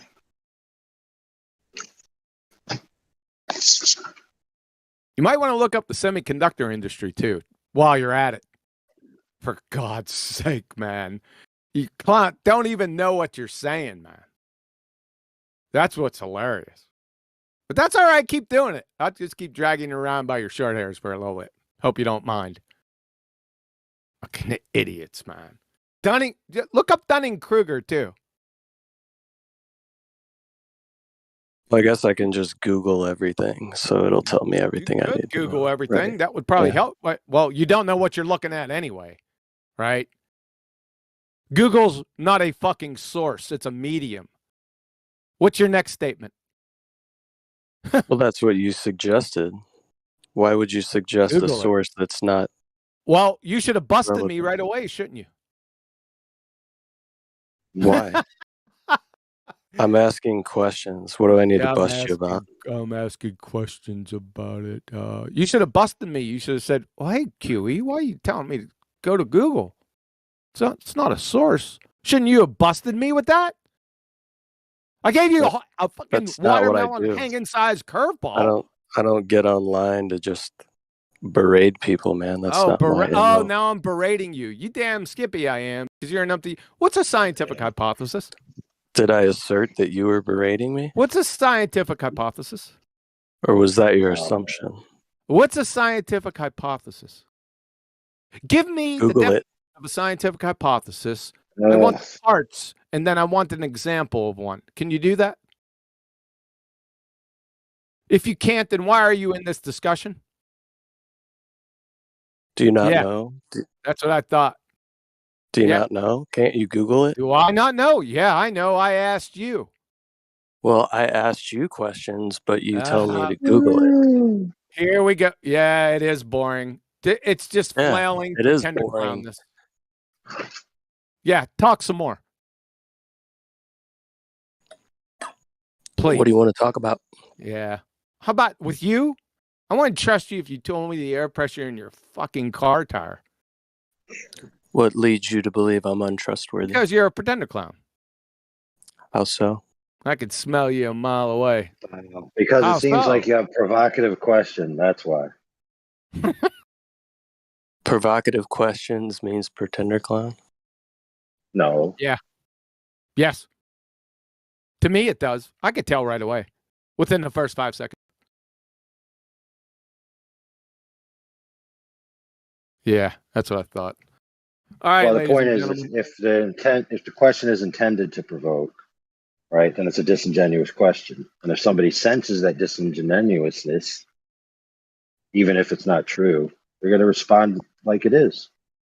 Well, I Just the keep trying nature to of figure out instincts. what superposition means. Like, I'm trying to wrap my head around it. But like, I've asked people multiple times, multiple platforms, but I haven't gotten a good explanation. So Oh, really? So you know the right explanation? no, I said I haven't gotten a good explanation that I can How wrap my would head you around. know if you haven't got a good explanation, if you didn't know what the right explanation was to begin with? This is what I'm talking about. Because people. nobody answers This it. fucking That's clown. why. You're a pretender clown. That's what you are. You train wreck yourself with every statement that comes out of your mouth. Every one. Okay, just for the sake of argument, what's the quote unquote mainstream general definition of a superposition?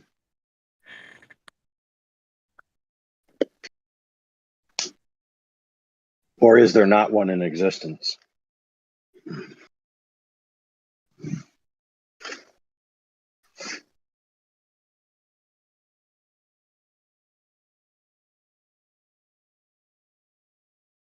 Or is my mic dead?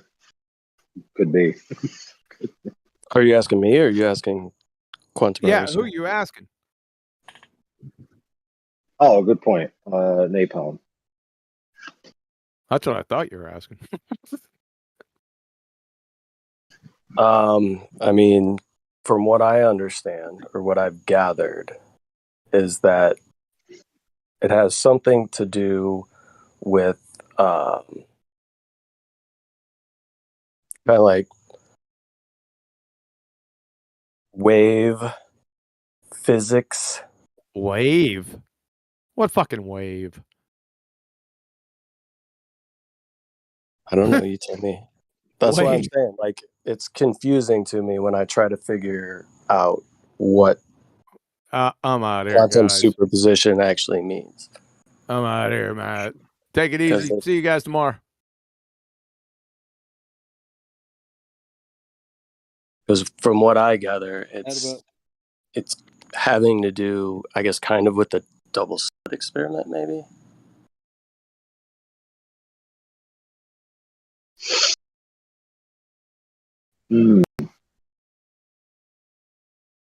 Somehow that the light or energy is in multiple states, but no state at one time, can act as one thing in one instance, but something else in another instance. So it's confusing to me. So I didn't know if anybody had a better way to elaborate or explain to me what quantum superposition is. I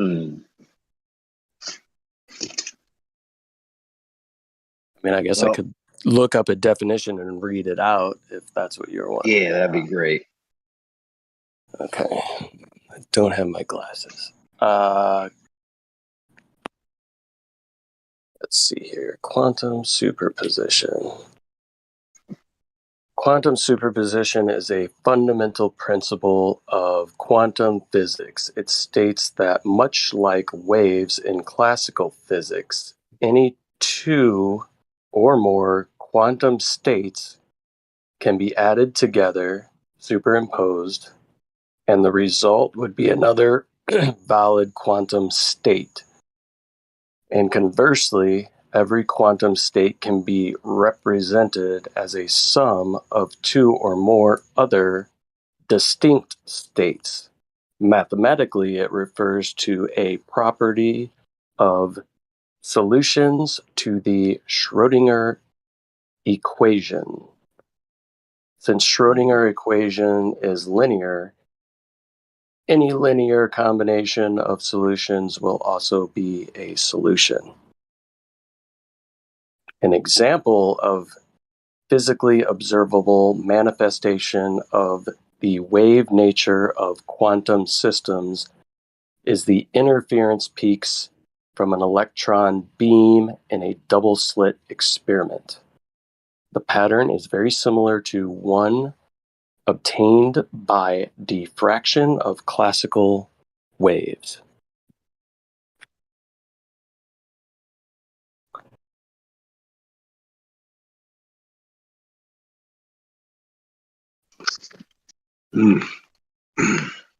Sounds very long.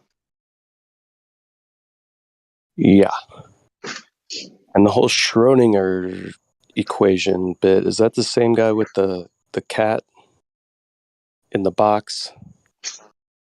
Yeah. I think the Schrodinger's cat is like a I can't know. I don't remember for certain, but it sounds like it's an attempt at making an analogy for this like process. The cat's not there until a conscious observer observes it, kind of thing. Well, you don't know it. That's right. for certain.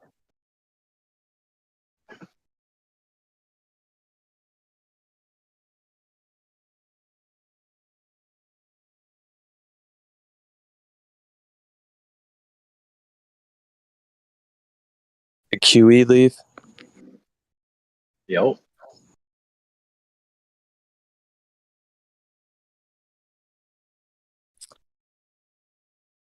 Well,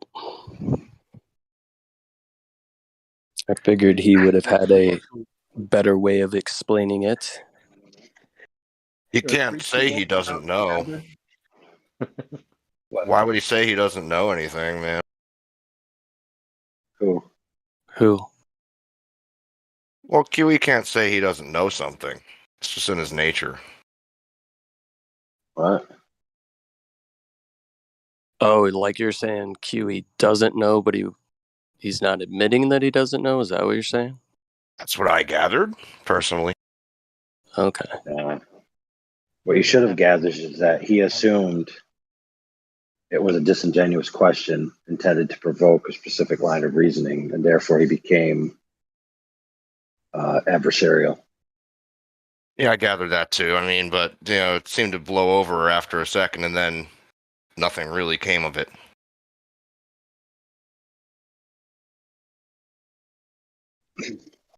It's like Well, QU when okay, was on let's his be way out, fair. right? It's Yeah, like QU was exactly. He's leaving. already on his As way he was out. leaving, somebody said something that he felt was somebody being smart at him as he was leaving. So that's why he Exactly. turned around and said, what? I don't like your attitude. What the fuck?" Can't take a I think taste of that's his how. own medicine. Yeah.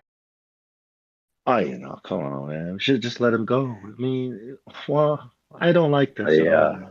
Why are Paul we even can't take a fighting taste of over his own this guy? medicine. That kind of language makes it sound like people are trying to like make a point out of him, to which of course the correct response would be exactly the way he responded. He's always trying to make a point out of other people, though.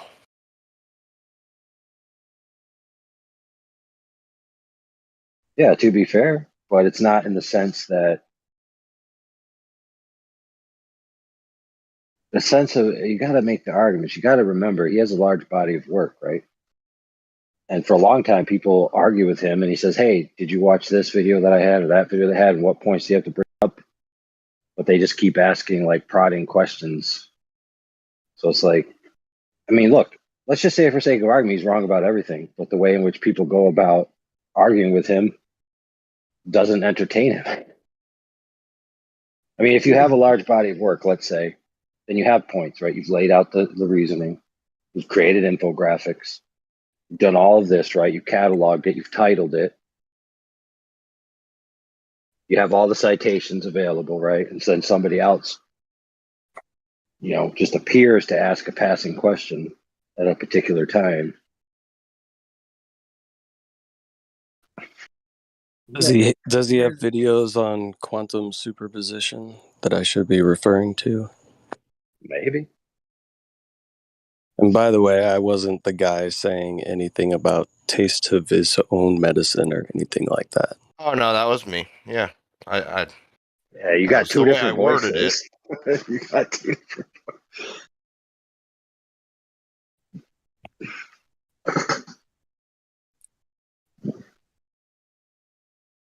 I generally don't In the yell. military, it sounds like when I hear him talking, it's like I'm back in the military and he's like talking to other military people. That's what it feels like.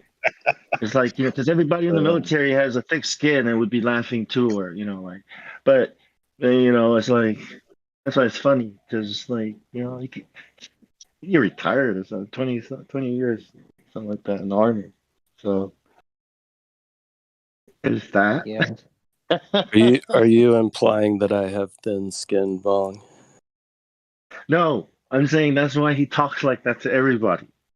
Because that's how everybody in the military talks to especially people like your supervisors and stuff. Yeah, and you learn that from basic boot camp. That's how it is. So that's why it's funny because like guy still thinks he's talking to people in the military. That's why it's funny. So yeah, just A wise man once said, "A question asked at the appropriate time is worth two questions asked at an inappropriate time."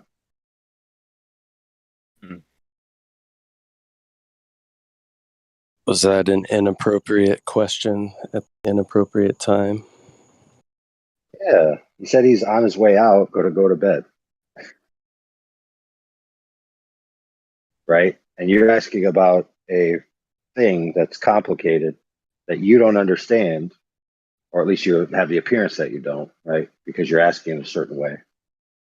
And so for someone thinking, okay, I'm about to leave, this is very complicated, I don't want to get into this.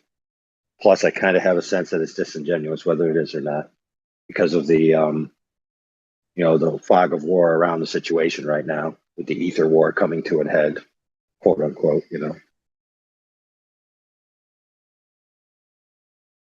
I mean, to be fair, did you expect him to stay for an hour and go through it in a fair and rational manner? Maybe. I mean, I've been up till 2 o'clock in the morning talking with QE at times, so.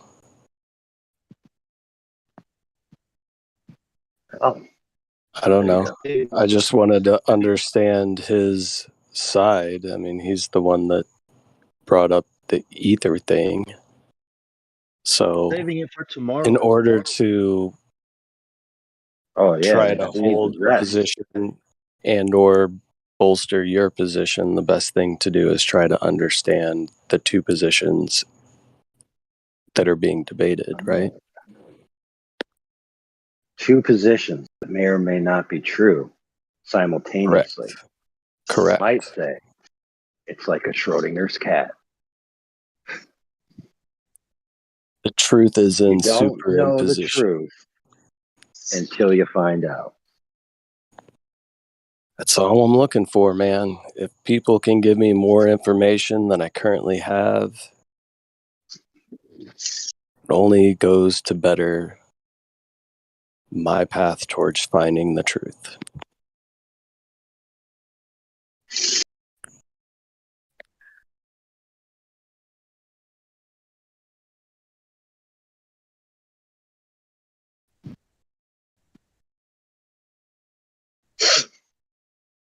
Well, it's like this.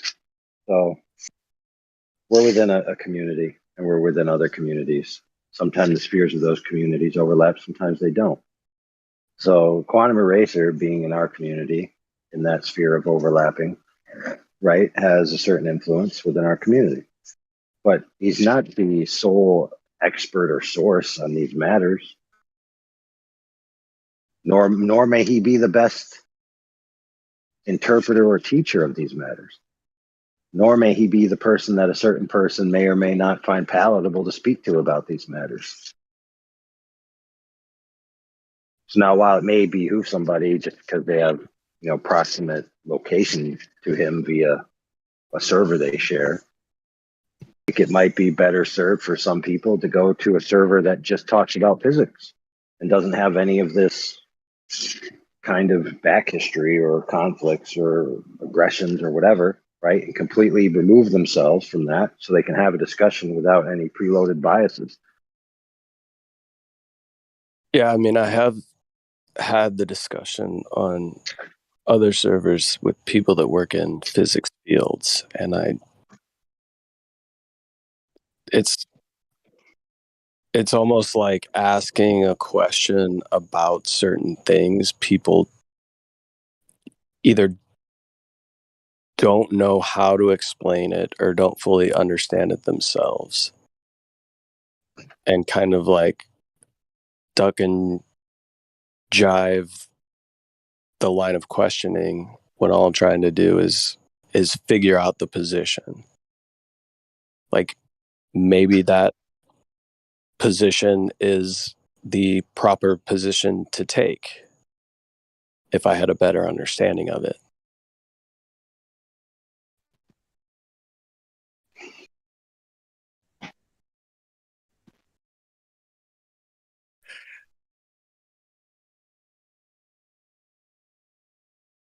Well, it might draw some attention to the topic, the ether debate. I could see that good coming out of it. The topic of flat Earth.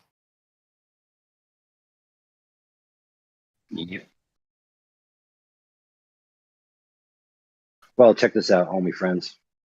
The nature of light and what it does and where it's doing it is pretty important to the topic, is it not? In the sense 100%, that, especially when it comes to observations and shit. yeah, exactly, observations. Because, like, what's the number one experiential proof that the average person, when asked, have you seen the curve of the Earth? What will they say? Almost without fail.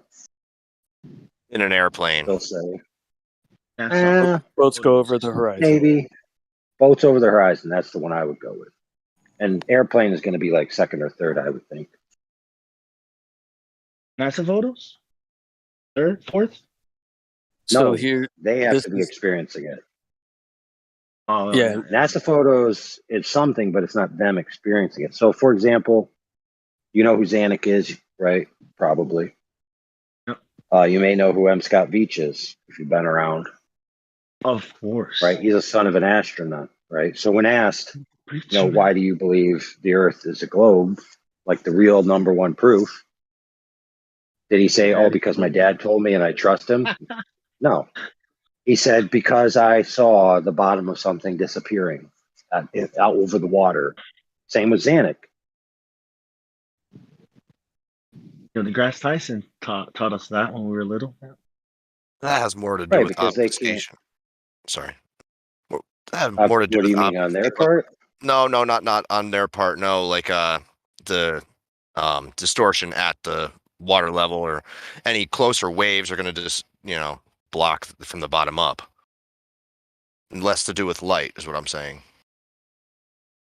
Sure about that? Yeah, I'd imagine it has more to. I mean, in my own experience, it seems to have more to do with the surface level of the water or the evaporation or atmospheric conditions than the way light behaves. If it's clear conditions, then yeah, it'll have to do with angular resolution. But the way light behaves changes when the medium changes, right? So the atmospheric conditions would cause a change in the light, right? Yeah.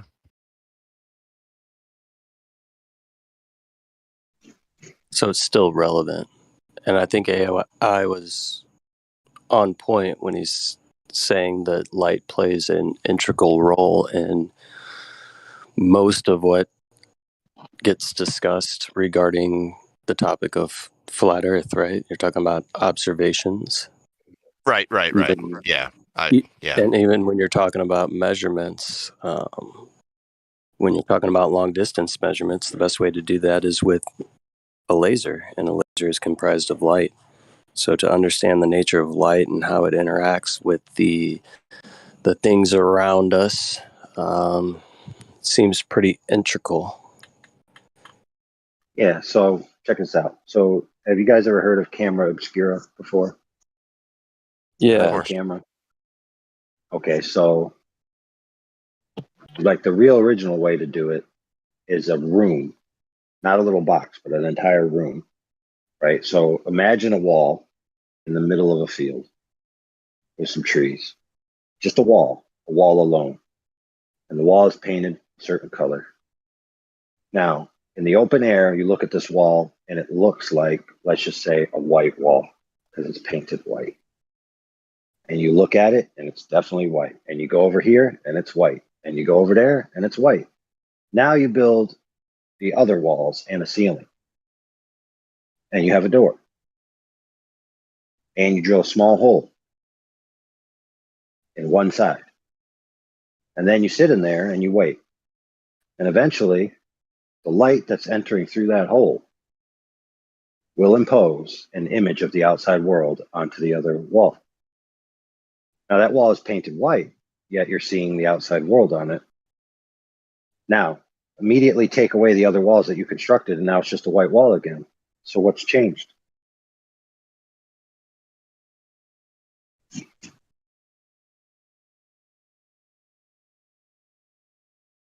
The principle is by removing light from the equation, by limiting the angle in which light can enter, you remove interference and saturation. And so the reflected light from the outside world passes through the hole, hits the white wall, and goes back to your eye, rather than being lost in a sea of confusion of too many colors.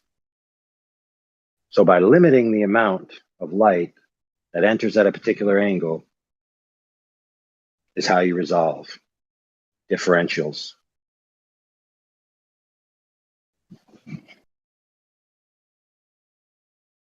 So a lot of what we see has to do with interference and removal of interference.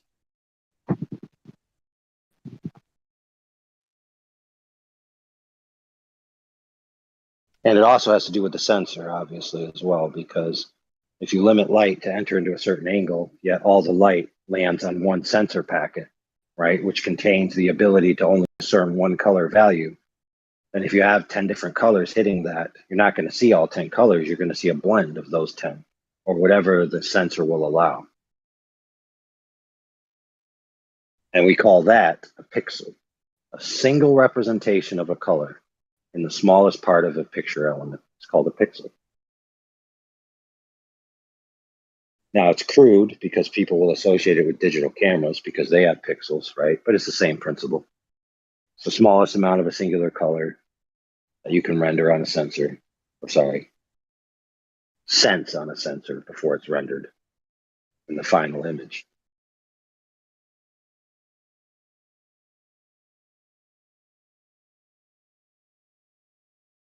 So yeah, light, the nature of what it's doing, the angles of propagation, all these things are very important. And like we always say, right? They always say, the only reason you can't see the bottom of a boat is because of a big hump of earth curve in the way.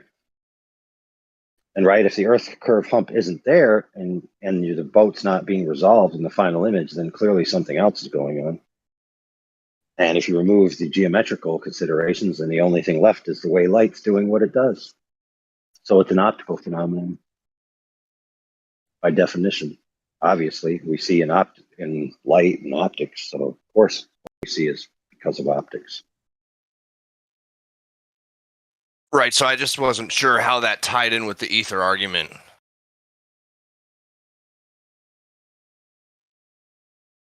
Well, because the most mainstream view of ether in relation to light is that ether is a medium like water, and light is waves within the medium like water waves. Like that's the analogy that's usually given. However, that doesn't seem to jive with this idea of the limitation of angles, like I explained with the camera obscura. Yeah, but in the camera obscura situation, you're basically manipulating the angle. So right. So if you can't manipulate the angle, then how can you disprove that the ether's involved in that? Well, I wouldn't have to. Someone would have to prove their premise. The premise being that light is a wave in the manner in which waves in water are waves, and this is how light is occurring. A perturbation in the ether, or a wave, which is not a thing in itself, right? And they would have to explain how that type of functionality makes it through that hole, transverses the angle to render the image on the other wall. I've yet to see anyone present anything to that effect. Would you expect there to be like a diffraction pattern? Oh, there are diffraction patterns, especially around apertures. Some might even say like the supposed gravitational lensing, right, around things in the sky that they claim is just the same type of effect. There's a sort of deviation, a diffraction around a corner or an aperture.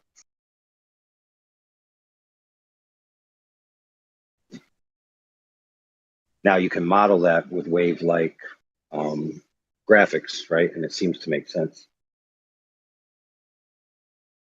But it doesn't answer certain other things in which the angles that light propagates appears to be in a ray.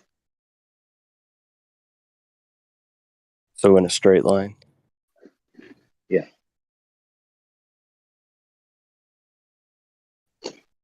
Now, you could take it into 2D, 3D, Flatlandia type argumentation.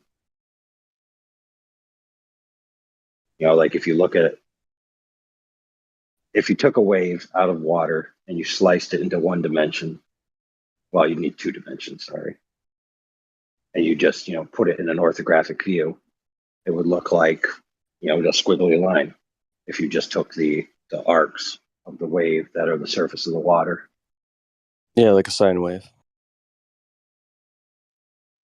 Right, but keep in mind that you're actually talking about a surface between two medium, not a ubiquitous medium. Yeah, if you're referring to water. Right, and like so, sound waves are different than water waves because sound waves go in 360 degrees. Water waves don't. Well, if you drop a With pebble. water wave, what you're experiencing is only being able to tell the difference in the wave because the water looks different than the air. Yeah, there's a boundary. The air and the water are sitting on top of each other and they would be moving at the same.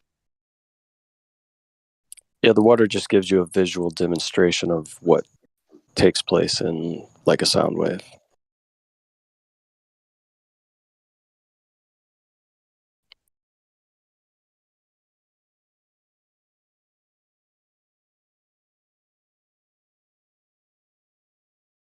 Does it? Yeah, it gives you a better visual demonstration. Does it? Yes. You sure? Do I need to say it again?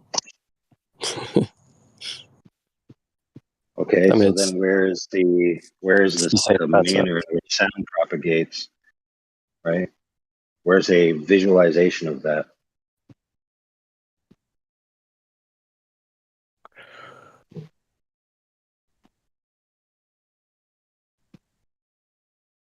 I'm trying to think of. I could think of a visualization of sound propagation.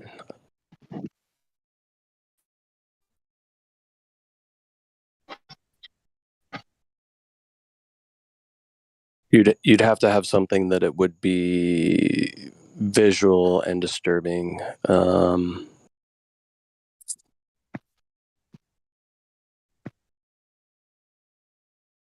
don't know, like maybe the concussion of a large bomb.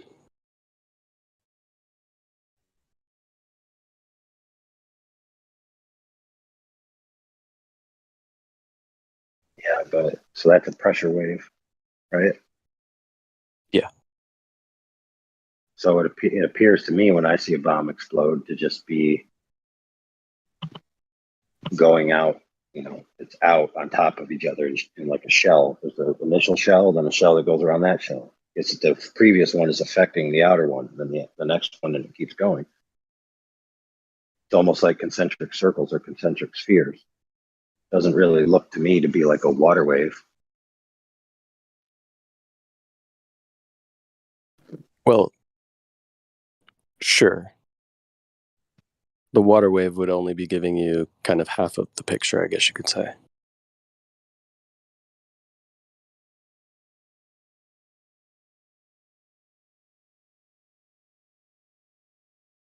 Well, it would be more akin to like a millionth of the picture. Since a 360-degree sphere has, infinite degrees. They'll tell you 360 degrees, but it's actually infinite.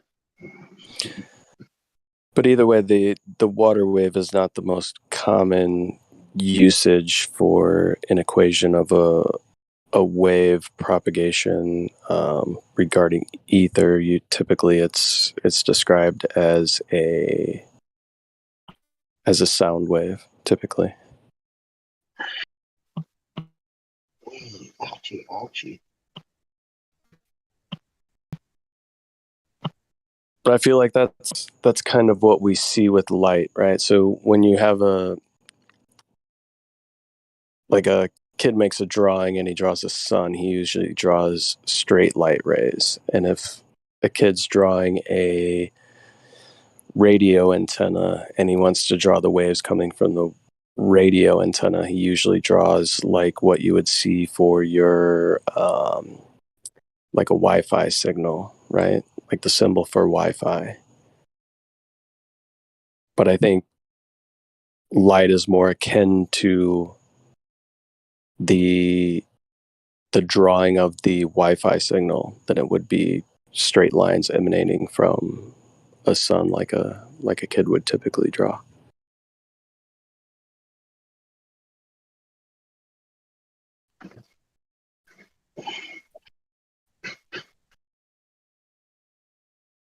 Oh, interesting.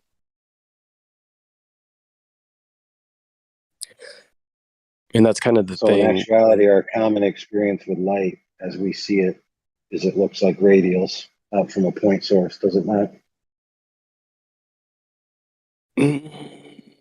Kind of the emanation seems to be similar to that, yeah. Depending on the type of light source. Right. That's why we have arguments about corpuscular rays, et cetera, right? Yeah. I mean, I've never heard someone say corpuscular waves.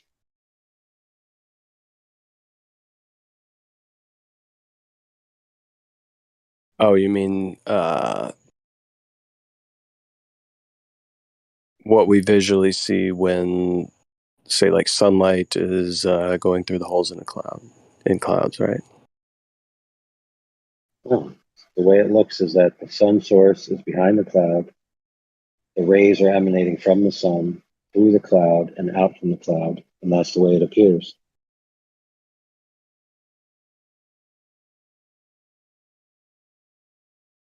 Yep. So from our base observation, right, on the macro scale, sun appears to be rays.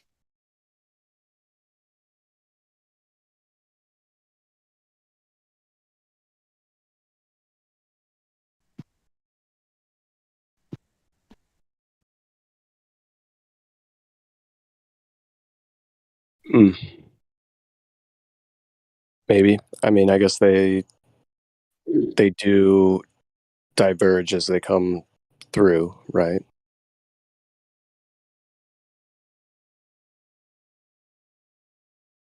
Through the cloud? Yeah. Oh, that's what it looks like.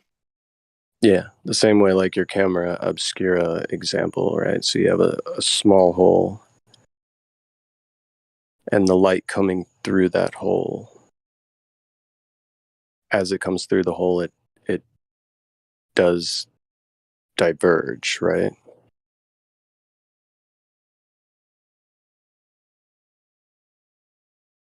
Well, just like in a regular camera, whatever light enters from the top is going to render at the bottom. Whatever light enters from the bottom is going to render at the top.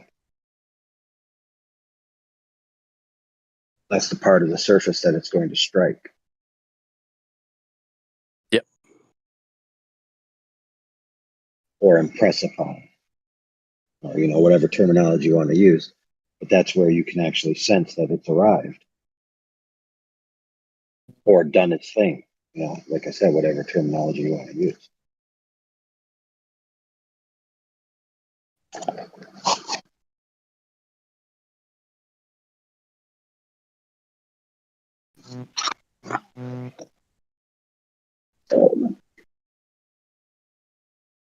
Sorry if you were saying something. I was changing my headset. Yeah, no, I didn't say anything. I was just trying to conceptualize what you're saying. So you're saying like it appears to travel in rays.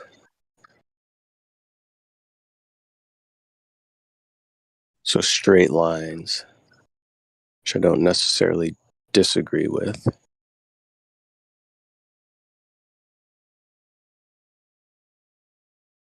So what's traveling, I guess we could say? What is light?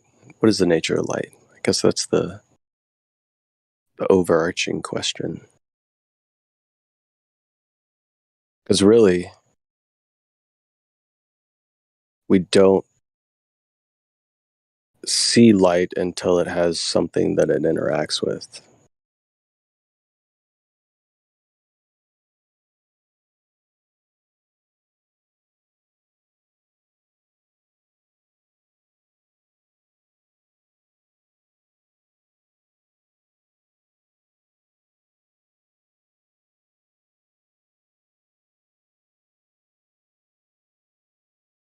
So let's just assume that we don't know, that there's been no experiments, right?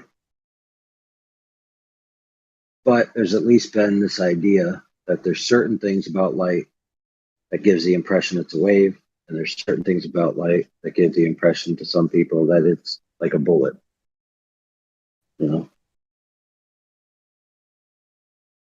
So just given those two impressions, if you're so inclined to think of, well, you know what, I'm not satisfied, maybe I need a third option, right? So you have one where people say it's a wave, like water is a wave, okay? Let's just say that that's all they think it is. And there's Right. certain phenomena that can't explain, or that they are not capable of explaining. Not that it can't, but just at this point in time, they're not capable of explaining it. And let's say simultaneously, there's people that believe light's like a bullet or a particle that's shot out of a gun or the source. And that's what it is, even though there's certain things that the other side, right, would also agree that they can't explain. And let's just say that that's true. But let's say a third person comes along and says you're both wrong. There's a third option. What would that third option be? Or could it be any other option?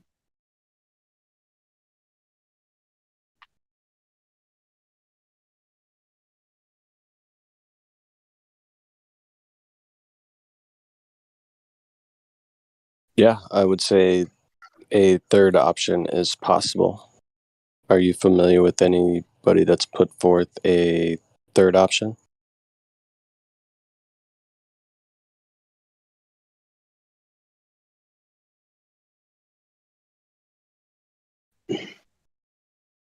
Yeah, I could give you one right now. How about the bullet itself is a particle, right? And of course, I'm just pulling this out of the thin air. Bullets. So I gave you that premise that this one camp believes it's a wave strictly, and the other camp believes it's a particle strictly, and they both have reasons for believing that. And somebody else comes along and says, actually, light is a combination of things. It's not one thing. It's multiple things working together to create the effect. And they say to you, what if it's a bullet passing through something?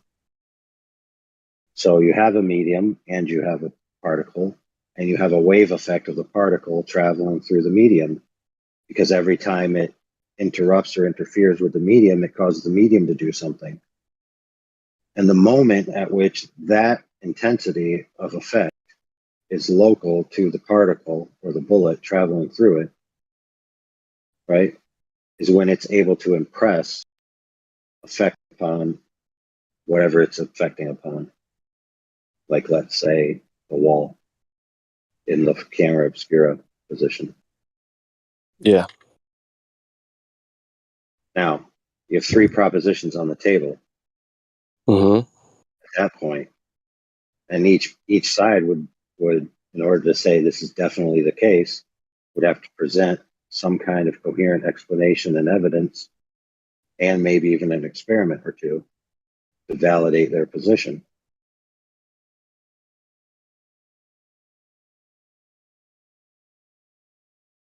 So this third option, right?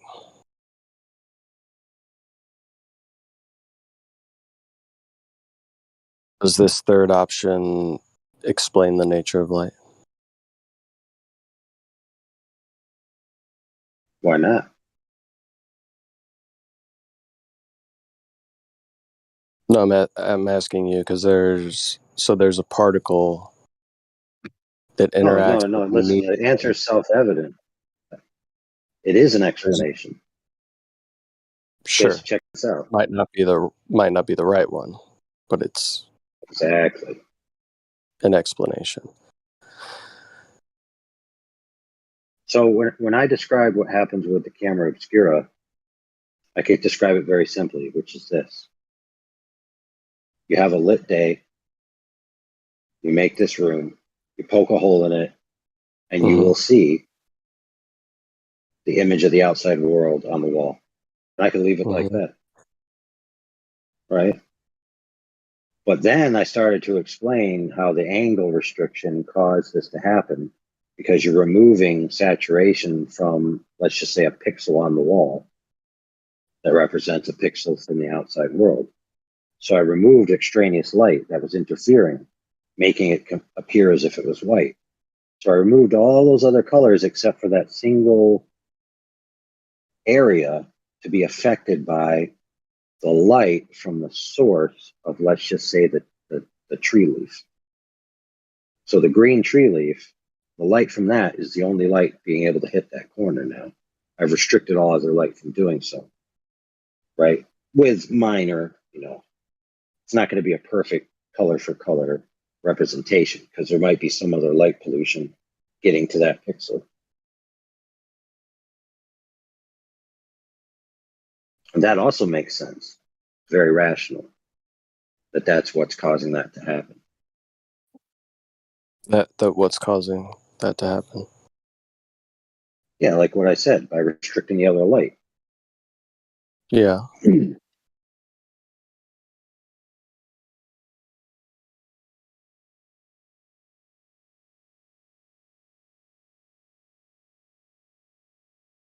So there are, I just don't know of any validations or experiments or concrete observations of light acting like or impressing itself upon something as if it is a wave in the manner in which a pressure wave or a water wave or a sound wave are waves. Now, it may be the case that somebody has tried to present one in the past in my life and I've watched it, but if I did, I don't remember it. So who's proposing that light is a wave? A lot of people in the communities in which we inhabit. So who's proposing that it's a particle? A lot of people in the communities that we inhabit. Yeah. So who's proposing that it's the third option, that it's a particle that Not as interacts many. with the medium? AI. Not as many. So the And what is a wave? Particle. So the particle is interacting with a medium that gives the impression of a wave, but we don't see the impression of a wave. We only see the impression of the particle. Then why are people under the impression that it's a wave? Well, let's check this out. If you go to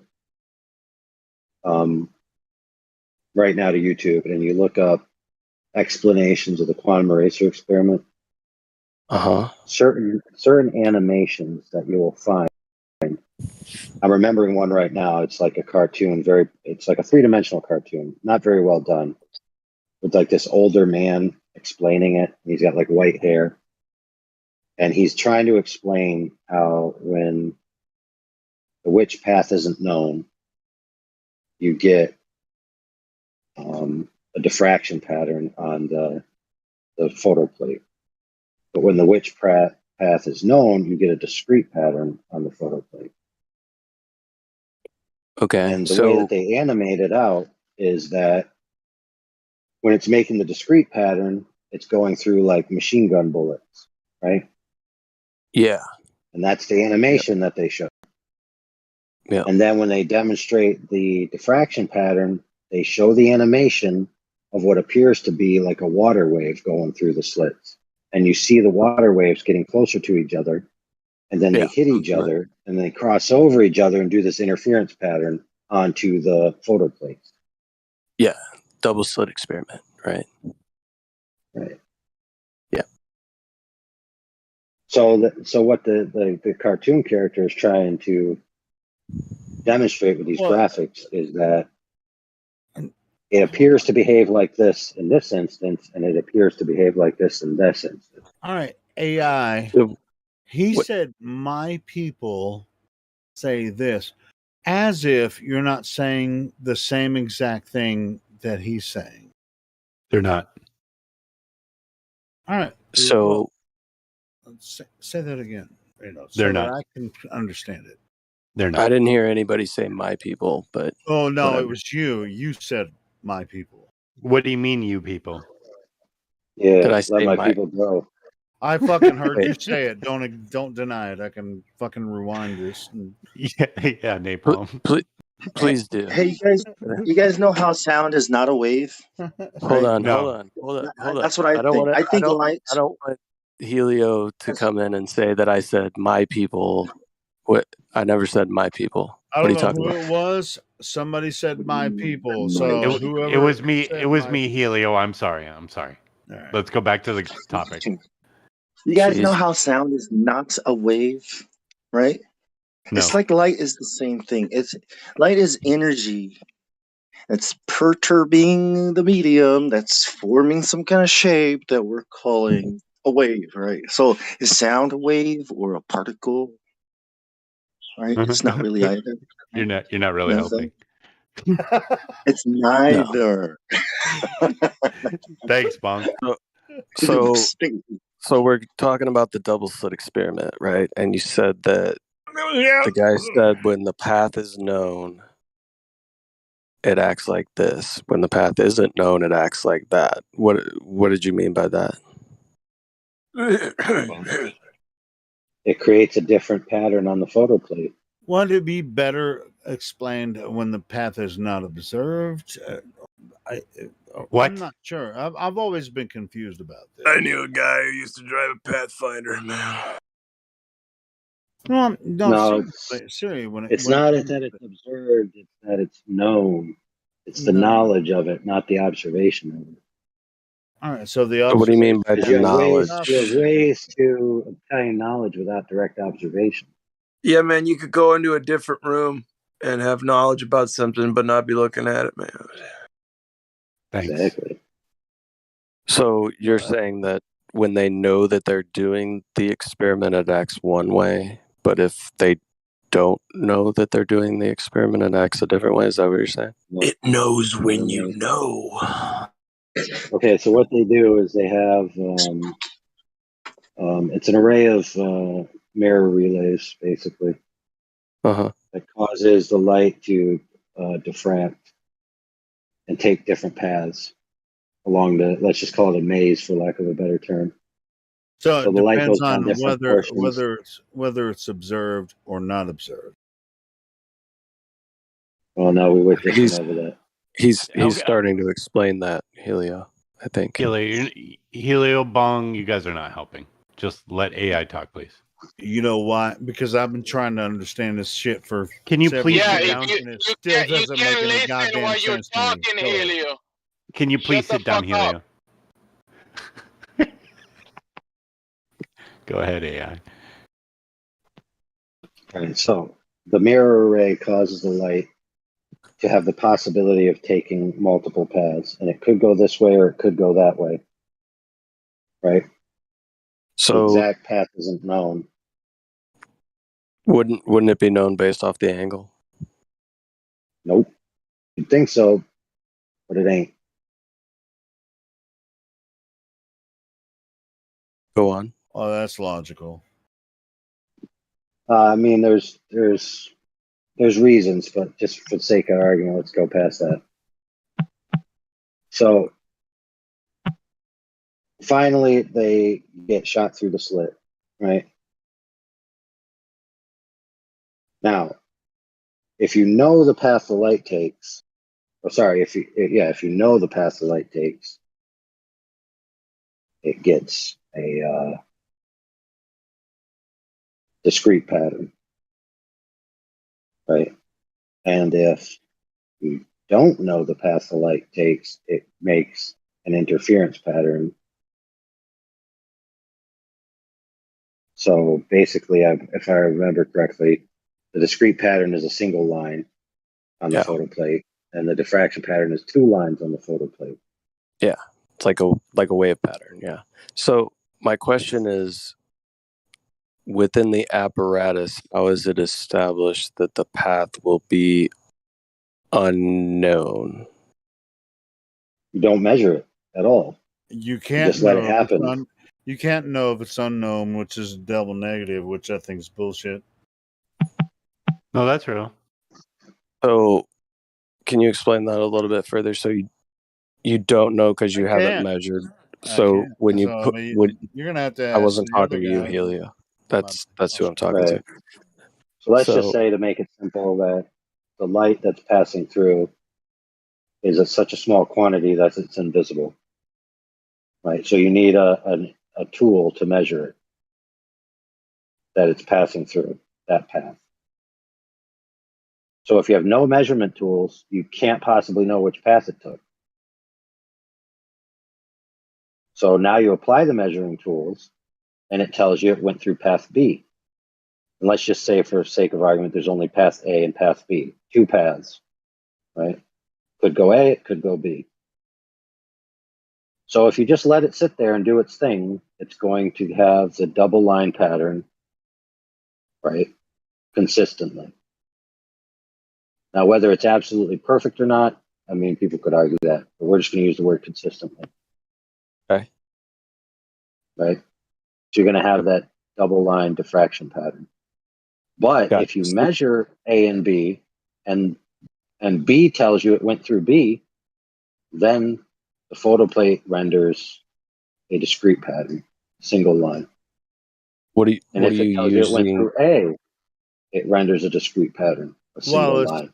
While it's Right. So what? observed or not observed, which one? Well, let me ask you a You question. don't have to Yeah. observe it. You only have to measure it. You could come back a week later Right. to get the readings in the photoplate. Right. So what is the measurement tool that's being used to measure the light when it's being measured? A light meter. Oh, Being facetious. I know. I But was going to yes, say. I thought we were measuring photons. exactly. So my question is, like, so you have this apparatus and it does its thing.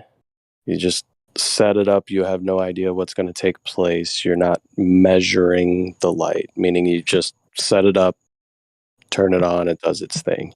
You're not supposed to observe it if So you actually want to observe it. Oh my God, Helio. I No, know see, I'm an the thing asshole. is if you're using invisible light, right, you could sit there with your eyes looking at it all day long, but you can't know which way it's going because you can't see that it's going that way. So in that right. case, it's going to render a diffraction pattern. So correct, I understand that. So in the other case where it renders the discrete pattern, what is being measured, how is it being measured, and what is being used to measure it? Yeah, so what is being measured is, so path A and path B, right? They have the different mirrors or the different prisms to split the light, whatever it is, whatever they're using in their setup, right? And somewhere along the path, whether it be B or A, they have a location that's able to measure photons. Okay, so let's just call it a photometer, for lack of a better term. Okay. So when the photons pass through the photometer, it says, yep, the photons came this way. Okay. And then you get the discrete pattern. Right. So now you could be saying, photons what if the photometer is causing the discrete pattern? Right, because the photon would be passing through something in path B that it's not passing through in path A. Am I correct in that assumption? Seems like it.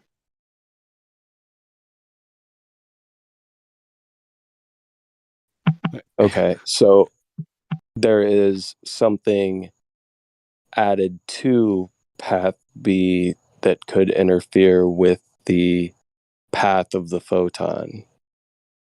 Is that correct? Is the photon passing through something before it eventually shows the discrete pattern? But the only way you can observe it is by the plate at the end, right? Yeah, I Right. understand. That's the only way to just observe the pattern. I'm trying to figure out the measuring and not measuring, right? So not measuring, we have no device there. The photon is being shot. We're getting a diffraction pattern. Then we have the other one where photons are being shot.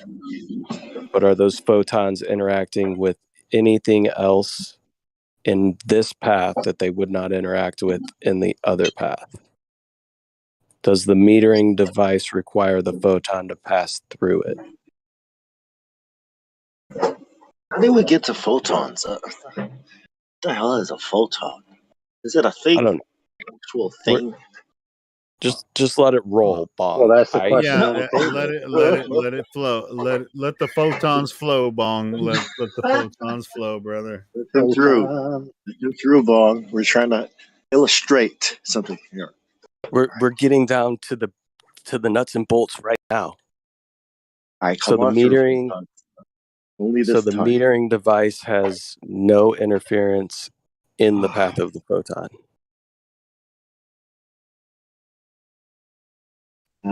I believe that's the principle at play. Like it may even be above and below the path, right? So it's passing by it, Okay. or So you this could, or it could be something that it's passing through.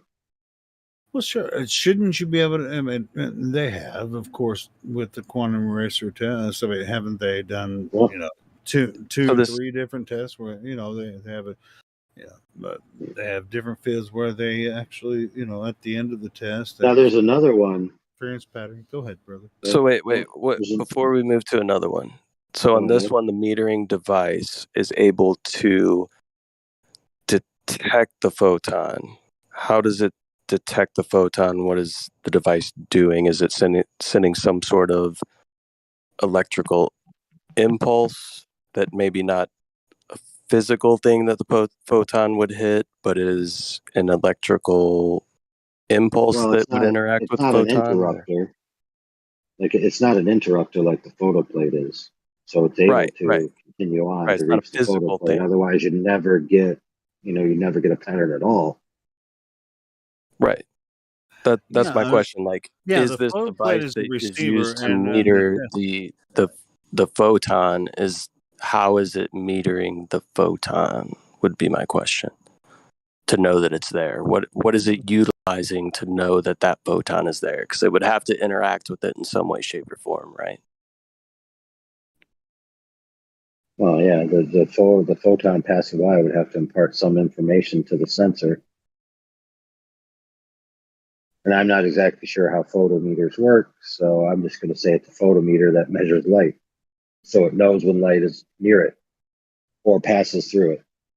So it does something to it. Is light photons? Here's my Jesus understanding. My understanding is that they're just passive detectors. When the photon goes by it, it just detects that, oh, a photon went by at location B. I'm at location B. Detector B says, boom, oh, a photon went by. It's just noticing it. It's just detecting that it's there. That it just goes flash. So that means it's like Who kind of like detects zeros that, and ones. Giovanni? You have zeros or ones. So a zero is no photon going by, and a one is yes, positive. The photon went by. I That's have a like feeling passive detection. Quantum Eraser's brain is about to explode right now if he's listening. No, I don't think so. He would agree. I don't know. I've always had confusion about this. Right, I mean, I that's sort fine. of understand it, but I really want to understand the entire test from the beginning. Where did this idea come from? Do you guys completely understand it from the beginning? Oh, like who came up with the idea before the experiment to do the experiment? Yeah, where did this idea come from? And I why don't is it know a that big one off deal? the top of my head. I mean, I'm assuming I'm it's sure Thomas QE Young. could It's a actually big explain it to deal, me, but bro. it certainly It's a is. big deal because the implication is, if it's true that knowledge of the path causes an alteration in the behavior of light, then that means that our minds directly affect reality. That's a Whoa, big so deal. how Sure, whoa, and whoa, whoa, whoa, and hold on, actually, hold on, once hold you on, understand that, and if the implications, in my mind, Jeez. as far as I understand it, I think it gets into the spiritual, and that's go ahead. I think it, really implies a lot more spiritual stuff than it does physical. Oh, all right. I remember now. You guys ready? Okay, I think I remember now. So,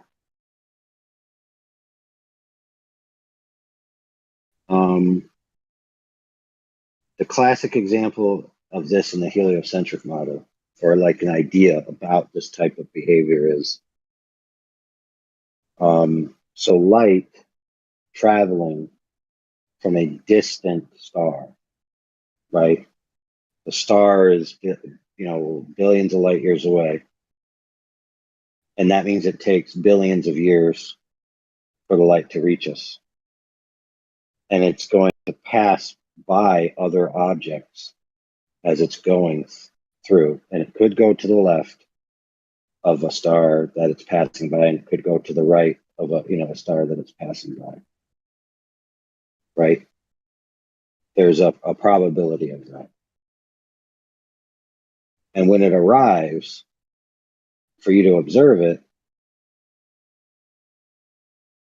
the implication that they posit is that the information of the necessity for it to render to the left or to the right is backlogged through the path retroactively in time. So, in other words, knowledge and information in the present can actually change the past.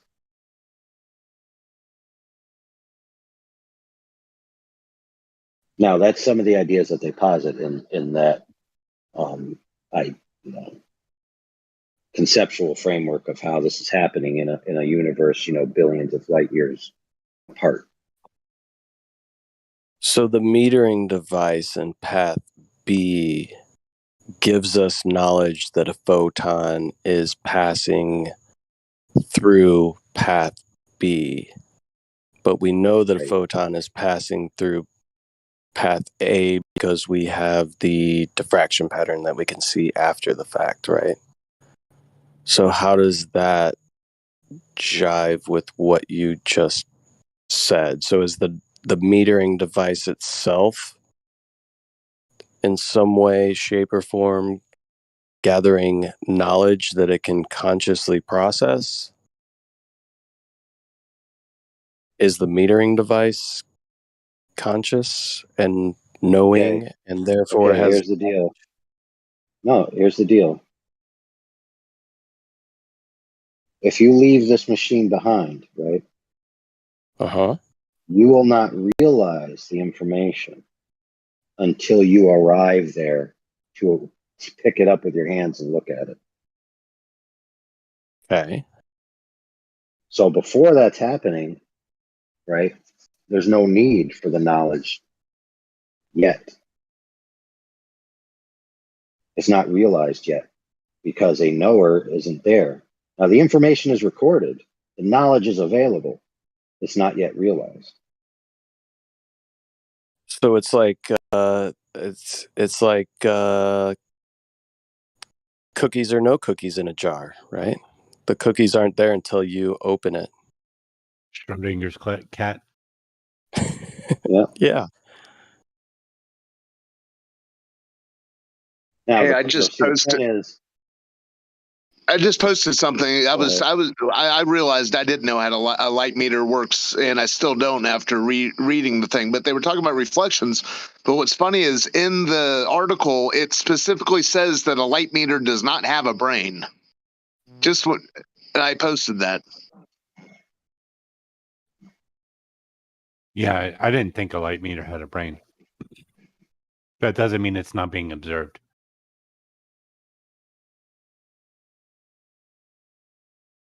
I just thought it was funny to actually mention that. Yeah, that actually is fun. I'm pretty sure it's due to this conversation specifically. So here's the most amazing part.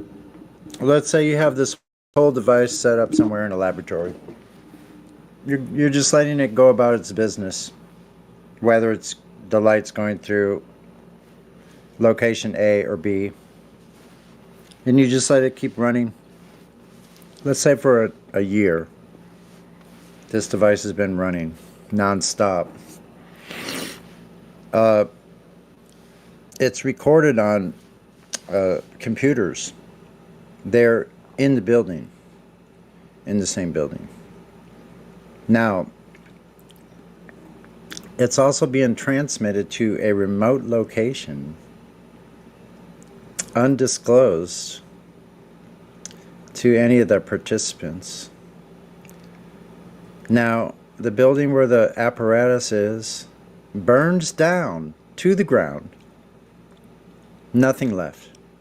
No records, no apparatus, no computers, no books, nothing. There.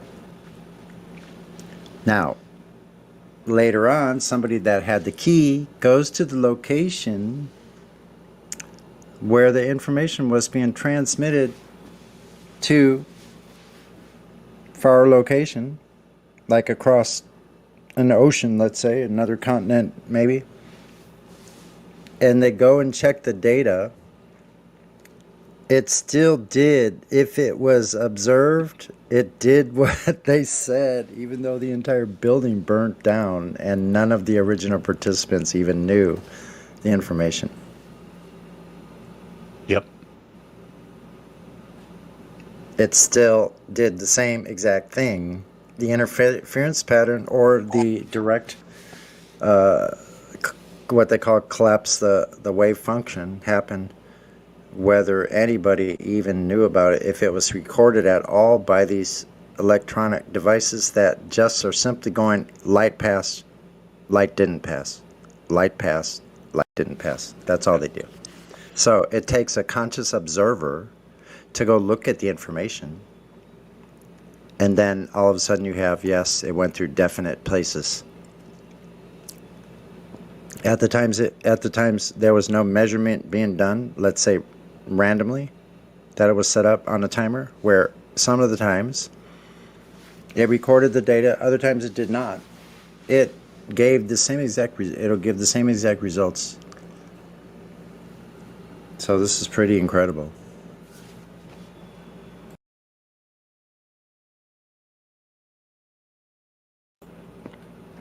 Once a conscious observer, a sentient being, looks at the information, then apparently it behaves differently. If there's a knower, even at the end of the entire experiment or test, I won't call it an experiment. Regardless of time, regardless of remoteness, yes.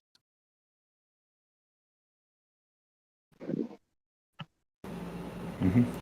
So can you prove the converse to that, right? Or the inverse of that, or whatever you want to say? Can you prove which one is the converse or the inverse? And I mean, like, and that's what's so confusing to me about this. I think that we should actually have a deep discussion about this. That's what we're doing. Well, no. It seems to me the only thing different between Path A and Path B is that one has an electronic device. They both have it. They both, let's say, they both have sensors. A and B both have sensors, but you could randomly choose which one's being You have a sensor fired out. too. You have a sensor too, don't you? Well, we'll just stick to the location. Yes, you're the observer.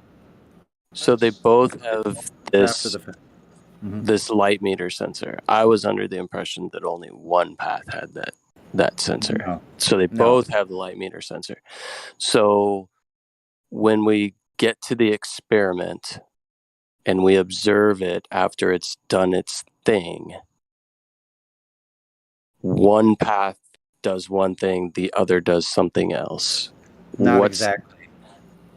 What's different between the two? So we have it's double blind. No information recorded on the one side and the light meter. We have it. It's double blind, meaning that you don't know which. Right. You're exactly right. Double blind. You don't know which direction it's going. Both of them have a meter, and you don't know which time it's going to turn the meter on. and Yeah. you only find out the results afterwards. So it's double blind. It's not just different paths, but the sensors are either on or off, and that gets recorded, and then the Right. information is spit out afterwards. So something like this occurs. So What happens is they are firing. They can make it so it's randomly firing shots, alternately firing shots, but it could be at a different rate or sequence of unknown timing to be recording it at certain times, so it can be totally random. You wouldn't know. It could be shooting a million shots per But second, and it the could be double alternating blind, back and forth. It could be alternating back and forth between A and B. Which one it's recording, you wouldn't know. It doesn't matter. even As long as the afterwards information with the was there double of which blind side was. test, nobody's observing it until afterwards, and then you just you're observing it afterwards.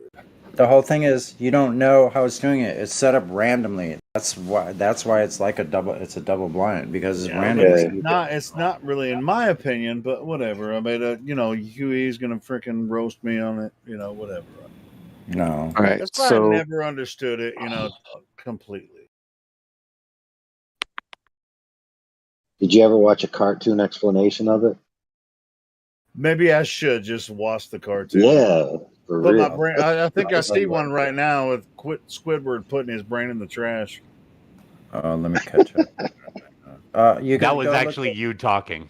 If you go watch the movie What the Bleep Do We Know, it's got a bunch of astrophysics saying we don't know fucking shit. Excuse the language. We don't know anything. So if you want to hear a bunch of them, plus they have this elementary view of the cartoon thing that I think AI or one of you guys was talking about. So, I mean, you might think you're smarter by understanding the quantum eraser experiment, but I've looked at it many different ways over several years, and no, but talking, but Helio, I'm not dumb. calling you stupid because you don't understand it. I'm saying it's dumb to talk over people while they're explaining it if you don't understand it. That doesn't make Dude, any I've sense. heard it explained many different ways. So yeah, Right, but sure. what's you guys go over it. happening, I'm sorry if I While sober? Yeah, but you're not the only one listening to the conversation. So because you already heard it 1,000 times, that doesn't mean. No, I guess he is. Everyone else did. I guess if Helio listened to it, then all of us got to fall in line. We can't listen Yeah, to it. if you heard it, that means I heard it. Okay, hey, check this out, guys. If you tell me to shut up, I will shut the fuck up. Yeah. Continue. I'll listen. Within Tell my me. work, there's something called adding value, and you're either adding value or you're not adding value. So if you're interrupting a train of thought or a conversation just to let a whole bunch of people who are listening and or participating in a conversation, just to let them know that you don't understand it, which is fine. I'm trying to figure it out myself. It's just disruptive to those who are trying to have the conversation and or listen to the conversation, because Sure. And I apologize. you know what I'm saying? It's all good. No, you don't. It's all good, brother. So, all right. So now we're getting somewhere. So there's meters on both sides, right? And it's random. So there's random firings and there's random meterings. Mm-hmm.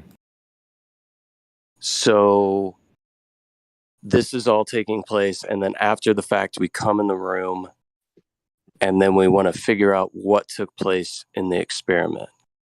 So what are we looking at? Are we looking at the readings from the light meters on both sides? No.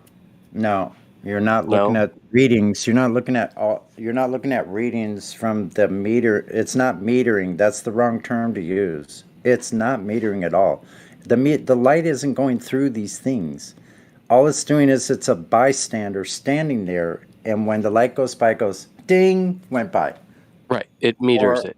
It takes an account of it, right? It meters it. It's detecting it, not metering it. Metering, it sounds like you're controlling the speed or something. So it's just telling you, yes, it's raising a flag when it went by. That's all. It's a bystander on the side of the road. When the car went by, it goes, raised a flag. That's it. Bing, it went by. That's it. Yeah, and when water passes by my water meter, it rolls something and it goes ding, meaning Mhm. this is the amount of flow. So I was just using We're the not term going to meter. argue over the word meter versus detect. It's It's okay. synonymous in this regard. It's okay. So, like it goes by, and then randomly it's detecting it. So it could have some kind of alternating pattern or sequence where it's detecting both sides, or then it's detecting just A, just B, just B, just B a couple times, then just A, like that. It'll go random. Okay, so it's A B, A B, it's a, A B, like that. A so A it's A a A A B B B B B, like that. no, I get it. So it's it's a single meter for both paths. Mhm. Yep. Now the information is which one was detecting at any given shot when they shot the ray out, or whatever you want to call it. When they shot it out of the guns, the photon guns, was it being detected or not at A or B? And then you look at the pattern and it goes, once it's a known thing, then it creates this direct two slits every time, as soon as you know. Now, if you did a test where no one ever knew and you never recorded it, so no detectors anywhere, It then doesn't it would create then two it would make slits. then it would make like a diffusion pattern. Okay.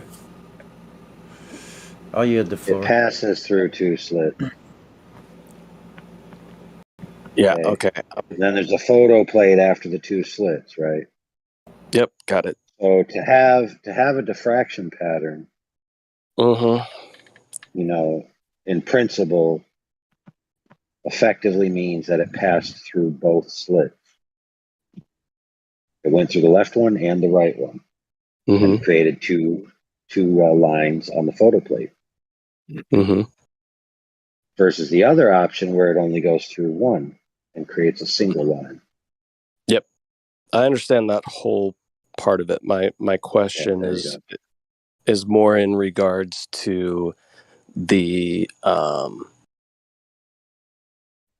knowing or not knowing this metering that's taking place, and are the photons being shot from the same apparatus, or is it two different apparatus? A single gun? Yeah, is it a single gun or two guns? Always the same apparatus. So it's a single gun. Yep. We do this experiment. Do we have two different experiments that are taking place at once, or is it a single experiment and we're coming up upon the plate, a single plate, and we're going to look at the pattern? Yeah. And they can do this many, many times. You didn't answer. You just said yes. It's a single apparatus, a single experiment.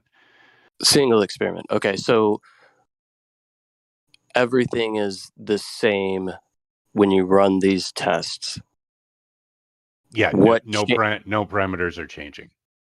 Okay. The only thing that's changing is the path and whether or not the light is metered as it goes by. Okay, so when it's not metered, meaning it's not detected, you'll get you get the pattern. The diffraction pattern. Okay. Right. When it is detected, you get a single. It collapses the waveform supposedly.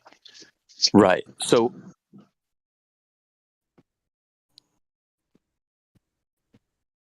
I guess my question would be, where do we involve this knowing or not knowing? Meaning, when the photons are being shot, but not being picked up by a light meter, they tend to have this diffraction pattern. When the photons are being shot and the light meter detects the photons passing through, then we get the directional pattern. Right. Whatever The you light want to call meter. it. The light meter is always there. It's always going through the light meter, but it is either on or off at random, unknown before the experiment starts. So the only thing that's changing is that on or off of the light meter besides the direction and the direction and whether or not that meter is on or off. Okay, so when the test is run, the diffraction pattern isn't there necessarily because the meter was on and didn't detect it. The meter happened to be off. The meter has to be off at random. Okay. So when we come back to the experiment and we see, okay, the meter was on, we see the one pattern. When we know that the meter is off, we see the other pattern, the diffraction pattern. Right.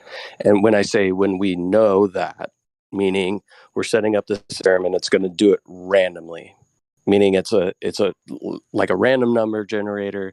Whatever pops up is either going to turn that meter on or it's going to stay off when the experiment takes place, right? Right. A or B, on or off. Okay.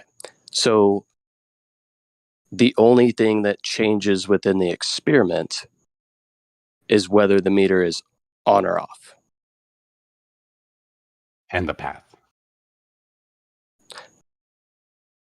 The path, the resultant path, depending on whether the meter is on or off, changes.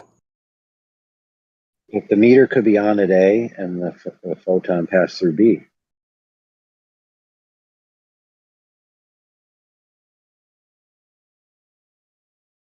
I thought there was 1 meter, 1 path, 2 slits.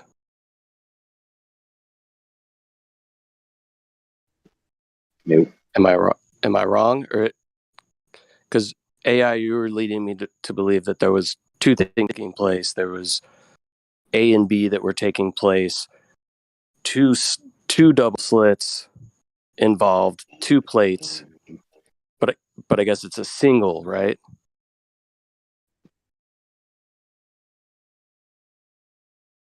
Hold on, I'll get a diagram, homies. No, I got it. Just the way you were explaining it earlier led me to believe that there was A and B were 2 different things in the same area. Not that it's more result A or result B, depending on whether the meter was on or off when the experiment took place. Here you go. Here's a I'm not sure this is the right diagram. Hang on. Oh man, these diagrams are crazy times. Yeah, they are. Because they aren't just, there isn't just one quantum eraser. There's several apparatus that are called quantum erasers. Yeah, the delayed choice. So this is delayed choice. I can't understand. Yeah, that's delayed choice. Here's a more practical apparatus of a quantum eraser. Yeah. There's 2 paths.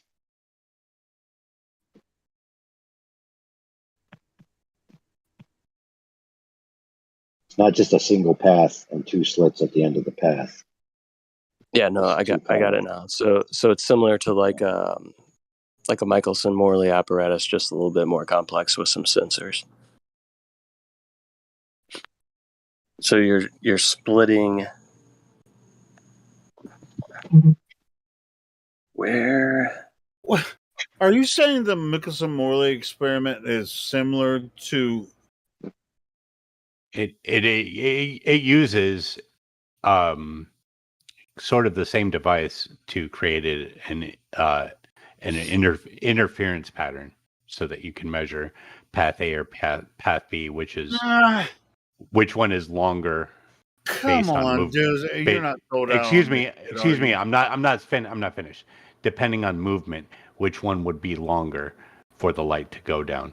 So if you get an interference pattern, you can tell exactly how much longer that path was for the light. So it's kind of a similar apparatus. I don't know why you're saying, come on, dude. It's not the same experiment, though. No, it's not the same experiment, but it uses the same devices to test. Same principle. No, it's not the same No. principle. It uses Okay, it's of not. course it's not. Nobody said that Thanks, it was. I just thanks merely for yelling. stated that it looks similar Why to would a you Nicholson even? Morley All right, it apparatus. looks similar, doesn't it? Anyway, we're not measuring the same thing Oh, when for it fuck's comes to. sakes! Oh, for fuck's sakes! You're I you're didn't. not helping your rant or argument whatsoever. All right, well, you're not helping yourself either. I mean, so what is What the fuck, Mickelson Helio? Morley? Please shut up.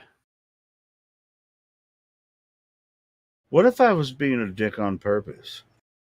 Would that make a difference? Because I think you guys are Congratulations. just like dancing around like. I think dipshits in Napalm a is trying cartoon. to get down to brass tacks of what the actual argument is, and he's doing I think one of the best Socratic methods I've heard in this forum for quite some All right. time, and All right, I cool. hope he keeps it up. All right, cool. So if I was wrong, yeah, I want to hear some more. Go ahead. I apologize if I interrupted, which I did. Go ahead. Okay, so I look at the apparatus. It's kind of confusing, right? The one at the bottom, or I guess the second one, where it has the pegboard. It's a little easier to follow. So we have the single light source from 1 travels to 2. My assumption is the split takes place at 3.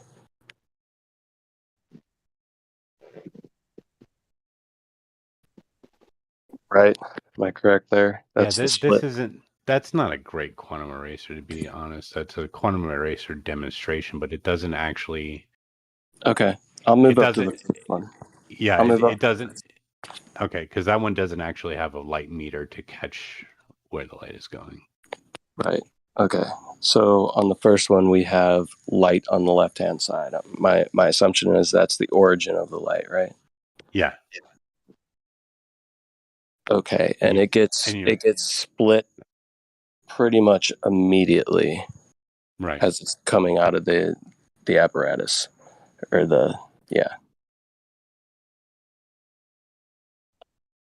Then you get a splitting where we have a path at the top where it looks like that just goes straight to a sensor with the lens in between. Yeah. And again, this is a delayed choice. This one is. Okay, so this is going to be delayed comprehension for me then. Here, let me try to get it.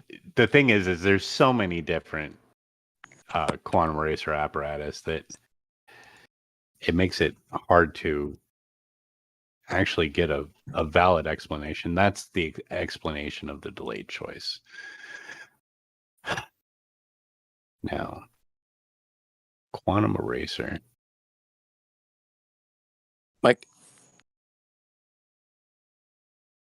So within this apparatus, this setup, even if I'm still looking at the first one, delayed choice, whatever, I can just assume that there's a couple other things taking place that might not be taking place in just a standard quantum eraser. Yeah, generally in a quantum eraser, you have, I think, 2 paths in just a standard quantum eraser. So it would be more the delayed akin choice to, has four paths. So let me see if I can conceptualize this real quick. So in the delayed choice diagram, light coming from the top left, it gets split, hits a prism. I'm just going to follow the path at the bottom and try to eliminate the ab extra stuff. Okay. We get that blue ray that passes through lens BSA. We get the red ray at the top that passes through lens BSB. Right. Those both subsequently hit MA and MB, and then they get almost like recombined at BSC and then hit sensor D2? Depending.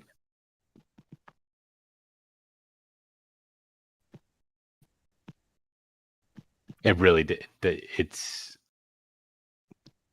But they both hit D2 and D1. It's hard to tell. It's great. And D0. Yeah, I was just eliminating D0 because I didn't think that had as much to do with it. My question would be, where do these like dual slits come into play? Is that like BS? No, because I feel like those are lenses. The one I posted at Okay, so- seven after the hour is a better. That's a better. Okay, perfect. Quantum eraser. Right. So one of the principles that they talk about, like I was explaining in the cartoon, okay, if light travels through the slits with wave-like behavior, right, it'll go through both slits, right? And as it goes through both, it'll interfere with each other on the other side, and that's how you get the interference pattern. You know, so imagine 2 points, like 2 pebbles dropped in a pond, and the waves are going to start going towards each other, and eventually they're going to hit each other, and they're going to create, like, I think it's called a transverse wave or something. You know, something happens and they affect each other, right? And they get a different pattern after the fact. But if light only goes through the one slit, then it's not going to interfere with itself, and it's only going to make a single band. So sometimes the light acts like it's going through both slits, and sometimes it acts like it's going through only one slit. Or at least that's the conclusion that's drawn. Yeah, I understand that whole concept. My train of questioning recently is more just kind of understanding the apparatus, right? Like what's taking place within the apparatus. This one's far better. I'm sorry for posting everything I posted before this because this is a little bit more concise. Sorry. Yeah, all good.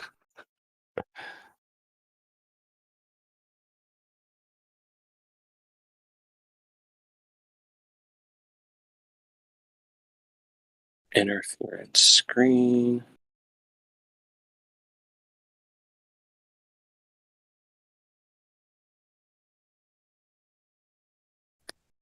Okay, so there's really nothing between the photon gun and the double slit in this one. So the double slit takes place, but then we have a crystal, and then a lens, and then a screen. Okay, so you see where it says BBO crystal? Yep. And you see the colored lines? Yep. So what it's trying to say there, that if the light passes through the bottom slit there, or the slit on the right, if it was top view, then the light is only going to take a certain path because it's going to be reflected through the crystal in a certain manner. And if it goes through the other slit, it's going to be reflected in a different manner, and it could only take a certain path based on the angles. Right? So to get an interference pattern on the final plate, the light has to go through both slits. To get a discrete pattern, the light can only go through one slit.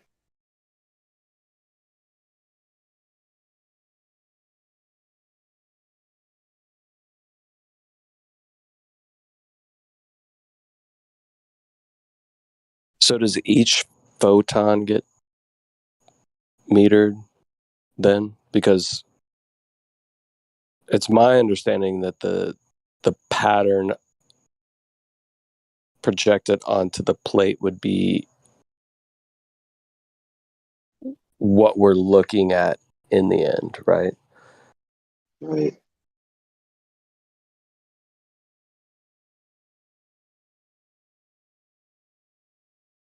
Okay, so look at this image that he posted. And look at where it says photon gun, and you see the photons going through both. It's showing you both paths possible. Okay, if there's no metering being done anywhere, no knowledge of which path, it's going to act as if both the red and green line are active continuously. The interference screen is going to show, right, essentially that both paths were taken. Okay, so I got it. Now, check this out. Metering one path can't stop the light from going the other path. You see what I'm saying? That's the trick. See, normally people would say, "Oh, it's the metering that's causing it." Okay, so how is the meter on the one side stopping the light from going through the other slit? It can't. It has no causal force on the other slit. Right. So the meters that we have in this diagram are C and D.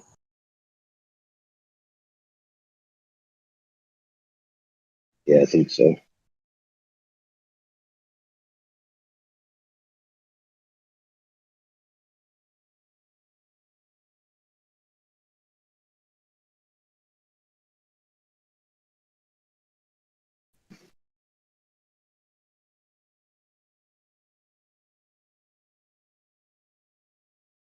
So the point is if it goes down both slits, you get an interference pattern. If you meter it on one side, right, then you know it went that way, right? And you can't get an interference pattern, but that meter can't turn off the other path. So how in the world did the other thing that was interfering it before disappear?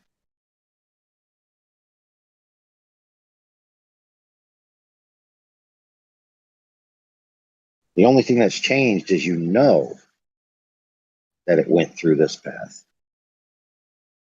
You've got information about it.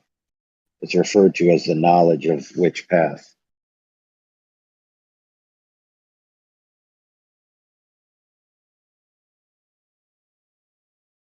Gotcha. So within this diagram, it's going to look the same throughout this whole entire thing. All these lines are going to look the same for the most part.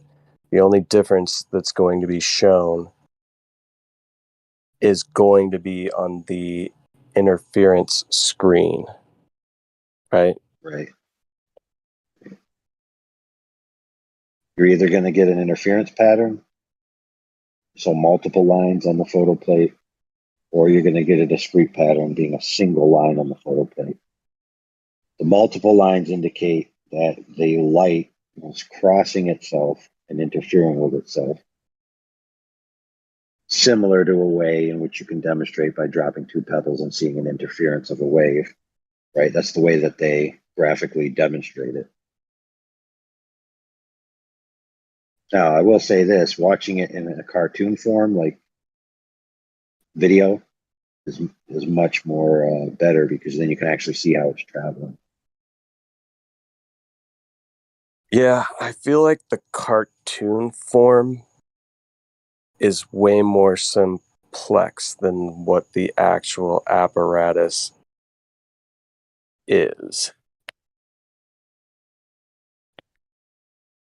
Because the way I've always seen it in cartoon form is like, we have this beam and we turn it on and it passes through two slits. If we know that it's taking place, then it looks like this. If we don't know, then it looks like that. But when I look at this apparatus, it's like the double slit is there before it hits the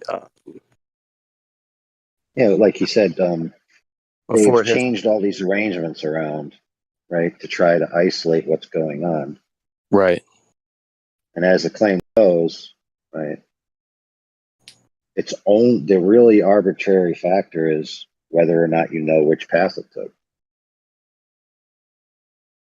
whether or not you have that information or not. So let me ask you a question. Is there always power to the meter?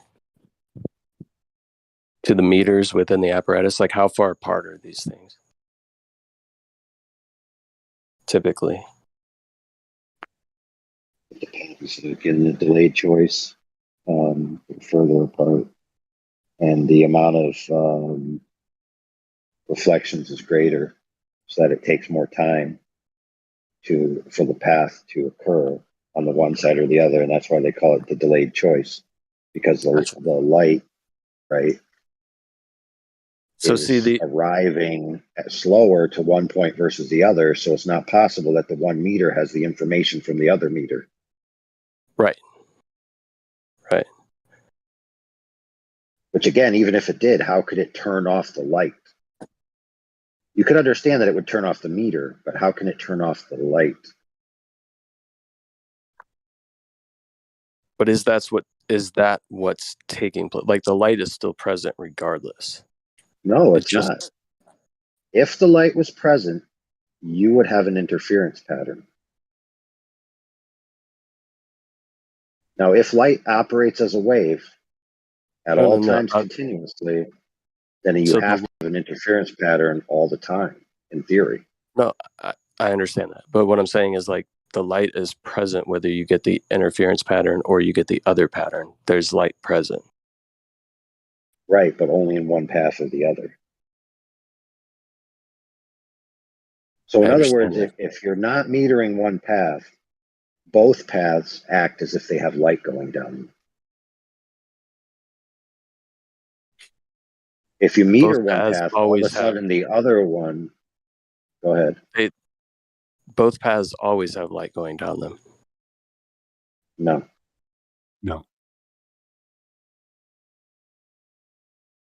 If that were true, then no matter what you do, you would always have an interference pattern. So when you say this, the two paths, like I'm looking at the single quantum eraser one, right? The double slit takes place beforehand. So you're saying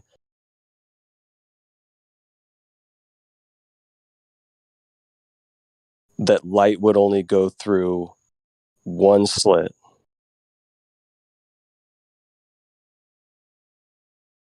of the two in the non-interference result, right? The non-diffraction pattern result.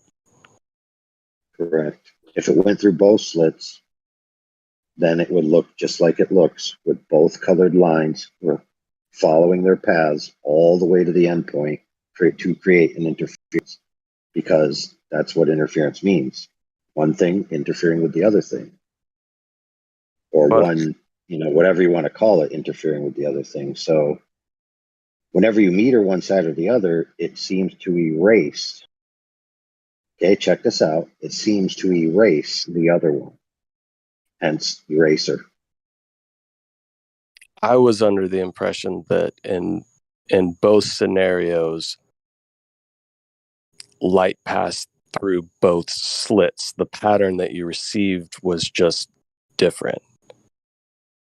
Like imagine shooting like you have two slits in a board and you're constantly berating it with like buckshot. You're going to get two lines of buckshot on the other side of the board if you had a second board. But if you took like a wave and passed it through those two slits, they would interfere with one another, and you would, if you metered the peaks or whatever as they hit, you would get this diffraction pattern. But in both scenarios, there's something passing through both of the slits, right?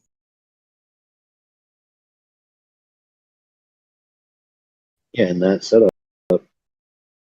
It depends on the apparatus. But I thought that was what was being shown. Like, see, this is where I get all confused. Because what I'm always shown is that it's not that nothing passes through one slit in either scenario. Like there's always something passing through both slits. It's just the pattern that is at the end of it. In some, the double slit is at the beginning, and some it's in the middle. It's not always. It will go through a prism, which will split the light. So it is dependent on the apparatus. Okay. And allegedly, But there's This is the always most. something traveling through both slits, right? No, not necessarily. Depends on the setup.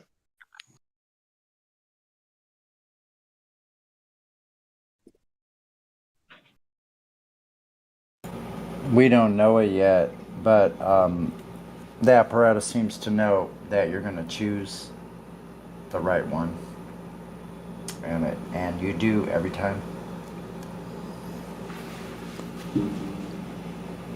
Now, in the Glober explanation, right, with the distant starlight, the implication is that the choice in the future, right, necessitates a particular path of probability in the past.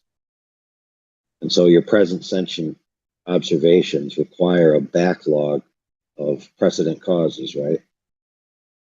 But the precedent causes don't know what to do until you are present to make the observation, and they're like, aha, that's the way we got to go.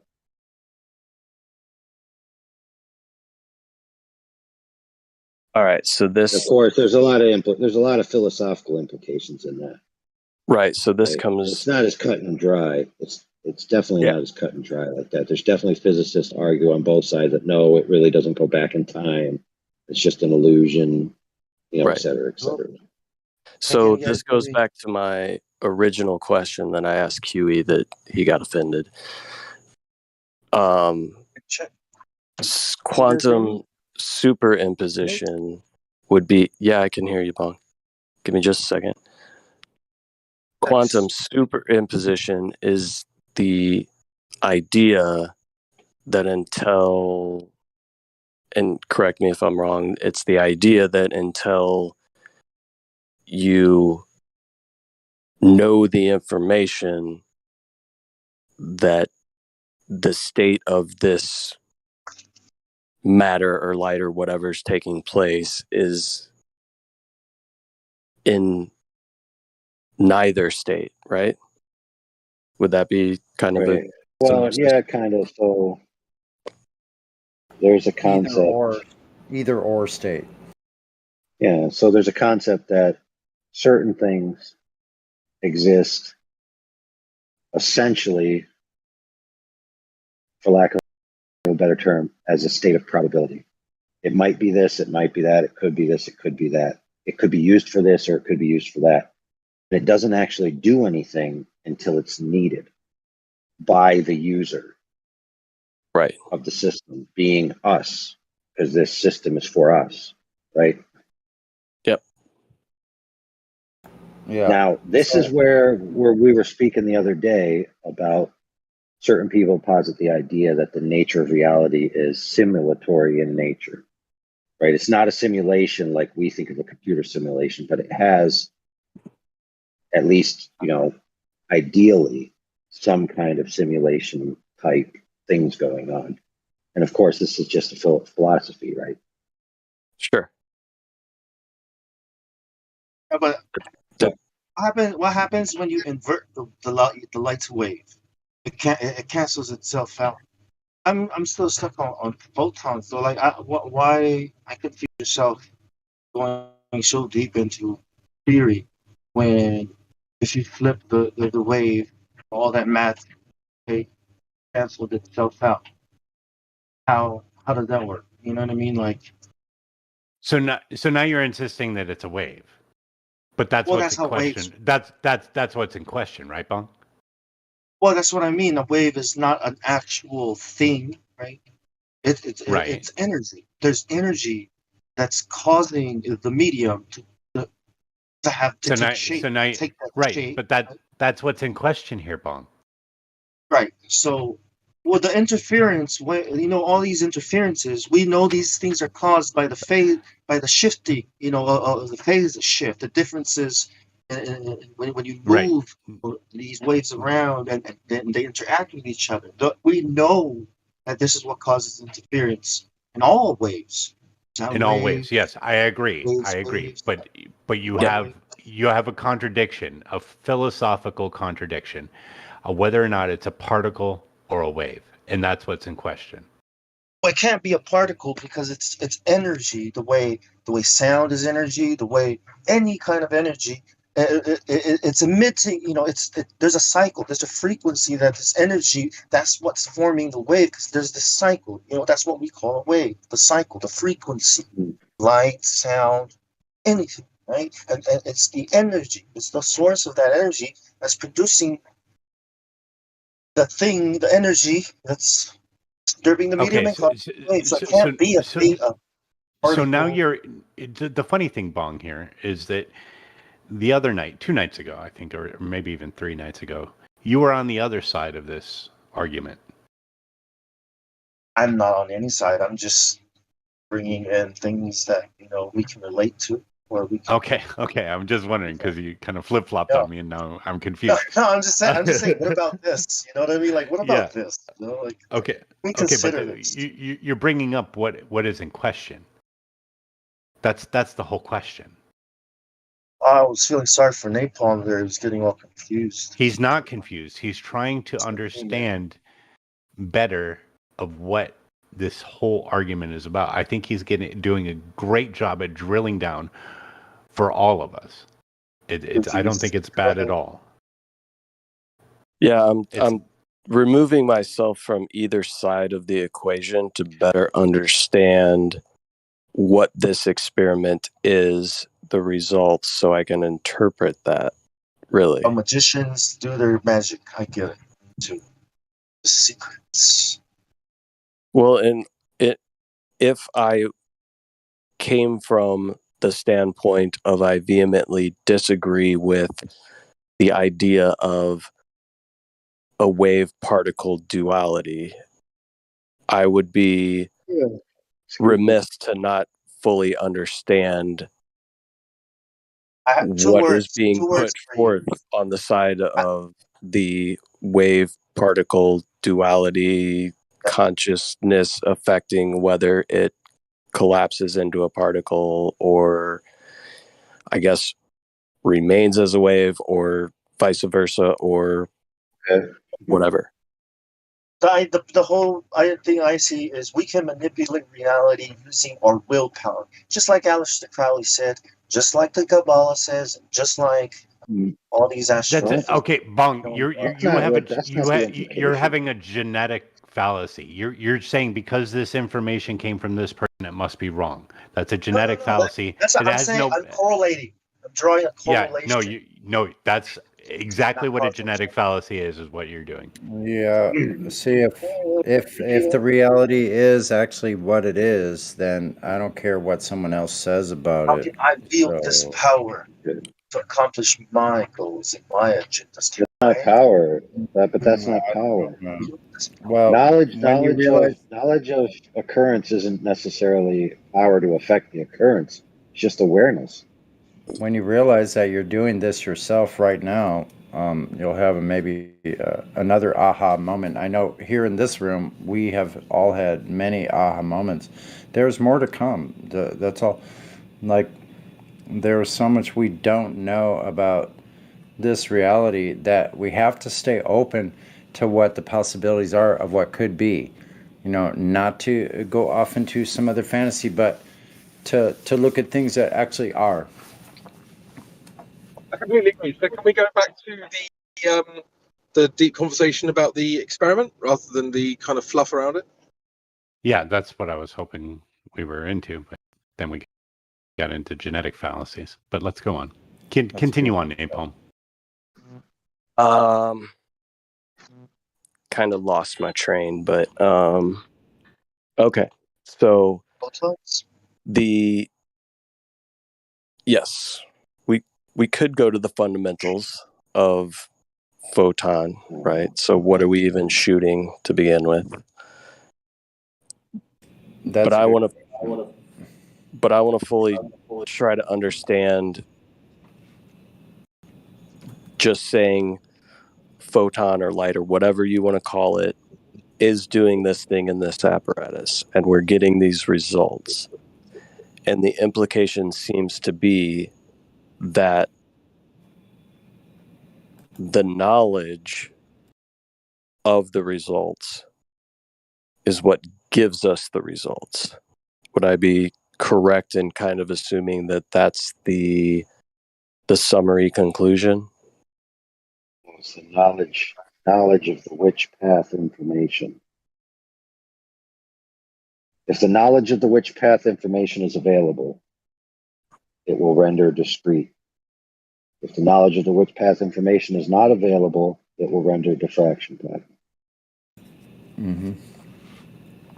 So if we don't know whether or not the meter was on, it's always going to be a diffraction pattern. But if we know that the meter was either on or off, Mm-hmm. then we get the resultant effect of whichever it was. Is that correct? Yes.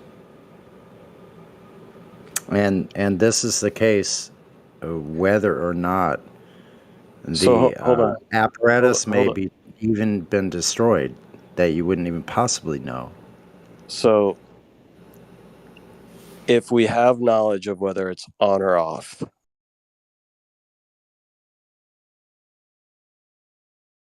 we are either going to get one or the other depending on our knowledge, right? But if we don't even ask the question and we look at the results, every time it's going to be a diffraction pattern. Right. Is that correct? Would you say AI? I said, yeah. Only if you have knowledge of the path information. The witch path information. There's a load of guys that just dropped in. If you guys are interested, they're all up in the VC check-in. I mean, all of a sudden, like 10 showed up in the learning curve, and we told them, go up to the check-in. Cool. Yeah.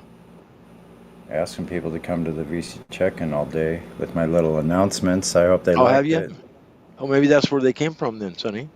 Yeah, I've been asking people like Buzz Aldrin to the VC check-in, please. Buzz Aldrin to the VC check-in. Thank Good you. luck. Good luck on that one. Listen, I think everything came together right there when I was listening. Yes, you can't know what you don't know, and that's everything that I know. I mean, the quantum eraser experiment. You can't know unless you do know or don't know, which really doesn't make any sense. I would stick with the double slit first because the quantum eraser and the quantum eraser delayed. I was talking. So the quantum eraser and the quantum eraser delayed choice are different setups of the interferometer equipment.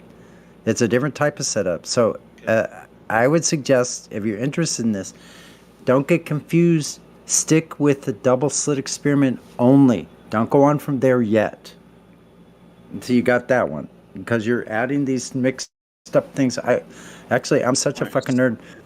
Before Flat Earth, I was still talking. I'm almost done. It won't take long. It's okay. The sky's not falling. So I was such a fucking nerd before Flat Earth that I looked into the quantum eraser and all of that quantum double slit experiment like 30 years ago. And started reading about that because I was so bored with everything. Anyway, go ahead, man. No, sure. I mean, difference between the delayed quantum eraser experiment or whatever, delayed choice, but the initial experiment itself, and then the delayed choice. I mean, what would? Well, you better get these guys checked in, Helio, or they're going to bail. Those guys are trolls. One of them is recording. Those guys have been My bad. But we should have this discussion amongst each other, like when we have time. Go ahead. Okay. There's a whole troll gang in there. Holy mackerel! Do it. Get to work. Do it. Get them. Who's going up there? Shut up. Every single one of them is a troll, for fuck's sakes. Okay, thank you for that. You tried to say That before I doesn't wouldn't matter. let you. Doesn't matter. That Let's was check 'em in. stunning. Let's That get 'em was in. stunning information. Thank you. You guys are acting like it's the end of the world. It's really not. Everybody calm the not. fuck down, please. Can we please? I Yes. was think we merely can. trying to have a bit of fun. Thanks a lot, buddy. You know, You're welcome. Quantum eraser experiment is going to ruin the entire world or something. Is it No, really? Stop talking about quantum It's erasure not. when you don't know what it is. You got to learn what the double slit experiment is first. You don't know what that is yet, so learn about that first. Stop mixing up the 10 steps down the road with you get into all those other things. Michelson, Morley, Michelson, Gale, freaking the Aspe experiment, the Bell's theorem, the Bell's theorem paradox, the Rosen, Podansky, and Einstein I thought we were about theorem. to talk to new people. Bell's inequality. You guys told me to shut up about quantum eraser, and then you Don't wanted go to on. meet new Yeah, people, and then you Who cares? We're just fucking relaxing, right? So who cares, Helio? They'll get over it. The trolls will always find a place to go. Wait, who's going to have to get over it? Because I was asking questions about it, and you guys told me to shut up about it. Well, because here, new people Helio, why don't you start making a bridge and we'll all get over it? All right, Well, because bridge. you were doing the same thing then that you started doing now. When we're talking about just the double slit experiment, you start going into all those other things. So I was only trying to set the record straight of what those So things are. you're on the advanced path of the quantum eraser experiment. I've studied. Yeah, I've but read you, it for years. that's fine. But how did you have knowledge of which I path he was on? No one is Yeah. an expert in it. He must have looked at the data afterwards. That supersedes any new people coming in asking about flat Earth.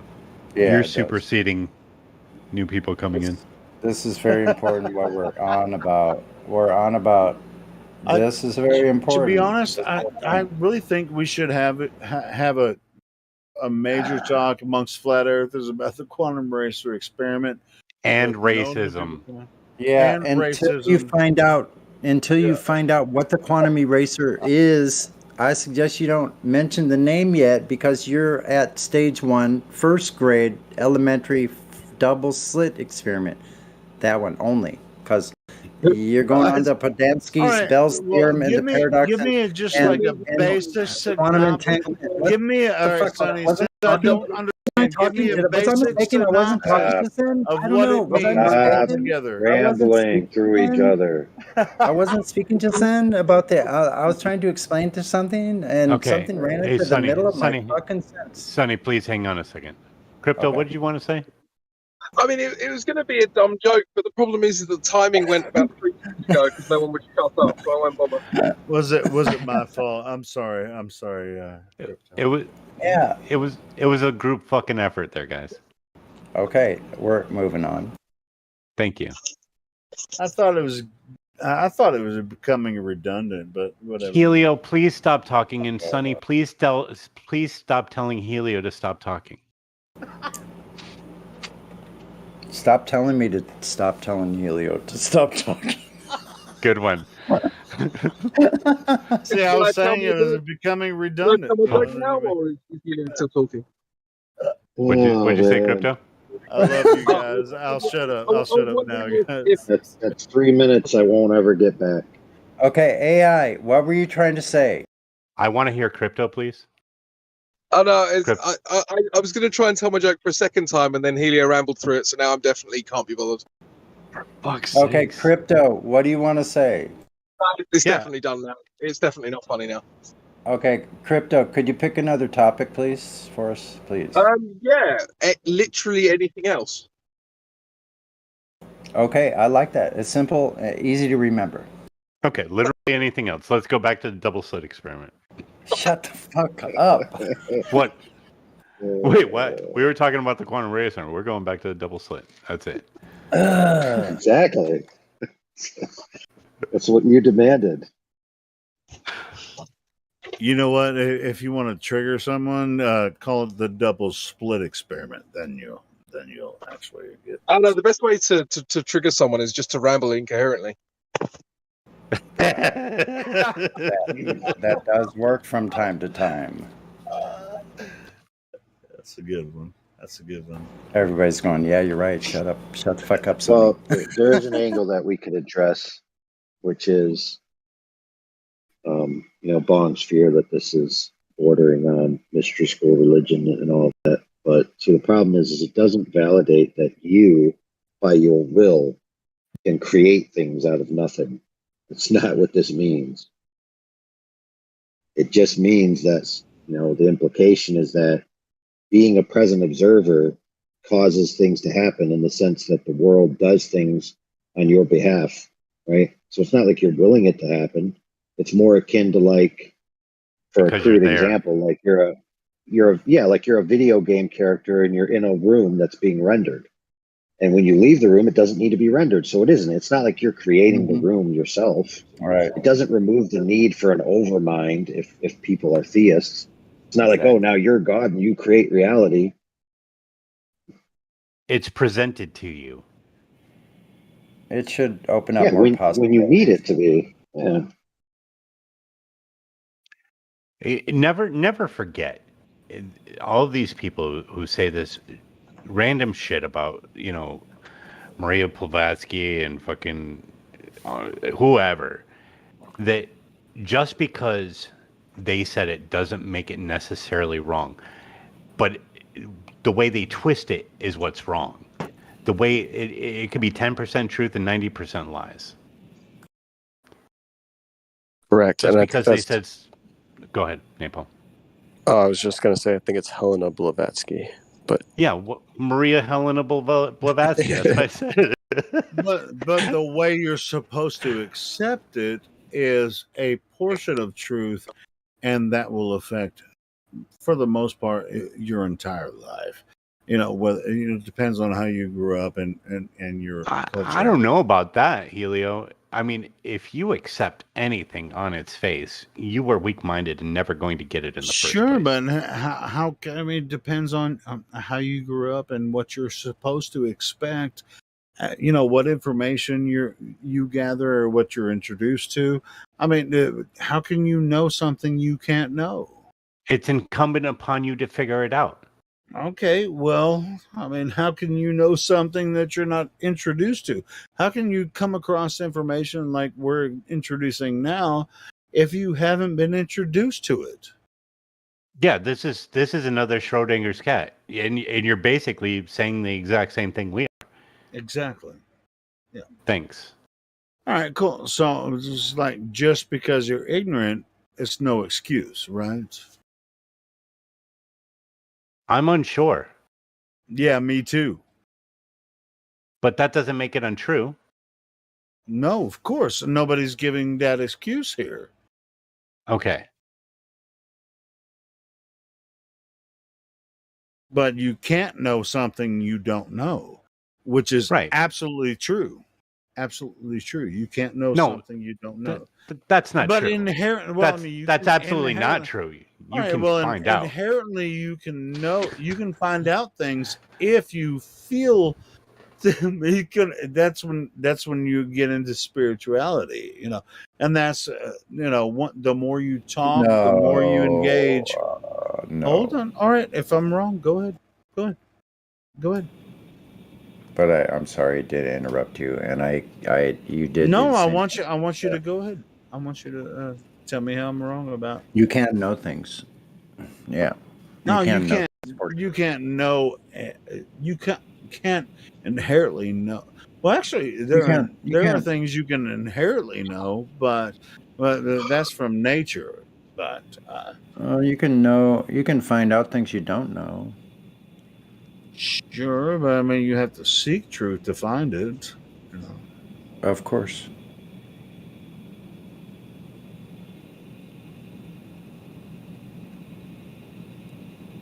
But that was a good pause. Wow. No, sure. I mean, we've all been introduced to inherent. Well, I won't say inherent, but like obvious truths. Like obviously, obviously the Earth is a globe because everybody knows the Earth is a globe. So I used to think Really, the Earth's really a quick, globe, bro. I want to address Trinity. Of course, there are things that do not apply to the scientific method. Of course, there are. Yeah. There are metaphysical things that we will never understand, such as the laws of thermodynamics. We can demonstrate them, but that doesn't mean we know the impetus for them. Or why they're here in the first place. Yeah. At all, yeah. So why they? Yeah. That gets into the metaphysical things that can never be scientifically. The why answer, or I guess that kind of gets back to what I was. And obviously, the Earth is a globe because everybody knows it's. I mean, which is a logical fallacy. That the Earth is a globe. With metaphysics. Which is taught in colleges. And it looks so flat. It looks flat, but it can't be because of metaphysics, right? You can add to the proof that the Earth is a globe because it's so flat. Right. As It if looks that's so a flat natural because fact. It looks so flat because it's a globe, right? As if that's a natural fact, and you can't go back.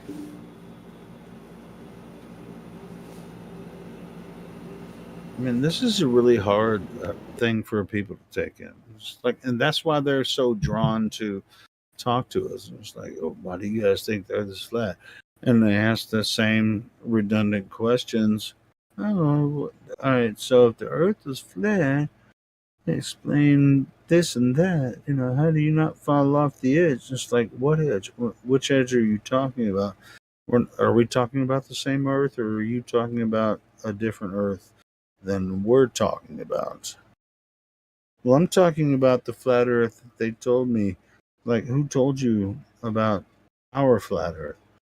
That's not the same flat Earth. So let's talk about the flat Earth we're talking about, and then we'll start to get on the same page.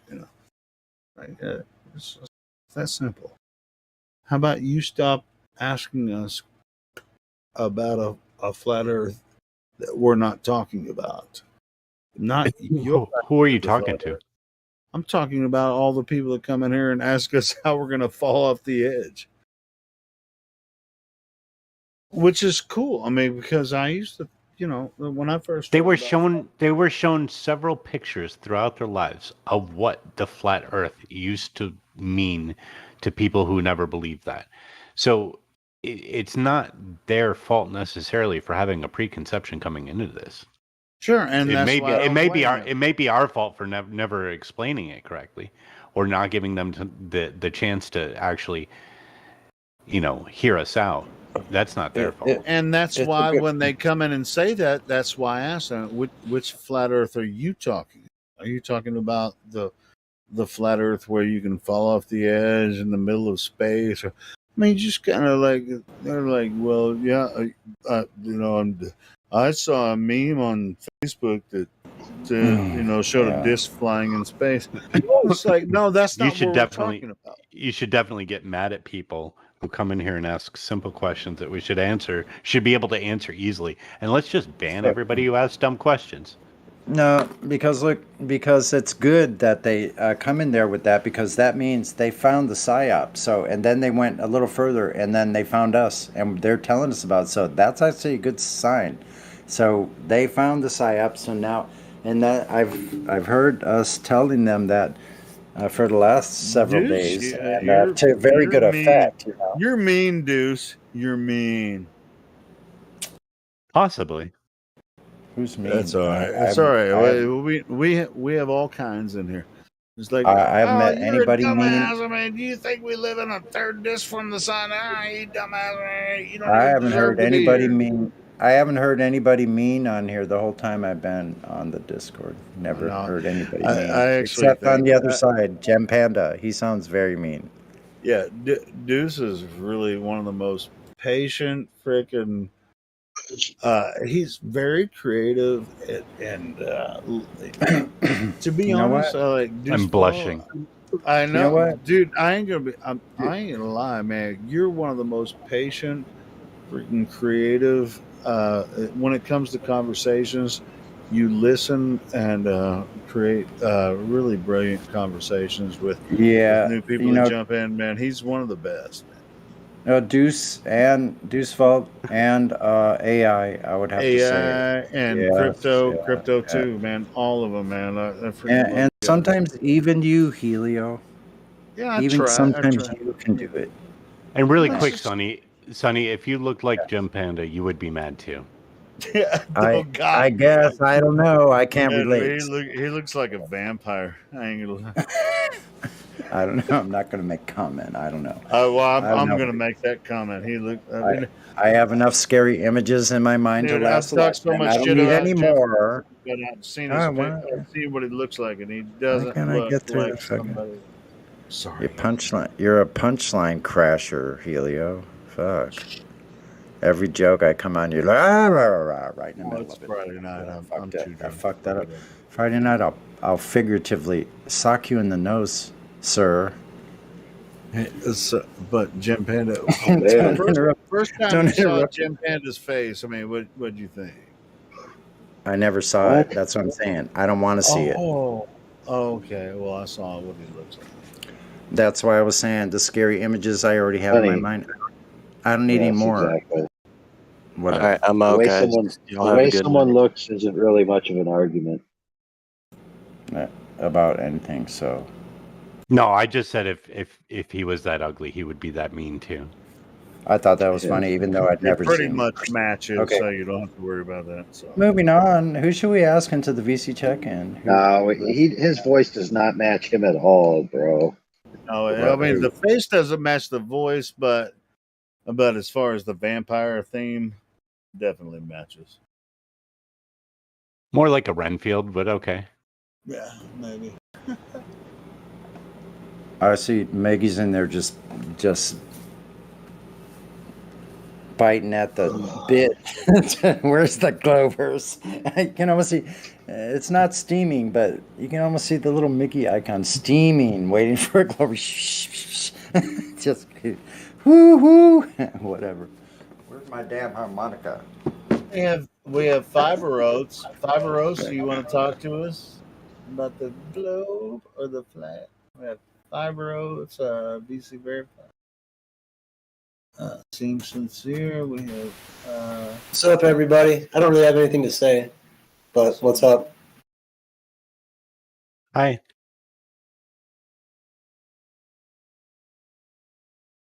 We have Fiber Oats. And, All right. I don't even know how to pronounce this. Elamafoya. LMAFO. Roll on, Yep. Fiber Yep. Oats, man. How did you find our server? LMFAO has been here before. I've spoken with him. Cool. How are you doing, bud? I'm doing good, man. This is the best podcast I can find, pretty much. Aw. Hey, do you have any questions for us today? What are the counter arguments to like what would the globe argument be against like the atmosphere not going off into space? They say it's gravity, but remember, I did Yeah, say but to deeper. you, if Does it go any gravity works, deeper than gravity? no, Like nothing deeper than gravity. That's it. That's I can't think 100% through it. it.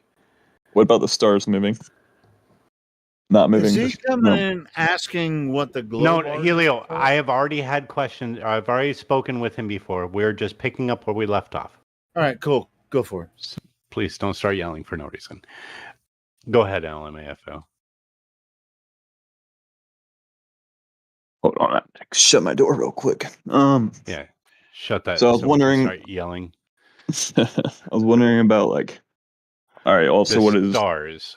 Yes, the stars. Like you look at the Polaris. You know that. What is there any sort of rationale that they give to like? It feels pretty obvious that you can just bring someone out and look at the star and say, look, like Why isn't it not moving if we're spinning super fast and stuff? What? Right. They say that that is the star directly above the North Pole, so it doesn't move. Oh my God. Because it's on the axis, but if you know anything about the axis actually turns 180 degrees around the ecliptic. So it's actually pointing in two different directions on each side of the sun, right? If you've got the Earth tilted at 24.7 degrees at summertime, it's pointing, away or towards the sun, and then at wintertime it's pointing away from the sun. So like the North Pole would definitely, or the North Star would definitely move based on the elliptical around the sun and the Earth's axis, right? Yep. Bone.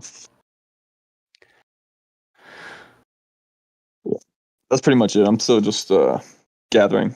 I'm lurking for a while and just chilling. Yeah. Sounds good. If you have any questions, though, do speak up. I'm here to answer them. Thanks. No problem, bud.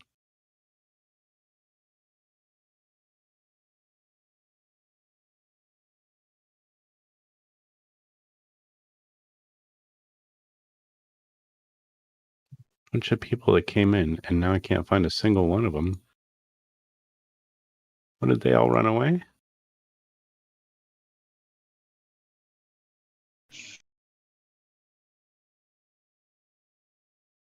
I did post a link about those trolls. 39 minutes after the hour. So they were the trolling Flat Earth Discord finale. Yeah. Guys. Yeah. Okay. You got rid of them, right? Or did we get rid of them, basically? JMC and other people went there.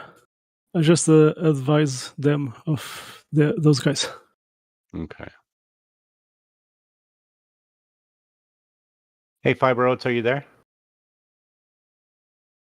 You seem sincere.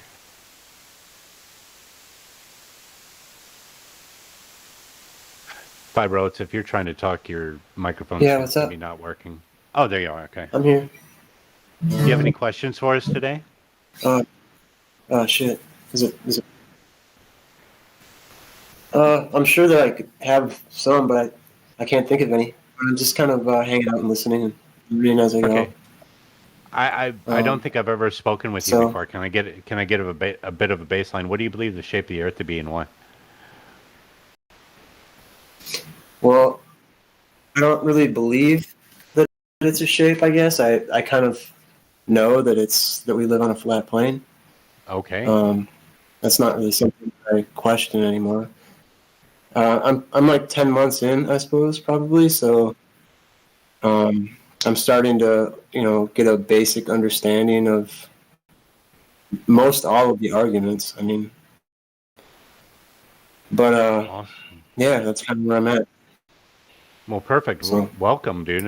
Like I said, I've never spoken with you before, and it's good to have you here. yeah, I appreciate some of the guys that put the time into explaining things. It really helps somebody like me. So thanks for that. No problem, bud. Plus, what a weird thing to figure out, huh? Like the nature of your own reality. Yeah, did you guys?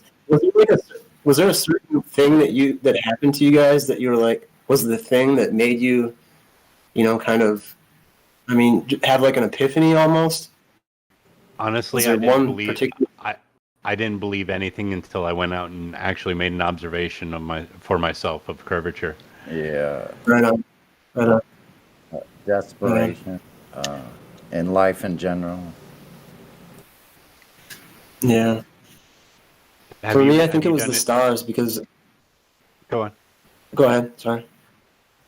Oh no. Well, I was just saying that for me, I think it was the stars. For some reason, the best way I can explain it is I was able to, manage the variables inside my head.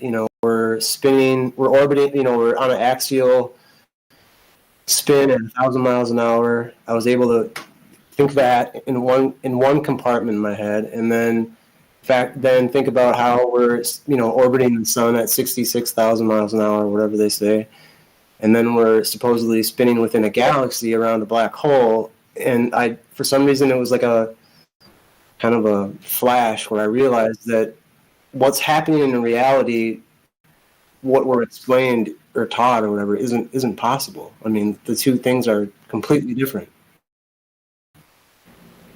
That's good you discovered that. Sure, but did you compare and contrast what the heliocentric model says about these motions and what you experience in reality? And because well, first of all, they say they say we're spinning at 1,000 miles an hour. Well, we don't feel that. We're orbiting the sun at 66,000 miles an hour, but we don't feel it. Yeah, and you feel everything else though, right? See, that's the whole deal. You feel Right. everything else. Yeah. I mean, for some reason, that's another good answer. I mean, what else did you discover when you first came across this topic? So also, like, a big thing for me too was kind of like the P900 and the P1000 cameras, which I really want to buy one for myself because I don't know why, but I just want to have that experience for myself of actually looking at the stars through the camera myself, and looking at the horizon.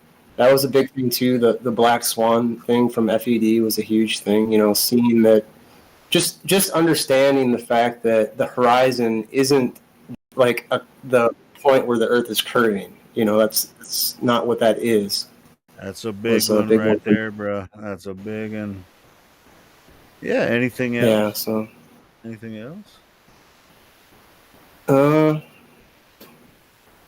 I'm starting to understand, like the Coriolis has been something that FED has been talking a lot about. So I've been learning about that,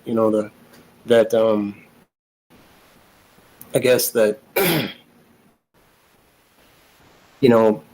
they talk a lot about like, footballs getting thrown through the air. And if, we really were spinning that, I don't know. I don't know a good way to, I'm going to completely. You saw that video with Neil deGrasse Tyson saying, the reason that football went through the uprights is because of the Coriolis effect. Do you remember that freaking stupid video?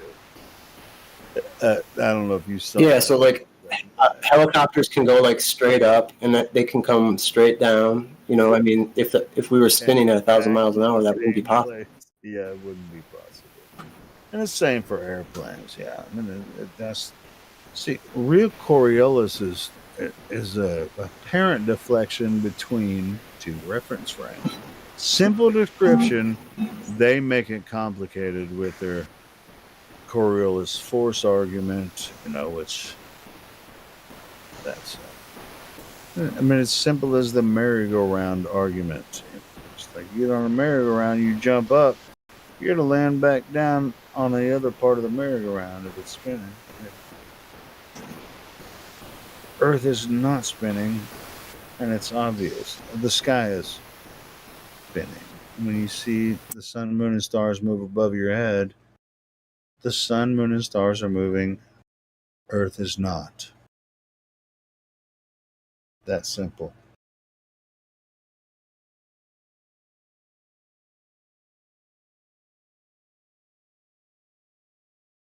This dude sounds like a flat earther to me. What do you guys think? I don't know. Every time he talks, you talk to him.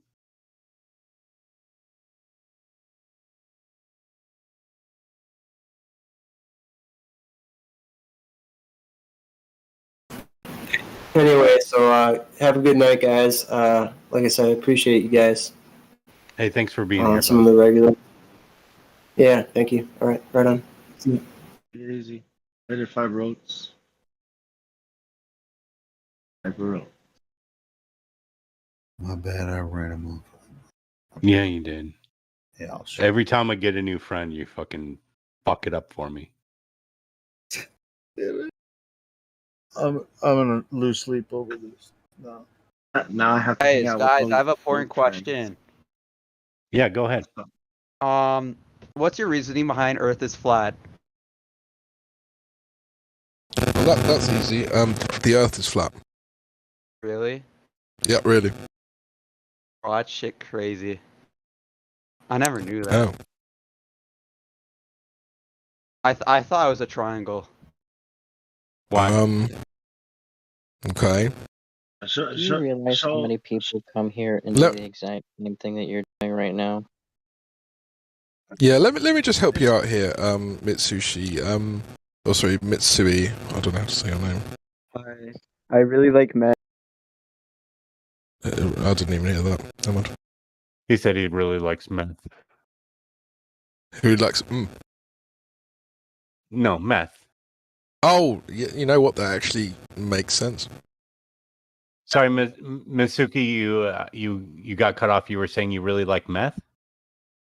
Oh yeah, about that. I really do like men. Oh, you Oh, like men. men? Oh man. Yeah. Now you see.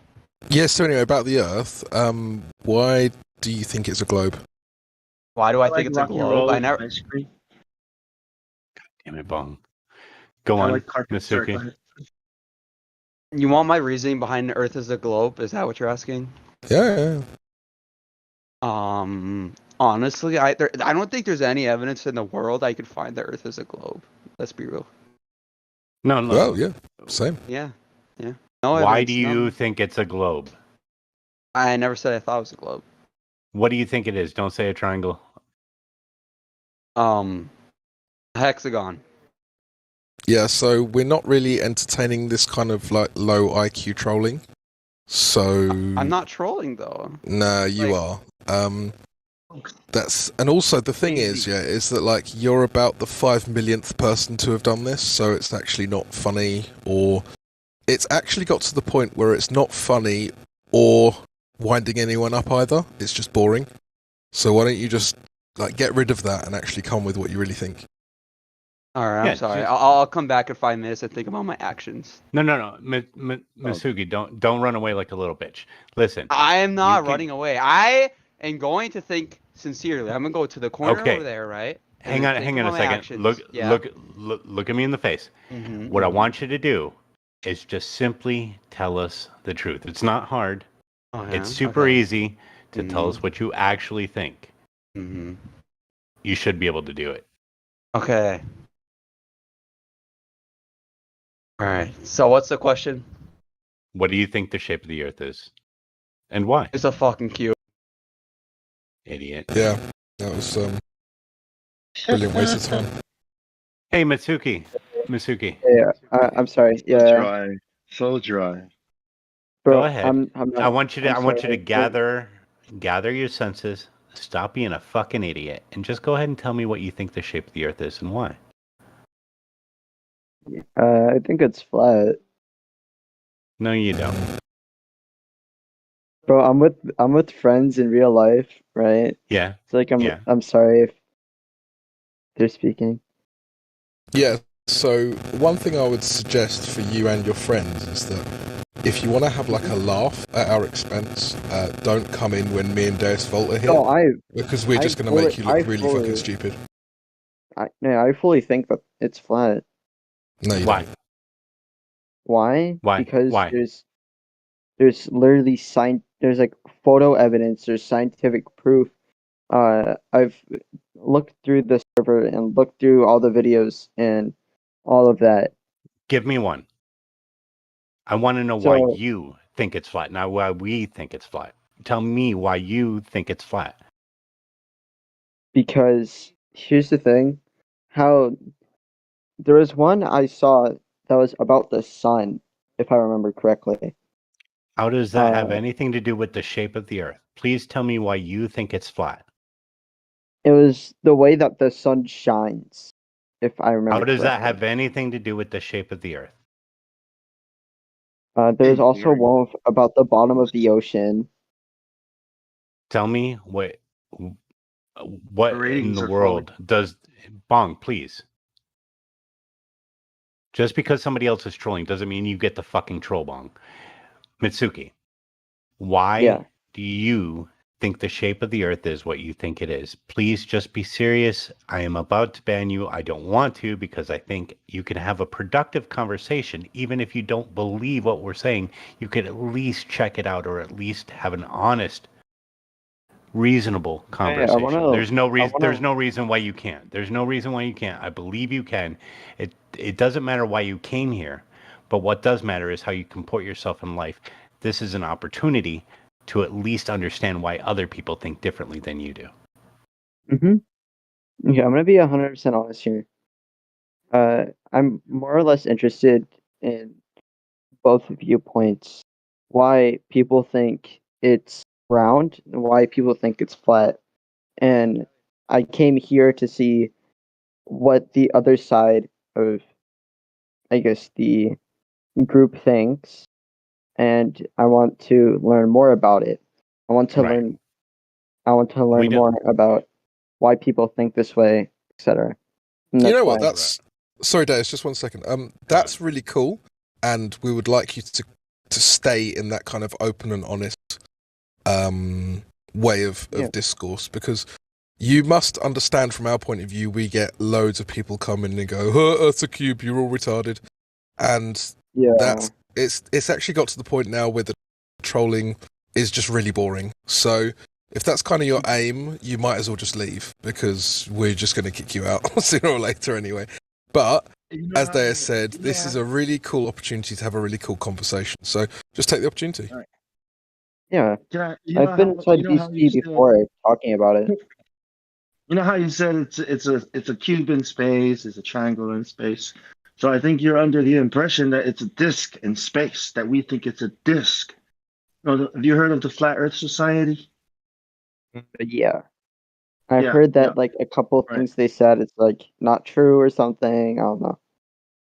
Yeah, well, that's a government. That's some kind of government thing, right? See, Barack Obama promotes it. He promotes it on TV to the whole world, right? Vsauce, all these guys, they talk about it. They talk about flat Earth like that. So we're not anything in a vacuum of space. Okay, well, this Yeah. is reality. There are no galaxies out there and planets and other things out there. Everything's down here. You gotta start Yeah. from there.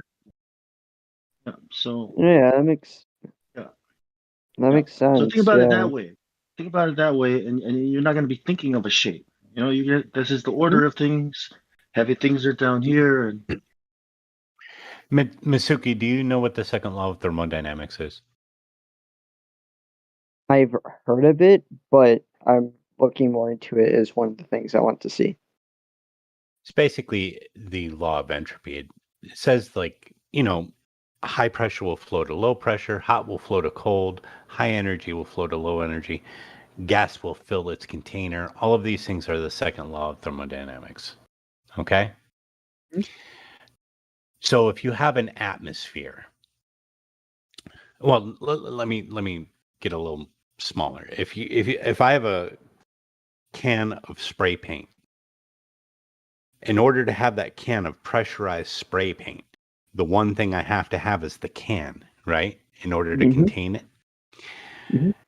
So the same thing holds true with our atmosphere. In order for us to have a pressurized atmosphere, we necessarily have to have a container. What we have is, or what they say they have on the globe, is the atmosphere next to a vacuum.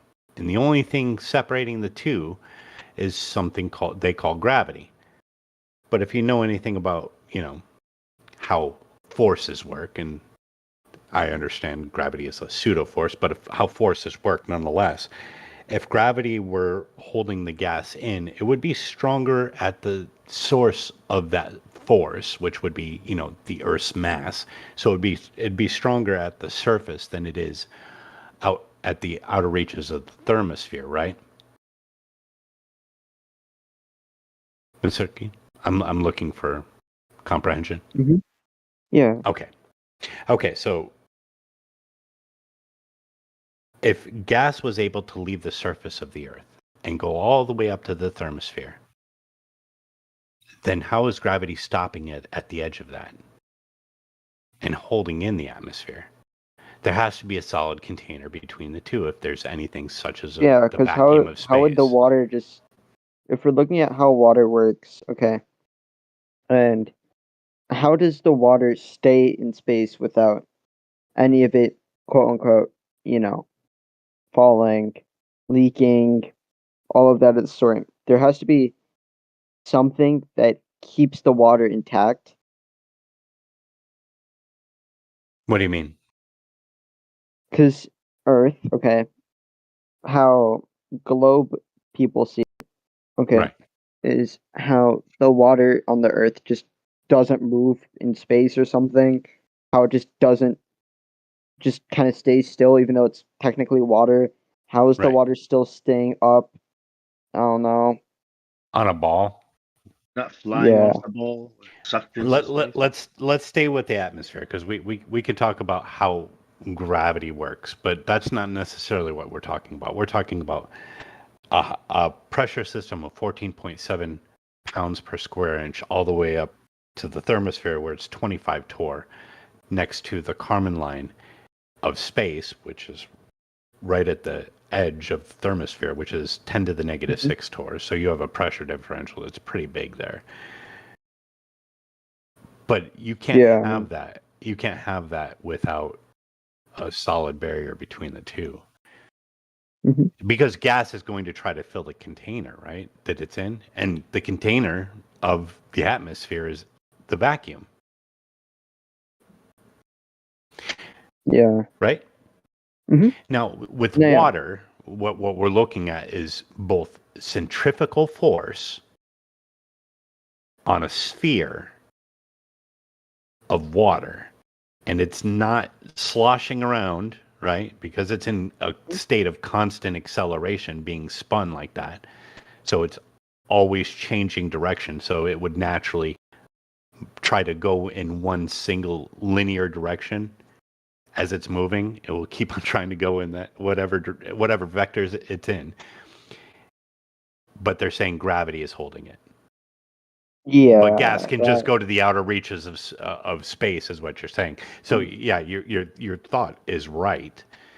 If water is able to just stay there, but a butterfly can fly away. Yeah. It seems a little don't make ridiculous. sense. Yeah. No, it doesn't. Not with that massive centrifugal force of 1,000 miles an hour at the equator. And in a state of constant acceleration. I think you're right. Yeah, it's just kind of some of, because like I said, I'm here to stay open-minded. I want to learn more about how people think, why people think it, stuff like that. Right. Because I just, like I said, I'm here just open-minded, trying to learn about things. That's all. Can I ask a question? If you don't mind, Dave. Yeah. Go ahead. Yeah, so why do you think most people believe in the globe? Do you think it's because they've done like really deep, hard research, or do you think it's because, you know, the media repeats it every day? What do you think is more important? The media. Right, so what do you think that's worth in terms of like an intellectual position? So, people say that there's been photos of Earth, right? And how people say that there's photos of Earth of it being a globe, when it's done by a government association, NASA, and for all we know, you know, NASA could be lying to us, which is a good shot. Because you just shouldn't trust anything on the internet nowadays. Even what because the news repeats it, so people gobble it up, being like, "Yeah, this is the truth," without doing any research into why and stuff like that. Which is why I'm here. I'm here to do the research so I can figure out why. Oh, okay. I think my mic's coming up. Is my mic coming across a bit staticky to you? Or? Yeah. Okay, one second. I can't believe you didn't just trust me, Crypto, like I would lie. No, so good point. I think you should always verify every single bit of information you get. You shouldn't even believe what you hear here. You should definitely look into it further. Yeah. We're not here to change your mind. We're just here to simply give you as much information as possible. Go Yeah, ahead, Crypto. Let's see that's if it's better. Is that still bad? Or? It's still a little staticky, to be honest. I don't really know what's going on. Go ahead and shut it off for 10 seconds and then restart your router, please. Yeah, Crypto. Yeah, I think maybe you should just unplug and disconnect and then come back in. I think it'll be great. Good. Anyway. Maybe punch your screen if you can. Anyway. It's not any of this. Go. It was nice Okay, talking well, to you guys. thank you for coming. It was And nice talking to you thank guys. you for being sincere for a second. That's all we ask for. Yeah. All right, bud. I'll be back. Have a good night. Yeah. Good one. Good man. How am I now, guys? Is that better? Or? Perfect, crystal clear. That's all you needed to do. You needed to Yeah. restart your router. No, I changed microphone. Yeah, I figured as much. Yeah. Oh. But now the guy you were Oh, did we lose him? right? Yeah. Did he? Yeah, Oh, he well, I mean, it's not as much fun to have an honest conversation when you're actually having fun trolling. You're just going to go somewhere else and troll. Oh, Yeah, fair enough. Hey, we have Buster. Well, Buster's a flat earther. I get the flat earther. Well, Buster, I've never talked to Buster before. Have you guys talked to Buster? No. Hello, Buster. Buster, you want to open your mic and tell us how you came across the flat earth? Sure, if you did, it would have. We have Fiber Oats, who is VC verified. I think we talked to Fiber earlier. We did talk to Fiber, We did. and he's 100% flat earther. I think he might even be more of a flat earther than you are, Helio. Maybe, I doubt it, but we'll see. Has he done the? Sorry, go on. We have. Go ahead, Crypto. I was just wondering if Go Five ahead. Oats had done the 3 questions. Then we could just give him the tag. Sure. Well, what? Five Roads, would you like to be tested? It's a completely subjective test. You can't fail it. Against better judgment, I'll try. Sure. Crypto? Yeah, sure. I mean, just can you give us 3? I mean, do you think the Earth's flat first? Yes. Okay. Can you give us your best 3 evidences for the Earth being flat? The fact that the Earth isn't spinning. It's not. It's motionless. Also, the fact that the horizon is not a physical. It's a. Basically, what they did is they hijacked perspective. It's pretty much as simple as that. The horizon is not Earth curved. Okay. He's got better answers than you've got questions, Crypto. Yeah, it seems so. Well, that's why I was going to ask more questions, because I was like, my questions suck. There's no. I have some. There's no questions. parallax.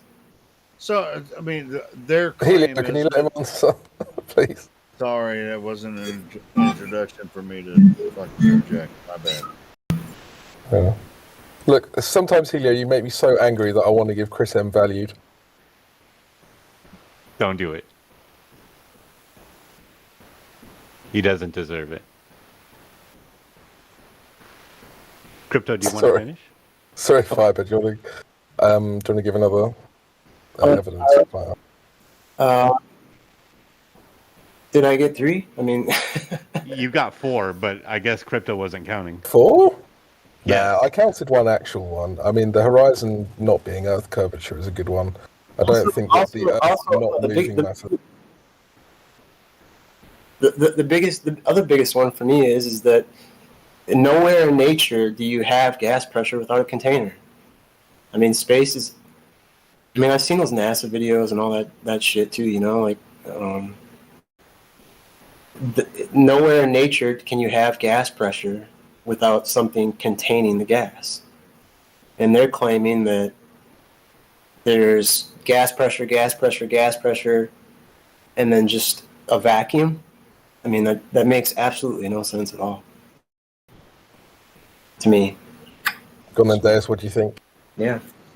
Yeah, I mean, he's got it. Even though he just copied me, I'd give it to him. I'm just playing with you, Bob Rhodes. That's all right, man. I mean, yeah, they're just words, you know. That's the other thing. It's like, you know, I mean, it's the space between the words is where the truth is, you know. Like, I mean, understanding those things and just repeating them is another like valuable lesson that I've actually kind of learned, you know, with this whole thing. 100%.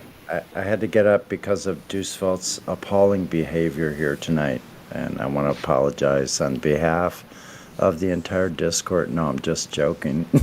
I agree. I was about to agree with you. Damn. You're making an old man get out of bed. No, I had to get out of bed because the conversation. I'm sorry. Maybe it's my appalling behavior. No, I had to put Deucefeld in his place. No, I'm just joking again. I really appreciate being put in my woke place. me up. I heard gas pressure and I was like, "Oh, don't get up." Hey, everybody wakes up on that one right there. So we have Crypto, were you done? No. It's just, you know, Helio has now annoyed me so much that I have given Chris M valued. Okay. Poor Chris. Well, I was wondering what, you know, it was just like you guys were trying to give this guy the flat Earth roll, but Helio, your you mic and Deuce is couldn't really even loud. Figure out, oh, my Helio, bad. your mic is loud again. All right, I'll back off like 3 feet. You guys Or are just trying turn to it figure out down. what You could just turn it down. Or just turn it off. Yeah, that might work. Maybe just turn it off. Maybe just turn it off. Right. I'll turn it off when you guys can figure out whether to give this guy a flat Earth roll or not. I've done it already. Well, Fucking it hell. depends, man.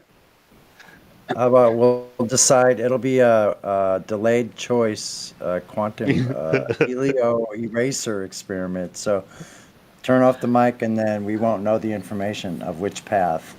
It's probably a Sagnac effect, honestly. So. So I wanted to Did I hear put him in. say that There you go. the arguments are all just words and the truth is hidden within the words? All you have to do is repeat them. No, he said the truth lies between the words, and whether or not you actually understand what you're saying. Because I could have sworn he says you just got to repeat it. Yeah. No, he said some people could be just repeating it. Yeah, and I think that's what I liked about what he said, to be honest. I think It's all because Deuce said he copied, even though he was copying. Yeah, because I just talked about gas pressure like 5 minutes ago. So. Sure. No, but that's a fair point because there's a lot of people in here who like attempted to do the flat Earth exam who've been here for like 10 months, right? Right. And we were doing it one time and India was like, dude, you've been here for 10 months. You could have just repeated what any of us said 3 times to answer the questions. Yeah, that's You're true. too stupid to do that. It's an open book test. He recognized that. He's like, yeah, I can just fucking go through the points, you know. That's boring. That's boring. We should just do the 3 points open book test. Here's the question and the answer, both all three. And now, could you repeat back what I just said? Thank you very much. Now you're a flat earther. It's like a 60 IQ test, which, you know, was pretty good, to be honest, because people who can't repeat it tend to be globers anyway, so it actually works. No, but sure, if you have a religious idea against it, you won't be able to. You're just not going to be able to do it. It's going to be really hard for you to just like when vampires can't enter your house unless you invite them. Exactly, bro. Kind of. Do it. So you take that back. Vampires are always welcome at my house. I'm not a racist. Really? Yeah, only racists say they're not a racist about vampires. The bat Well, that is race? true. Wait a minute, the bat race? Really? If I So no, what kind Crypto of just literally said my one vampire friend proves I'm not a racist. are those little bats on some kind of wait a minute, stop. Are Even those bats vampire on some kind of friends. little They're not racist. roadsters or something? I see what you're saying, Sonny, but no.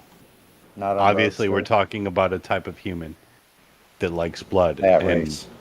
is very pale. And Race. Crypto is actually just saying he likes goth girls. I was just about to make a goth joke as well, you bastard. No, I think he's hiding the Got that fact that he loves. I think he was hiding the fact that he loves fishnet stockings. Yeah, could be. I'm not hiding that. Well, he is a DJ. You know? Slightly hiding that. I didn't think you were. Runs up side of your butt a little bit, but I did want to bring in Kate/Victory and see what she/her has to say about the shape of the Earth. Well, nobody else comment. All right, so okay. Hi, I hate those pronouns though, but yeah. No, well, the reason I said it is because you often see, you know how your name's got like a slash in the middle. You often see like she/her as a slash. There's like I Kate, know, Victory, I in your hate pronouns. it. I hated it so. Yeah, fair enough. It's just I never saw that until the last couple of years. Yeah, that's because it's this is psyop Insane. against young people. But we don't have to talk about that here. But anyway, yeah, no one here is gonna respect anyone who talks about pronouns because it's fucking stupid. What do you think about the shape of the Earth? so I'm kind of divided. Like I used to think it was a globe, and now I talked to Waterworld, and he thinks that there's water above and water below. So that probably would mean it's flat. Okay, so is it just the water above, water below thing that's kind of got you thinking about it, or is there other elements to it as well? Yeah, because I couldn't figure out. I still have questions like what, because if you go to the end of the Earth, then if it's flat, you would kind of like fall off the end. So Yeah. So what would you do if you went to the end of the universe? Would you fall off there? well, no, I'm just talking even the Earth. Yeah, but what I'm saying is that there's that's kind of a philosophical question that's unanswerable, right? So, and that would be unanswerable no matter what your cosmology. My personal belief is that the Earth is like the floor of everything, the floor of the universe, and that therefore I don't know that you can fall off an edge. I'm not even sure that that's possible. So it's probably in some sort of container, like you're saying, like it's like a. Yeah, I mean, I think that's likely. I'm not gonna make the claim that it definitely is, but I think it is likely. Others would do though, and I'm okay. I don't know. It like I need to have more questions answered. Like what? Like planes have certain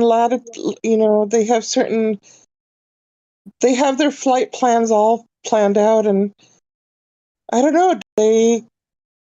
Because usually they fly up, go flat, and then fly down. Yep. So why would that necessitate a ball? Let me ask you this, Kate. Would you ever get on an airplane that was not going to land at another airport? No. Yeah, you'd be dumb. Just like, I'm going to get on an airplane. I'm just going to travel as far as I can. I don't know where we're going to land. I mean, you'd be an idiot. But what's that got to do with the conversation next? It has everything to do with, airplanes and ships travel from port to port. Anyway, that's a deeper discussion. She's saying, Helio, she's saying that planes go up, then they fly straight, and then they come back down. That's what she's saying. She's not talking. Thank God you said exactly what she just said, because I don't think Helio would have gotten it otherwise. Yeah, sure. I mean, unless you're on the space shuttle and it goes up, and then It comes back down. supposedly, yeah, but it supposedly they took like photos of the Earth from the space shuttle. Yeah, and there's people in America as well who have seen Bigfoot. There's Watch also yourself people right now, Crypto. There's also people in Scotland. Watch yourself. I've seen the Loch Ness monster. So Yeah, I am so slightly, I guess I'm what slightly I taken. have to wrap my mind around is so the whole big thing to wrap your mind around is to think that like NASA has been lying with all those photos and everything like that. So that's the toughest one for me. But What? What? So let me ask then. Let me ask. What has NASA done to earn your trust in the first place? I went down to Cape Canaveral and saw the space shuttle launch when I was young. And So how did that earn your trust? well, just the fact that it, like some people say that it goes up and then it kind of curves over, but I just saw it go straight up. So it went straight up and then it left your vision, and then where did it go? Yeah, so it might have after, beyond the clouds, but Well, that's the thing, isn't it? Like, I'm not going to take away that experience. I'm sure, it was a nice experience for you, but it's not proof of anything, and it certainly isn't a reason to trust them either. Yeah, when you see a plane, when you see an airplane go away, right? You only see it go straight into the horizon. But when you see an airplane go up and down, you'll see it go up and then make that arc and then come back down, right? Which I think that's what everybody was looking at. They saw something go up and come back down. It arching the way it did. I mean, it doesn't really say anything. It's still going into the horizon or wherever it landed. But I like I say, like I'm starting to think it's more flat because of the whole water idea of, that perhaps there's water below the Earth and then there's water above this. How about the flat water on Earth? The oceans. There's massive oceans. They're all level. Airplanes fly over the ocean, and you were talking about level flights with an airplane. They travel across level oceans on a constant basis every single day. Now, the space shuttle is a different question, but as far as air travel goes, they travel across level land and level oceans every single day. Really I quick. know, and they have. Well, that's what I was saying. Like they have all of their geometric data. I mean, it's all electronic now. The computers, they take them. They don't. In the olden days, in the planes, they used to navigate by hand, and they used to like take pen and pencil and. No, not pen and pencil. No, I get that, but check pencil and this out. paper. When the gyroscope was invented and they had airplanes, were they flying over a level plane or were they flying over a curve? She's Really talking about ships navigation is what she was referring to. Well, my dad was a navigator. He used to be he used to do it by hand until the computers came around. But yeah, I mean, I guess I could ask him more questions about it. Sure. Really quick, Kate. Really quick, Kate. On the shuttle launch, when it launched and it supposedly went out of your view, did you not see the shuttle go from the upright position where it rolls over? Usually when it rolls over, it's actually making an arc. I'm just wondering if you'd actually seen, because the shuttle will go straight up and then kind of turn a little bit and then it will roll over so the shuttle's on the bottom. Did you see it do that little maneuver? Unfortunately I didn't, and I was so young that I didn't really register, but no, I didn't. Usually that's at the top of its arc. I guess the problem I have too is because my dad, the whole reason we went down there is he was doing some project with them And see, that's the thing too. Since I know, like, when you say, "Oh, well, then we have to believe NASA's a lie," then like it kind of gets personal because my dad kind of has some involvement in some stuff. So Okay. then I have to. Kate, do you know what Well, compartmentalization is? Where you put the things in little boxes, yeah. Right, but this is actual like structural compartmentalization of like DoD things, Department of Defense things, where you compartmentalize the people and what they're working on. I don't think your dad would have known necessarily. Yeah, I think he went along with whatever narrative they did.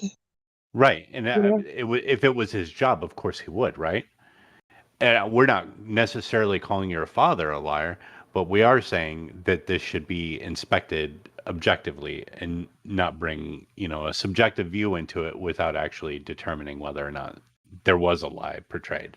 Yeah. He did If your dad a knew the lot of. truth, if your dad knew the truth, then he would know better to how to not talk too much about what he thinks. You know what I mean? Especially if it goes against.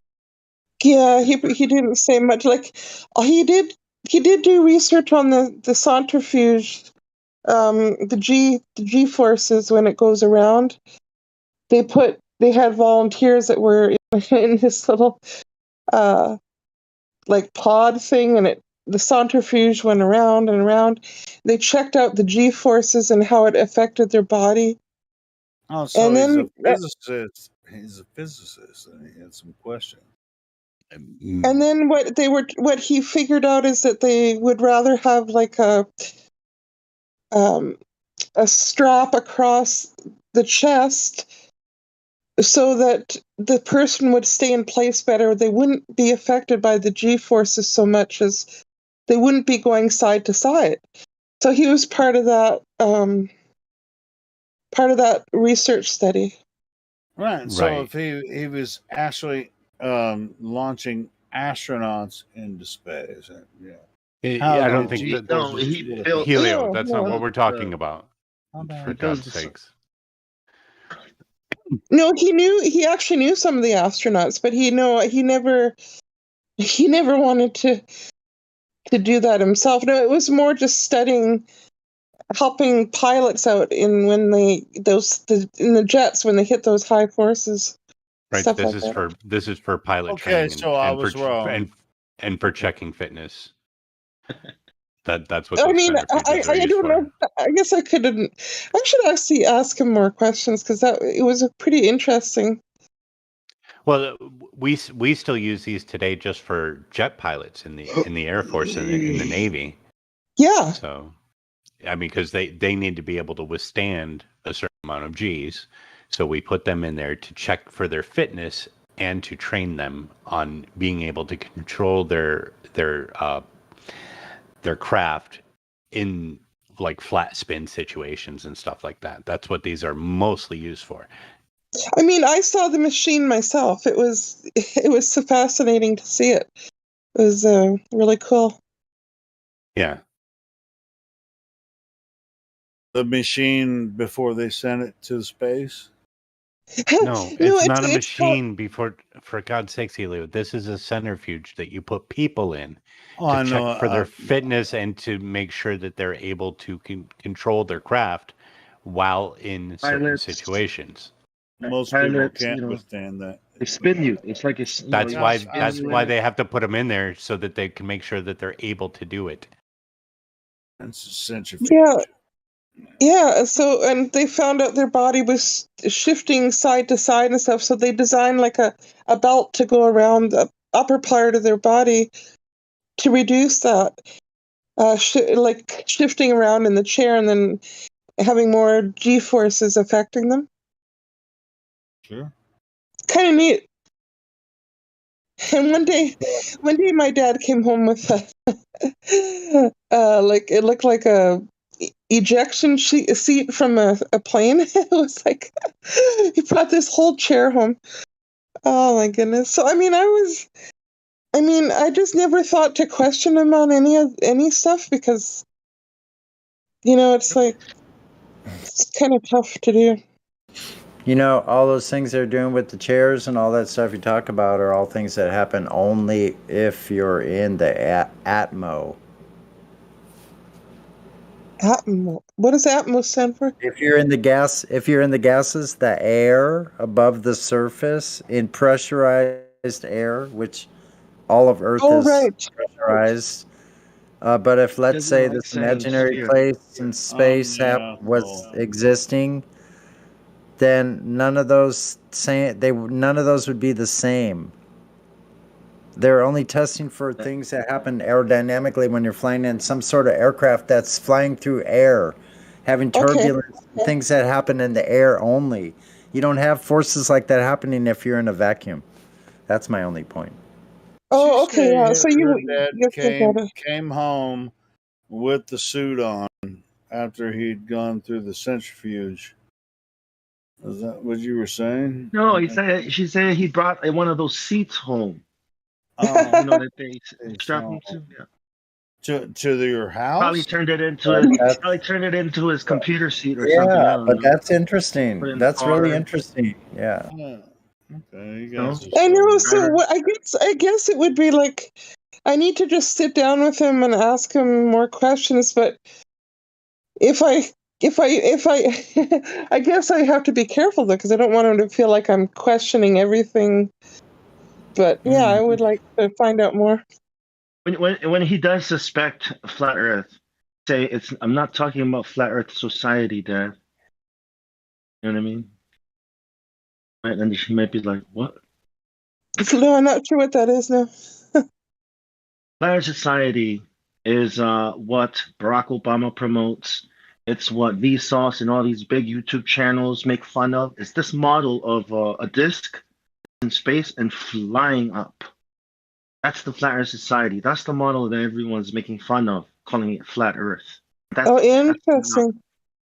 Yeah, and that's not Because I because when your just dad hears, because when your dad probably suspects flat Earth, he's probably gonna think of that, and he's gonna call it. He's gonna say, "What are you doing looking into that stupid thing?" You know. But when you say it's not flat Earth society, might click on to the fact that you figured yeah, it I out. know. You have to kind of think outside the box. That's for sure. Cool. Have you ever But thought actually, outside the that's box and interesting. said, hey, the reason people think the Earth is flat and nobody can go to space? I mean, your dad apparently had been in. You said your dad was in a space shuttle launch, right? No, we just watched it. Yeah, we had just watched it from the beach. Where? But You watched it from the beach. Was it which launch was it? Was it the Space Shuttle She was a little girl. Discovery? Was it which one was it? She was a little good girl. question. This was when I was really young. This was on. You don't remember the name But of it was the space the one. shuttle? It was the one before.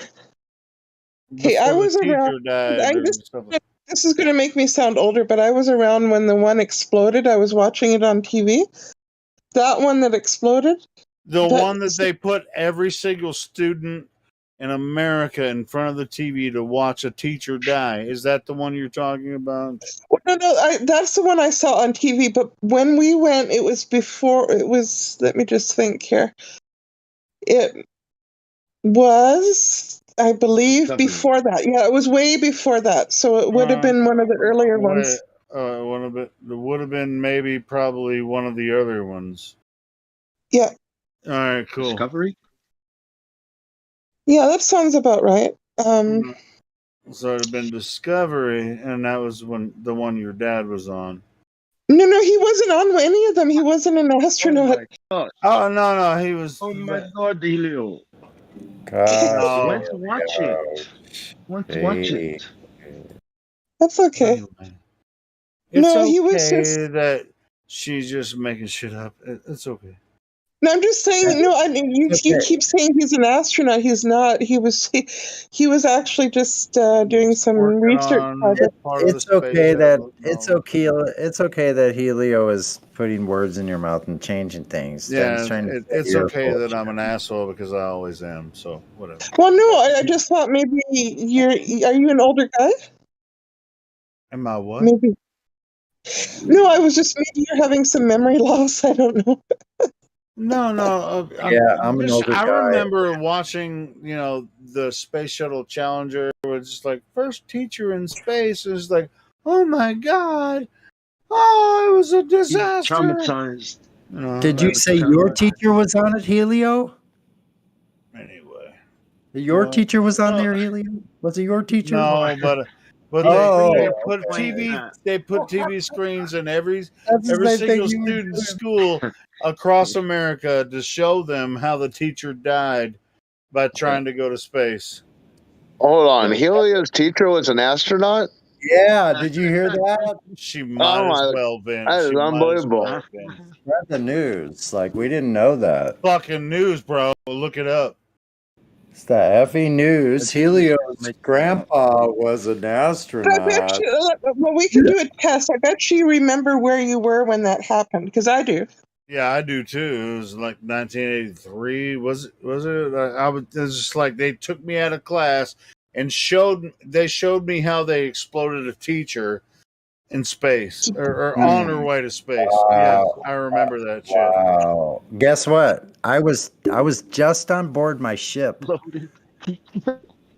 Fresh out of boot camp in the Navy. Just got my first assignment. I'm on board my ship, a big ass repair They ship. took you out of deployment and then said, "Hey, watch this." No, just listen, Helio. Just listen.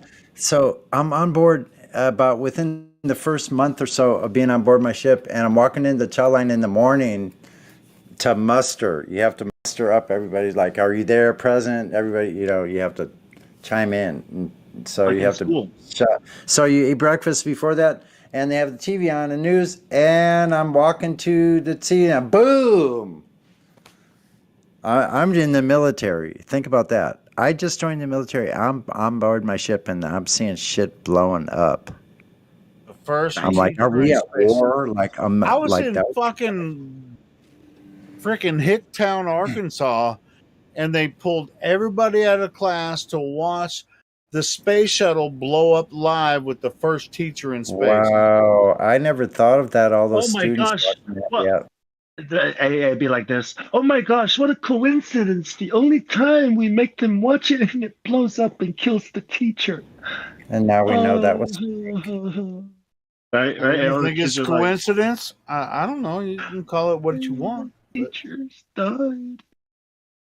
Yeah, call it what I want. What it is. It's like a Bay of Tonkin. It's just another psyop. That's what it truly was. She's a hero. She's a it's a teacher good thing. hero for The good thing, everybody. every single one of those astronauts that they chose a twin to leave behind just in case something crazy. So they sent all these twins, right? I was like, hey, why didn't you tell us that they were sending like Yeah, all that's even twins bigger, to- right? That would have been so cool. Oh, to wait know. a minute. Every single one except one of them had twins. Had a twins. And they're professors at universities. And they sent them all in one flight, right? Because that's how you work with twins. You just send all of them. This is why people call flat Earth retards and shit. I know, But- and I do believe the one that wasn't found. I mean, the so-called astronaut that wasn't found is the one that didn't have a twin. Oh, so flat Earth debunked, or Challenger, freaking that one. So Earth is Challenger a conspiracy ball. debunked. We found one person, but everybody else, it's like, give me a break. It was a personnel screw up. Somebody mixed up the files. We didn't know he didn't have a twin, so sorry. We didn't know that motherfucker. Condolences. It was a mix-up on the You know files. what? Yeah, I'm one of the astronauts because my dad invited one of them to the house, and it was like totally. I know this is crazy. So it was so overwhelming. It was like just I got her. It was Roberta Bondar. I got her autograph, and Man. on a poster. Wow. And I was like, I was like, Wow, that's a role model right there. But I don't know. Like, so then you grow up and you learn a lot of stuff, and it's like, I No, wonder sure. if that's really Hey, true. NASA and government and everything. When you're involved in certain families and stuff, yeah, it can seem fascinating or whatever. You get connections or whatever. But like we were just describing about the Challenger, quote unquote, disaster and all kinds of other things. It um in my opinion, I mean, you can call me some fucking conspiratard. I don't mind because I own that shit, and that's what I make, this channel about. And it's like flat Earth. That's what you're here for. Talk about flat Earth, and we'll talk about the Challenger thing sometimes. When it comes up, we'll talk about it all day because obviously they didn't go to space. Even before the Challenger, they didn't put freaking space shuttles into space and put satellites and all that kind of stuff. That's not a thing. So, You do have, yeah, you first need a ball, right? Like some kind of globe, and you need space. Right? Like the idea of a vacuum